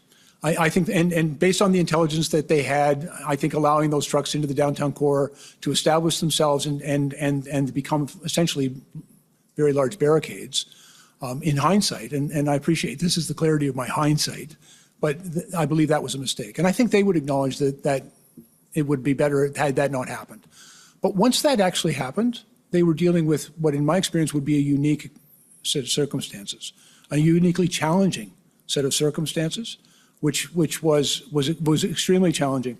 And in fairness to them, my concern and the statements I made, frankly, it was not my intention to criticize the police. It was to encourage them to utilize the tools that were available to them.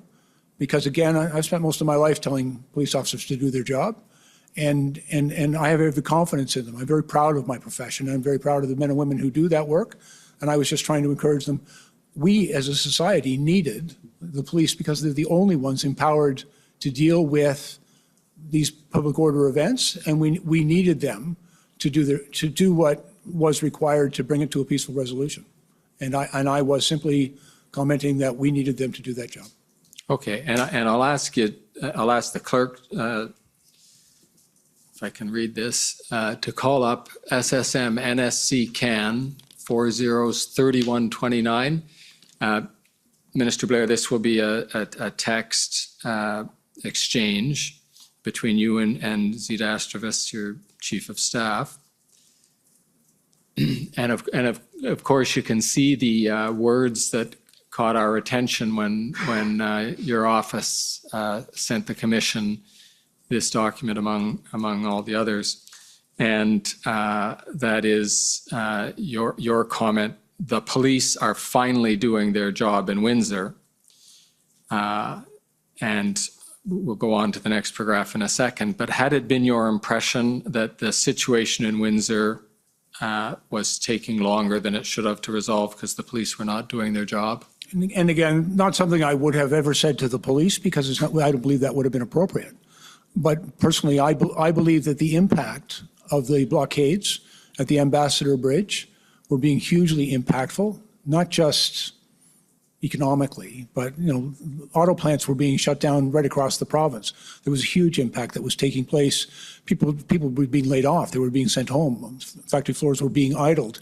And I believe there was a sense of urgency to resolve that.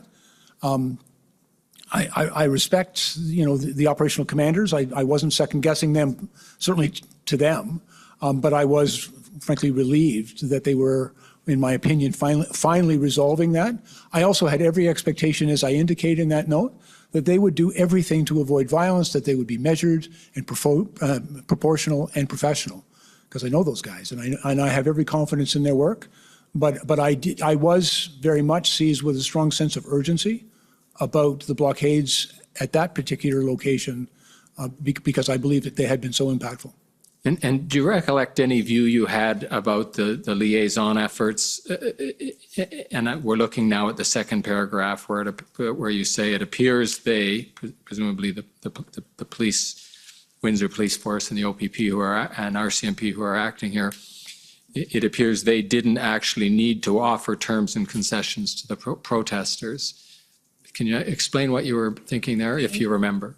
I don't really recall, except, again, I was feeling a sense of relief that they were now clearing that bridge, because it did strike me as a matter of urgency, and previous tactics had not been effective in clearing the blockade.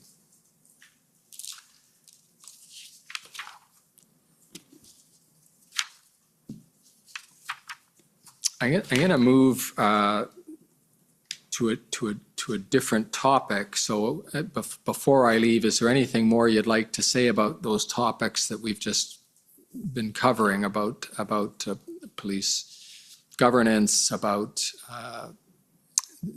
the effectiveness of the police operations in Ottawa?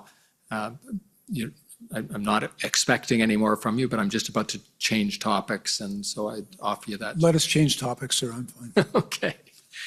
Although you might not like to change the topic, it's to the Alberta RFA. You'll recollect that, I think. And can you just, to those who haven't followed the proceedings quite as closely, maybe as the rest of us, can you just outline what that was about and how it came across your desk? Yes, sir. And I don't recall precisely whether the letter arrived first or I heard from Deputy Minister Stewart, but I became aware that there was a request from the province of Alberta, and I believe it was from Minister Rick McIver, stating a number of things about what was transpiring in Alberta with respect to the Coutts blockade. The Coutts blockade had been going on for some time, and among the things that Minister McIver was asking for, he made a number of comments, but his primary ask was for access, and he was very specific, to Canadian Armed Forces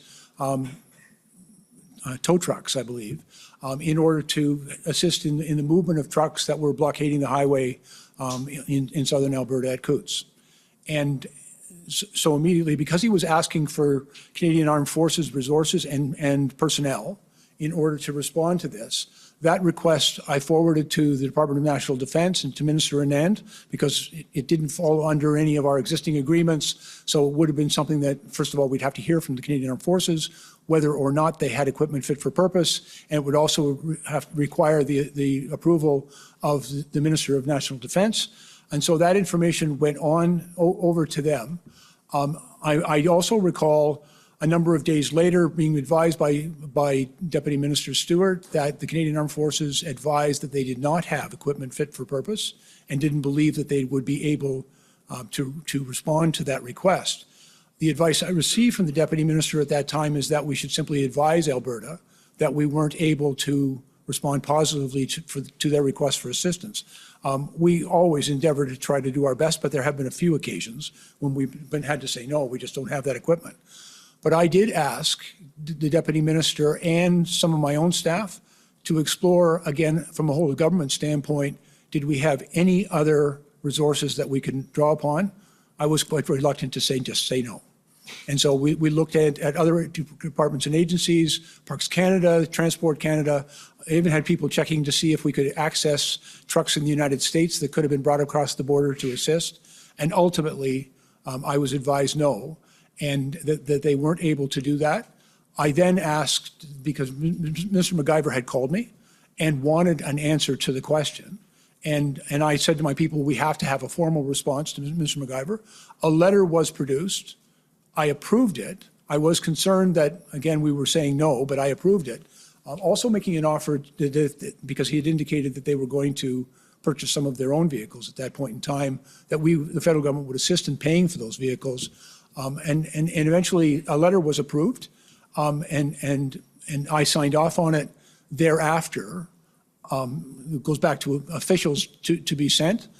I understand in my subsequent messaging with Minister McIver that he never received that letter. I have no explanation for that. And we've heard an explanation from your staff, so I won't ask you to expand on that. But if we could, it might give some more insight on that process if we looked at another document. So, Mr. Clerk, could you call up SSM CAN NSC 402689? And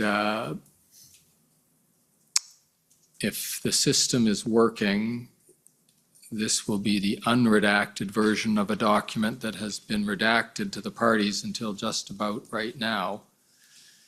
And you can see there's a, we're at February 11th here at this exchange of emails, and the email we're looking at right now is from Ms. Astravas, and she's recording that the PMO is approved, and this, we're going to find out when we go down here, is followed by an email from you, and I'll suggest to you, you might recognize it, but you're commenting here on the response to Alberta. And if I've got that right, what you're saying is it's a weak response, that is the response you or the federal government is giving to Alberta.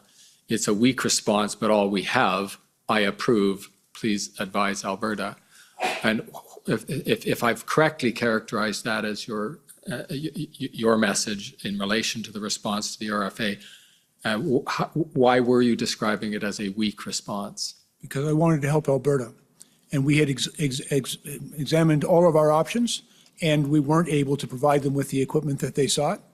And so a letter was prepared. I believe it indicated our willingness to provide them with financial assistance for what they were requiring, but at this point in time, we weren't able to provide them with the trucks that they sought.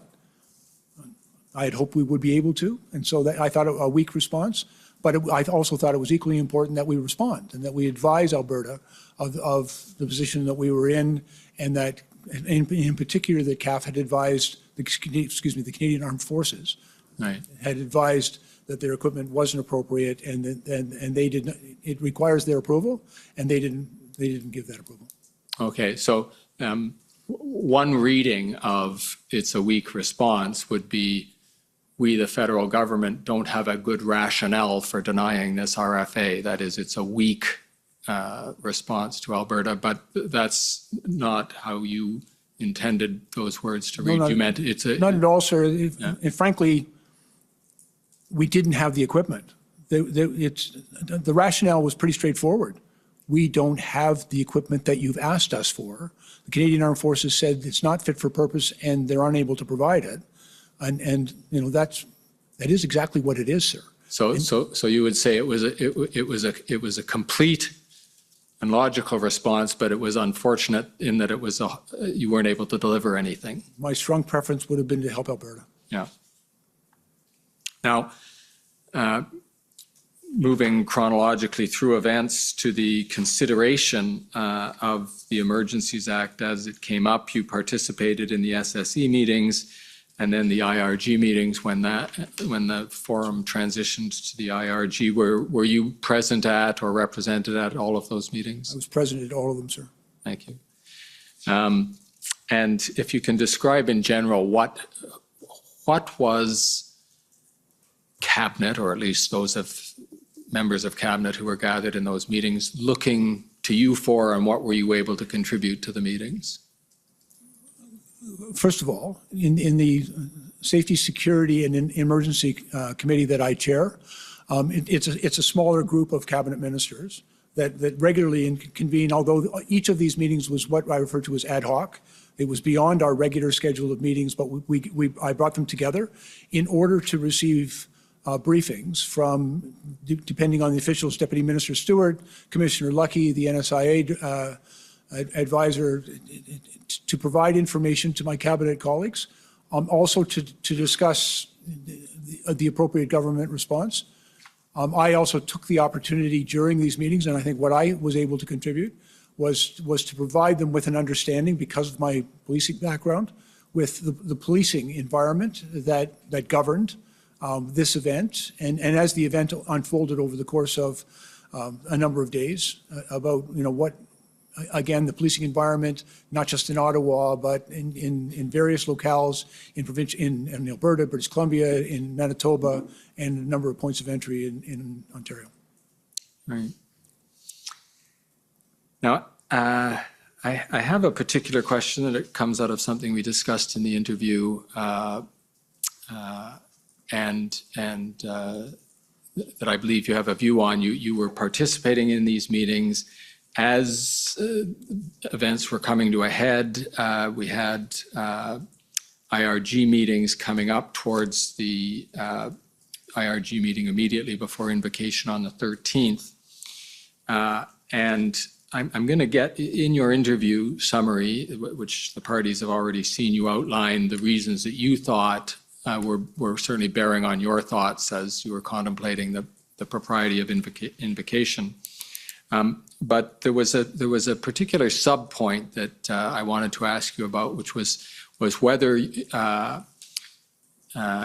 were aware of, because I think you've probably heard about now, at the time you were contemplating this and ultimately giving your input to the Prime Minister on the 13th, whether you were aware of Commissioner Lucky's views that she thought that there were still law enforcement tools available to the RCMP to deal with the situation in Ottawa and elsewhere in Canada. I don't believe I was aware of that on the 13th.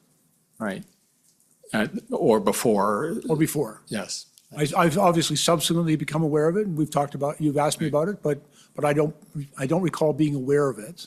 Right. prior to that.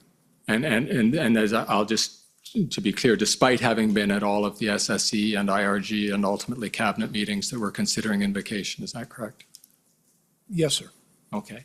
Now, can we come to your four? You don't have to do them off by heart, although you might remember them. I can help guide you through them. But as I recollected from our interview with you, you had categorized the reasons that you thought invocation of the act was important. And as I don't want you to characterize these necessarily as the advice you gave cabinet, because that would be a confidence of cabinet. So if you can just describe them to us as how you were viewing the matter as you were contemplating invocation. Yes, sir. If I may, the situation in Ottawa had been enormously challenging for the people of Ottawa. And I think people were living in a state of fearfulness and intimidation. And frankly, I think it was a very difficult set of circumstances for them there.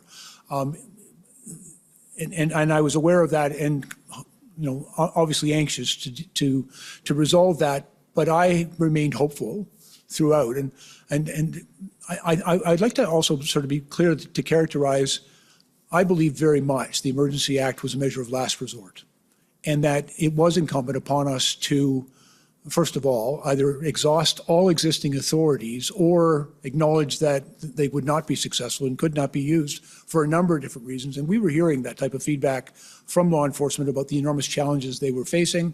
We were also hearing about how stretched their resources were being pulled because of events that were taking place in different parts of the country that required them to respond to one place, but then be required in other places. And that was a challenge that we were hearing quite frequently as well. But I will also tell you, I became very concerned because one of my responsibilities as the Minister for Emergency Preparedness is the resiliency and safety and security of critical infrastructure. And we define critical infrastructure as 10 different sectors of critical infrastructure. And in particular, as it relates to this event, it includes such things as manufacturing, our transportation routes, the essential supply lines, the movement of essential workers. And what I was witnessing at the Ambassador Bridge, at Coots, at Emerson, and then in a number of different venues that I would where we would see similar activity being threatened to be done at Point Edwards, at the Peace Bridge, at the Pacific Highway in British Columbia, that escalation, and I viewed as a significant escalation because it did result in significant disruption of critical supply lines, the cutting off of essential goods and services, the impact that it was having, not just economically, but on people, on families, and people were being laid off their jobs, and factories were being idled. I was also concerned because I'm aware, being a person from Ontario, that the integrated manufacturing processes in Ontario, particularly in the auto sector, but in many other manufacturing sectors as well. Prior to being public safety minister, I was also the Minister of Border Security, and so it really did give me an understanding and appreciation of how important the integrity and functioning of that border is to our prosperity, to our economy, and to the well-being and health and safety of Canadians. And so when those borders were essentially closed, and that the movement of goods and services, particularly some of the parts that go into our factories, was being essentially stopped, it was hugely impactful. And I believe that it had risen to the level of a national emergency. We were also seeing, frankly, the information that we received from the RCMP on or around February 10th that they believed that there were firearms present at Coots. And then subsequently, I believe on the 13th and 14th, when they completed their criminal investigation and arrested people and seized a number of firearms, it also, for me, elevated concern about public safety and the risk that not everyone involved in these protests represented, but embedded within these protests, the possibility, certainly in Alberta, of violence and even serious violence taking place. And so for me, the impact that it was having, not just in the city of Ottawa, but I don't want to minimize what was going on in Ottawa by any stretch of the imagination, but right across the country, particularly as it pertains to critical infrastructure, for me, elevated the situation to a national emergency. I would also observe as well, I believed that, there was strong evidence that what was the fact that this protest was so well entrenched in blockades in Ottawa really anchored what was taking place even right across the country. There was, in my mind, a clear correlation between the activities of border blockades and what was taking place in Ottawa. And it also, for me, highlighted the need. We had to resolve the whole situation, and failure to do so failure to resolve in Ottawa would have resulted just continue to like whack-a-mole, chasing border blockades from one point of entry to another. There are 119 border points of entry, land border points of entry in this country, plus our airports, and all of them are vulnerable to this type of unlawful action. And in my opinion, that represented a serious threat to our national security and became a national emergency. And when you describe your observation that the impact on the critical infrastructure elevated the situation, that the blockades, the convoy, the protests, et cetera, elevated that to a national emergency, when you say that the impact on the critical infrastructure, when I think of infrastructure, I think of physical built bridges and roads and trains and things like that, but I don't think there was any actual harm to those. So I take it you're talking about the impact on trade and the economy and people in the vicinity, their lives, things like that, not the infrastructure itself. When an artery, a point of entry into the country, in Manitoba, in Alberta, in Ontario, is essentially rendered dysfunctional, when it's closed and nothing is moving through there, the movement of those goods and services, in my opinion, is part of our critical infrastructure. It supports manufacturing. It's part of the transportation. But you don't have to blow everything up to render it unusable. Right. And that can be done through cyber attack, for example. But rendering it unusable is an attack on critical infrastructure, in my opinion. And that's precisely what happened in these circumstances. And it was, for me, we'd seen bridges and highways and rail lines go down in the floods and storms in British Columbia. We knew we had to work hard to get those reopened, but the situation across this country, it was exacerbated by the very significant challenges the police were obviously having to clear these in a timely way. Right. And if I can remind you, you had a fourth, believe it or not, you just did go through three of your factors. They sort of got lumped together, but your fourth had to do with your view on whether or not the existing legal authorities were adequate, whether they had been exhausted, et cetera. What was your view there? Yes, sir. One of the things that, I can go through a bit of a list. One of the things we'd heard in Alberta, in Manitoba, in British Columbia, and certainly in Ottawa and at the Ambassador Bridge, was the very significant challenges that the police were having in gaining access to vehicles that they could tow, the large trucks that were being used basically to blockade. They these almost ceased to be trucks. They were fortresses and very, very difficult to move. There were a number of reasons why that I think have been articulated for this commission as to why they couldn't gain access to those, but it was a reality that they could not. I looked very carefully, by the way, on the Friday when Ontario brought in their measures. They did attempt to address making those tow trucks available, at least in Ontario, but it only authorized the use of the truck. It did not compel it, and so I was concerned that, given the circumstances and what I believe to be the reasons why those trucks weren't available to the police to clear the blockades, either at Ambassador Bridge or in Ottawa, that we needed to do something else. I'm also aware, in a previous part of my police career, I was very much involved in organized crime and money laundering investigations, and so I am familiar with the authorities and the activities of FINTRAC. And one of the questions that we had as a government was, where is this money coming from and how is it being used? I became aware that FINTRAC did not have existing authorities to provide us with that information. And so that was, in my opinion, a deficiency in existing authorities and something that we needed to consider how we might be able to address it. There were also a number of areas, like one of the things, when Ambassador Bridge, as an example, was blockaded, one of the first things I did is I dug out the International Bridges and Tunnels Act to see what authorities we had, but the authorities within that act were limited only to the bridge. And as you recall, the blockades in Windsor didn't set up on the bridge or even in their primary points of access. It was further down the road. It was very effective in closing down that bridge, but it happened to be on a municipal roadway, which is governed by municipal bylaw and the Ontario Highway Traffic Act, but not really effectively by any federal statute. And so the ability to designate certain spaces, that also became relevant in the city of Ottawa, I think, for Wellington Street and the Sir John A. Parkway, in order to, it became necessary to designate certain spaces where those activities would not be prohibited.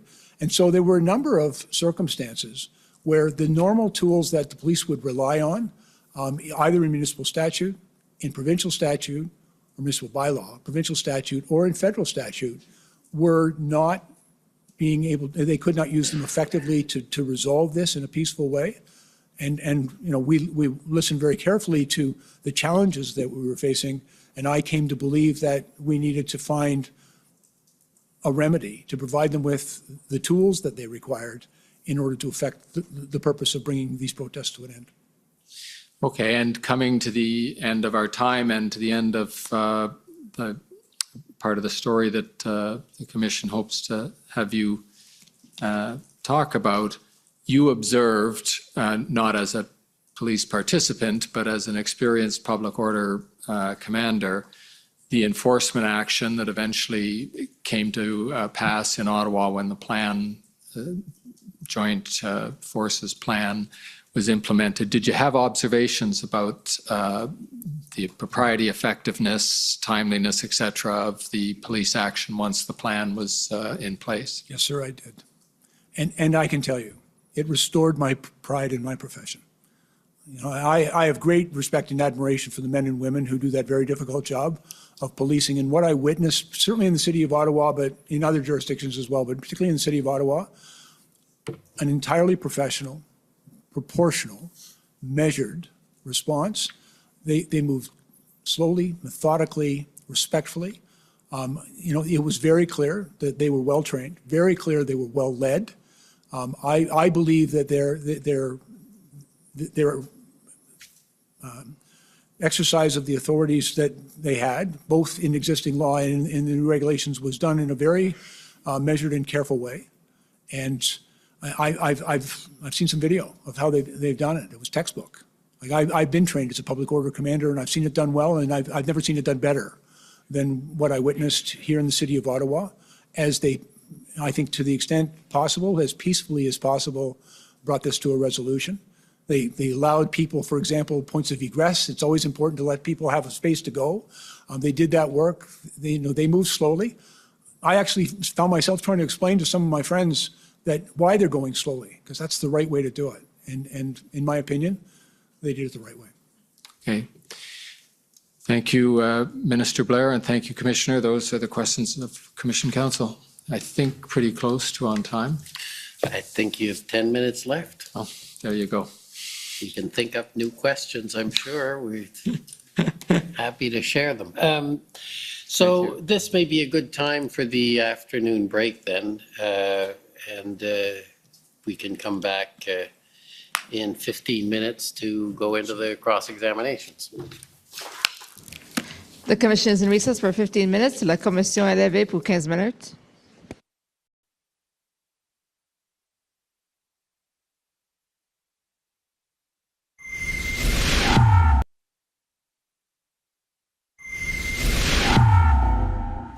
I welcome to our studio Freedom Convoy lawyer Brendan Miller. Brendan, how are you doing? You pheasants are playing like garbage. I'm sick and tired of this. And you're not keeping your sticks on the ice. I want to see some hustle out there. There's some free agents out right now. All right, Rachel Gilmore, Rex Murphy. I could bring them in. You're going to be riding the pine for the rest of the season, son. All right, get out there, keep your stick on the ice. I want to see some hustle. All right. So how many pucks do we need to put on the net tonight to I want to see some journalism, son. Some journalism. All right. Everybody here wants to score more goals than the other side. All lines should be firing. I haven't seen any of you out there hustling. So what transfers are you thinking of making? Well, gonna trade you for Rachel Gilmore. You know, she's on Twitter all the time. I don't see your Twitter going. She's got some serious tweet game. Where's your tweet game? I'm focused on the game, as you taught me, coach. Okay, well, Damn. keep your stick on the ice. All right, perfect. Well, there you have it. Freedom Convoy lawyer, coach, hockey coach, Brendan Miller.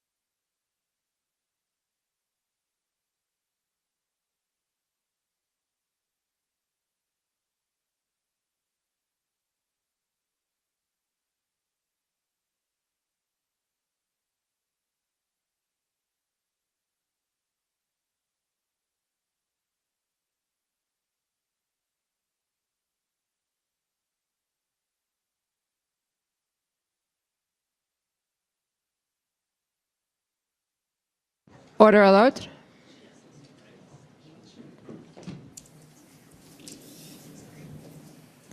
The commission is reconvened. La commission reprend.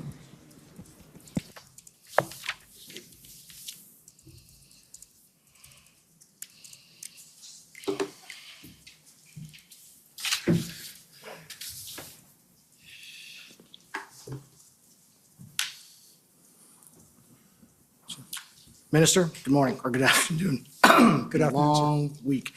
My name is Brendan Miller, and I'm counsel to Freedom Corp, which is the entity that represents the protesters that were in Ottawa January and February of 2022. If we could please bring up document ssm.can.00006358_rel.0001.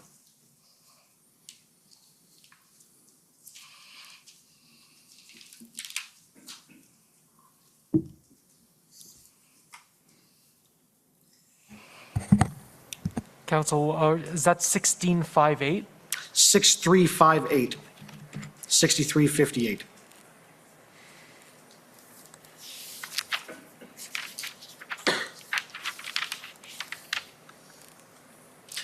So if we can scroll to the last page, please. Have you seen this email before, sir? The last page, please. No, sir, I don't recall. Okay.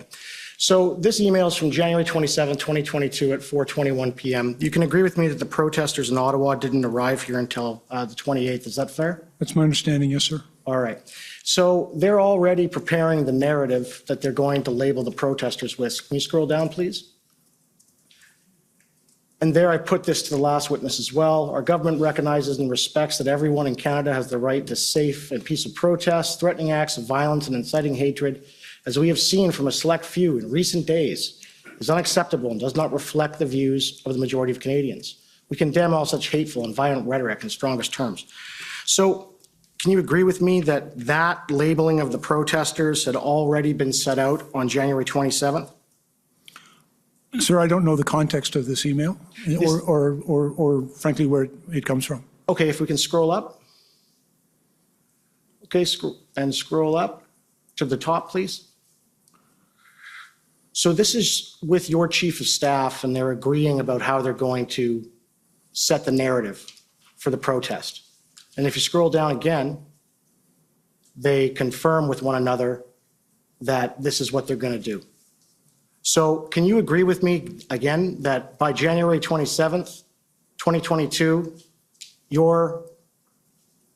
essentially all your colleagues and yourselves had agreed that there'd be a joint government response, and this was how you're going to deal with it. You were going to label the protesters violent, to incite hate, hateful, violent rhetoric. That was the intention on January 27th, correct? No, sir, I disagree. Okay. There is no agreement here. It's recommendation from someone on staff. Right. If we could bring up document ssm.can.00007719_rel.0001.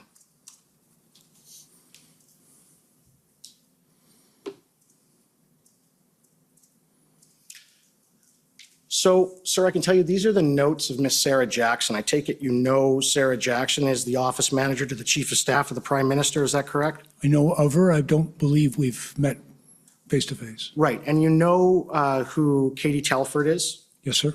And she's the Chief of Staff to the Prime Minister. Yes, sir. All right. Can we scroll down to page 3, please?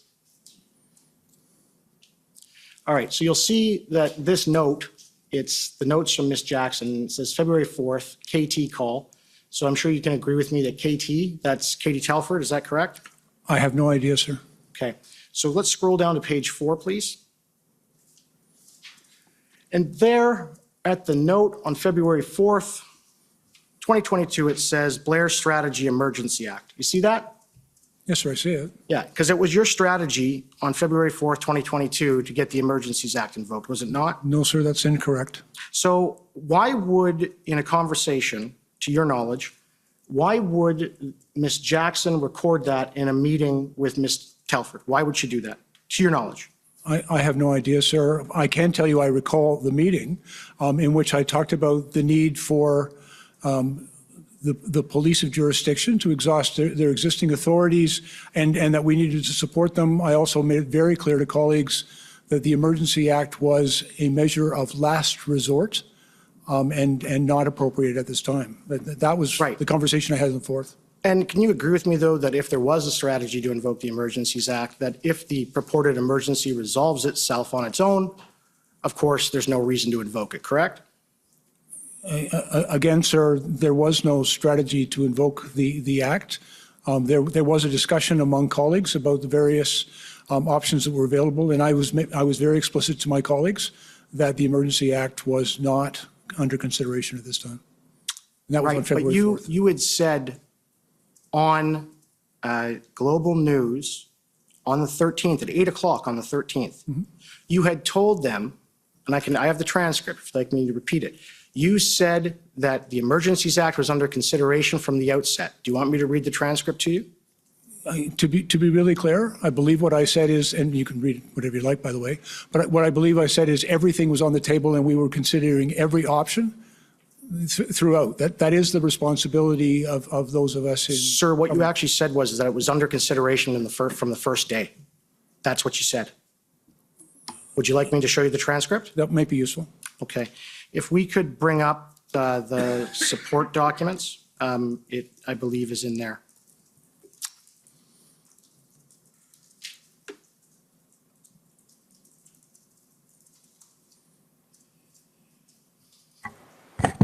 You're referring to HRF 401622, right, Council? Yes, sir. Well, do we have the actual reference? Maybe your associate can tell us what the reference is in the database. Well, I don't want to slow this down, so I'll move on and come back to that. So, sir, we'll come back to what you said. But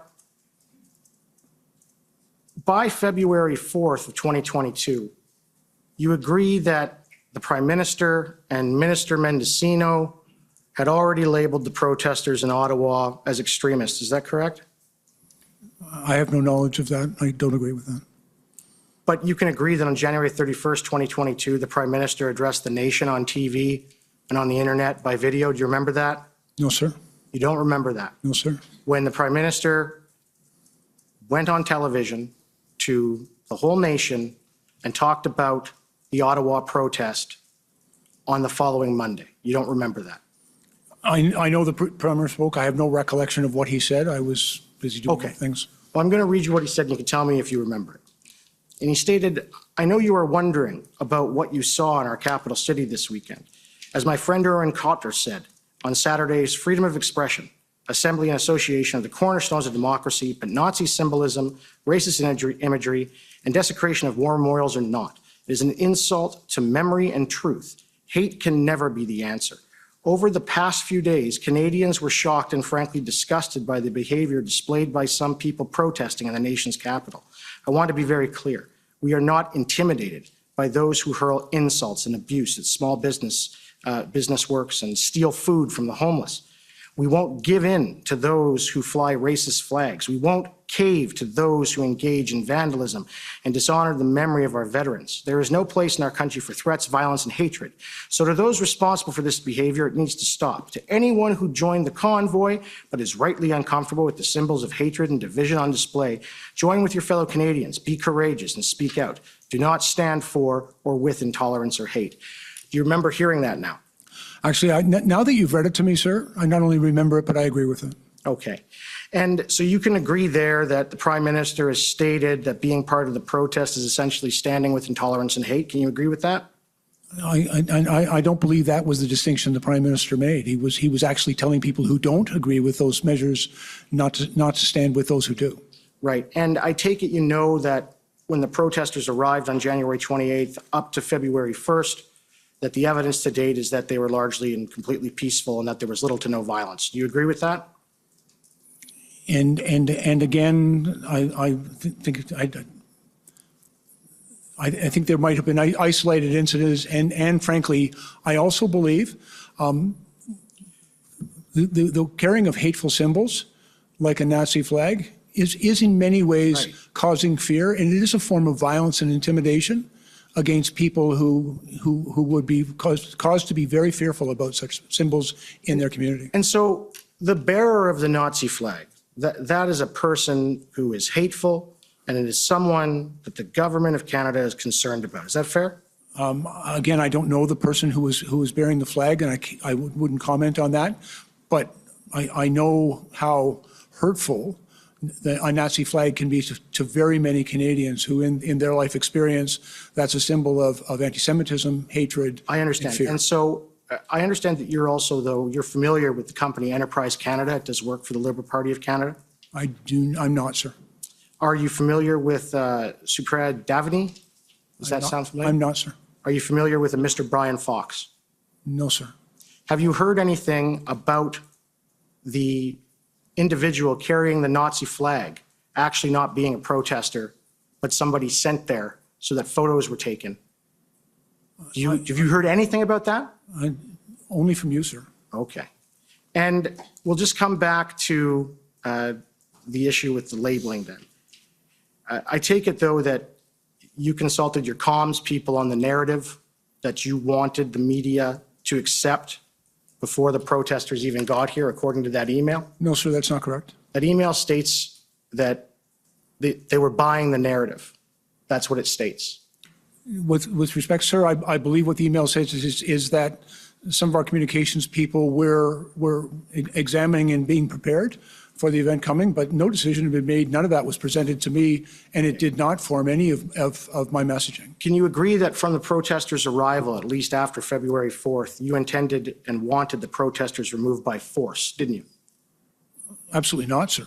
I wanted the protest to end and then to be removed, but I've always been committed to doing that as peaceably and proportionally as possible. But you couldn't talk to them after they had been labeled these extremists, because your colleagues and yourself, of course, extremism, Nazis, terrorists, you can't talk to that sort of group, can you? It would look bad, wouldn't it? I would actually disagree with your characterization. In various points of my life, sir, I've engaged with people who are engaged in protest, and so frankly, I disagree with your characterization. So on February 7th, 2022, when the mayor of Ottawa asked the federal government and yourself to bring in a mediator to meet with the protesters, do you remember what you said to your chief of staff in response to that? No, sir. Perhaps you could share it with me. If we can bring up document SSM.NSC.CAN.0003070_rel.0001.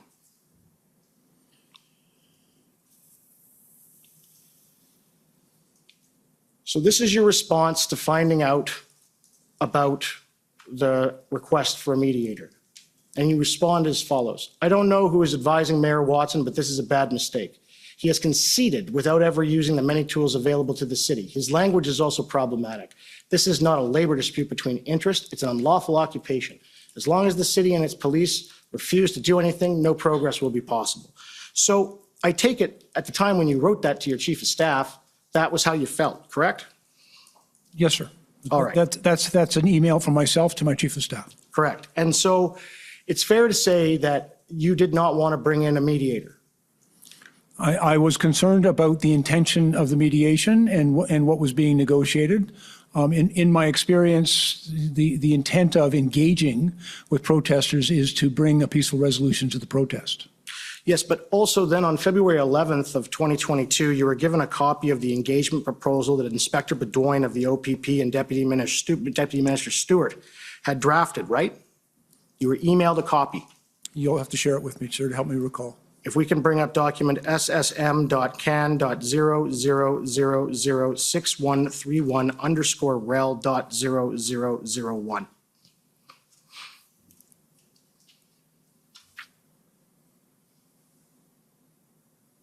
If we can scroll down to the bottom.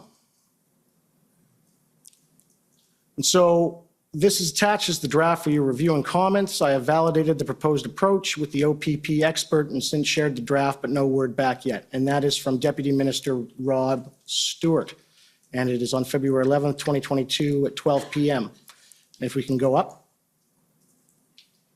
We can keep going. It is then forwarded to you by your chief of staff, Astravasida, and then it appears, if we can scroll up, you have a response, but it's redacted under Section 39 of the Canada Evidence Act. Now, can you agree with me that your chief of staff is not a member of cabinet? That's correct. Right. So what was your response here? I don't recall. You don't recall. Would it be helpful to the commission if we had your response? I don't know because I don't know. I don't recall the response. You don't recall the response? But given that it's an engagement proposal and in the meeting when you actually had it before you, there's notes to the effect that this isn't action, we want action. Is it fair to say that both yourselves, including the Prime Minister and Minister Mendocino, you were never on any terms going to carry out any such proposal that would essentially require you to go and talk to the protesters? Were you? No, sir. I don't agree with anything you've just said. So you had always been open to meeting with the protesters? We were, and Deputy Stewart had advised that he was involved in a process of engagement with the protesters. But I frankly, I was not in favor of having senior ministers of government go out and engage with the protesters. In my experience, that's done at an officials level and not involving cabinet ministers, or certainly not the Prime Minister. But right now, as I understand it, and there has been testimony that it's not uncommon for law enforcement to request of the political branch to assist in a negotiation like that. It's actually relatively common. They testified to that. So what was the problem? Was it because you couldn't be seen to meet with Nazis and extremists? Is that what was the issue? First of all, I disagree with the characterization you've just provided, but I'm not. I don't have any experience in the many years I've dealt with public order events of engaging with political figures to engage with protesters. Okay, can we please bring up one last document, ssm.can.00008763_rel.0001. And you're over your time, so I hope that's the Yes. last. Okay, thanks. This is a copy of the proposal with respect to engaging the protesters. Okay? Minister, what's the problem with it? Could I see the whole thing? Absolutely. Great.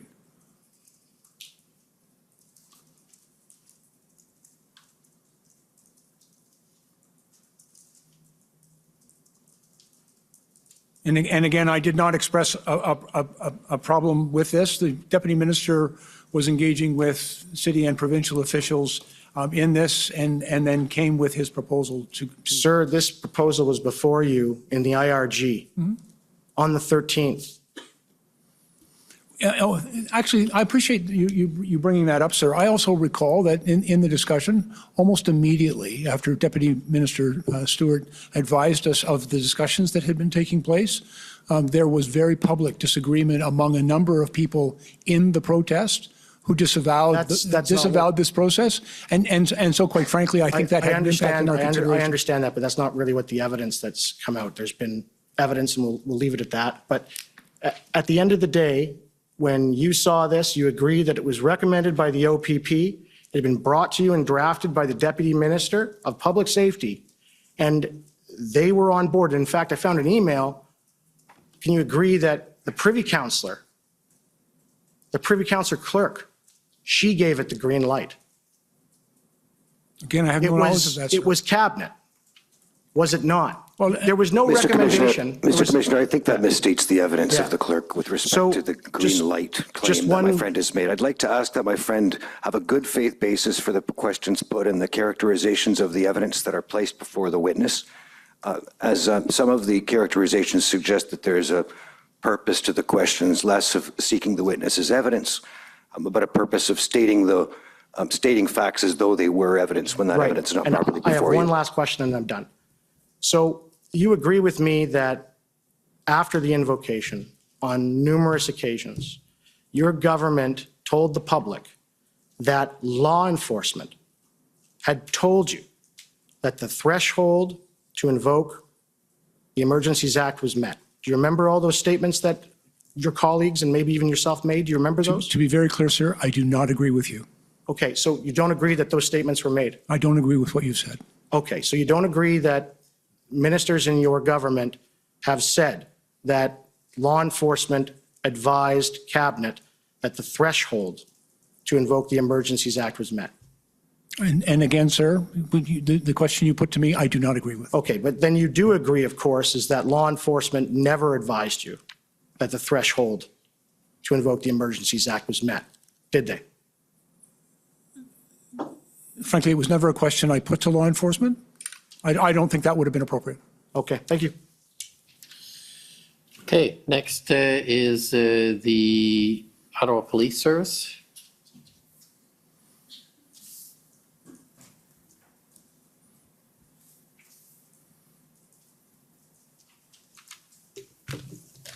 Good afternoon, Minister Blair. My name is David Michikowski, and I'm counsel for the Ottawa Police Service. One of the things I gather you know from your long experience as a chief of police is how important an operational plan is. Is that right? Yes, sir. And in order to have an operational plan to end the type of event that occurred in Ottawa, you'd agree with me it'd be necessary for the police to draw upon subject matter experts? Very often the case, yes, sir. And you wouldn't be critical, I take it, if the police needed to draw upon resources outside their own service, whether that be other Ontario services, the OPP, the RCMP, etc. Not at all, sir. That's a very common practice. And that might take a bit of time to assemble such a team. Fair enough? Yes, sir. You participated in a meeting with, and you may have had more than one, I believe, with Mayor Watson and Minister Mendocino, I believe Mr. Kanalakis, Deputy Minister Stewart. And at the time, OPS and the city had made a request for more police resources. Do you recall that? Yes, sir. And you indicated at that meeting that it may be necessary to look at the matter of information sharing around the allocation of resources. Because fair enough, you'd want to know what are you going to do with those resources, correct? Yes, sir. And one of the things Deputy Chief Bell said at the time was that the OPP were asking for the same thing. And then Minister Mendocino said, we need to know from the chief what the plan is with the appropriate boundaries on operational independence. How is the convoy being broken up and disengaged? And then he added, we need to know the plan. And I take it you would agree with that. Respectfully, sir, I don't believe I needed to know all of the operational details of the plan. I needed simply to be satisfied that the police services that would be contributing to its execution would be involved in the plan and be satisfied with its sufficiency. But I did not ask for details of the operational plan.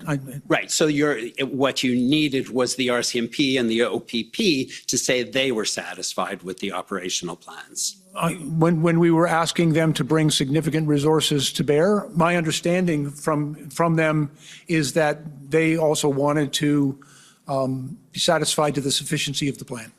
And the subject of the Ottawa Police Service not having a fully developed operational plan came up several times during the period prior to the Emergencies Act invocation. Is that right? And yes, sir. I think that's fair. We had heard it from a number of police officials. There was some general discussion about the plan. Right. One of the comments I see that was made, and this may sound familiar, was when they showed up,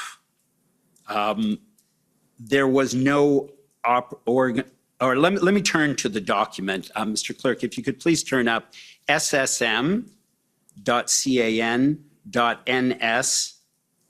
402674. And if you could turn to the first page of that, please.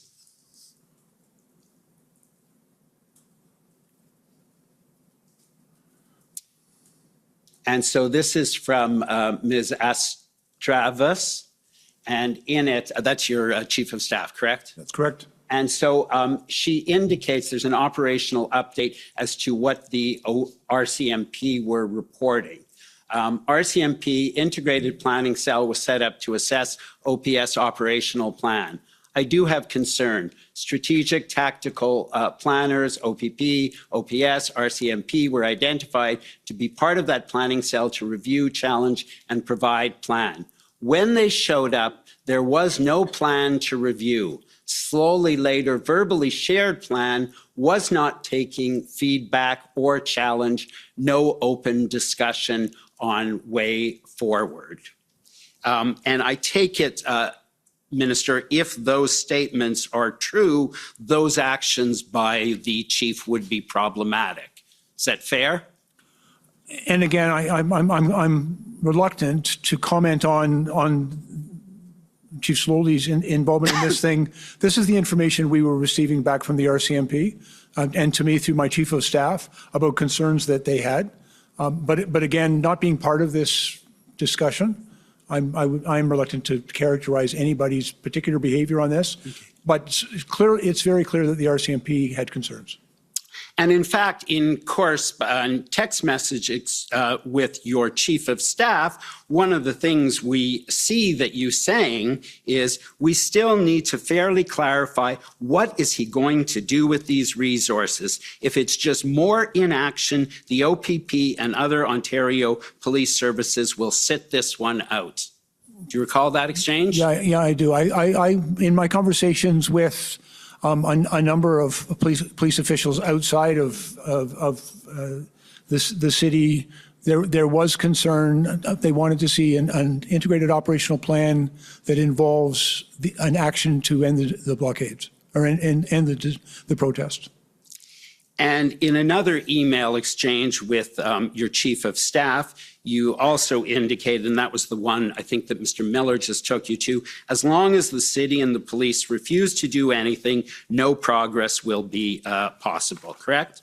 There was a concern we were hearing from both the RCMP and the OPP that they wanted to see an action plan for the resolution of the problem, the protests. You talked about the importance of communication with the protesters and the style of communication. I take it you wouldn't disagree with me that equally a chief of police needs to have the ability to communicate effectively with those in his or her organization. Yes, sir. And as chief of police, it would be important to respect those below the chief in the chain of command. Yes, sir. And you would not condone a chief of police telling his command that if they didn't support his plan, he will crush them. I don't think that language is appropriate. And you wouldn't take, you understand that the RCMP and the OPP were asking for information on operational plans. And you indicated that that would make sense, that they want that information if they're sending 1,000 or more officers, correct? I would expect that they would have an expectation to be aware of how their people would be used. And you wouldn't take that as evidence that the RCMP wanted to see the OPS fail or that they were serving their political masters. That wouldn't be the message you'd want for a chief to deliver to his or her command team, would it? Well, again, I have no direct knowledge of that communication, but my expectation is that everyone had a strong interest in resolving this quickly and peaceably. You indicated that you attended the IRG meeting, I believe all of them, correct? Yes, sir. And one of the things I noted at the February 12th IRG meeting was the commissioner of the RCMP advised that there continued to be challenges working with the integrated planning team in Ottawa around communication and it says decisively, I assume it's a typo, communication and decisiveness of the OPS chief. You heard her make that comment, correct? Yes, sir.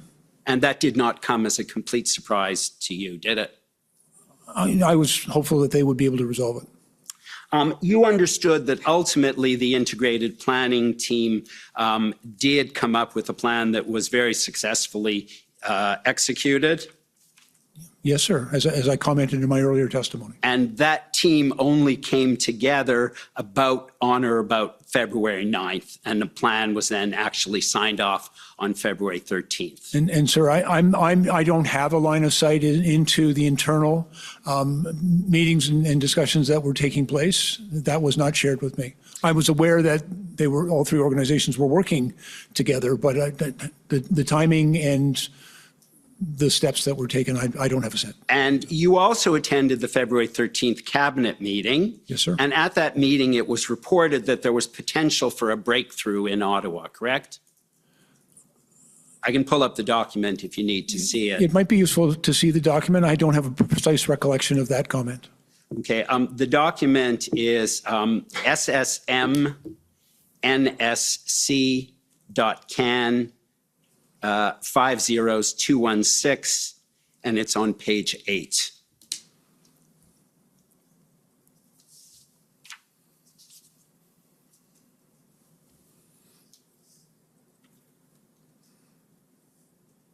And I believe it's 6 lines up from the bottom.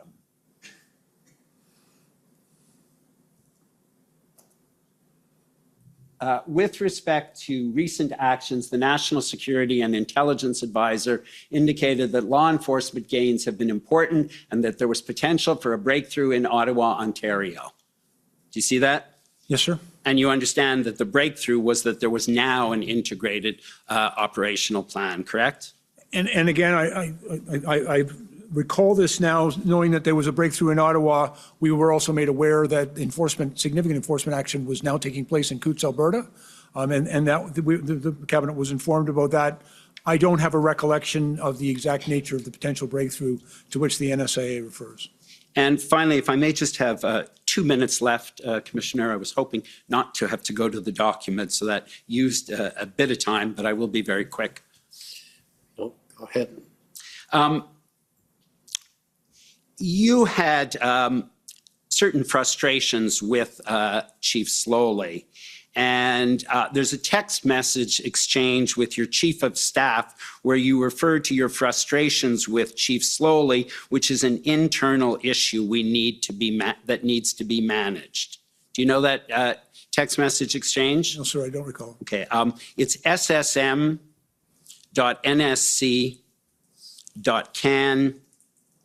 403014.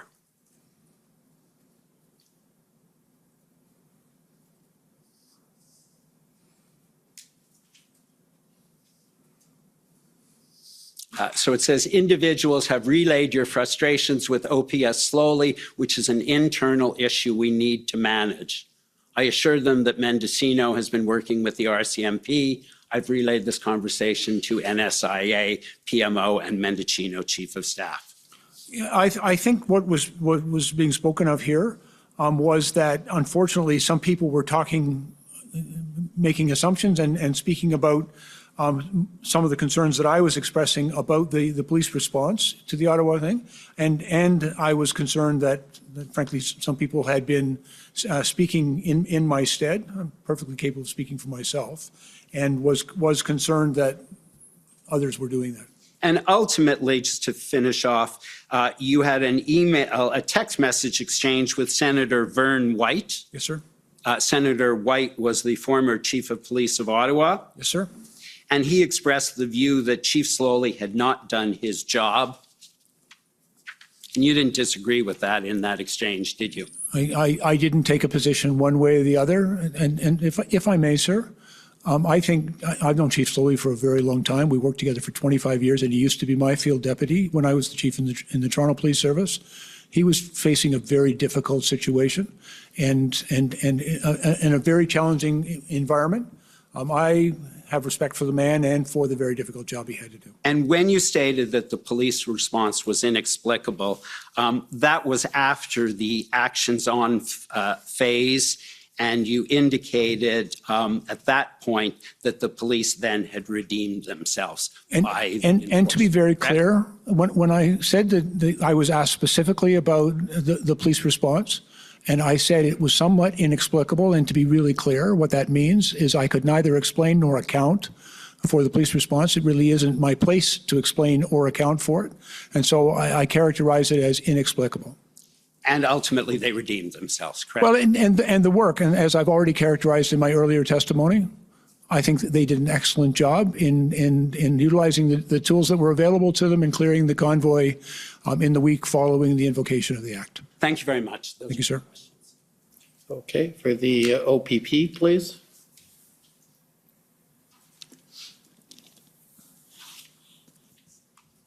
Commissioner, I will endeavor not to go over time. Would be nice. Good evening, Minister. Chris Diana, counsel to the OPP. We've heard pretty extensive evidence from both Ottawa Police Service and Windsor Police Service witnesses that the OPP provided significant support to both Ottawa and Windsor. I don't know if you've heard any of that evidence. Yes, sir, I have, and I would agree with it. All right, and former Chief Slowly, in particular, was very complimentary of the assistance provided by Commissioner Carrique and the resources provided that helped bring an end to the protest, correct? Yes, sir. And as you said, you would agree with that assessment? Yes, sir, I would. Right, and that assistance started with the Hendon reports, went to frontline officers, POU support, integrated planning team leadership, and that's just in the Ottawa context, correct? And if I may, sir, I'm not familiar with the Hendon report. It wasn't intelligence that I had access to, or the internal activities within the police service, but my general overall impression is that the OPP were very helpful. All right, can we go to document ssm.nsc.can 402983?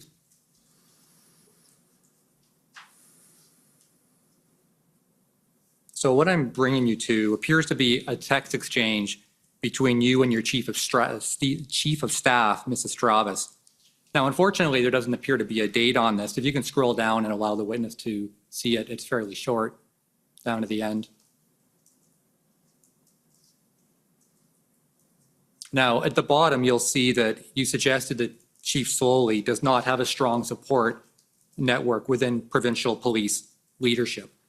Now, again, I don't have a date on this, but certainly at the time you wrote this, you would not have been privy to the many text messages and phone calls between Chief Slowly and Commissioner Carrique, correct? And to be clear, I wasn't referring to Commissioner Carrique or the Ontario Provincial Police in that message. I was referring to his relationship with some of the other police services in Ontario.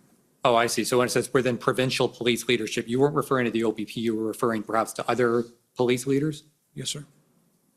But not the OPP? No, sir. Right. And was this your own observation, or was that observation made by others that you were forwarding on? It was in part my own observation, but also in feedback I was receiving from former colleagues. And was that the view of Cabinet? No, sir. All right. I'd like to move to another issue, which is consultation on the Emergencies Act.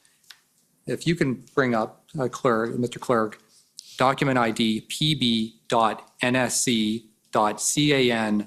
403256. And while that's loading, we've heard evidence from Commissioner Lucky that the RCMP did not request the Emergencies Act, but she was asked to provide a list of tools that may be useful in terms of the Emergencies Act legislation. I'm sure you're familiar with that. Yes, sir. All right, so what we have here is an email exchange between Mike Jones, who I understand is the Chief of Staff of Minister Mendocino. Yes, sir. And of course, Commissioner Lucky. If you can just kind of scroll down a little bit, this appears to be the commissioner's kind of list of tools that could be potentially useful. Did you see a copy of this list? No, sir. Now, by this point, if you can scroll to the top, just so we can get the date, this was February, if we subtract 5 hours, this was the evening of February 13th. And by this point, on February 13th, the OPP was heavily involved in policing protests all across Ontario. You spoke about this in your evidence, both leading the enforcement in Windsor, integrated planning team in Ottawa, 402, there were other areas in Ontario, correct? So the OPP, you would agree, was heavily engaged throughout the province? Yes, sir. Right. When I asked both Deputy Minister Stewart and Commissioner Lucky about consultation, and both agreed that in light of that context where OPP was heavily involved and would be using these tools, the OPP could have provided valuable input into the request as to what would be useful or necessary policing tools. Would you agree with that? I'm not sure what the OPP might have provided. There was also an issue of the decision had not yet been made. At the time of this email, it was under consideration, but the decision had not been made, and it was a matter. There was still a very important consultation that the Prime Minister had to undertake with the First Ministers from across the country. And so the decision to invoke had not yet been made. There was some consultation internally about useful tools, but it wasn't fulsomely pursued because of the need to maintain the process that is required under the legislation. No, fair enough. But it would have been relatively easy for Commissioner Lucky to reach out to Commissioner DeCreek to say, just in case at some point we get to an Emergencies Act invocation, are there any tools you might find useful? That could have happened, right? Well, I have no direct knowledge of that, but we were also, over the course of the entire event, witnessing some of the challenges, the very real challenges that law enforcement, the OPP, the RCMP, and many others were experiencing in this event, and it very much informed our deliberations and consideration of various tools that might be useful to the police response. Sure, but you're not in the command room anymore, right? I mean, you're observing from afar, but Yes, Commissioner Carrique would certainly have the better perspective on. No, and I agree, but it's also, I think one has to be circumspect about it's not the police that determine what tools would be provided under the Emergencies Act. We consult with them on some of the challenges that they were facing, but it is a responsibility of government to determine what measures would be appropriate under the Act. Sure, the decision is made by politicians, but ultimately, in terms of proportionality and using only the tools that are useful or necessary, it's a good idea to reach out to law enforcement, isn't it? And again, to understand the challenges that they were facing, but not specifically to ask them what additional tools. I don't believe that would have been appropriate. I've never been in circumstances where that was a question put to a police leader. What additional legislative tools do you require? So we heard from Deputy Minister Deputy Minister Di Tommaso that that's what happened before the Ontario emergency legislation, that he consulted that way. And of course, Commissioner Lucky was consulted for tools. But you think it's somehow inappropriate to ask police for input on this? I think there is an appropriate process. I'm mindful of Commissioner Carrique's reporting responsibility to Deputy Minister Di Tommaso. I'm also well aware of Commissioner Lucky's reporting relationship to Minister Mendicino. I'm not part of either of those. All right, okay. So just so I'm clear, would you disagree then with Commissioner Lucky and Deputy Minister Stewart that there ought to have been consultation in that regard? I think consultation on the challenges that the police were facing. I would not personally have asked what additional legislative authorities they might require, but it's very helpful to understand the difficulties that they were having with existing authorities. Right. Now, of course, you're not like most other cabinet ministers because you're looking at this as a 30-plus year police leader yourself, correct? Yeah, close to 40, I'm afraid. Right. As a police leader, but yes. But in fairness, I don't have that role anymore, and I'm mindful of the responsibilities of my current position, and that I no longer hold that position. All right, fair enough. I'll move on. I've only got a couple of minutes left here. In your capacity as a politician, as a cabinet minister, of course, you're no longer in the room, the police room, so that you're no longer having a direct look at the intelligence reports. You have to rely on your federal law enforcement advisors, various agencies, to advise you what the situation is, correct? Yes, sir. I have been regularly briefed by, for example, the National Security Intelligence Advisor, the RCMP Commissioner, and the Director of CSIS, but I don't have any line of sight into the raw intelligence or many of the reports. And you rely on those agencies and the National Security Advisor to give you credible and reliable information so that you can make informed decisions as a cabinet minister? Yes, sir. Now, you mentioned you had never heard of Project Hendon, and nor would you have had any reason to, correct? I was not familiar with that. Subsequently, after other information came out, particularly through testimony, I've heard the phrase, but at the time I was not familiar with that portfolio of intelligence. All right, now we know from the Hendon reports, and we've looked at this in some detail, that as early as January the 20th, which is a week before the protest started to arrive, that the OPP had warned in its reports that this may not be a short protest. You've probably heard some of that evidence, Yes, sir. that there was no exit strategy and that at least some protesters intended to stay until their demands were met, correct? I've heard that subsequently. Right. There was conflicting information and intelligence that was being made available to me prior to the arrival of the protests in Ottawa. But, quite frankly, there was also open source reporting that some intended to remain. Right. As a decision maker, it's important to know as much as you can about the potential risks of any situation, It's correct? always our hope. And of course, intelligence like you get in the Hendon reports would be more valuable than simply opening the Twitter machine, right? Of course. Right. I see I'm exactly at my 10 minutes. I need about 45 to 60 seconds. Can I have it, Commissioner? Go ahead. Hey. I was hopeful, but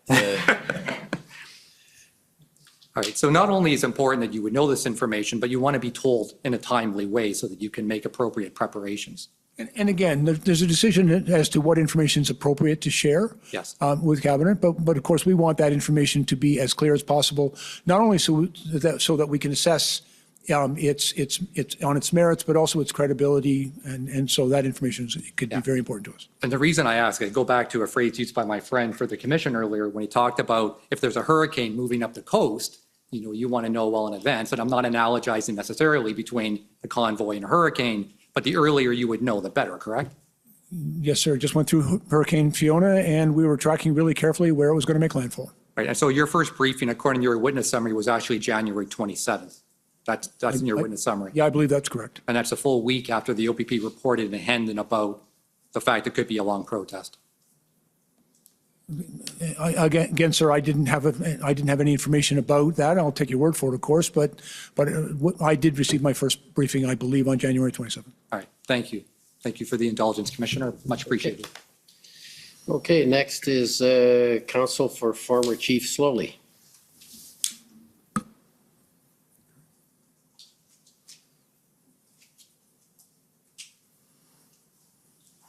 Thank you, Minister. I'm Tom Curry, for your former colleague, Chief Slowly. And I start by asking you a couple of questions about your relationship with the former chief. He was your deputy chief for the period 2009 to 2015, I know. Yes, sir.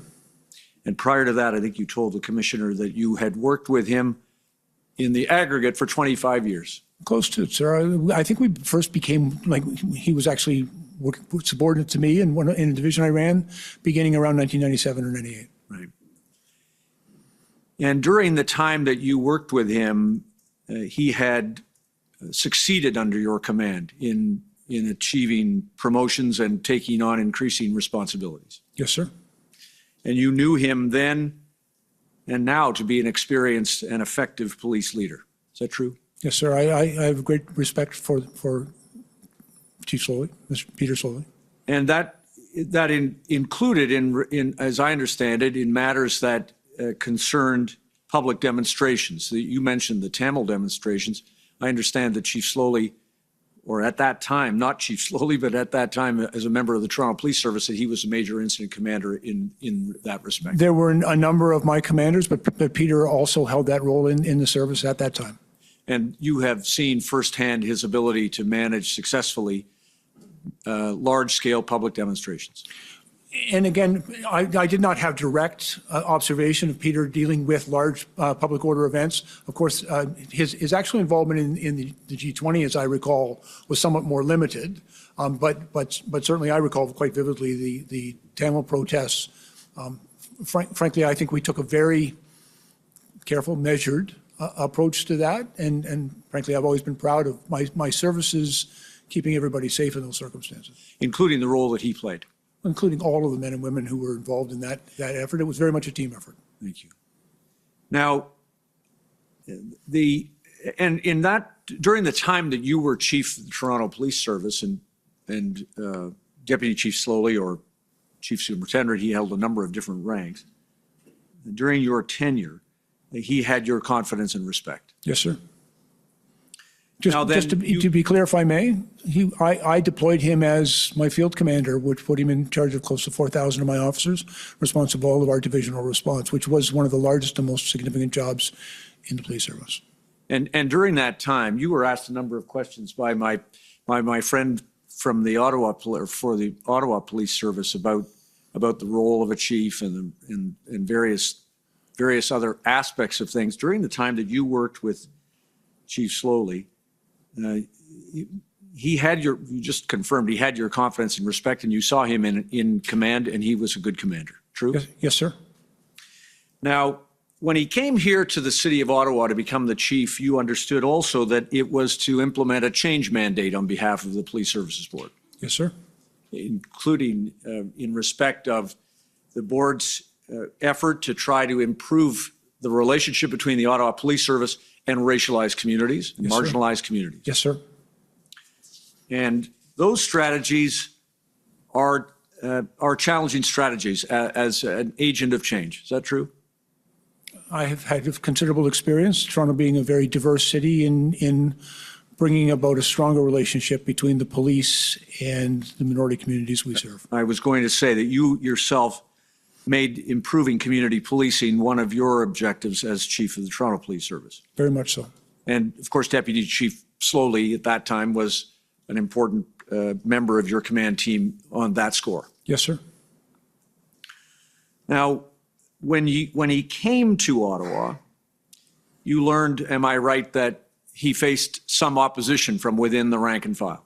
Actually, Peter reached out to me upon his appointment, and we met. And he requested, we went and we had breakfast, and we talked about the challenges of taking in over a new organization and the change agenda he was hoping to implement. Got it. Now, turning for just 1 second to the events of the convoy protest, you've already said in your statement and to my friends that these were unprecedented events. In your nearly 40 years of policing, you've never seen anything like this.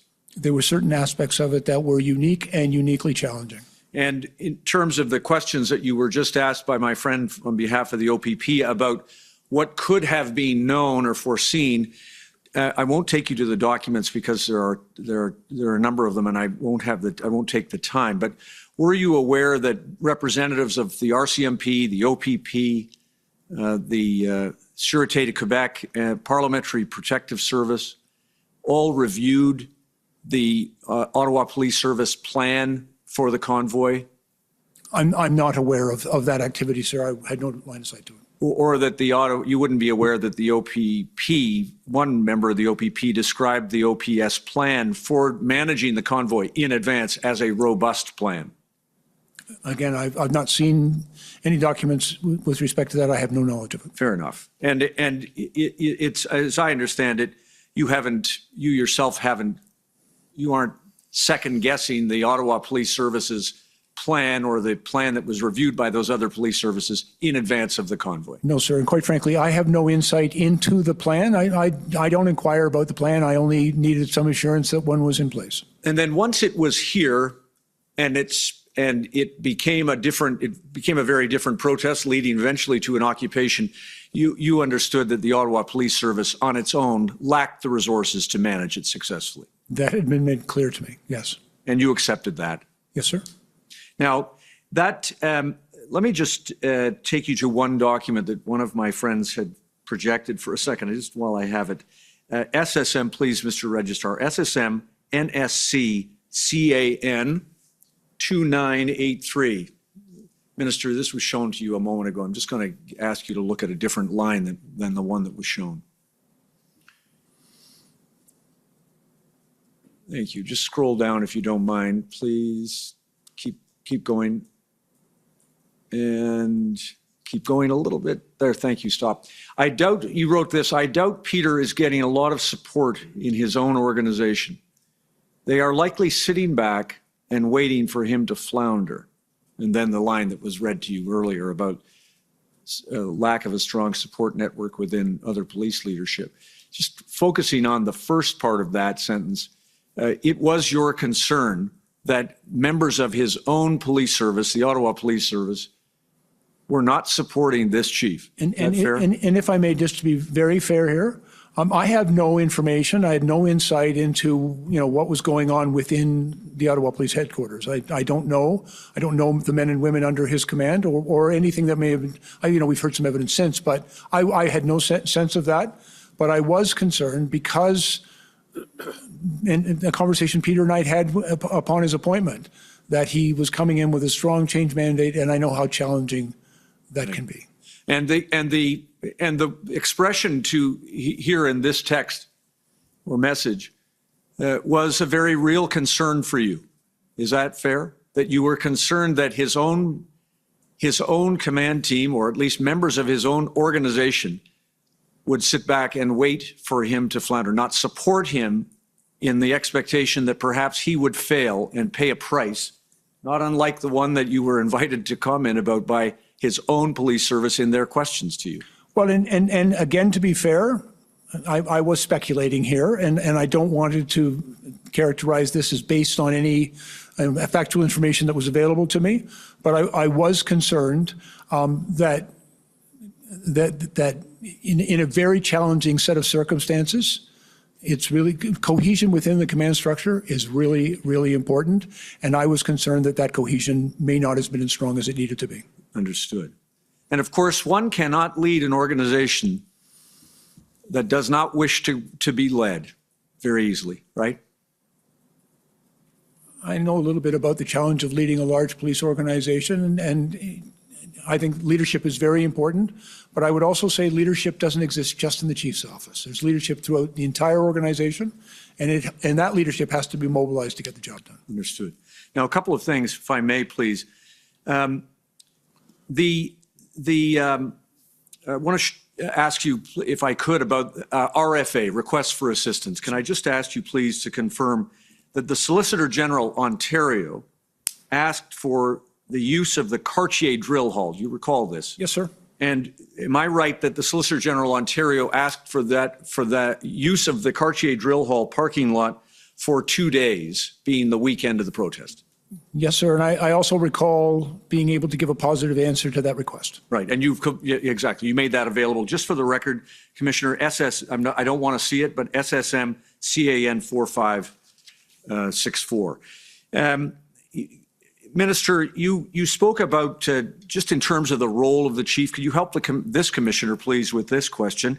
During the operations in respect to that Tamil protest, in your witness statement, I won't take you to it, but you described how, or I think today you described how you directed operations when you needed to as the chief in terms of keeping the protesters safe on the off-ramps. And just to be very clear, I was taking advice and guidance from my operational commanders on the ground, who told me that this situation couldn't be resolved utilizing our normal public order tactics without putting people at significant risk. And therefore, it was on their advice that I made the decision that we would engage with these people and find another way to resolve. Understood. And in the same way, I think in your witness statement, I don't want to turn it up, see if you recall this, it's paragraph 5 for the record. You reviewed and approved plans as the chief concerning the G20 protests. Yes, sir. And in fact, as the chief of police, there were literally dozens of protests taking place in Toronto every single week. And I, for the larger events, would have those operational plans presented to me. Right, got it. For my awareness, the command structure for those events was not, the chief doesn't command those events. We actually maintained a very robust command structure for those types of events. Right. And I think the language that you used in your statement was that you would review those, approve them, and then present them to the board. Yes, sir. Thank you. Now, Commissioner, I'm going to go a little overtime with your consent, only because my friends for the commission introduced a few new things through the minister about police services. Yeah, no, you're already over time, so don't get me wrong. You're already there. So I'm going to see what I can do as quickly as I can do it. But thank you for that. The resources. You mentioned to the commissioner that you received a request for resources from Windsor for the Ambassador Bridge blockade. Can you confirm that you received those via a letter directly from the chief of police to you, and one similarly went to Minister Jones. Yes, sir. We did in fact receive that letter. It wasn't something that frankly, I'm not authorized to deal with, a request for assistance coming from a municipal police chief, but it was referred back to other officials to deal with. Right, understood. But in that respect, regarding Windsor, the request for resources came to you as the minister, to Minister Jones for her counterpart. There was an urgent need for resources, and you did what you could to send them urgently. Fair? I think in fairness, it was the OPP that responded to the Windsor situation. And again, I stand to be corrected, but I understood that the Windsor police chief utilized the authorities under the existing Police Services Act in order to seek out the assistance and support of the OPP. So I think I won't take you to it, but just for the record, Commissioner, WIN 1648 and 1649 are letters not directed under the Police Services Act, rather directly to you and to the minister. Yes, sir. You passed them on, and the resources came from the RCMP and the OPP. But nobody followed the Police Services Act protocol in Windsor. I'm not sure, sir. My understanding is with the OPP involvement there, they essentially led that response. That was my understanding. And the Police Services Act protocol to which you referred isn't mandatory in respect of sequencing.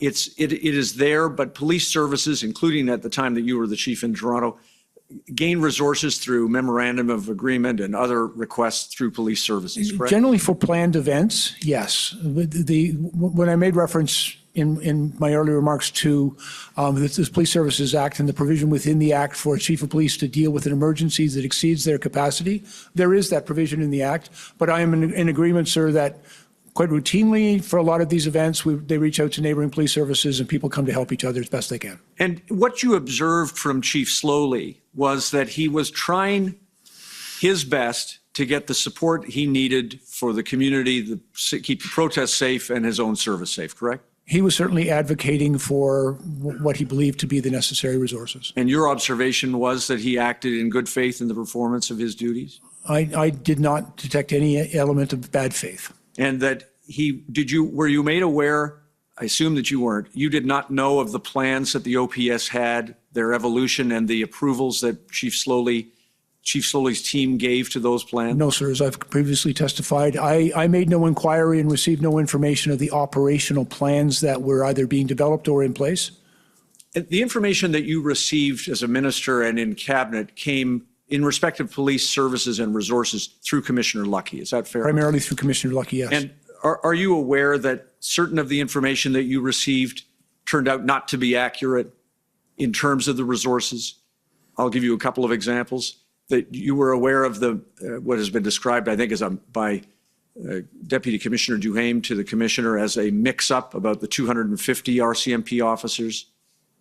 I'm not familiar with Deputy Duhaime's testimony. I wasn't following it. What about Minister Jones' 1,500 OPP officers on the ground in Ottawa? Were you aware she made that statement? I'm not. Okay. Or therefore that it was inaccurate. You wouldn't have known that. No, sir. A couple of last things, then, if I may. You, I think in your evidence, in your statement, have described that you had requested or spoken with Chief Slowly about the possibility of tagging vehicles and towing vehicles. Yes, sir. He explained to you why that was not possible as a matter of safe enforcement, and you accepted his conclusion. Yes, sir. And did you know that RCMP and OPP officials were urging OPS through Chief Slowly and others to not take enforcement steps because in Ottawa they lacked resources to do so safely? I'm not aware of that. If they did, you would again defer to them and the OPS as to the people with the best line of sight into that. Of course, Chief Slowly gave me an explanation and I accepted that. He was the chief of police and that was his belief. Last thing then, please, if I could, because of course you know, Minister, from the nature of the questions that you've been asked, that there's a great deal of scrutiny about what Chief Peter Slowly did here in Ottawa. Can you agree that in hindsight, that more could have been done and sooner to assist Chief Slowly and the OPS to secure the assistance of resources? I believe with the clarity of hindsight, sir, that there were a number of steps that upon reflection, I think everyone involved would have liked to have seen a quicker outcome. I'm very mindful of the enormous impact this was having on the people of Ottawa in particular. And because of some of the other then related protest activities across the country was hugely impactful upon all Canadians. And so the timeliness of resolving that, I think, was important to all of us. And in hindsight, I think it's also our responsibility to learn from that experience and make sure that we can do it better next time. And in hindsight, nothing more Chief Slowly could have done individually to make a difference. Well, again, that's a judgment, but I don't have enough information to make respectfully. But at the same time, I think we all need to reflect on how we could have resolved this quicker and more effectively. Thank you, Commissioner. Thank you, Minister. Okay, next is, and now we're into the shorter, more challenging timelines. City of Ottawa.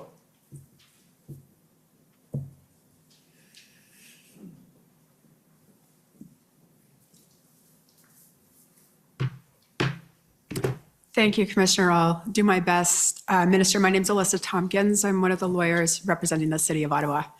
So I will try to be quick. I do want to take you to a couple documents, though. So first document, Mr. Clerk, ssm.nsc.can 402993.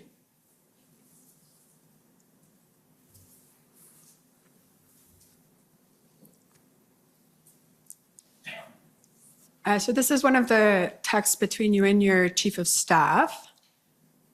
And it's just this comment. So if we see there a date below, Thursday, February 10th, but I'm actually looking at one of the comments above. And I believe if we scroll up, because I believe these are produced by your chief of staff, so your texts are the ones on the left. And there's in white. Yes, sir. And there's a comment that says, and it's not really going to help in Ottawa unless the OPP take over here. I just want to know what you meant by the OPP taking over. Again, I'm not entirely clear on the context of this because there's clearly conversation that was taking place before. But I believe that it was going to be necessary for the OPP to have a much greater operational role in the resolution of this event for public order. Okay, and if the next document we can go to ssm.nsc.can 403140.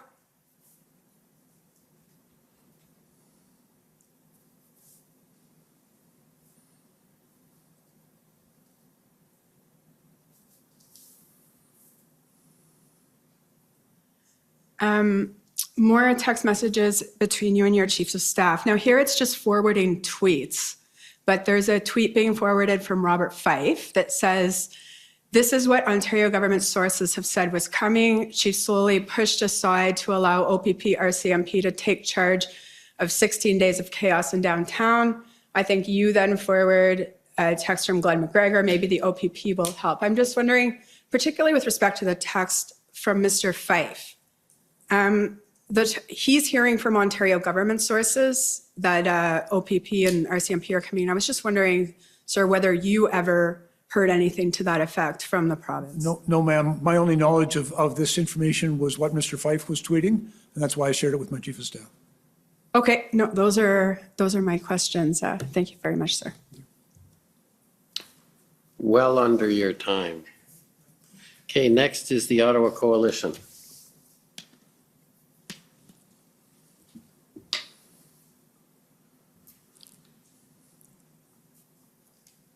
Thank you, Commissioner. I'll try to be as efficient as my friend, Ms. Tompkins. Minister, my name is Paul Champ. I'm one of the lawyers for the Ottawa Coalition of Residents and Businesses. As the Toronto Police Chief for 10 years, Minister, I gather you to become very familiar with the Police Services Act. Yes, sir. In Ontario. And you know that under the Police Services Act, the mayor of a city is by default a member of the Police Services Board unless he or she delegates it. I'm aware that it is a position that they get ex officio, but they can delegate it to others. And I'm also aware of many municipalities where the mayor chooses not to sit on the board. And in your last, I think the last mayor you had when you were chief was Mayor Tory. He sat on the board. Not while I was the chief, sir. I don't, well, perhaps, maybe for a few months, but only a few months. Yeah, you were near the end. I was kind of on my way out the door. 1 foot out the door. And prior to that, it was actually Mayor Miller had served on the board for a period of time, not his entire term. Right.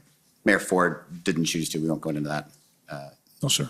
Now, you convened tripartite meetings on February 7th, 8th, and 10th with intended to be the municipal, provincial, and federal levels of government. Is that right? That had been my hope, yes. And you had from Ottawa, City Manager Steve Kanalakos and Mayor Jim Watson. Is that right? Yes.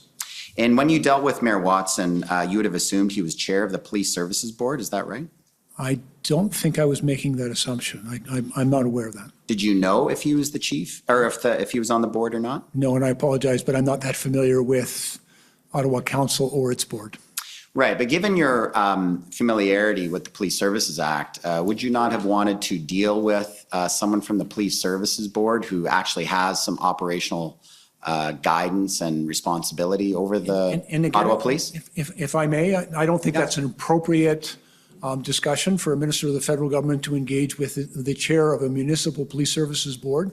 My intention in establishing the tripartite table was to bring the three orders of government. Right. And I use that word advisedly, by the way, because I don't believe in levels. There are orders of government. The federal, provincial, and the municipal governments all had a responsibility to work together, to collaborate, and it was my intention to convene that discussion. But I gather then, though, if you were sharing information with the mayor and the city manager that was relevant for the Police Services Board, you would have assumed the mayor and the city manager would have shared that information with the Police Services Board? Again, I make no assumptions about those discussions. My intention was to bring the federal, provincial, and municipal governments to the table. But to do what, sir? It's about managing the police services. No, sir. It's about managing the protest that was taking place in Ottawa. It was hugely impactful. There is obviously a police responsibility there, but respectfully, I don't believe it is my place. And I've always been meticulously careful not to in any way interfere with police operations. I believe, the city clearly has a role with that, with their police services board, but not directly from me. Now, we know from your testimony or for your witness statement as well that it appears that there was indeed a delay in resources, RCMP resources being provided to the City of Ottawa, in part because there wasn't a firm plan in place for the deployment of those resources, correct? There are a number of reasons, as I've come to learn, as to some of the challenges of deploying those resources. Some of them were also deployed in a number of functions, as I understood it, that were dispersed from the downtown core. But you, and on your witness statement anyway, sir, which I understand you've adopted, you said one of the main reasons was that there was not a firm operational plan in place. And that's true, Mr. Champ. There was a concern that we were hearing from not just the RCMP, but other police services that they wanted confidence that an operational action plan was in place before they were able to deploy the resources. And you would have agreed with me, sir, that it would have been important for that information to be shared by someone in some way with the Ottawa Police Services Board? I'm going to object. This is, again, Alyssa Tompkins. Chair Deans, in her witness statement, stated that she knew that there was a concern that there wasn't a plan. And my friend keeps putting that to witnesses to try to get to them to agree, when her witness summary, which she adopted on cross and confirmed, states expressly that she was aware that that was. Well, I'm ready for my friend this time, if I may, Commissioner. The testimony of Ms. Deans was that was her speculation, but she was never told that by anyone. No one shared that information. She was concerned that she wasn't getting detail in the plan. She was wondering why there was a delay, but no one shared that information. That's what's in her statement. That's what her testimony was when she testified. In fact, her statement suggests that she's the one that suggested Okay, to well, the commission that was the case. Let's try and keep this. Can you just... I just want to be careful because it's an important point, and my friend keeps putting it to witnesses. I'll be sending a letter to my friend after this. But I just want to close with this, Minister. You would agree with me that it would be inappropriate for a federal government official to be trying to influence the Police Services Board on the selection of a chief of police, or to delay a decision of appointing a chief of police for municipal service? I can speak for myself, sir. I would not engage in that behavior. If my advice was asked on a matter, I might provide the advice, but as you characterize it, I'm trying to influence or interfere with that decision. I don't believe that would be appropriate. Okay, thank you very much, Minister. Of course. Okay, next is the Windsor Police Service. Hi, good evening. Heather Patterson here for the Windsor Police Service. Good evening, Minister Blair. Can you hear me okay? Yes, ma'am. Thank you. In your testimony today, you praised the Ottawa enforcement operation because, and I'm going to paraphrase what you said because it moved slowly, it took care, and it allowed for the least amount of force possible. I think you described it as a textbook operation. Yes. Then would you agree that it's a hallmark of good police enforcement, that type of slow, careful, least amount of force possible type operation? Yes, I would certainly characterize that police operation as proportional, measured, charter compliant, and appropriate. Great. And you praised the Ottawa enforcement action, even though you had to explain to colleagues the need for police to move slowly and carefully in an enforcement operation. That's probably inappropriate to characterize it. I needed to explain to colleagues, but I have some familiarity with those operations. And what I was witnessing here in Ottawa was, in my opinion, textbook and entirely appropriate. And I certainly shared that with colleagues. Okay, so then let me put it to you this way. Would you agree it's important to move slowly with an enforcement operation, even when others feel there's a sense of urgency?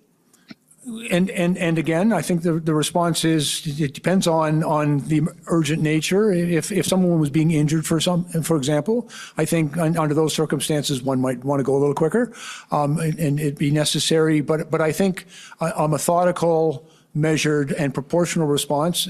Every public order response is in part determined by the actions of the other side, the protesters, and if their behavior is less aggressive, then that type of approach is entirely appropriate. Okay, and would you agree that that equally applies to the situation in Windsor and the Ambassador Bridge? Oh, yes. And would you agree that citizen and officer safety is the forefront in any public order operation? I believe certainly in public safety, and that includes officer safety as a priority in every operation. And you would agree with that despite the fact that you felt there was a need for urgency of action in Windsor? I was very concerned about the blockade of that roadway and that there was a need for urgency. But at the same time, the operational decisions made by the police commanders on the ground, knowing the challenges they face, the resources available to them and their legal authorities, I respect the decisions that they make. Okay, great. Mr. Slowly's counsel briefly referred to the letter you received from Chief Mizuno on February 9th requesting assistance from Windsor. Yes. Just for the record, I don't need to see it. It's WPS 60788. And you advised that you passed that along to others but didn't respond to it directly. Is that correct? To the best of my recollection, it is not part of the process that I'm responsible for, the request for assistance, to receive requests directly from a municipal police chief.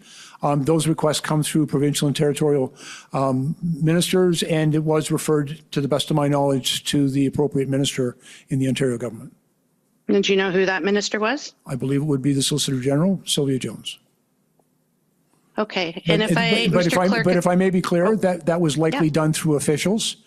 I don't want to suggest that it was done directly to Minister Jones, but it would have been done in all likelihood from federal officials to provincial officials to make sure that that information was properly shared. Okay, great. And Mr. Clerk, could you please pull up SSM CAN NSC 402671? And while that's coming up, you're going to see that this is that after receiving the WPS request, this seems to be a draft between Carolyn Williams and Rady Barrick. Yep. These are members of your staff, correct? Yes. And did you direct them to prepare a draft response to Chief Mizuno's letter? We tried to respond to every bit of correspondence and not leave it simply unanswered. Okay, and if we go down towards the end of page 1, we see that this is a draft, but I've never been able to find whether it was actually sent or not. Do you know? No, I'm afraid I don't. Okay. And if you look in the last paragraph on that page, it says local communities are the ones ultimately paying the price for the actions of these demonstrators. Do you agree with that sentiment?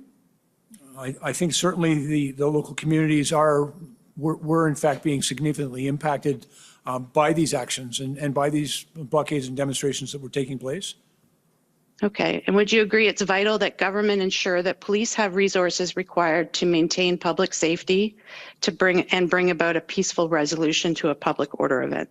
I believe keeping people safe is the first responsibility of every order of government, and to provide whatever resources are available to assist law enforcement in effecting their purpose. Great, thank you. Commissioner, I just have 3 more questions if I could have a brief indulgence. As long Please. as they're short. Yes, they will be. And are you aware the Ambassador Bridge is privately owned? Yes. And you're aware that it's the Windsor Police that will respond to incidents on the bridge, such as a traffic accident? I would have anticipated yes. Okay, and we looked earlier this afternoon at a February 12th text exchange that you had, for the record, SSM NSC CAN 3129. I don't need to see it unless you do, Minister. But this is where you said police are finally doing their job in Windsor. Yes. Are you aware that the enforcement action took place over February 12th and 13th? Yes. And that the bridge was opened in the early hour mornings of February 14th? Yes, I watched it very carefully. I was very concerned about the blockades at the Ambassador Bridge. And so you would agree that any difficulties the OPP or the WPS were having in Windsor were resolved before the Emergency Act was invoked?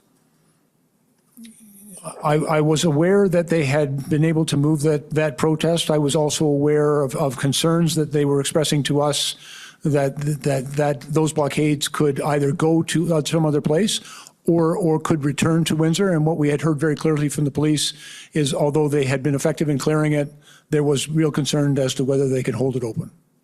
Okay, thank you. And lastly, would you agree with me that the Windsor enforcement operation was a success? Yes. That there was no loss of life or serious injury to either the public, protesters, or police? Yes, ma'am.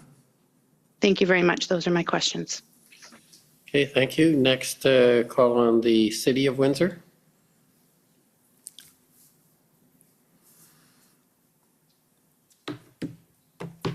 Good evening, Minister. Good evening. My name is Jennifer King. I am legal counsel to the City of Windsor. Minister Blair, I would like to start by confirming your views about the unlawfulness of the blockade in Windsor. Mr. Clerk, if you could please pull up PB NSC CAN 402437. Well, this is coming up. Can you confirm, Minister Blair, is it your opinion that the blockade in Windsor was unlawful from the outset? That is, when the protesters blockaded the bridge, access to the bridge on February the 7th?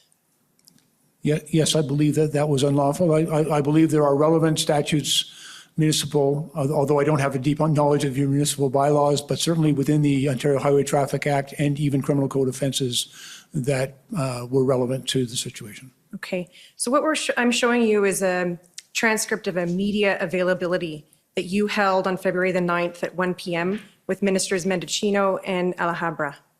Do you recall that media availability? I did several of them that week and the next, but I don't have a specific recollection of this unless you bring me to a specific. Okay, so this was one on February the 9th. It's the first media availability that I've been able to find, or statements that you made about the blockade at the Ambassador Bridge. My friends will let me know if there was an earlier one. Have you seen this transcript that's on the screen? If you could just scroll down a little bit, Mr. Clerk.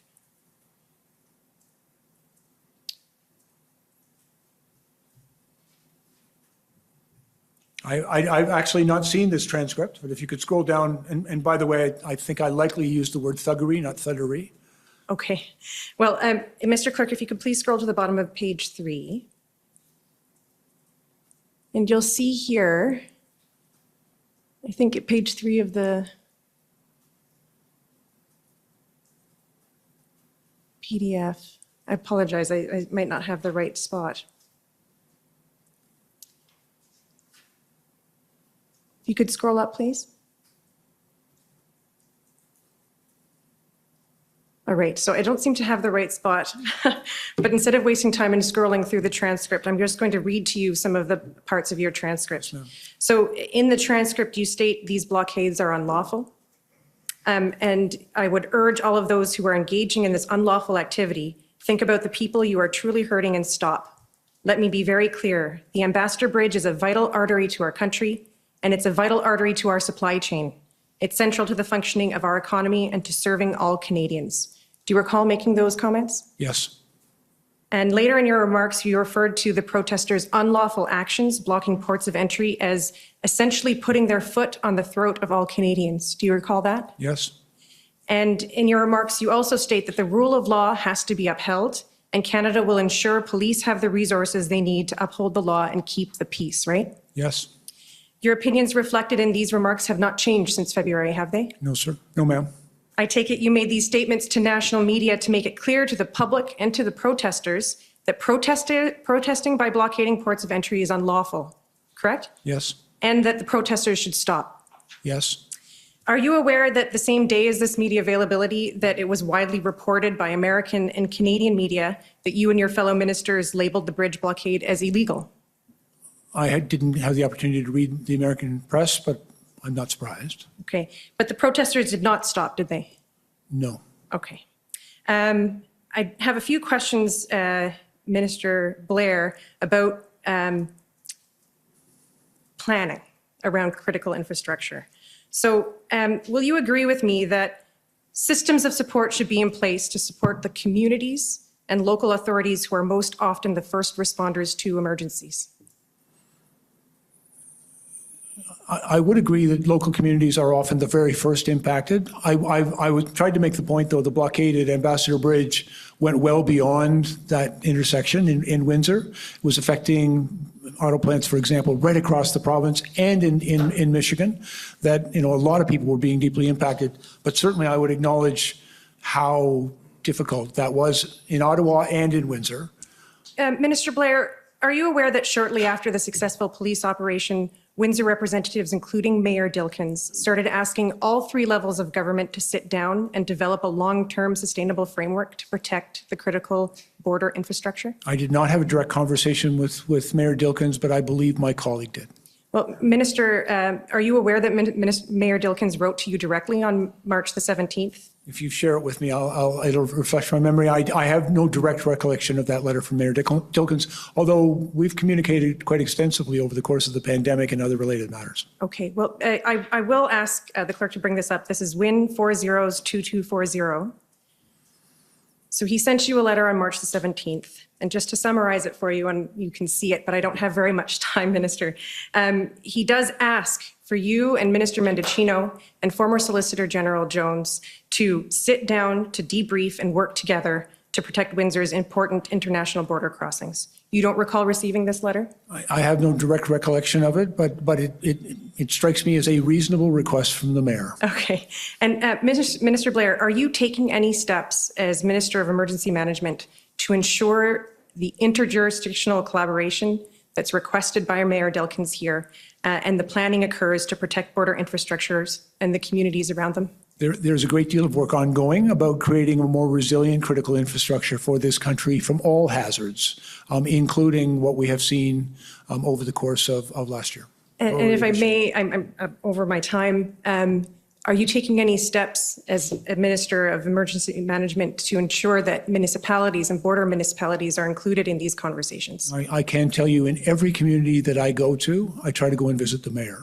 I believe very much in all three orders of government have a role here. And as I said, I've engaged with Mayor Dilkens on numerous occasions and many of the mayors, particularly the border mayors. Mm-hmm. And throughout the pandemic, I met on a very regular basis with all of the mayors of Ontario border communities. They had some important things to say, and they needed to be heard. Thank you very much. Okay, thank you. I'd like to now call on the province of Alberta. Good evening, Minister Blair. My name is Stephanie Bose. I'm counsel for the province of Alberta. I'd like to start with document SSM.CAN 406055.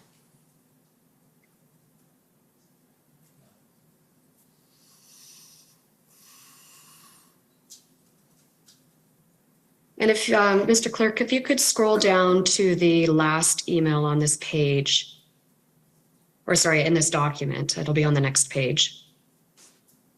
And this is an email dated February 9th from Mr. Stravas to you, subject line ABRFA. And if you scroll down to the text, please, Mr. Clerk, you'll see the text on the letter itself. John Broadhead and I spoke, and I think we revised the response about exhausting provincial resources and enforcing contracts and laws, and we look forward to learning more on that front. So it's not a no, just more context. Now, I understand Mr. Broadhead is the Director of Policy in the PMO. Is that correct? Yes. Do you know what the reference to "it's not a no" is about?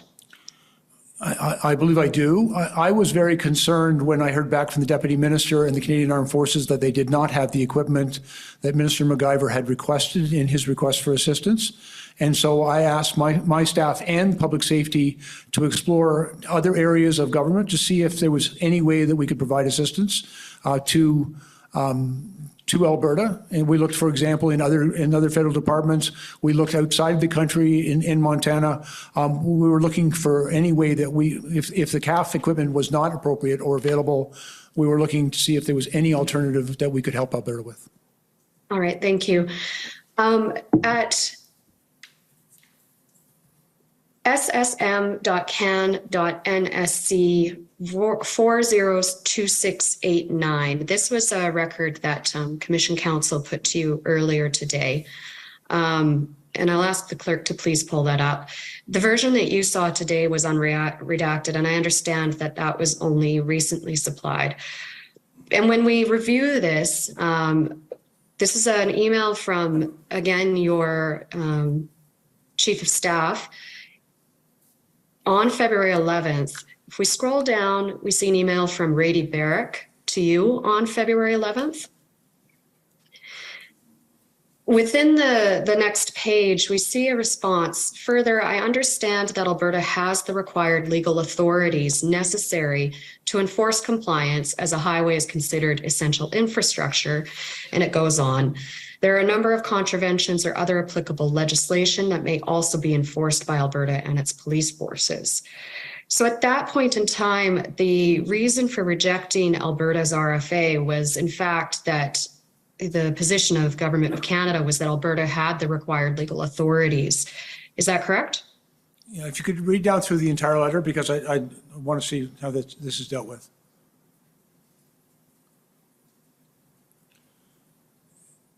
And I think it's also, it's relevant that in the last paragraph, where the letter also refers to the lack of commercial resources, the Canadian Armed Forces being the only federal asset, and discussions that make clear that CAF have neither the type of assets required nor the expertise to do this without significant possible risk. So it was an answer to Minister MacGyver's specific request for tow trucks belonging to CAF. And I think it was an important context for this letter as well. But certainly also the position of Canada was that Alberta still had authorities that it could exercise to deal with the blockade at Coots, correct? There is some reference to that in this letter, yes. Okay, thank you. And if we scroll down to the last paragraph in the letter,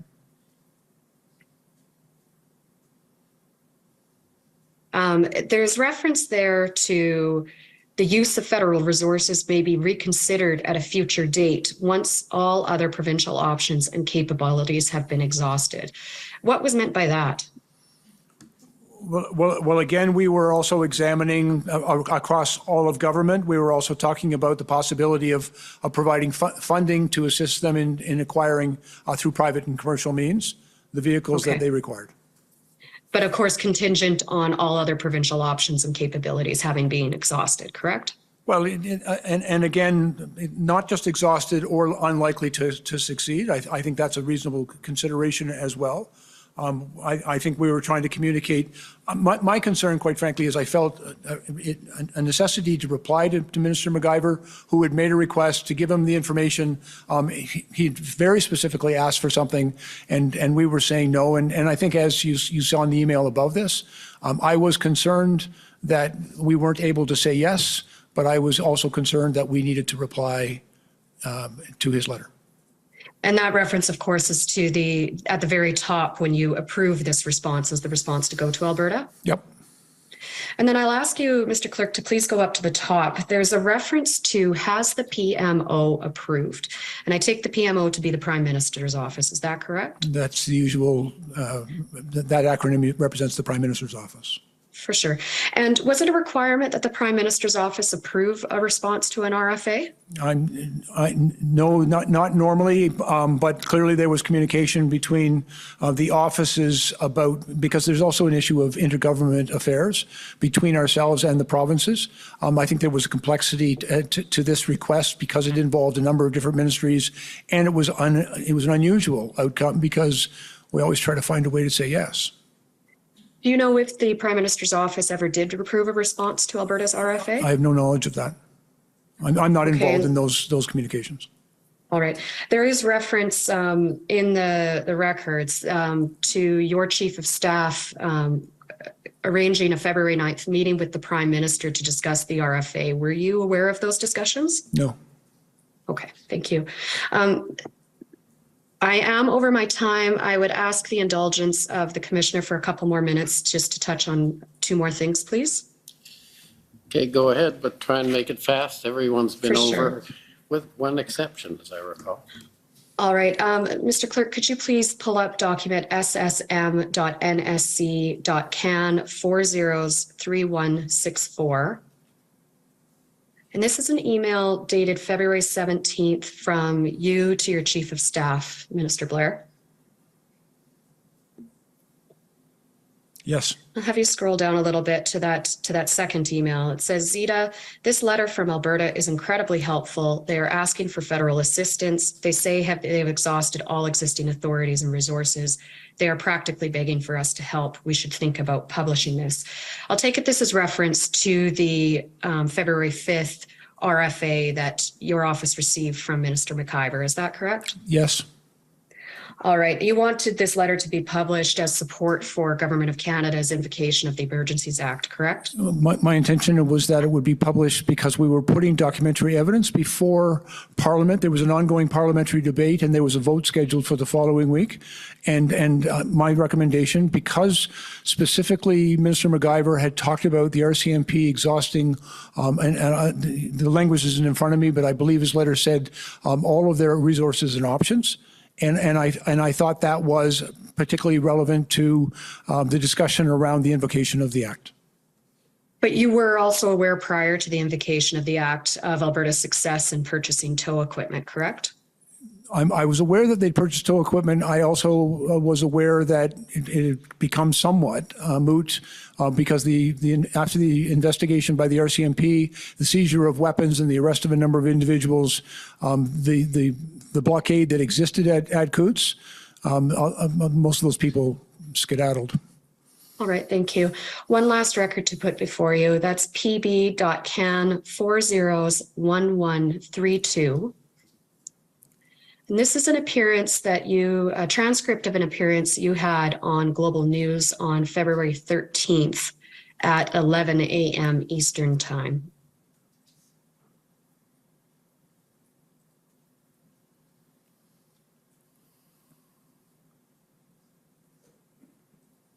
And if you scroll down, please, Mr. Clerk, to page 2. There's a question from Mercedes Stevenson. You can see it now just at the bottom of your screen. Are you prepared to invoke the Emergencies Act? It's not on the bottom of my screen, but sorry, can you scroll down there, please, Mr. Clerk? There it is there. And your response is, certainly, I will tell you the Emergencies Act has been under a very fulsome consideration right from the first day as to what needs to be done. When you refer to right from the first day, what day are you talking about? Actually, my responsibility as the Minister of Emergency Preparedness is to examine every federal authority and resource that can be brought to bear. As I've earlier testified, I'd actually examined the use of this particular act during the pandemic and determined that the threshold was not met.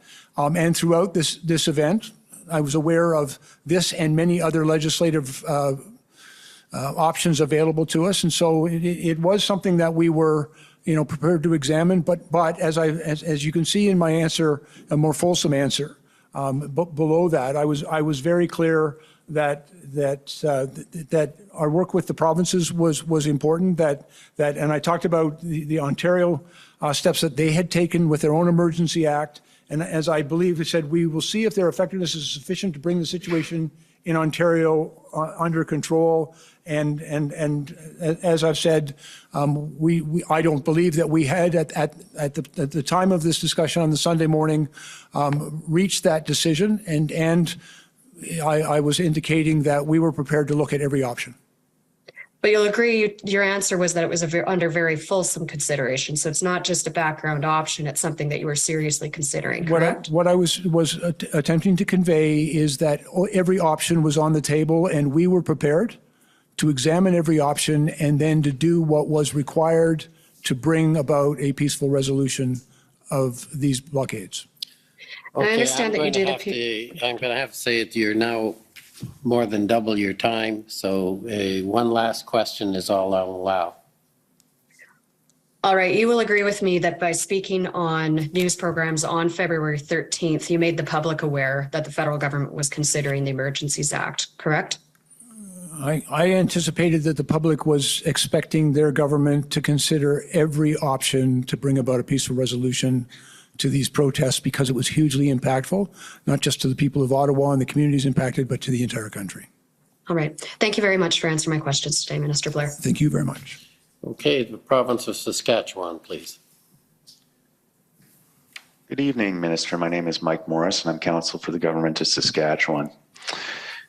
Sir, will you agree with me that after the cabinet meeting on February 13th, the Prime Minister was left with full discretion as to whether the Emergencies Act would be invoked the next day, following his consultation with First Ministers? Just to be clear, sir, because if I'm going to agree with you, I want to be precise. Yes. The matter had been discussed at Cabinet. It was left what we call ad referendum to the Prime Minister, but it was very clear to everybody that the Prime Minister's decision was contingent upon the consultation that he would undertake the following day with First Ministers. Understood. My understanding is that Cabinet did not meet again then, though, until after the Emergencies Act was invoked. Is that fair? Yes, sir. Okay. So the Prime Minister did not then take the consultations back to Cabinet before invoking the Act. You'll agree with me. And I believe, sir, that we'd had the Cabinet meeting, as you've indicated, the night before.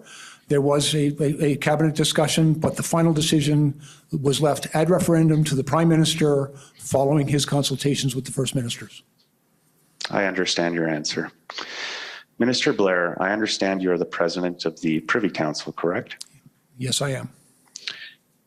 On Friday, we heard evidence from the Deputy Clerk of the Privy Council, and I'd like to pull up the transcript for some of the evidence given by the Deputy Clerk, Ms. Drouin. So, Registrar, if we could pull up the transcript, it's TRN 6026. And spoiler alert, we're going to be looking at page 300 of the transcript where Ms. Drouin is giving evidence. It'll be 300, right, not on the PDF, but on the document itself. So can you go down just a little bit further? Remember is where I want to start. Okay, up just a bit. Okay, this is Ms. Drouin's evidence from last week. And she says, remember that we also discussed today that the moment we talk about the Emergency Act, that can trigger some reactions.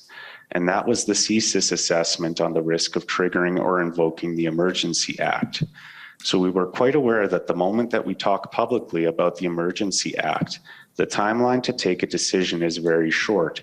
It can be a go or no go, but you cannot wait. I'm just going to ask you to scroll down a little bit further now, please. Scroll down a little bit further. Thank you. No, up. Okay, next paragraph. You cannot put that in the domain without taking a decision. And what we were afraid happened very rapidly. The moment we hang off the call on the FMM, it was already out there that we were thinking about the Emergency Act. So this is why, we were very concerned and concerned that talking about the Emergency Act will request a very rapid decision, a no or a yes, but a rapid decision. Now, you can probably anticipate my next question, Minister, but did you share Ms. Drouin's concern about publicly talking about the Emergencies Act? I think if I read this correctly, the Deputy Clerk's concern is that after a very important step in any process of invocation involves consultation with the First Ministers, and Deputy Drouin's concern appears to be that after that call, some of that information was being made public, which I think, and I do understand the concern, because it does, although it's not the final decision,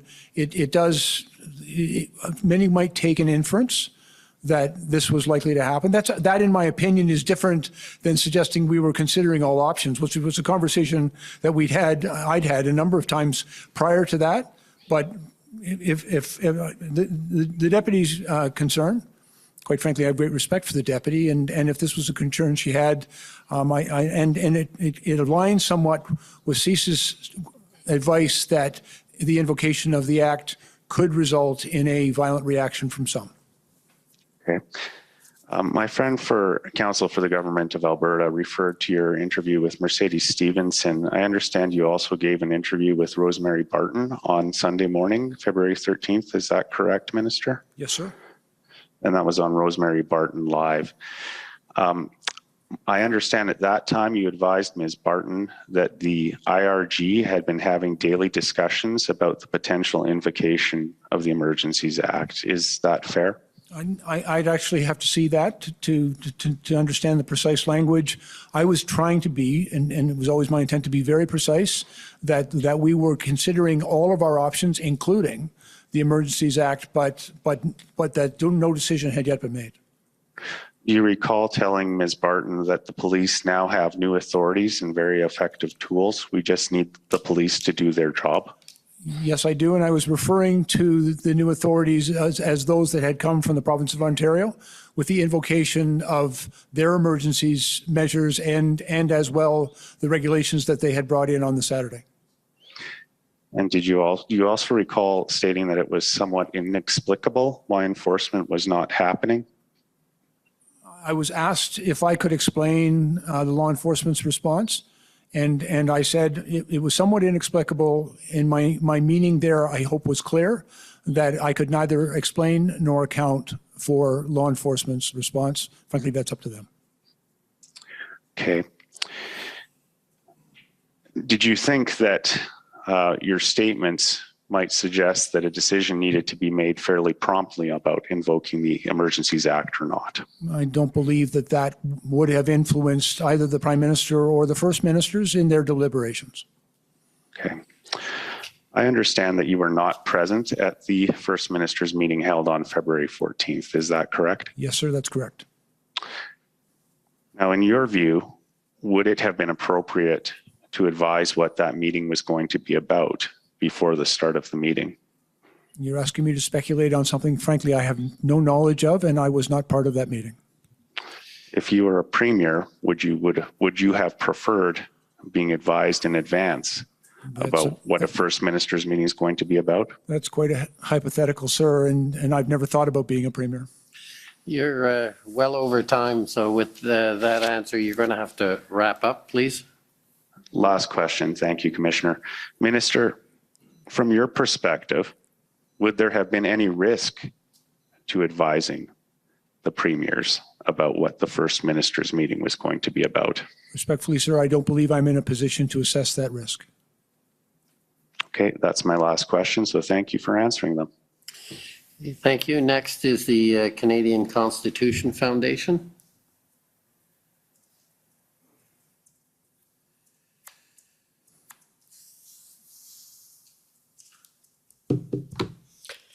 Minister Blair, good evening. My name is Sujit Chaudhary. I am counsel for the Canadian Constitution Foundation.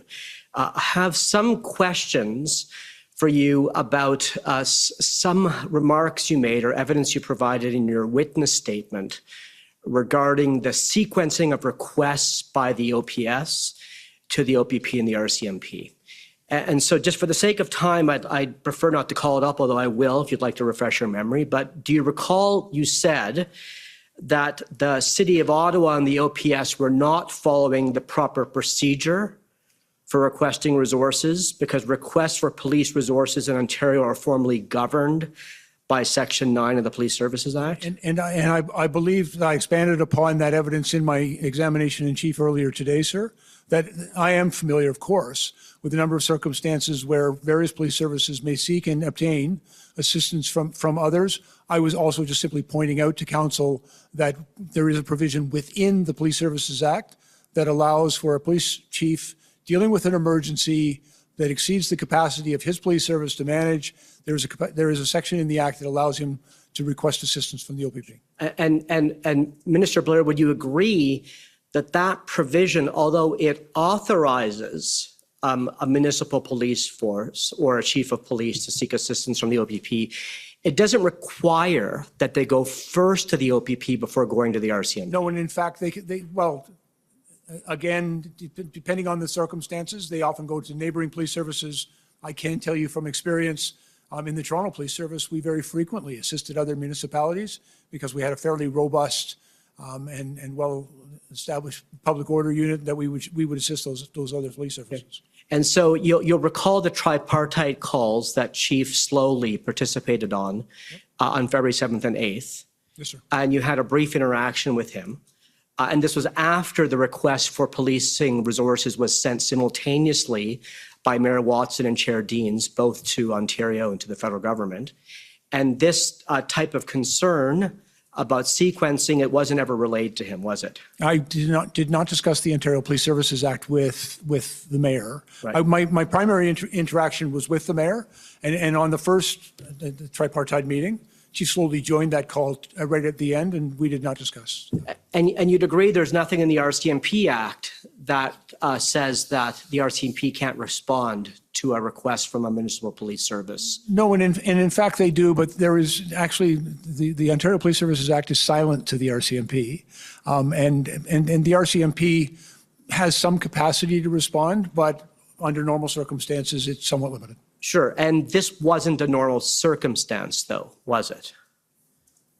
No, I think that, as I've said, it was uniquely challenging for the City of Ottawa and then in the multiple other jurisdictions that were being impacted by the blockades. And so if I could conclude here, so you'd agree that even though in the normal course it might be appropriate and it might be standard practice for a municipal police service in this province to first go to the OPP or to other municipal police forces before going to the RCMP, perhaps in the case of the convoy and in the national capital region, it might have been entirely appropriate to set aside that normal practice and go directly to the RCMP in parallel. I can tell you from a long experience that the RCMP are actually a very important and valued partner in providing public safety services here in the national capital region. And because they have a presence here, probably stronger than anywhere else in Ontario.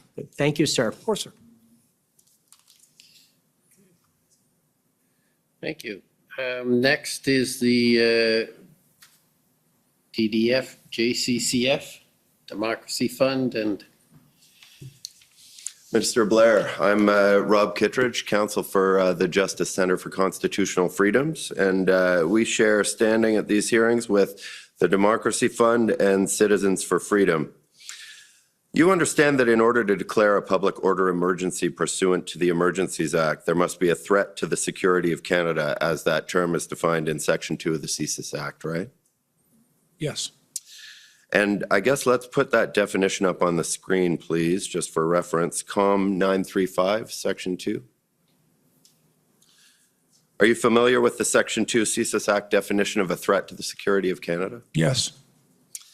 CSIS themselves advised Cabinet that the protests didn't pose a Section 2 CSIS Act threat. You were aware of their assessment, weren't you? But I think context is really important, sir.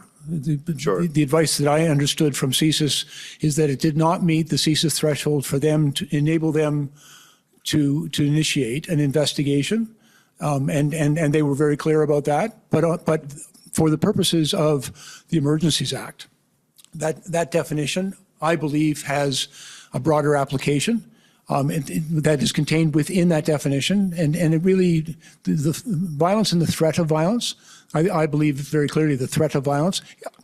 I also believe that, the threat of violence existed. And I also believe that the thresholds for, in that definition is different for the Emergencies Act than it was in the very narrow application of that definition to enable the CSIS to undertake an investigation. All right. I was previously the minister responsible for CSIS. I'm not unfamiliar with the extensive jurisprudence and very high standards that exists for CSIS to take that action. In the interest of just trying to, I'm hoping to understand your thinking a little bit better, and in the interest of trying to do that in 5 minutes, if you can help us get through this in shorter answers wherever possible, that would be really appreciated. Looking at this definition here, you haven't raised any concerns about espionage, sabotage, foreign interference, or a credible threat to overthrow the government of Canada associated with the protests, have you?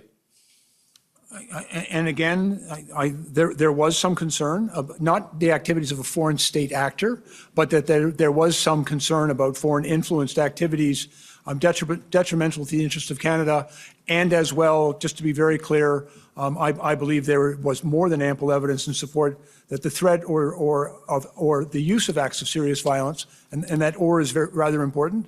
I think very many people felt threatened. Okay, fair enough. You had outlined several concerns to Commission Council earlier: disruptions to supply chains, impacts on the flow of goods and services, disruptions to transportation, disruptions at the border, etc. These things may be undesirable and they may have an impact on Canadians, but they aren't in and of themselves serious violence, are they? No, but I think there is an underlying threat of serious violence. Just if I may very quickly give you an example. In our conversations with the police, both the RCMP in Alberta and the Ottawa Police Service here in Ottawa, they were very concerned. And CSIS actually reaffirmed this concern that any enforcement on their part could result in a violent and provoke a very violent response. I think as well, in all the people that we dealt with in Windsor and in Ottawa, certainly the disruption of critical infrastructure was a very serious issue of national It's a very serious issue, but it's not serious violence in and of itself. I mean, you spent a lot of time earlier on today speaking to Commission Council about your concerns about the protests, and you outlined concerns like the impact of the disruption to supply chains on Canadians, and you spent quite a bit of time on that. You didn't spend much time identifying any and I'm pleased to have the opportunity to do so now, sir. Did you? I believe that many Canadians experience threats of violence, intimidation, and fear as a result of the activities taking place. Intimidation and fear aren't in and of themselves. Let him finish the answer, then you can. I mean, in the interest of getting me through this in 5 minutes and giving me a chance to if you don't let him answer, then there's no point asking the question. True. Intimidation and fear in and of themselves, though, aren't serious violence. I mean, the experience of intimidation and fear, serious violence means something, doesn't it? Well, in threats of violence, and I think very many people felt very threatened by what was taking place. Quite frankly, intimidation and a very real apprehension of risk and danger as a result of these activities. I think we heard from very many Canadians who were very sincerely fearful about these things, and we heard from the police who told us that just in the normal, even writing municipal bylaw tickets could precipitate a violent response. But and so the police were very fearful of a violent reaction. But writing municipal bylaw tickets didn't incite a violent response, did it? Well, again, we were talking about a threat of violence, not just merely the act. You know, I think it's very clear. Somebody gets can I just, or something blows up, that's crystal clear. But acts of threats, intimidation, obstruction, all of those things can also be quite violent as they're experienced by Canadians. There's been a lot said here in the last couple of minutes, and I'm very close to, if not over my time here. But I guess I'd like to ask you, You're making a lot of noise about intimidation and threats of violence, but can you point me to any particular specific threat of violence or event that was violent? Well, sir, you've characterized my response as noise, but I was trying to answer your question. Well, I appreciate that, but I'm just trying to cut through this and get an answer out of you. I can tell you we heard from very many Canadians who were very fearful about the activities of these blockades and protests. You know, they were afraid to walk down their street. They were intimidated and fearful of those reactions. Some of the, you know, the symbols and other things that were on display were very threatening to very many Canadians.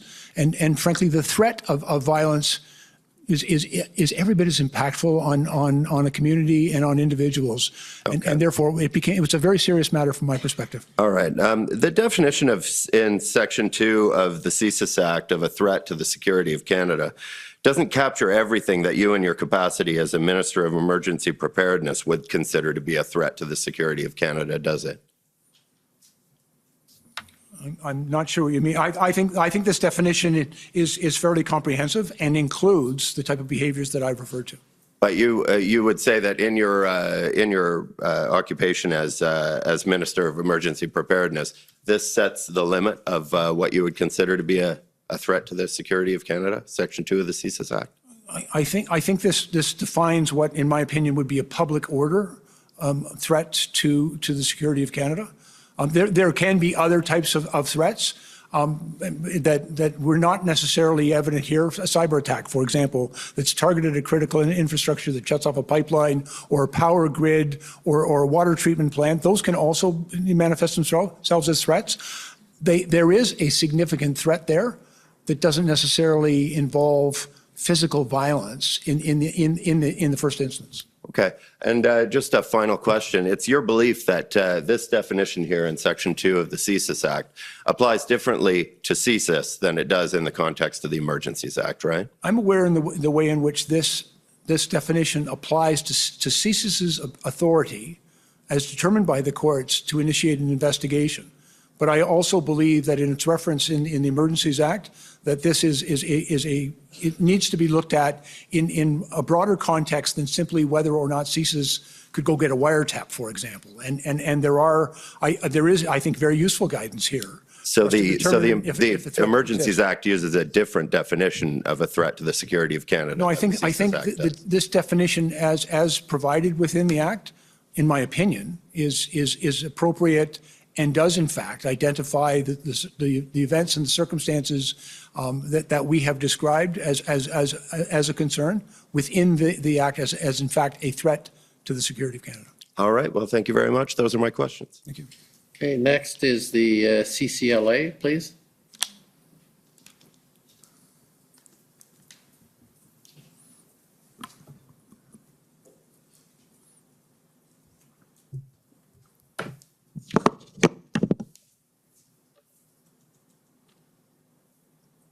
Good evening, Minister Blair. My name is Kara Zwiebel. I'm counsel for the Canadian Civil Liberties Association. I just have a few minutes with you, and I just want to ask you about those few days, I guess between February 10th and the 14th. So I think this is when we switch from the SSE meetings to the IRG meetings. Is that right? Yes. Okay. And is it fair to say, I mean, I think probably starting at the end of January, but certainly by this time that the federal government was feeling significant pressure from many quarters to do something about what was happening across the country? Respectfully, I would characterize that the government was feeling significant concern. We were concerned about the impact these protests were having on the people of Ottawa and the other communities impacted on critical infrastructure and in very many aspects of the country. Okay. And I mean, this was a crisis not just at the borders, but also at the seat of Parliament. We had people in the nation's capital. If I may, Parliament continued to function throughout this, notwithstanding it was a challenge and noisy. I think the impacts, from my perspective, were far more significant on the people living in Ottawa, trying to do business in Ottawa, and as well in Windsor. And, you know, I'm also very mindful of the impact that these events were having on people's ability to make a living, to go about their business. It was very impactful on a lot of people in a lot of different places. And around this time, the 10th I believe it's the 11th when Ontario uses invokes its emergency under the Emergency Management and Civil Protection Act. Now, so that's the 11th, and I think we learned that the 12th is when the orders under that act were actually published. So the actual sort of operative provisions that gave police the authorities under that act came into existence on the 12th. That's my recollection, yes. Okay. Now, then we have the 13th where there's an IRG meeting. Was there any consideration, I guess by you, I'm not asking you to disclose the deliberations of cabinet, but any consideration around giving the Ontario orders some time to work? I can tell you, I had asked my staff for a full list of the Ontario measures that were enacted the day before. I also looked at their utility and whether they would address the concerns that had been raised to us about, and I'll just give you some quick examples if I may. One of the things that we had heard from a number of jurisdictions is the difficulty in compelling tow trucks to come to provide assistance. I looked at the Ontario regulations, and although it allowed for those tow trucks, it didn't compel. And we were a little bit concerned about its limitations. There was also nothing in there, as I recall, that dealt with some of the real challenges we had in tracing the financial elements of this in the crowdfunding, who was donating that money, where it was going. And so we believe that there was a need to address that. How we eventually got there was still considerable deliberations going on, but again, the limitations of the federal statute, and they also did not have the ability to designate certain spaces, which was a concern as well, because we were concerned they were concentrating, for example, on Wellington. I was very concerned about their ability to go back to a municipal intersection just off the Ambassador Bridge, and so we looked at whether or not the Ontario regulations provided us with adequate assurance that those matters could be dealt with. And although they were very welcome, I want to be very clear that I was very appreciative of the work that Ontario had done and the measures that they brought forward. In my opinion, after an examination of them, they didn't address all of the deficiencies and the lack of tools that we had identified. Okay. Now, would you say that at this point, you and perhaps some of your colleagues in the federal government are feeling embarrassed about what's happening in Canada, feeling that there's international attention and it looks like Canada's struggling to deal with this situation? Respectfully, I've never indulged myself in feelings of embarrassment. I've got a job to do. We have a responsibility to protect Canadians, to protect critical infrastructure in this country, and to respond appropriately to unlawful activity. I personally, and I believe all of my colleagues, we're deeply motivated by our responsibility to Canadians to do what was required to restore the rule of law and peace. Okay, can we turn up ssm.nsc.can 402999? And this is another text message between you and your chief of staff. Now, I don't think we have dates on most of these. Yes, I recall this. Okay, and I think this is you on this side of the screen. I'm wondering if anyone else is embarrassed that the protest on Wellington is expanding. Dozens of new porta potties and a new stage. I'm embarrassed for my former profession and worried for my government, which is being made to look very weak and ineffective. I can't believe that I'm hoping that Doug Ford will save us. And again, and my remarks obviously are intemperate, and I regret that, but let me be very clear. I was very concerned by a number of things. First of all, there was an expansion in some of the protest activity that was taking place in Ottawa. I was hearing very clearly how concerned the people of Ottawa were about that not just the activity that was taking place, but that it appeared to become even more entrenched. There was also a lot of public discourse, and particularly in Ottawa, but in other places as well, about people losing confidence in the police. And trust and confidence in the police is absolutely essential for them to do their job. And so I was very concerned about the impact that the apparent ineffectiveness of the police to deal with this was causing in the public's confidence, in their competence and their ability to resolve this. And finally, one of the things that we were also hearing, a lot of people were very confused about who is responsible for policing in the city of Ottawa.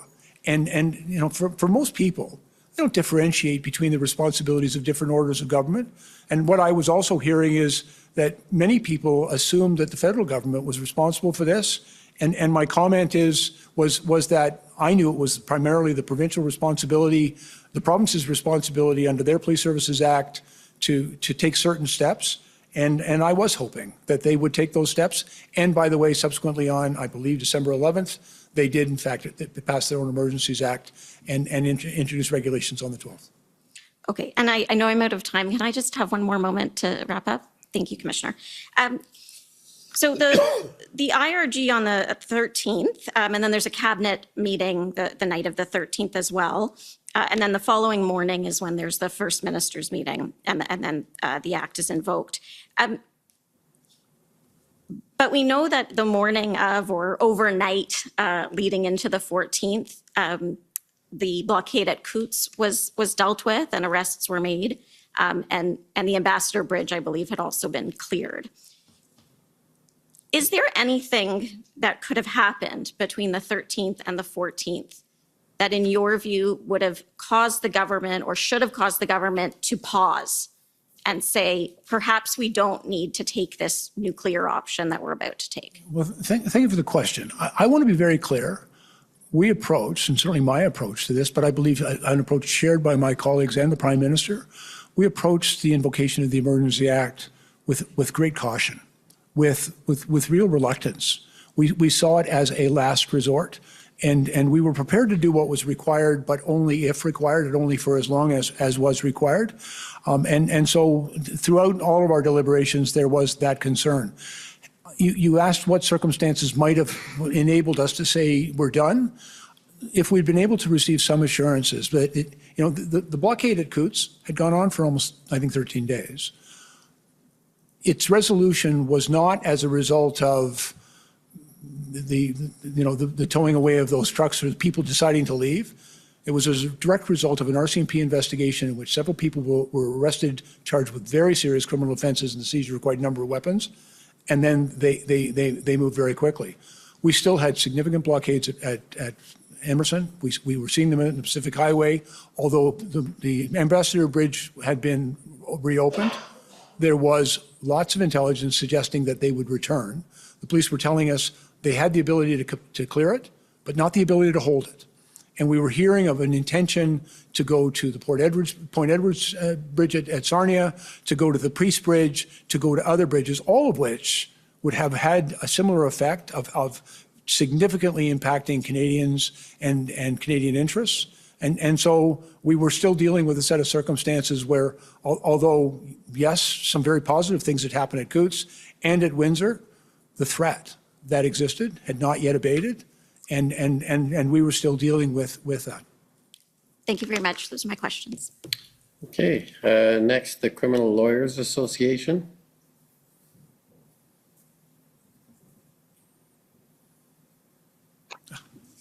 Minister, my name is Greg Del Beccio. I'm one of the lawyers representing the Criminal Lawyers Association and the Canadian Council of Criminal Defense Lawyers.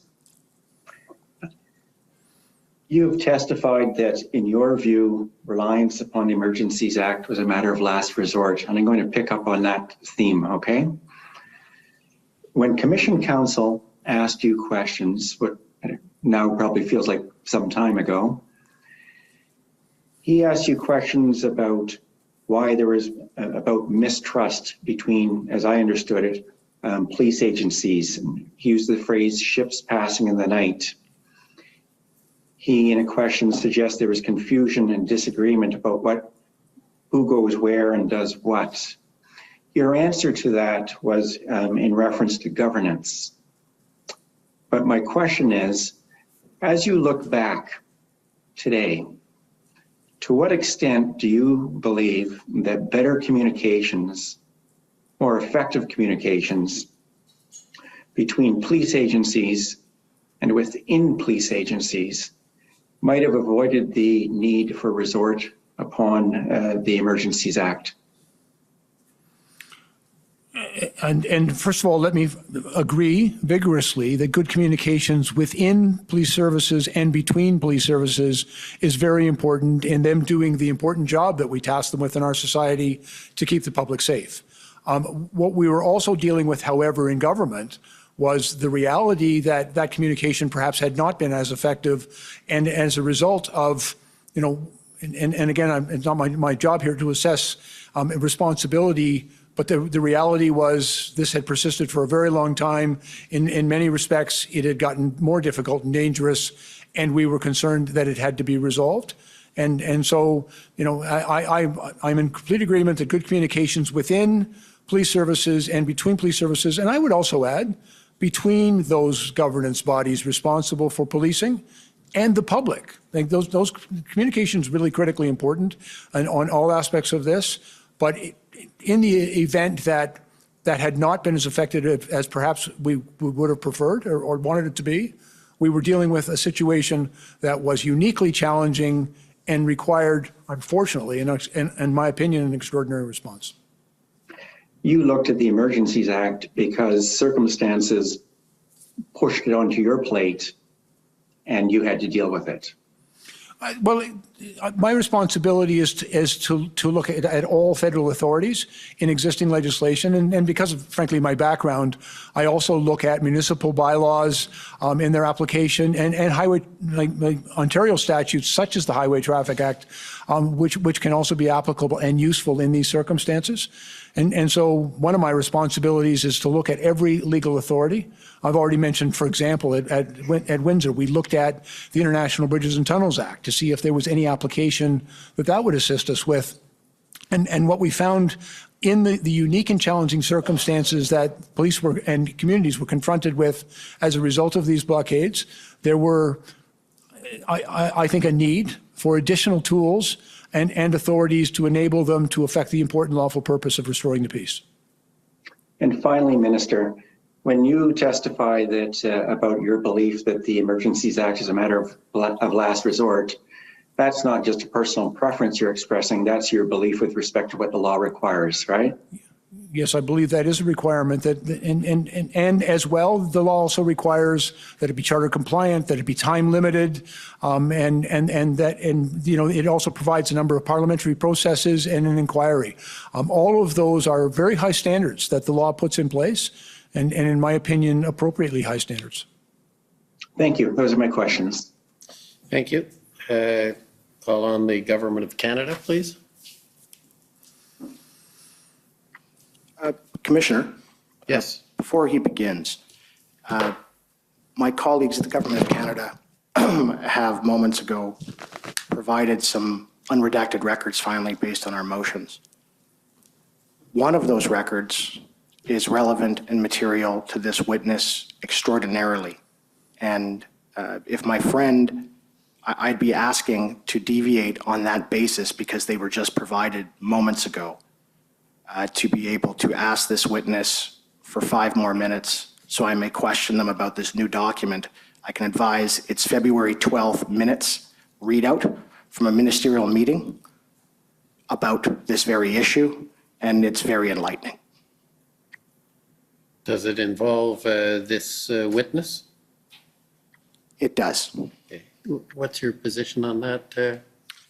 I'm trying to sort that out right now, as I'm not aware of what my friend is speaking of in terms of the specific document. I see that there's been a response sent from the Government of Canada with respect to one of my friend's motions with an attachment to it.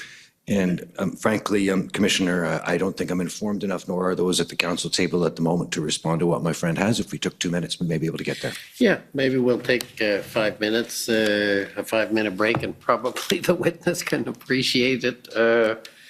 It's been a long afternoon or evening, so we'll take 5 minutes. Sure.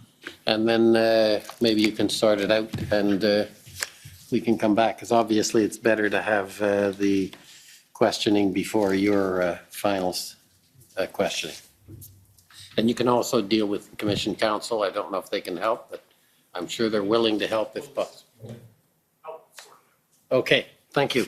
We'll take 5 minutes and you can, Commission Counsel, come and get me if it's... The commission is in recess for 5 minutes. La commission est levée pour 5 minutes.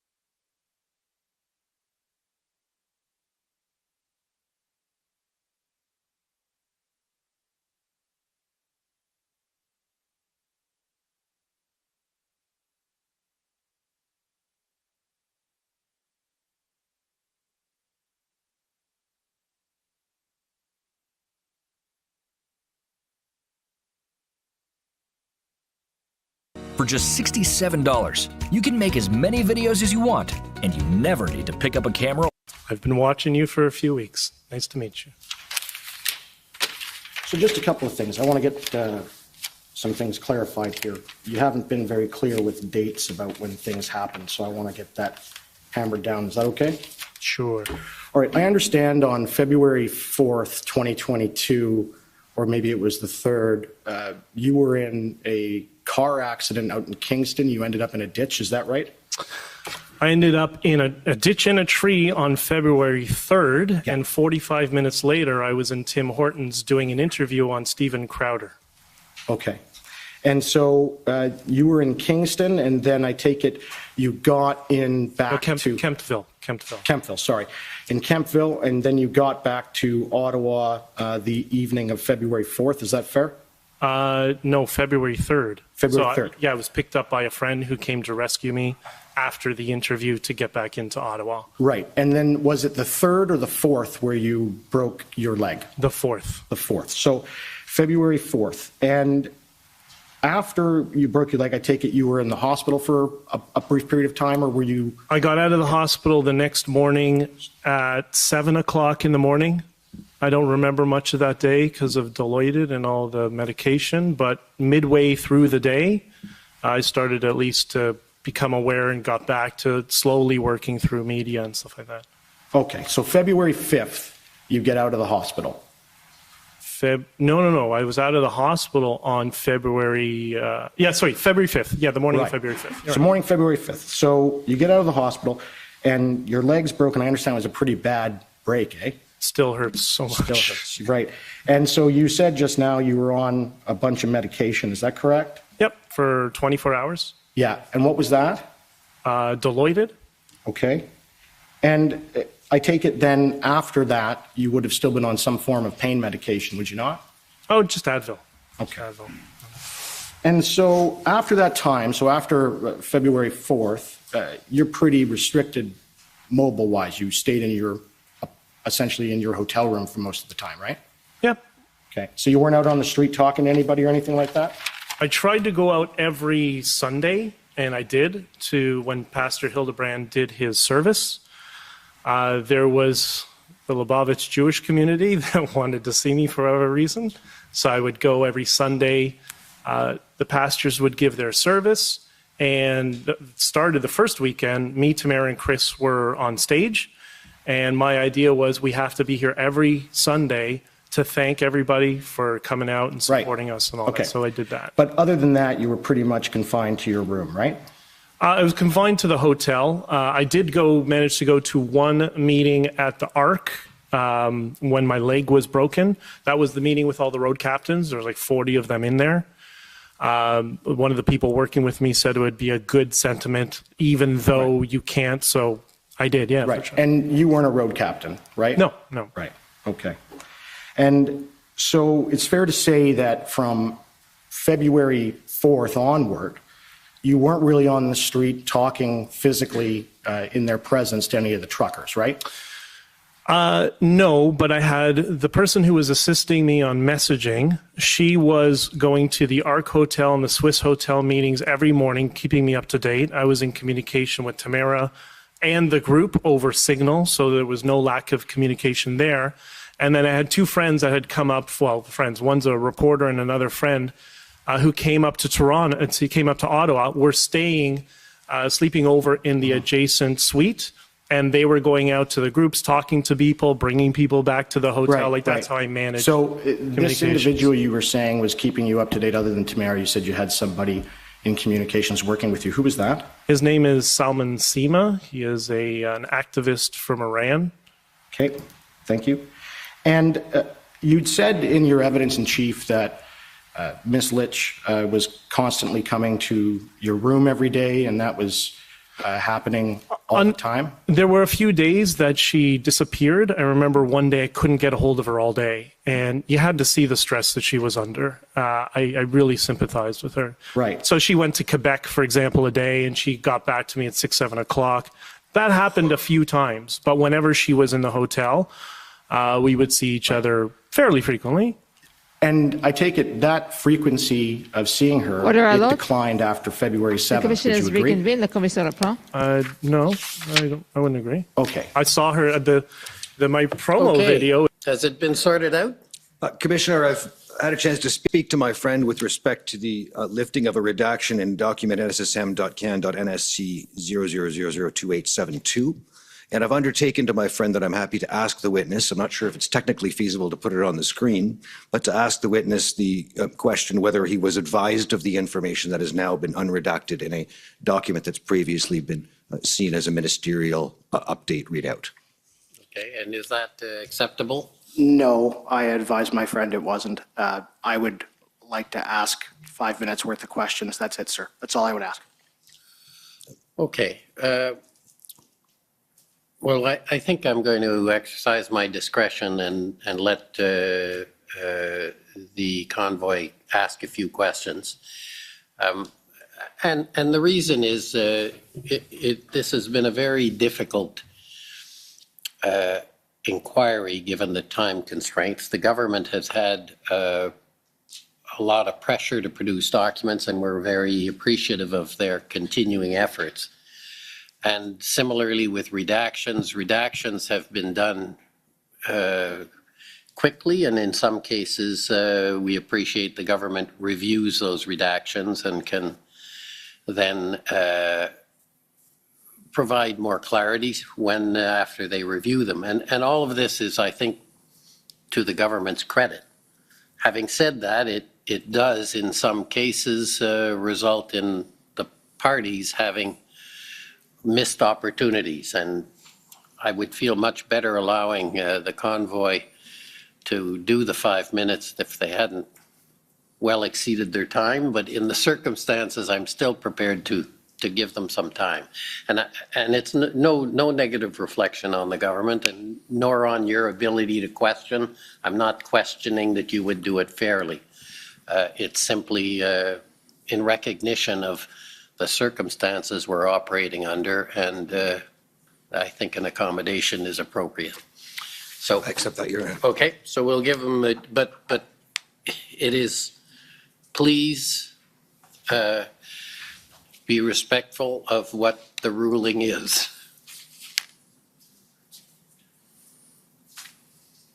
So hopefully this is already in relativity. It is document ssm.can.nsc.0000287220, I think. Is that, do you have it? Great. Thank you. So, Minister, this is the 1 p.m. ministerial update readout, and you can scroll up and see it's a readout of what happened at your ministerial meeting on February 12th, 2022, all right? And if we can scroll down to the second page, please, where it says Ottawa. Thank you. So I just need to know if you were made aware of this. essentially right there, it says plan, this is for the third from the bottom. Plan presented yesterday was slowly for approval. OPP, RCMP have approved. Will further present to minister. Meeting with Slawley at 2. You're aware of that? You're aware that was what was advised on February 12th? I was present at that meeting, and although I don't have a specific memory of every point that's listed here, I believe this was part of the discussion. Right, and you can agree with me that the plan presented was the one from the Deputy Minister of Public Safety, Mr. Stewart? And I don't have any information on like whether the Deputy Minister was, I have no recollection of what you've just said. Okay. And so I'm unable to agree with you. Right, and are you aware, and is already in evidence, that on February 12th at 5 p.m., Deputy Minister Di Tommaso texted with Chief Slawley, and he too approved the plan? I have no knowledge of that. Well, if that's the case, and all of the police in the jurisdiction of Ottawa approved the plan, why'd you invoke the Emergencies Act? The invocation of the Emergencies Act was not contingent upon an approved plan. It was contingent upon what was necessary to bring about a peaceful resolution. But isn't the RCMP, the OPP, and the OPS approving a plan that isn't the Emergencies Act? Isn't that what law enforcement advised you to do? And again, I wasn't getting advice from law enforcement. We were getting information from law enforcement. I don't have any insight at all into whatever plan may have been devised by them.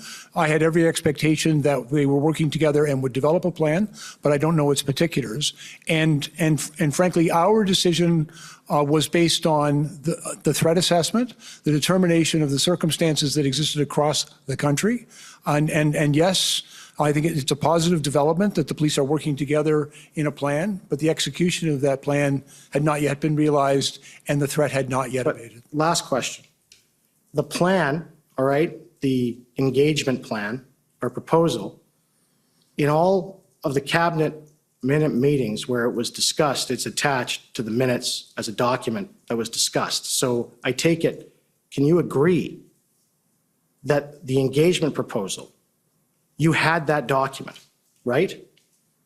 I don't know that's what they're referring to in the document you've put in front of me today. Right. Okay, thank you.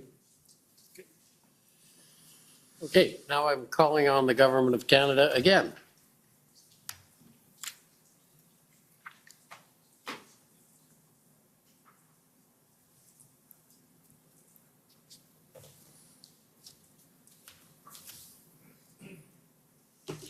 Thank you. It's Brendan Vinny and Heiss for the Government of Canada. Just on the last point, looking at that word plan and the bullet point my friend was taking you to, are you certain sitting here today which plan that referred to? No, sir. I make an assumption that it was the police operational plan, but I've never been given the details of their planning. I've never asked for it and did not require it.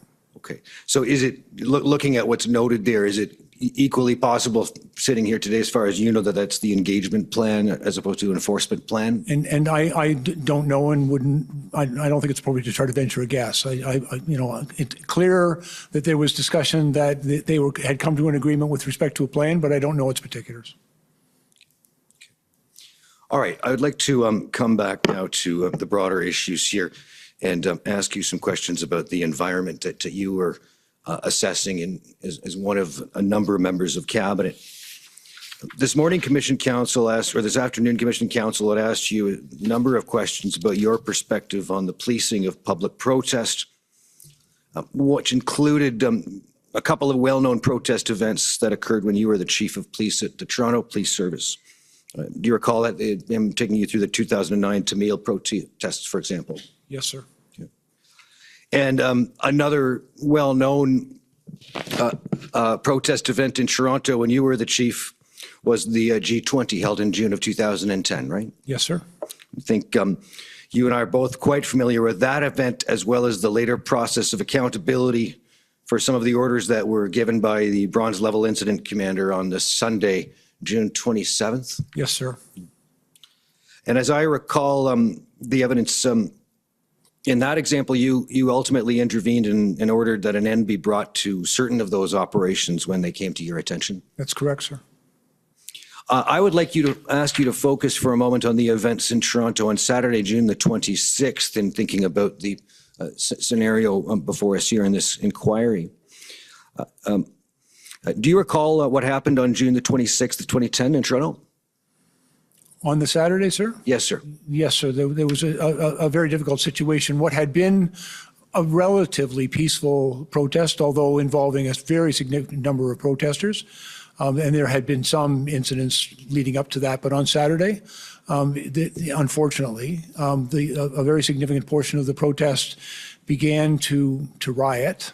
Tumultuously is I think the appropriate term. They were marching down towards the summit site. They turned and began running rapidly north up Yonge Street, smashing windows as they went. There was a number of police cars that were set on fire, and a number of my officers were injured as well. Yes, and so one of your officers was quite seriously injured as a result of the police car being attacked by protesters. Was that right? He was injured and rescued from the vehicle, which was subsequently set on fire. Yes.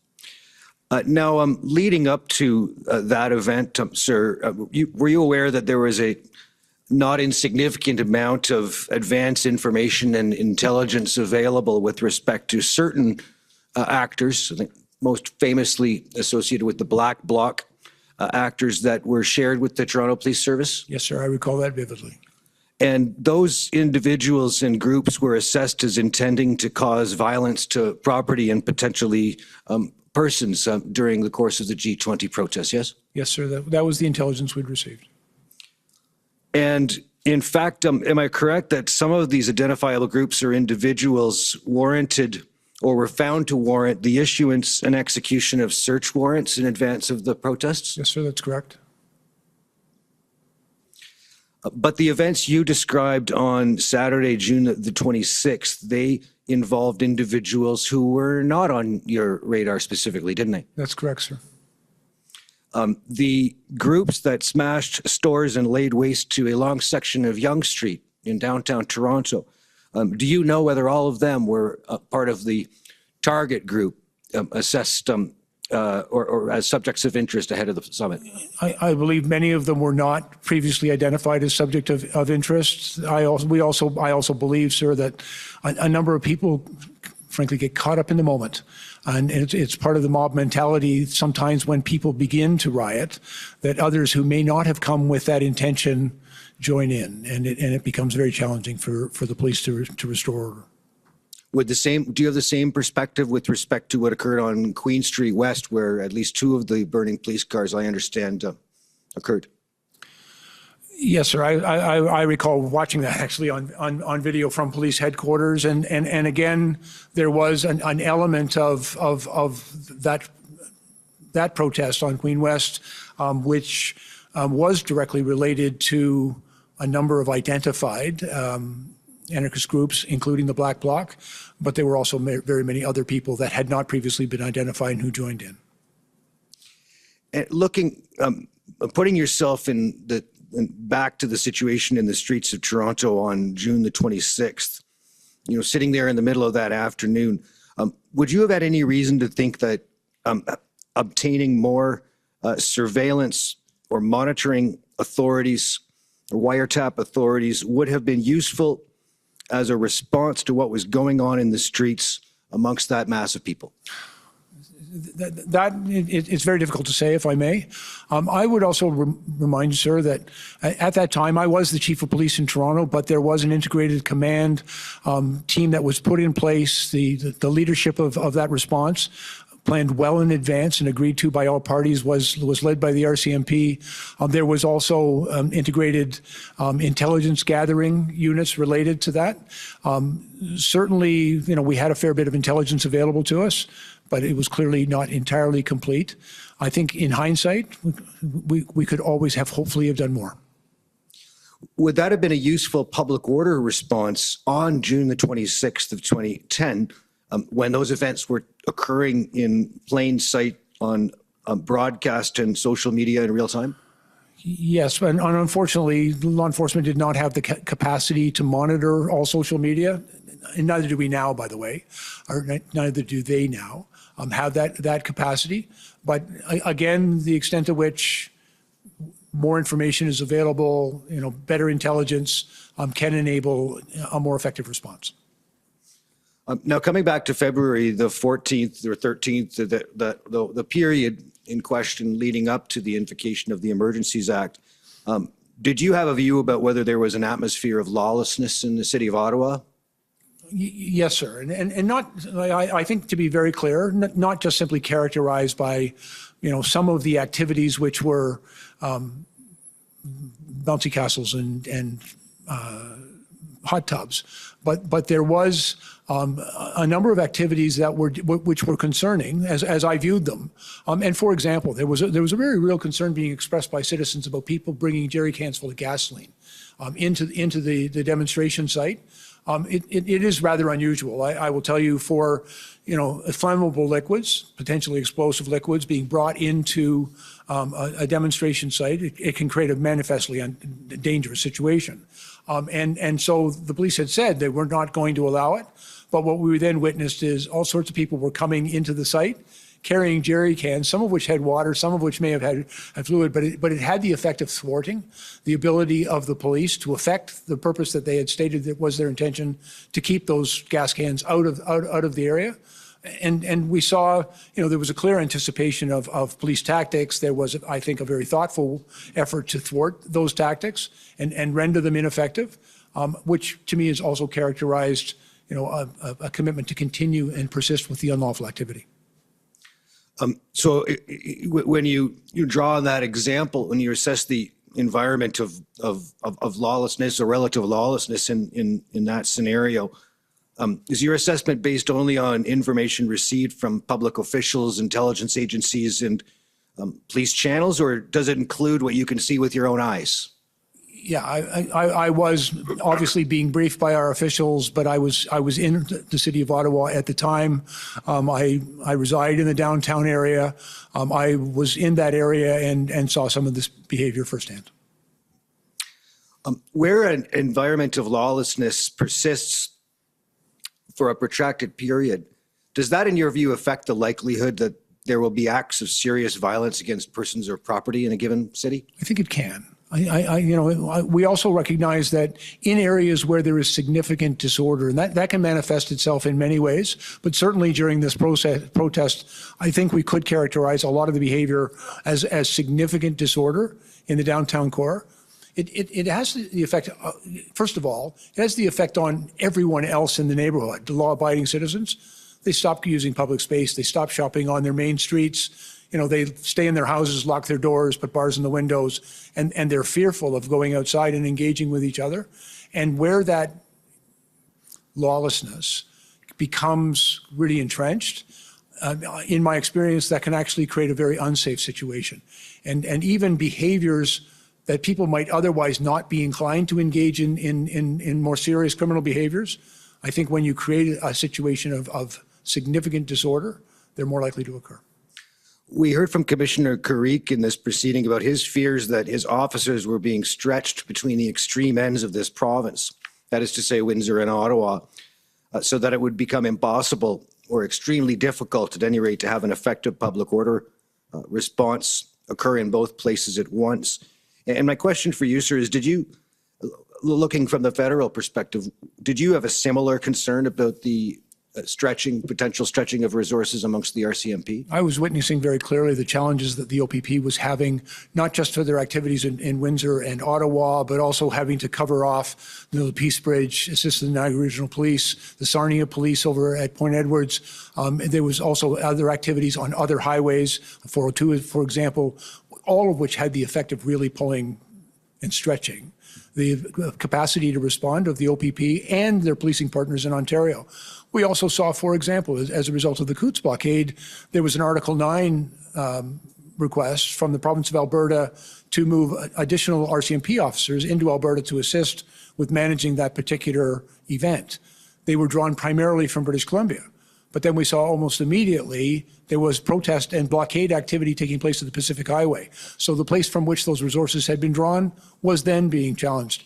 And it appeared to be an effort to stretch even thinner limited police resources. And, I think one of the things we heard very clearly from the commissioner is that he had to make some very difficult choices about what he could do first and what he would then have to do subsequently, because he just didn't have unlimited resources to bring to bear.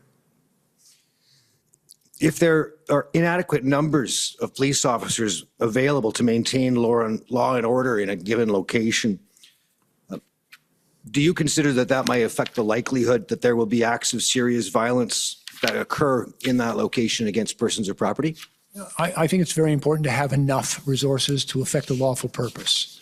And again, I leave that decision to the operational commanders on the ground. But in my experience, having insufficient people to deal with a substantial protest, and I've been involved in protests where we were in our dozens up against thousands, and it becomes extremely difficult to bring that situation to a peaceful conclusion.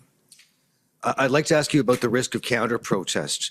Do you see that as a relevant risk in a protest situation where a risk of counter-protest develops in terms of? It can be. And I want to be very clear that I know that there was a high level of frustration in Windsor and in Ottawa and in other places with the blockades that were taking place.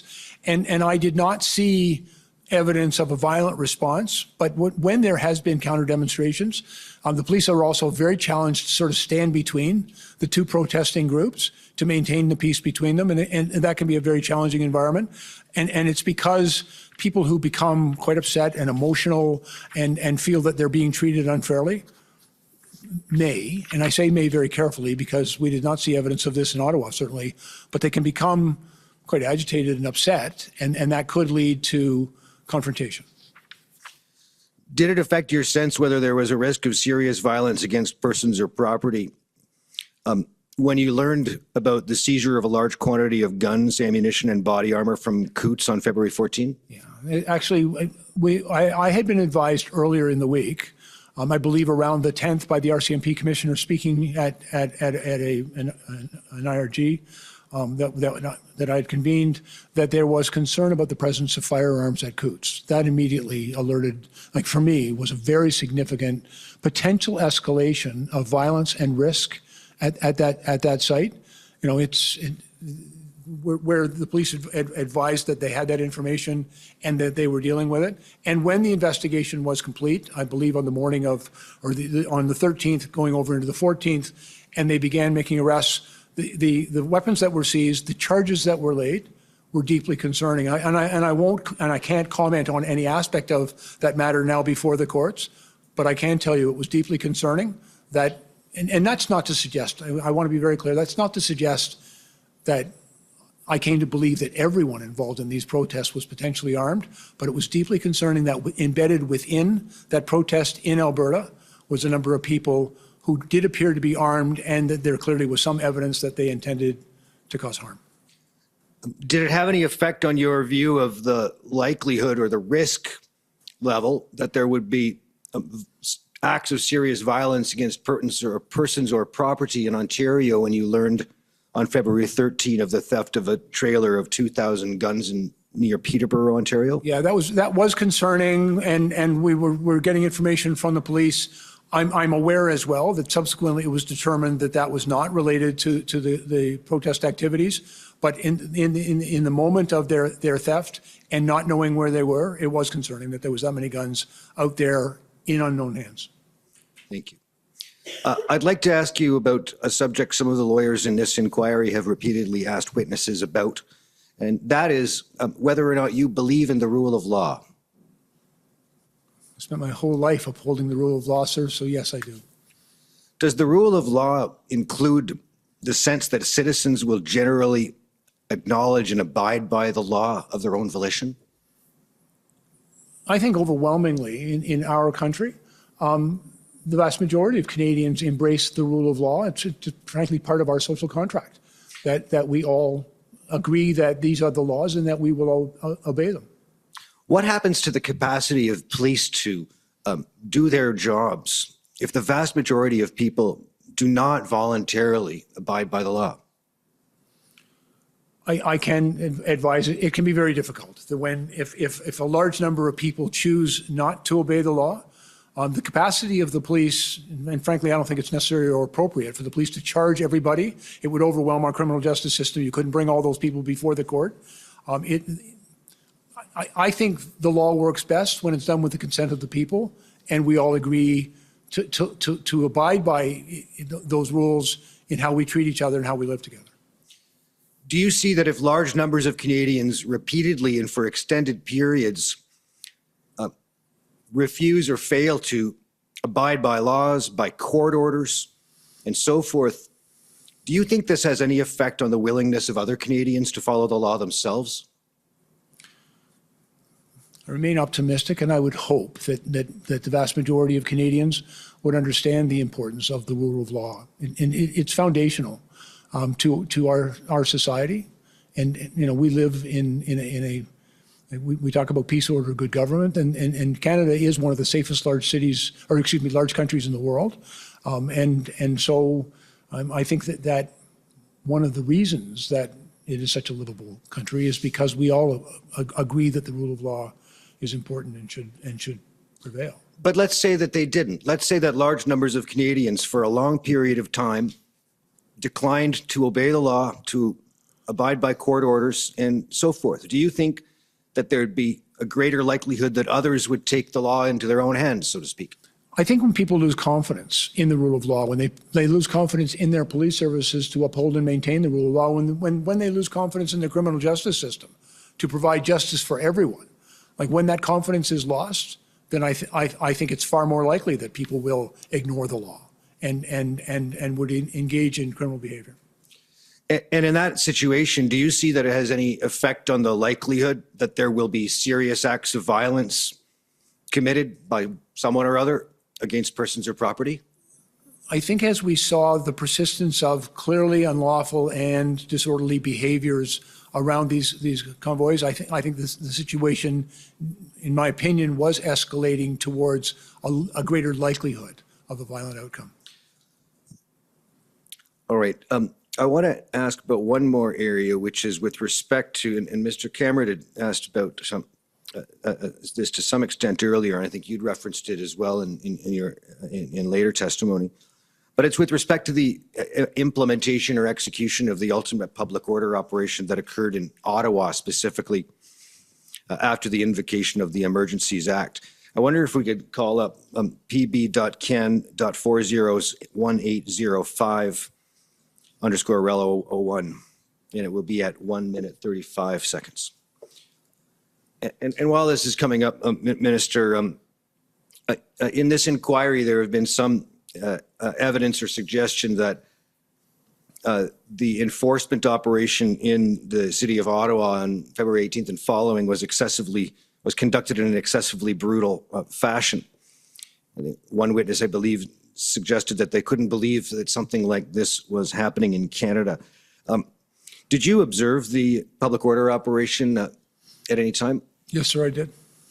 And if we could, when we get to the 1:35 mark, I'm going to show you what appears to be drone footage taken by the RCMP to record the execution of the public order operation on the 19th. And I'll just let you observe that for a moment, and I'd ask your comment on the execution and whether it is up to snuff.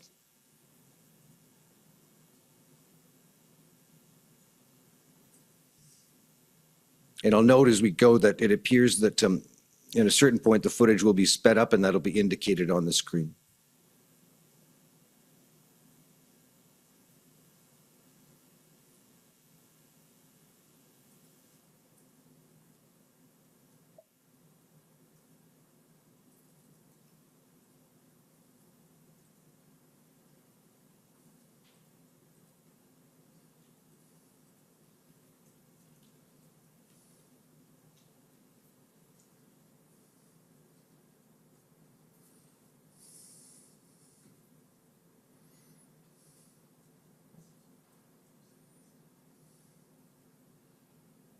Is this what that appears to be, sir, is a film of the that public order operation? Yes, sir. If you can stop the video there. Would you tell us your views on whether that represents a well-executed public order operation? I've been involved in many, sir, and that again, I describe this, sir, type of behavior as textbook. I believe that the officers were responding in a very proportional and measured way. One of the things that happens in any public order event, if you line the police officers up, there will be some people that will come and push against them. And you know, clearly the police had adequate resources and a clear plan and were moving people out. I was particularly impressed as I watched that the protesters were given pass of egress so that they could leave. And that's really important when you're trying to clear a street, that you give people a reasonable point of exit from that street. The other thing that I would observe is the presence of those vehicles. I think even as I watched this, the police were dealing with a unique challenge because those vehicles were in many cases still present in that event. But I thought the way in which they managed the movement of those people was entirely proportionate. And I looked very carefully. I personally did not see any thing that I would characterize as excessive force. There is a minimal amount of force that is necessary to effect that purpose, and that's what I believe I witnessed. Are you aware of whether the public order operation that occurred in Ottawa resulted in any deaths or serious bodily injuries to members of the public or to members of the police? I'm not aware of that. I've seen absolutely no evidence or indication of that. Thank you, sir. Those are my questions. Okay. Any re-examination? Thank you. Commissioner, with your leave, I have just one area that I'd like to explore with the witness. Go ahead. Shouldn't take more than a few minutes. Minister Blair, at a point earlier in the evening when you were being asked some questions by counsel for Alberta, you discussed the possibility, you discussed the fact that you were facing a vote in the House and you thought a letter from Alberta might be useful in some support in that cause. And I'd like to ask you about, in general, the efforts that you made to gain support for either that vote or just generally public opinion in terms of the invocation of the Act. And so if I could ask the clerk to call up this document, OPP 404583.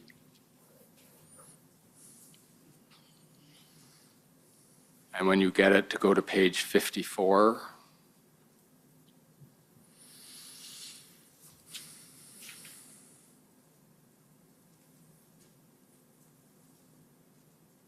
That's it. PDF 54 should have.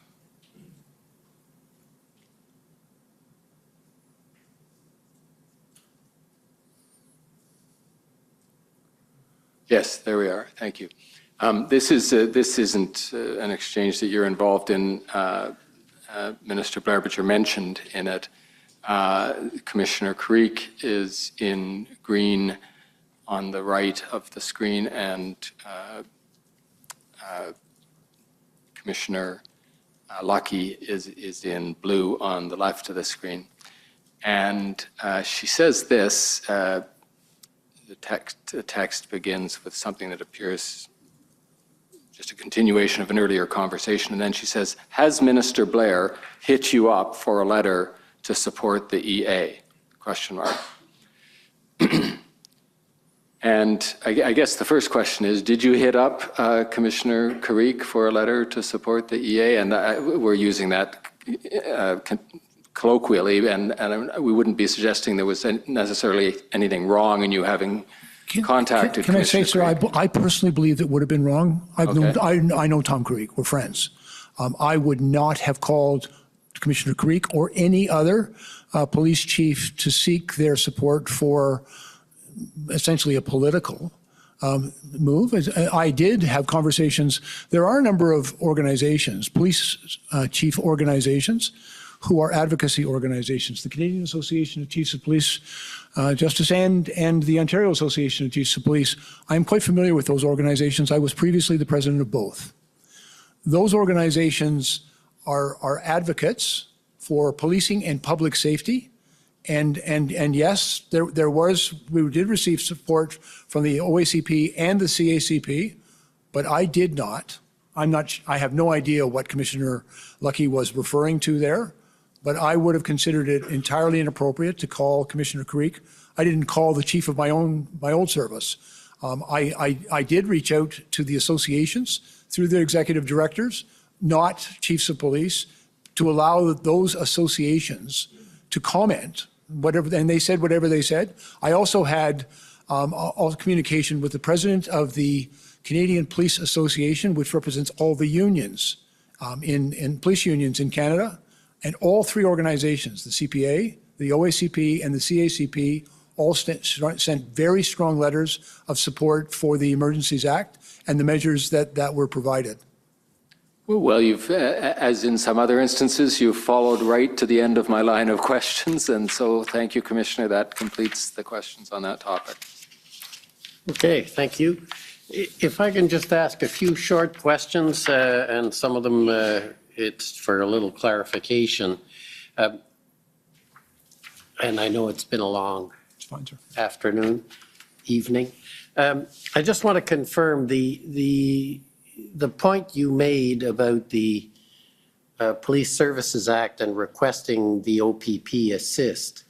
The difference there is, as I understood it, and I just want to be sure I have the right note, is the OPP is required to assist, as opposed to other police services, including the RCMP, would likely support or help, but the difference is requirement. Am I right about that? My understanding of the Act, sir, is that the OPP is, if a chief believes an emergency exceeds their capacity and they ask the OPP for help, that the OPP commissioner is required. They can also ask another municipal police service or First Nations police service who do have in the legislation, as I understand it, and this legislation has been amended a few times, so I stand to be corrected, but I believe this is still correct. Those municipal police services could decline. Interestingly enough, the Ontario Police Services Act is completely silent to the RCMP. And that, I mean, is that because policing is a provincial responsibility? Yes, sir, I believe that's true. And certainly the police of jurisdiction in 7 of our provinces, for example, are the RCMP serving under contract to the provincial authority. But in Ontario, the RCMP have a very important policing role in Ontario and in Quebec. They provide federal policing services. They do Tier 1 investigations. They do money laundering. They head up the integrated national security and enforcement teams. Those are very important RCMP responsibilities, but they also quite routinely will come and help other police services with the deployment of their uniform officers. Another question, and this is about the relationship between the Solicitor General and the OPP, or you, not you, but in your former role over the RCMP, or even police services boards.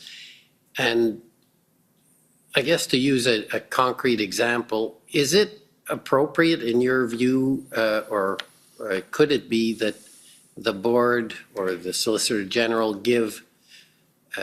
indicate its priority? And to use a specific, would it be improper for the Solicitor General of Ontario to have said, there are big problems in Ottawa and in Windsor. Our view is Windsor is more important. It's of course up to you, but as far as the province is concerned, our priority is Windsor, but it's your decision. And sir, I believe that is an operational decision. The decision you just described, and the deployment of their people, I believe that's the responsibility of the commissioner in this case, and would be inappropriate to receive direction.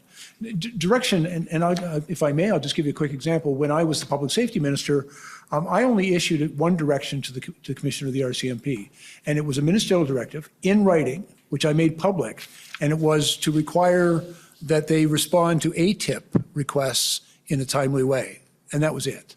And I was very careful not to sort of wade into this issue of operations. So just to pursue that, so in this case, even though it was just what the province would like, but it's up to him, that you think would still constitute interference? I think ultimately, in my opinion, the decision as to where he can safely deploy his people and do his job is an operational decision that I personally would have deferred to the commissioner. Okay, and then There was a question you answered about whether you were aware that Commissioner Lucky had said that there were still police tools available that had not been fully utilized.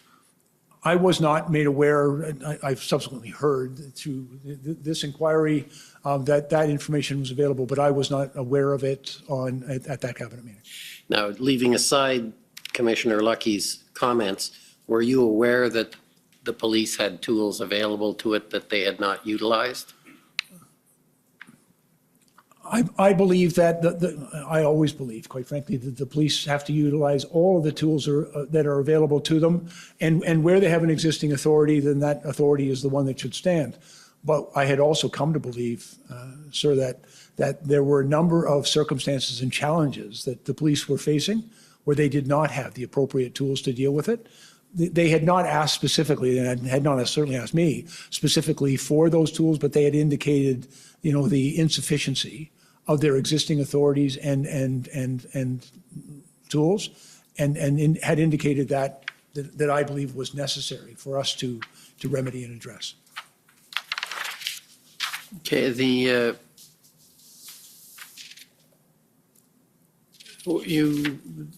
you made a mention, and I'm not sure I've got the correct note, when you were talking about the deficiencies or the tools that were added by the Emergencies Act. You talked about the financial and the FinTrack, and you mentioned the tow trucks.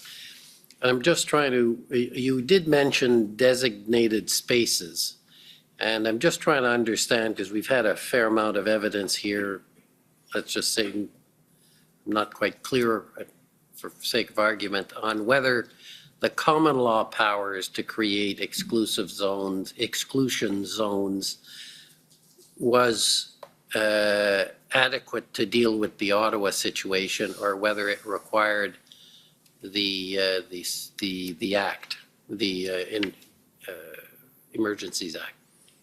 Yes, sir. And I've actually given some consideration to that. I was a little bit concerned with the agreement that the city had attempted to enter into. Frankly, it kind of quickly fell apart because they had suggested that, the trucks would park on Wellington and Sir John A. and not out of the residential area. I understand their motivation, but I was concerned it had the effect of potentially giving permission for those trucks to remain on Wellington and Sir John A., which I think could have been problematic. I was also very mindful of the challenge that Windsor had experienced because this had taken place in a municipal intersection. And our ability to designate that space because of its, I think, significant impact and vulnerability for critical infrastructure, that we needed to go beyond simply the tools of a municipal bylaw and potentially take a more proactive stance with respect to that. I am, of course, familiar with the common law authorities. One of the challenges of common law authorities is they're not always clearly understood or articulated, and they're always subject to challenge. And I think some particularity with respect to defining those spaces could prove useful to the police to effect their purpose. And when you did the G20, were there problems with the creation of exclusion zones? There was indeed, sir. And it needs to be very carefully defined and very carefully communicated. Okay, well, I thank you very much for, if nothing else, for your endurance.